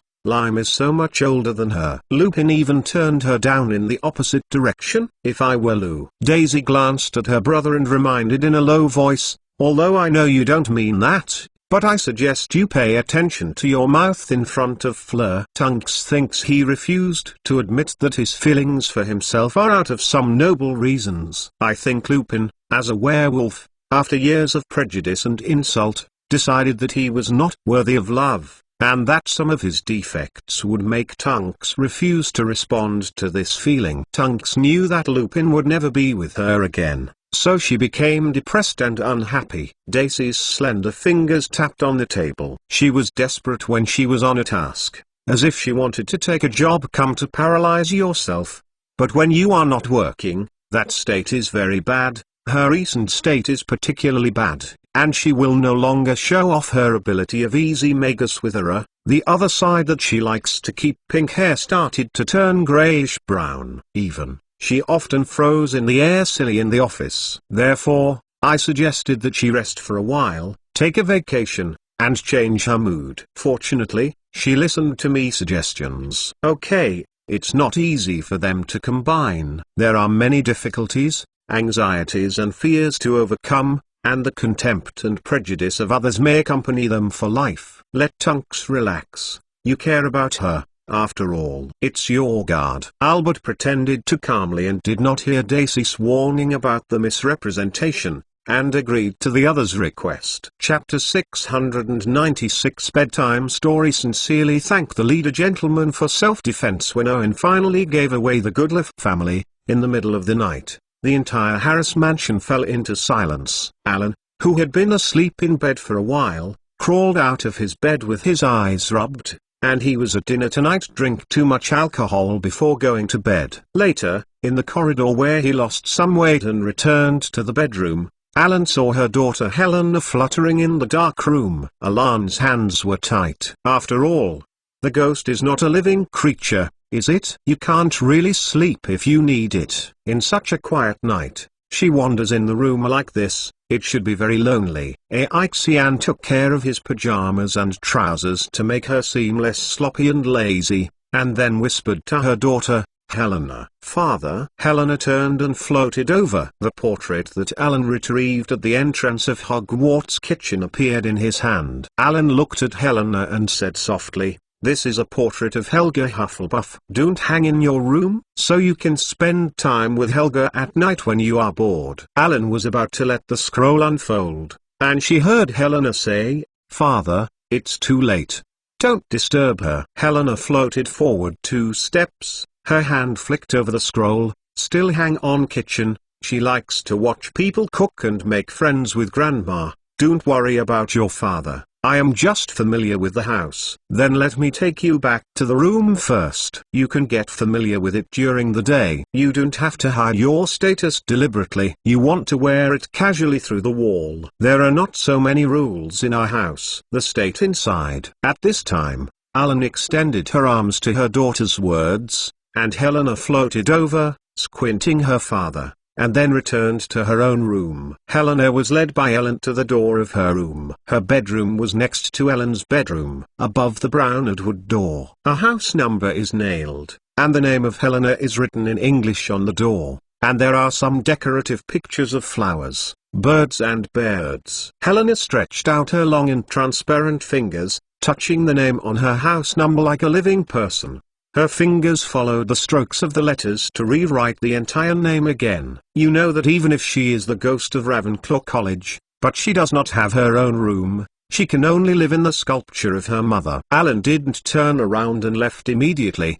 He walked into his daughter's new room and dragged a chair beside the bed. He patted the bed. Helena, try lying down. I'll give it to you. Tell me about the story of poems and peas. Father, my life is older than you. I've passed the age of listening to bedtime stories long ago. Although Helena said that, she still lay flat on the bed. We won't talk about age in the future. Your grandfather treated me like this when I was a kid, so let's satisfy my father's wishes. Alan ignored the daughter's complaint and told the story directly. A beloved wizard, he used his magic to help his neighbors, and made a cure in this magic pot. It was a round pot. Alan's voice had a quiet and gentle power in such a late night. Helena lay on her bed, holding her head in her hands like this, and blinkingly watching her father talk about wizarding children for herself, only to listen to fairy tales. These stories Helena had seen the junior students read many times, but at this moment, they gave her a different meaning. After saying goodbye to her father, Helena floated to her bed as if she were alive, letting herself float on the bed. She could not feel how the bed felt, but from the thickness and the color, Helena guessed that it must be very soft and comfortable. The ghost has no tears. She stared at the gauze curtain gently floating with the summer night breeze blowing from the window. I haven't seen my father since I was born, and my mother's attitude towards herself was not as good as it is now. Many times she heard others say that she was an unexpected child, and how smart and wise and great her mother was. For this reason, when she was still alive, she longed to be smarter than her mother. Rowena Ravenclaw, more prestigious, stole the crown of Ravenclaw's symbolic wisdom and hid it in a hollow tree in the Albanian forest, but only a few years ago learned from the mother's mouth that it was all planned by the mother. The purpose is to keep your soul from getting lost in the underworld. But even knowing that her mother's and father's plans were also to protect herself, but in addition to the fact that Hugger Hufflepuff had taken care of herself, she never felt lonely. The others showed her good wizards are either forced by their mother's prestige and hope to please her with her, or they spy on her eyebrows and identity. Today, this grand welcome scene, seeing their unabashed expectations and joy on their faces, made her feel at this time for a feeling that she had not had for many years. She leaned her head and tried to recall from memory, but she couldn't find any words to describe this feeling. She couldn't judge her feelings at the moment. No matter what, from today, she will have a place, and this is her home. More than 9 o'clock the next day, the sky was still dark, and compared with the dark clouds outside and the sky dark, the Harris family's living room was brightly lit. After washing, the whole person was refreshing, and Alan walked slowly. Go downstairs. Just now, Alan received a letter from the Ministry of Magic sending an owl. The position of the Silent Man with Luna has been approved, requiring him to perform his duties in the Ministry of Magic within a few days. Therefore, early in the morning, Alan and Luna, after contacting, he was dressed and ready to leave, but the laughter from the kitchen attracted his attention. In the kitchen, Helena is introducing Hugger in the Hufflepuff portrait of Alan hanging on the wall last night. The Hugger and Morgan Le Fay who finally came out of the tavern are obviously very speculation. Morgan Le Fay is very interested in making food, especially desserts. Helga was obviously very satisfied with her family's attitude towards Helena and being placed in the kitchen. When her eyes met Alan, she nodded sympathetically to Alan. Alan smiled and nodded when he saw such a situation, and turned away and moved away. When Alan's figure approached the main hall of the Ministry of Magic and got rid of those members and visitors who greeted him actively, it was found that Luna and Len, who were dressed in a strange way, had already arrived at the row of golden gates at the end of the hall. The 20+ elevators talked next to each other. This was the meeting place they had agreed. After meeting,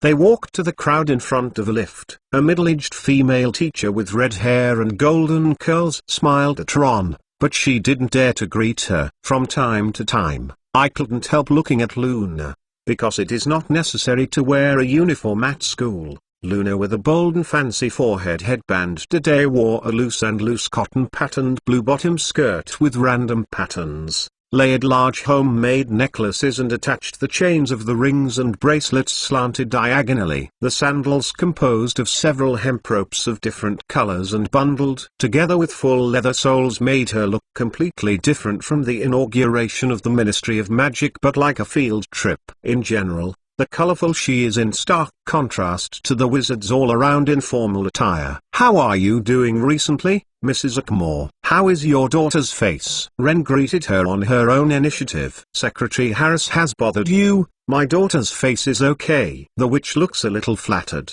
"Although I supervise the Flyway network, please rest assured, I will urge my colleagues to speed up the procedures for the transformation of the magic car as soon as possible." With a jingle of clank, a lift descended in front of them, the golden fence door was gently opened, and no one of the wizards entered, until Wren took Alan and Luna. They walked into the elevator together, and then they walked in. "It's not just Mrs. Ackmore." The wizards in the elevator tacitly approached the elevator wall, leaving the central space to Wren. The Ministry of Magic has 7 divisions, each of which is in charge of an aspect of the magic world.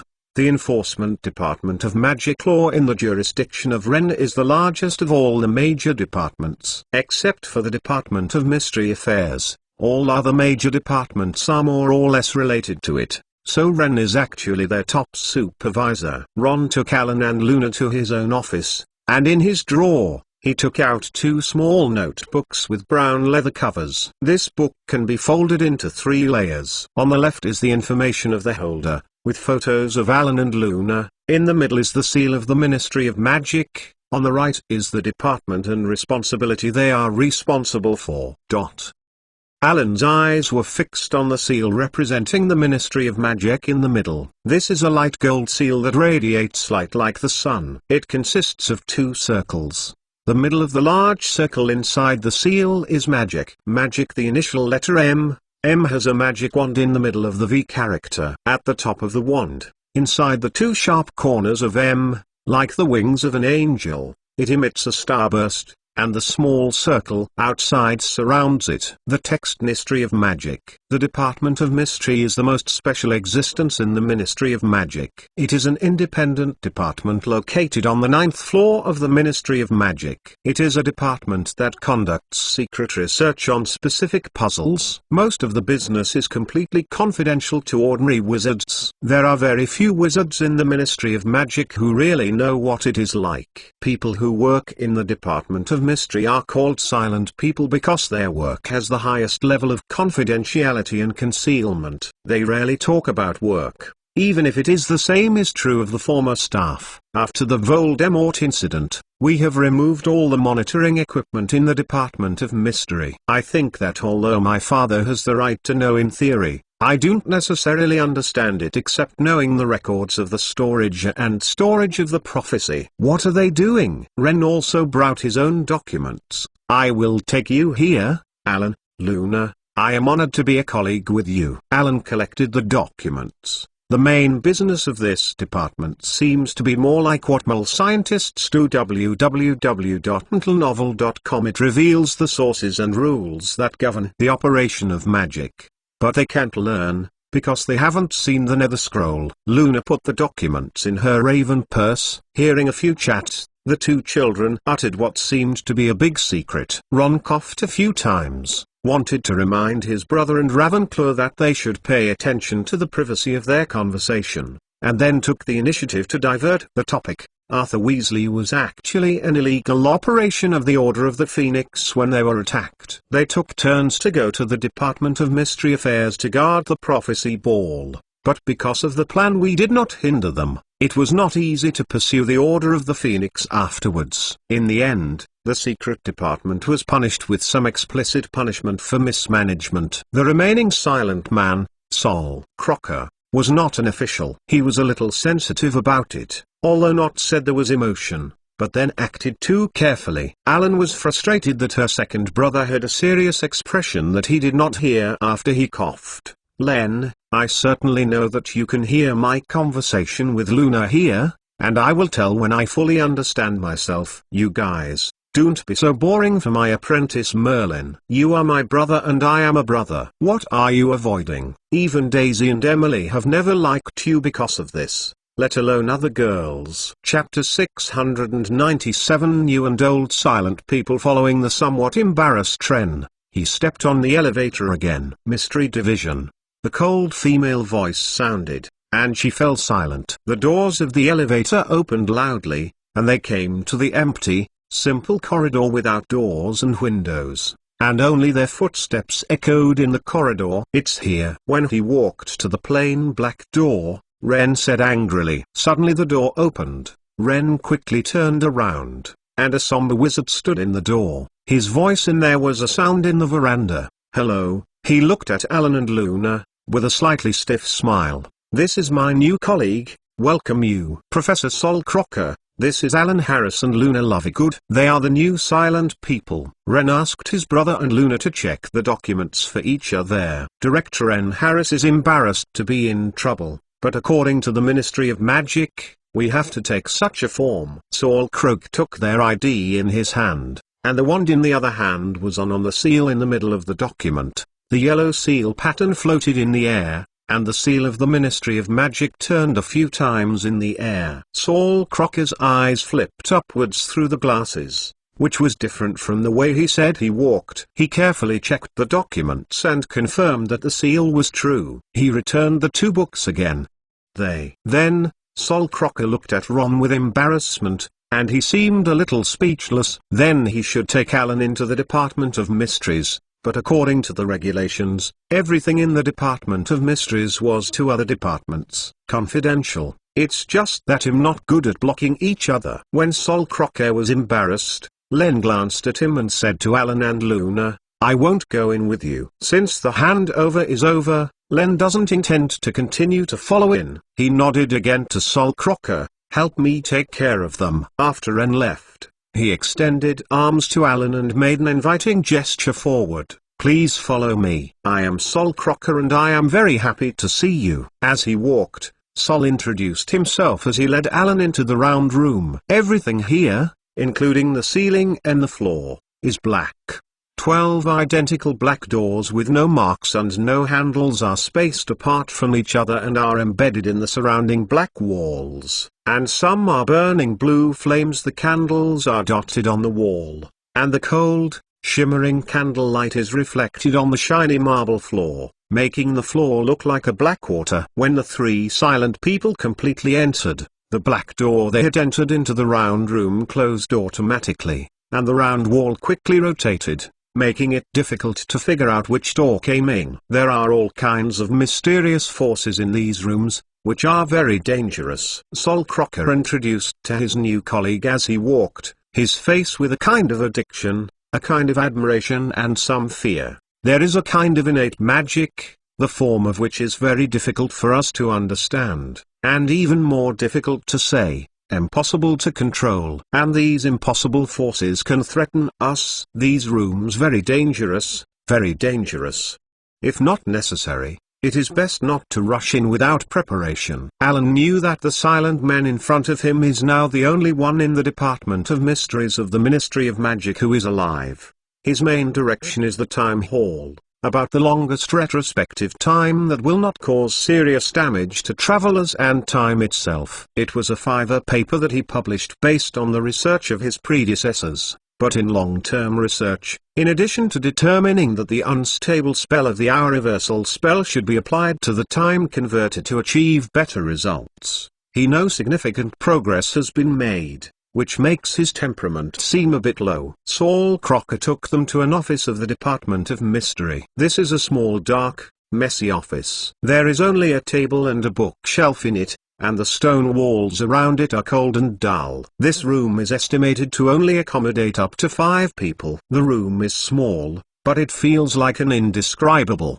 terrible, indescribable office. This is our office. You can choose your favorite location. Sol pointed to the table. He had packed his things and left a large space. Alan and Luna sat down at random, and Sol Crocker also returned to his seat. He saw Alan's eyes on the bookshelf behind him, and he turned to the ones on the shelf. A thick, somewhat obsolete, curled notebook said, "These are on the bookshelf studies of the silent people of the Department of Mystery. Mr. Harris and Miss Lovegood, I suggest that you take a look at these research notes first. There are a lot of precautions, as well as the research experience of the silent people in the past. These knowledge are very valuable, so please do not mention the information to anyone outside. I also urge the two to not directly learn when they have not learned enough knowledge. Go to those dangerous rooms." Saying, seemingly frightened by his own words, Saul Crocker changed his sitting position anxiously. "I'll give you an example. There is a room in the Division of Mysteries, which contains a huge glass filled with dark green liquid. There are many white things floating in the water tank. Those are brains. When these brains come out of the liquid in the water tank, the tentacles behind it will immediately entangle the person, and these injuries will damage the person's mental damage. Very serious. Without help, you can hardly get rid of its shackles. It is very dangerous. And this is just one of the houses, one of countless mysterious and unknown dangers." At first, out of politeness, and Saul Croker's attitude was very friendly, Alan and Luna never interrupted him, but listened politely. But as the other party talked more and more, chattering made Alan lean back on the chair, his hands folded against his chest.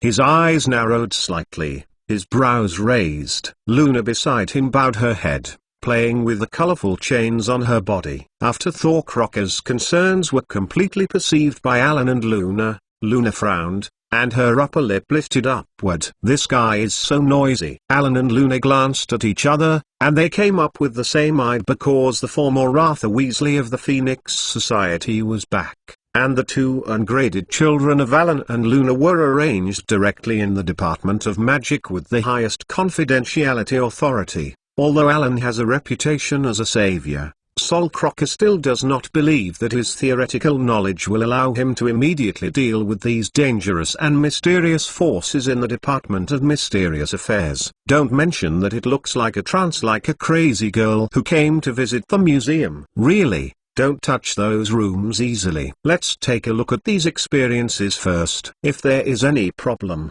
I am very willing to serve the two. Saul Croker's tone was full of request. In the eyes of Alan Harris and Luna Lovegood, if something goes wrong here, he cannot escape the blame. In terms of the Ministry of Magic's rules and regulations, if they have a problem, they will inevitably be called to ask questions, ask about the cause and process of the accident, and then assist the Ministry of Magic to investigate. www.untitled.com plus the other party, the son of the current Minister of Magic. The punishment will not be as easy as that of Arthur Weasley. Saul Crocker believes that if this is the case, it will occupy part of his time and energy, and the research may not be able to proceed normally. The Department of Mysteries is a place where modern wizards study ancient and profound and forgotten magic, and pursue their highest attainments of magic. Silent people are not politicians who are keen on pursuing power in other parts of the Ministry of Magic, but rather some vulgar things that place themselves in political affairs and promote wealth and are completely immersed in the existence of mole scientists who are aspiring to pursue the essence of magic. Although they have not read the Nether Scroll, it is difficult to understand and explain its existence, form, let alone to control. As the old silent person chattered, his voice became lower and deeper. His arm leaned on the armrest of the chair, holding his forehead, and murmured, "I'm a little sleepy." Saul Crocker's body leaned against the back of the chair and slid slowly. His body gradually relaxed.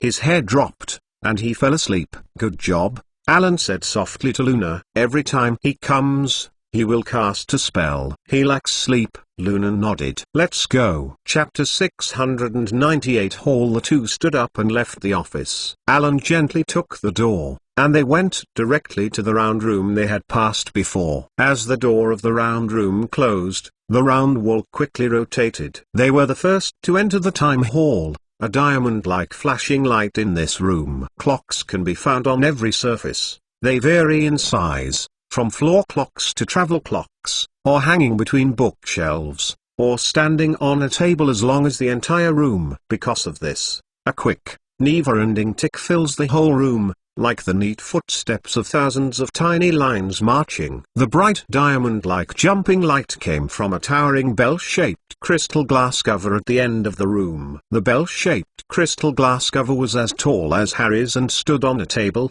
and it seemed to be filled with a turbulent, gleaming airflow. Inside the hood, a small, gem-like object floated up and down. This object is a little hummingbird, but it is not always a bird. At the bottom of its looping trajectory, the bird carries its egg. When it rose in the glass cover, it cracked open and a hummingbird popped out and rose to the top of the glass cover. But as the airflow fell, the bird's feathers were once again soiled and wet, until it reached the bottom of the glass cover, and was closed into the egg again. The process of this time repeats endlessly inside the hood. A closet with a glass front, and the wall where the closet is covered with a variety of hourglass Easters is also where the time converter is stored. This magic item is obviously a very easy thing to make a big mistake. In the previous battle between the Ministry of Magic and Voldemort, because of Alan's deliberate efforts, there was no large-scale damage to the time converter, as it should have happened. But this management attitude also made Alan,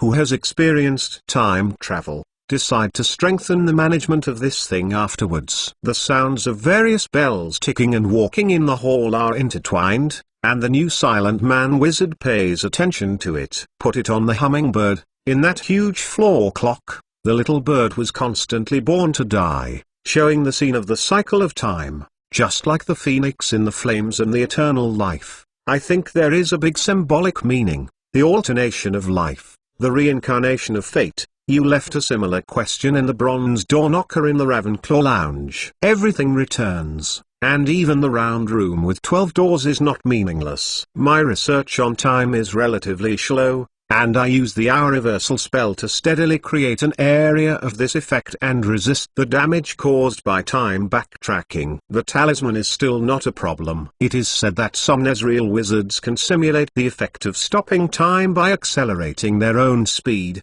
and even it is said that there is a big arcanist who has deep research in the field of time to achieve real stop time. However, this ability obviously requires long-term specialized research to obtain. From my personal experience, the time field is currently the most difficult one for me just to explain to you. Our goal today is not the prophecy hall where the prophecy ball is stored behind the bell-shaped glass cover. Let's exit first. Luna's answer made Alan put her attention back on her. The next two people entered the brain hall. This square room was very bright. The room was almost empty, with only a table. In addition, there was a huge glass water tank filled with dark green liquid in the center of the room, large enough for people to swim in. Many white things are slowly floating around in it, that is some brains.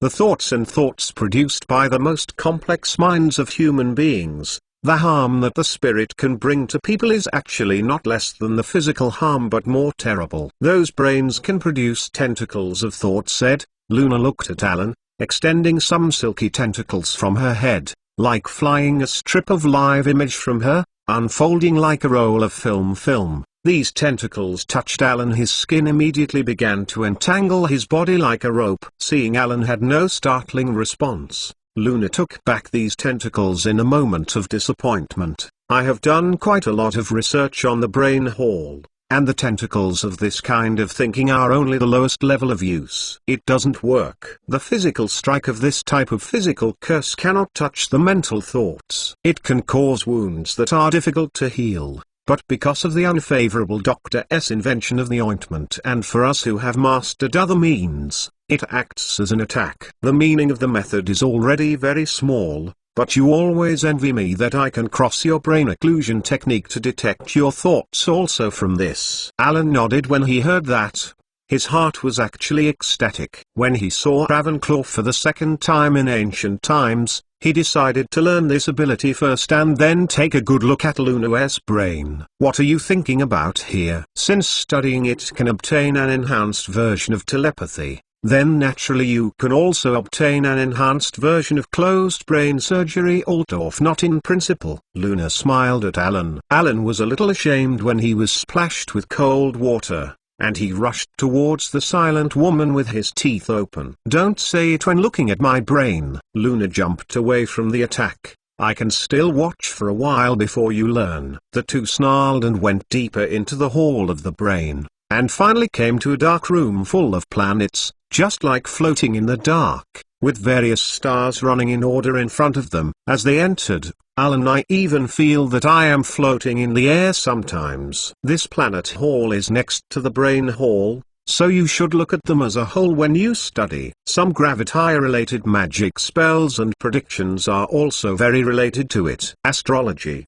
also known as astrology, is used the relative position and relative motion of celestial bodies to explain or predict the fate and behavior of human beings, the position of the sun, the moon and the stars and their various changes, and make interpretations to predict various things in the world. Celestial bodies, especially planets and constellations, all predict the change of all things in the world in a causal or non-accidental manner. Astrology uses a person's birthplace, birth time, and position of the celestial body to explain the person's character and destiny. Luna zooms in and out with both hands in some corners of the universe. Many Melbourne wizards, and even some arrogant pure-blood scoff at divination and prophecy. Even people in the horse who are good at observing astrology think that from what planets orbit it is nonsense to predict the fate of human beings and wars. They think that what happens to people cannot affect the astrology,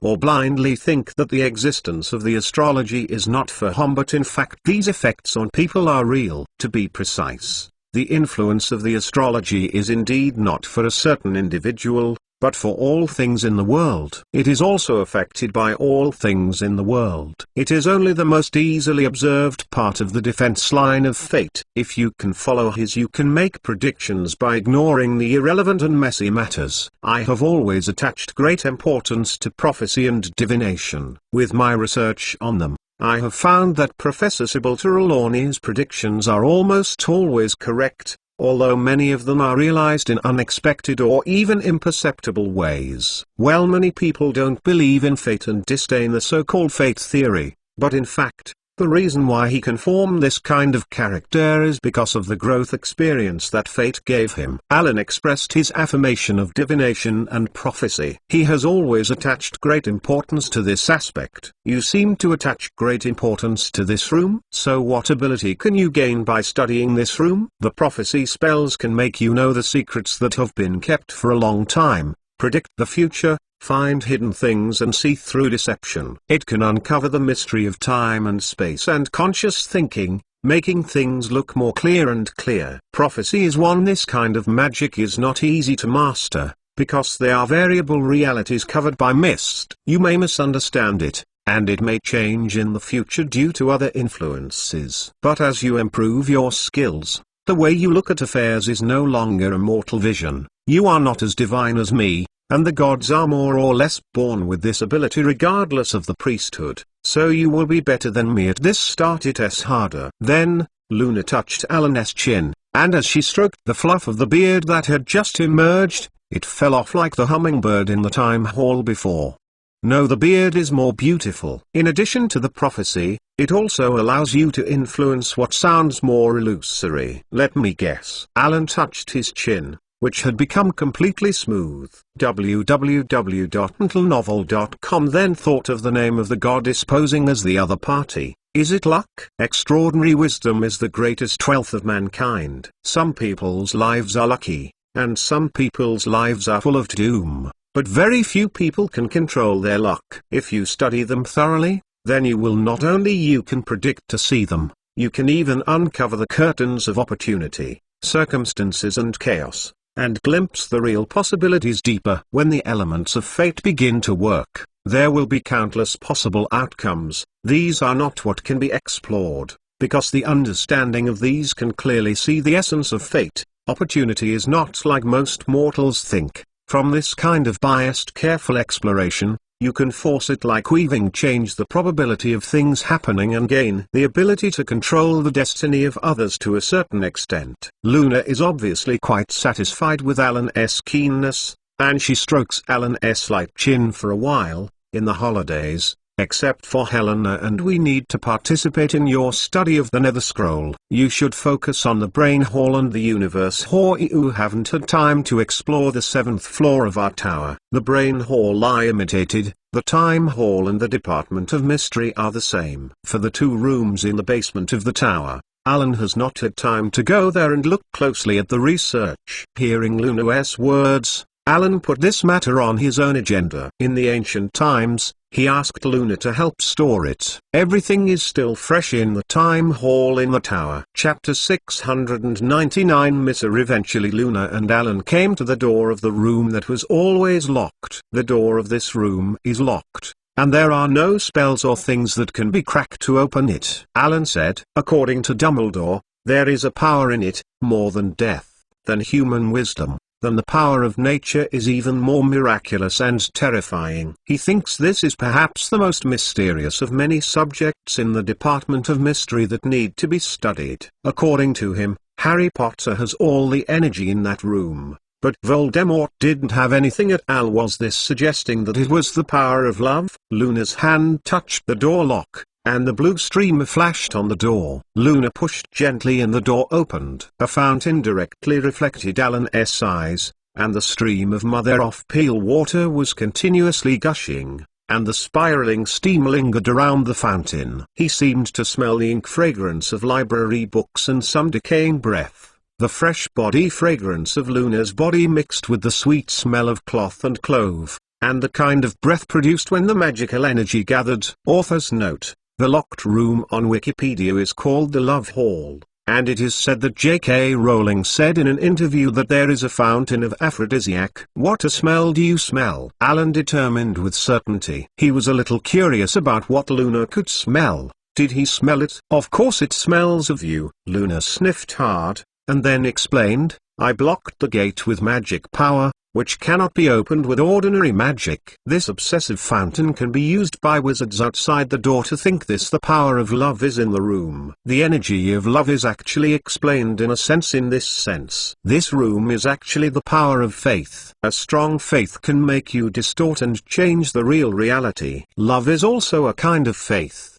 and I use the main part is the faith part. But this is a field of divine power that is of little use to you. You want to gain something in this room, you have to find your own way. Luna's hands spread open and let go, feeling the power of faith contained in the air. People who forget their inner world will also forget their own value of existence.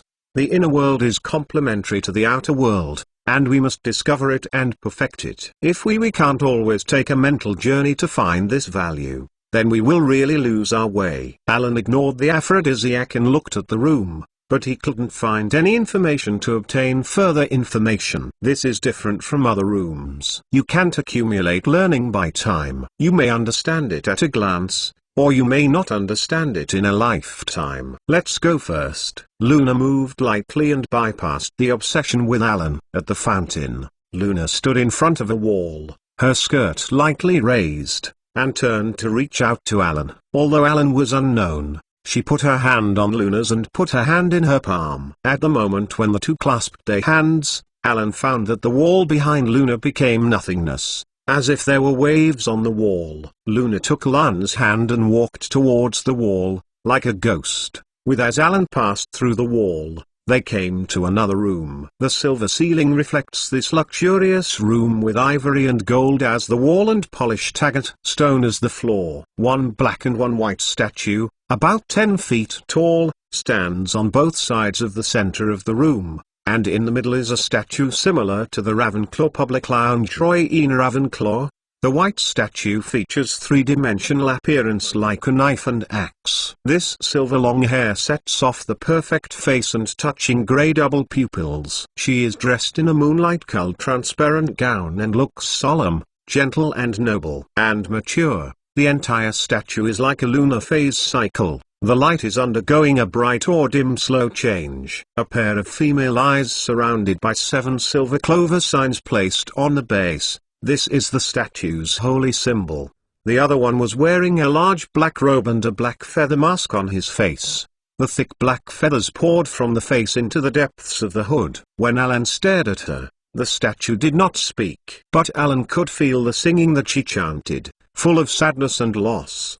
The holy emblem on her pedestal was a black disc with a blue-violet outer ring. The temperaments of the two statues differ greatly, as if they are the opposite of light and darkness. 3 gold-inlaid mitral silver boxes were placed at the feet of the 3 statues. Luna let go of Alan's hand, and she turned around, and Alan discovered that the wall behind them was made of large and small uneven rectangular turning heads. And Luna put the layer on her neck. Stacked large homemade necklaces were taken off, and a carrot-shaped pendant on the necklace was inserted into one of the depressions, and the masonry of the entire wall was rearranged instantly, and the treasure chests under the 2 goddess statues and the floor began to separate. Translating to both sides, a cellar door made of mithril appeared in their place just now. Alan pulled open the dark door after the treasure chest was removed from the white statue. Under the light of the room, the golden streamer flickered, and Alan narrowed his eyes. It was the nether scroll.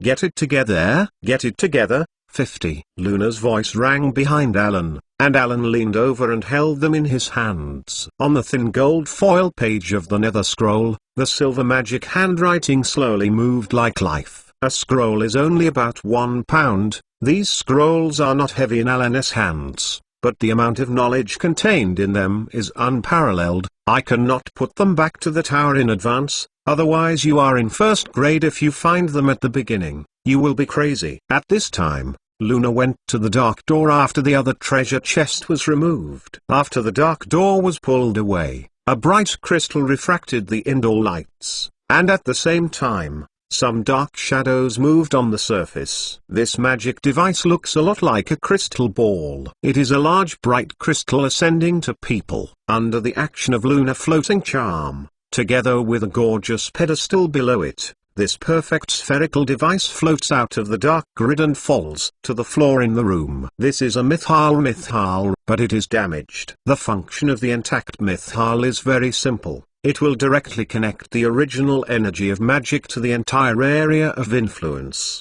which allows the wizards to create quasi-magic items without the need for expensive materials and constant magic spells. If there is no misery energy core, Nezul may not be able to reach the peak of its magical power. Luna gently brushed the bright crystal. Touch the intact misery energy core is a fatal act. Any creature that touches the device will be instantly killed, which cannot be avoided by any means. Any item, even a magic item, that touches it, except the pedestal under it, will be immediately resolved. And any undead creatures that come into contact with the misery's core will be destroyed immediately, eventually assimilated as part of the original magic. After you finish the nether scroll, refer to this damaged core again, and you should be able to create your own the new one, but I can't walk on this road. I can only help you while you are making it. You have to make it yourself. Alan recalled its function and thought about what is actually known as the mountain peak. It is not the time to cut mountain peaks and turn them around to build cities,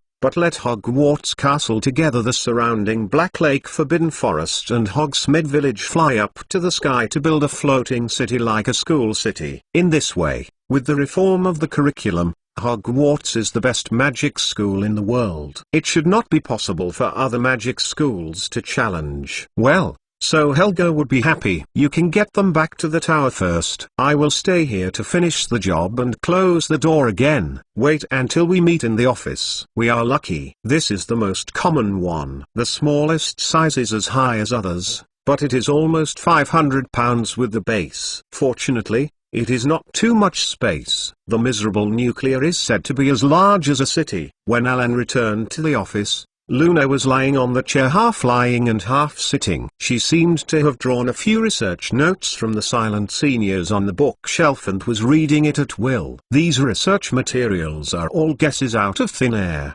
Some are a little reliable, and some are completely irrelevant. These materials are of little significance. Luna threw a notebook on the table at random, and picked up a new one. Inadvertently turned a page. But we can look at this power from the perspective of a wizard who cannot control it, to the possibility of helping us avoid thinking mistakes. Just like Hermione was born in Mull but took part in the Mull Research Division, she said that she could understand how to view Mulls from the perspective of a wizard. Alan also pulled back the chair and sat down. He took Luna just now the research note left on the table, turned and looked. Even if it is not the right knowledge, from another perspective, there is value in learning as long as we can distinguish ourselves. At this time, Sol Crocker rubbed his stiff neck and was sleepy. After realizing that he had just fallen asleep, he widened his eyes sharply, looked up, and saw Alan and Luna sitting across from him reading the materials,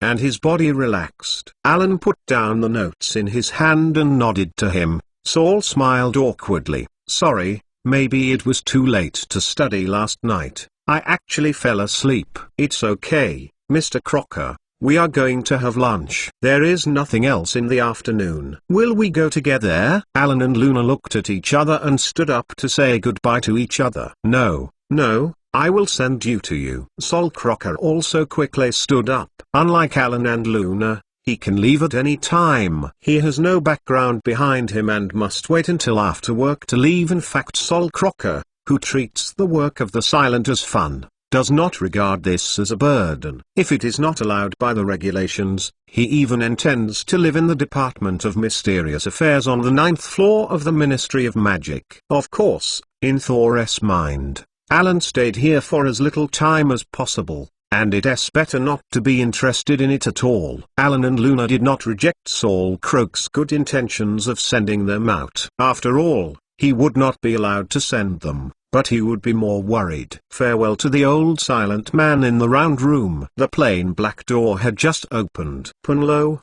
with his arms around his chest and one leg bent on the wall of the hallway, lowered his feet and hurried over Alan. Her original condensed face gave Alan a bright smile, and then nodded to Luna. The wolf mother, Victor, the fat man, and the doctor stood behind her side by side, saluting Alan and Luna neatly. You have been waiting for a long time? Alan asked. Even if you are not allowed to enter the Division of Mystery Affairs, you can use the imprint to notify me. Can't disturb your work. I heard that the silent people's research is not dangerous. Since Alan, you and Luna are both officials of the Ministry of Magic, and they are still in such an important department, I applied for a few of them as your escort. Plus the Urors have already entered Hogwarts to start defending the school. This way you can follow you even after the start of the school. Punlo's red lips pursed and looked a little complacent. Since hearing Luna planned to become a silent person, she had this intention. Although she still had to be in charge of the Red Umbrella Department in the Umbrella Company,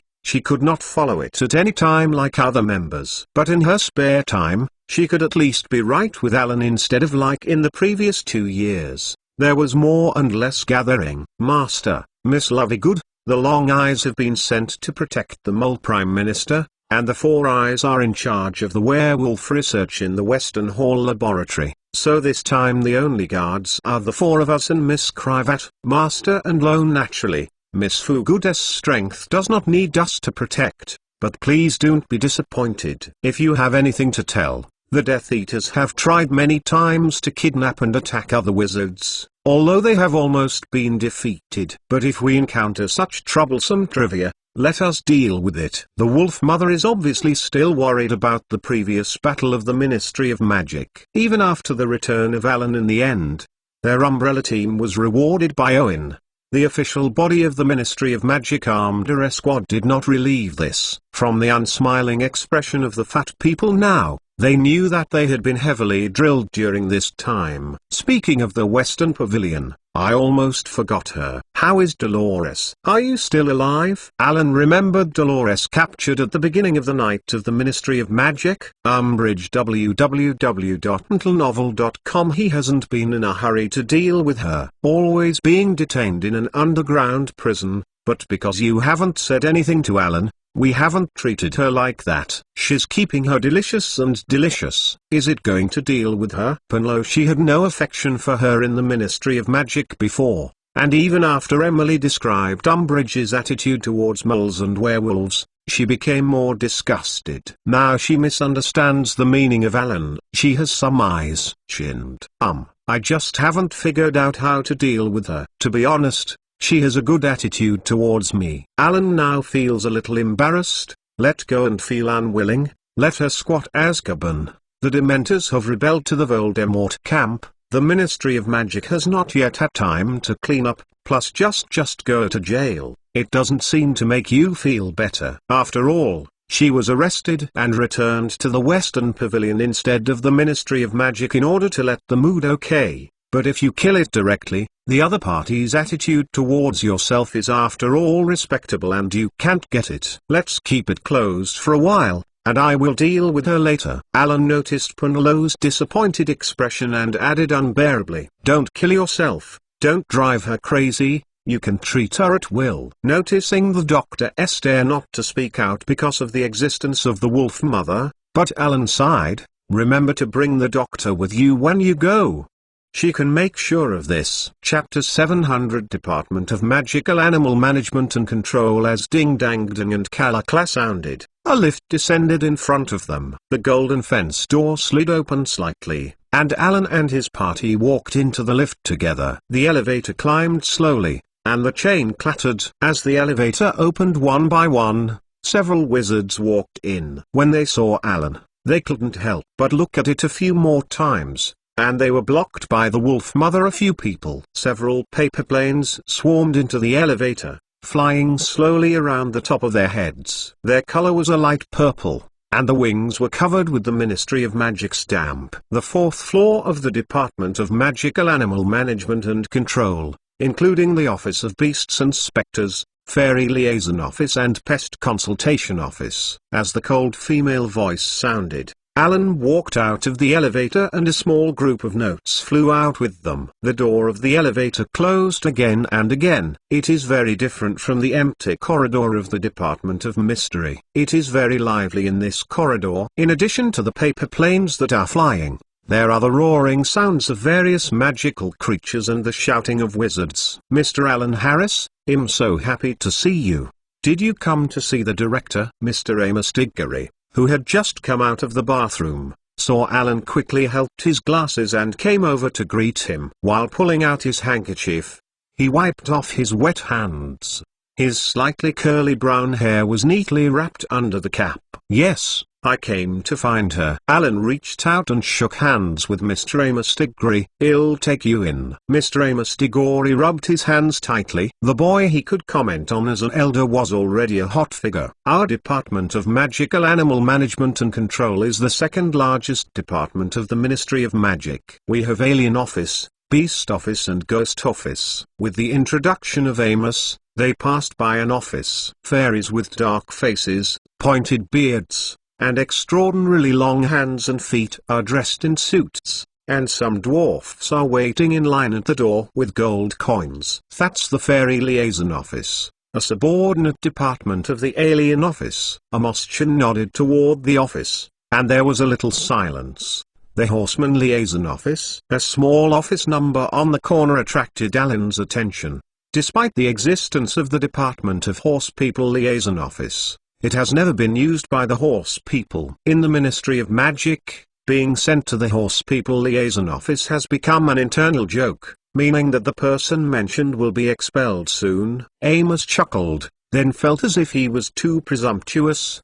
His smile stiffened in his face. Cedric Sr. has performed very well on the field recently. As a new recruiter for the Montrose Magpies, He just learned the tricks that many people can't use in his whole life just after getting into professional training. He is a very potential player. Quidditch player. Alan saw through Amos' mind, and chose to praise Cedric to ease the embarrassment of the opponent. When he talked about his son, Amos was a little excited, and Cedric was the pride of the Diggory family. In school, he had both good conduct and good qualities. After graduation, he became a professional Quidditch player, and soon gained a main position to shine on the field. No matter where he went, Amos heard praise of Cedric, and his son has become the best work of his life. When he heard Alan talk about Cedric, he couldn't help getting excited. It's a surprise, but Cedric is really good. In every game, he can catch the golden thieves. The coach and teammates trust him very much. Have you watched the latest Quidditch event highlights from Harris TV? Not counting the last catch of the golden snitch,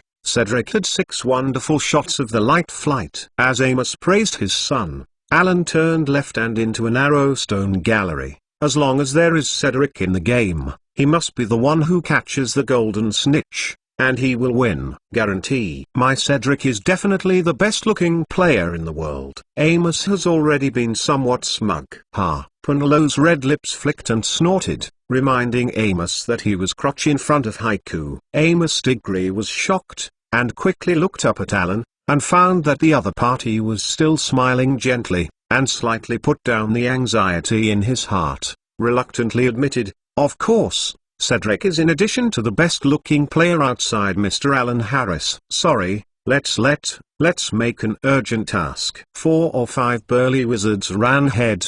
They wore black uniforms, holding magic wands, and some held a folded net bag, and they quickly walked towards the elevator, ran in the direction of "That's the Ghoul Rangers." This must be a mission. This ranger is responsible for driving away the ghouls that have been transferred to the houses of Muggles. Amos introduced with a sigh of relief. At this time they had reached the innermost of the corridor, pushed a door open and walked in. With the sound of the door closing, all the hustle and bustle were closed behind the door.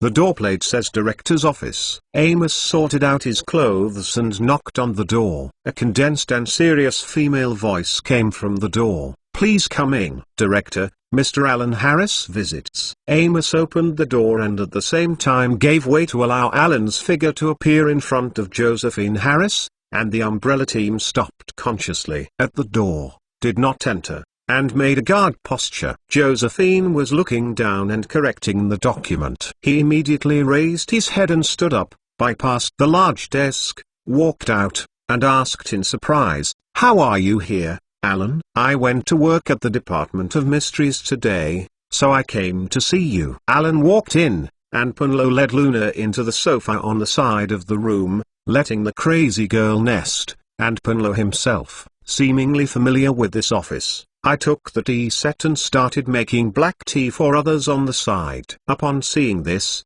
Josephine realized that Alan had something to discuss, so he said to Amos Diggory, "Thank you, Amos." "Secretary, don't disturb your conversation. I still have things to deal with. Please allow me to leave first." Amos Diggory said with a keen eye. He knew this occasion was when he should avoid it. After Josephine nodded, he smiled at Alan and turned away, taking the door thoughtfully for them. "Alan, why did you come to me today?" Josephine greeted Alan and sat at his desk. "Aunt Josephine, I have something to ask you for help. We want to change Helena's current state, at least so that she can touch something, so I need some experiments, like a female ghost or a pippy ghost. Any kind of mischievous poltergeist will do." Alan explained his intentions. "You should compensate her well." Josephine Harris' hand rested on his chin. "Naughty mischief is not easy to find, you know. They usually appear in a place where a large number of teenagers live. Ghosts will appear with buildings, or at some point they decide to move and they are classified as non-existent in creatures. Female ghosts are not a problem. I will find someone in the ghost office. They are responsible dealing with all things and problems related to spiritual magical creatures. Anyway, the ghosts don't think of themselves as humans. They used to oppose the classification of themselves as humans. They think that this has a prejudice that they are already tomorrow. Novel.com. So we separated them as a category and set up a ghost office. But be careful. Banshee is a dark creature that often appears in Ireland and Scotland. Although this creature looks like a woman, but it's fatal to hear her call. At least it is deadly for ordinary wizards. So remember to be careful when you experiment so that others don't hear the call. Josephine responded in one fell swoop, which belonged to her jurisdiction. Although it was a little trouble to catch a female ghost alive, it was not a big problem. It was enough to take part in the arrest operation herself. Then she looked at the room. After the time on the floor clock, Dickham asked his nephew, Alan, there is a trial this afternoon. As a member of Wisingama, do you want to attend? What is it? Alan asked. Because the Dementors rebelled, they turned to Voldemort. No longer guarding Azkaban, the prisoners ran out. Some were captured by the Aurors, but some also directly joined Voldemort's side. But this afternoon will be tried. It was those who had escaped from the prison and ran to the Ministry of Magic himself, including Batty Crouch. He escaped from Azkaban and committed the crime automatically. At 3 in the afternoon. The third courtroom. Okay, Aunt Josephine, I will show my face.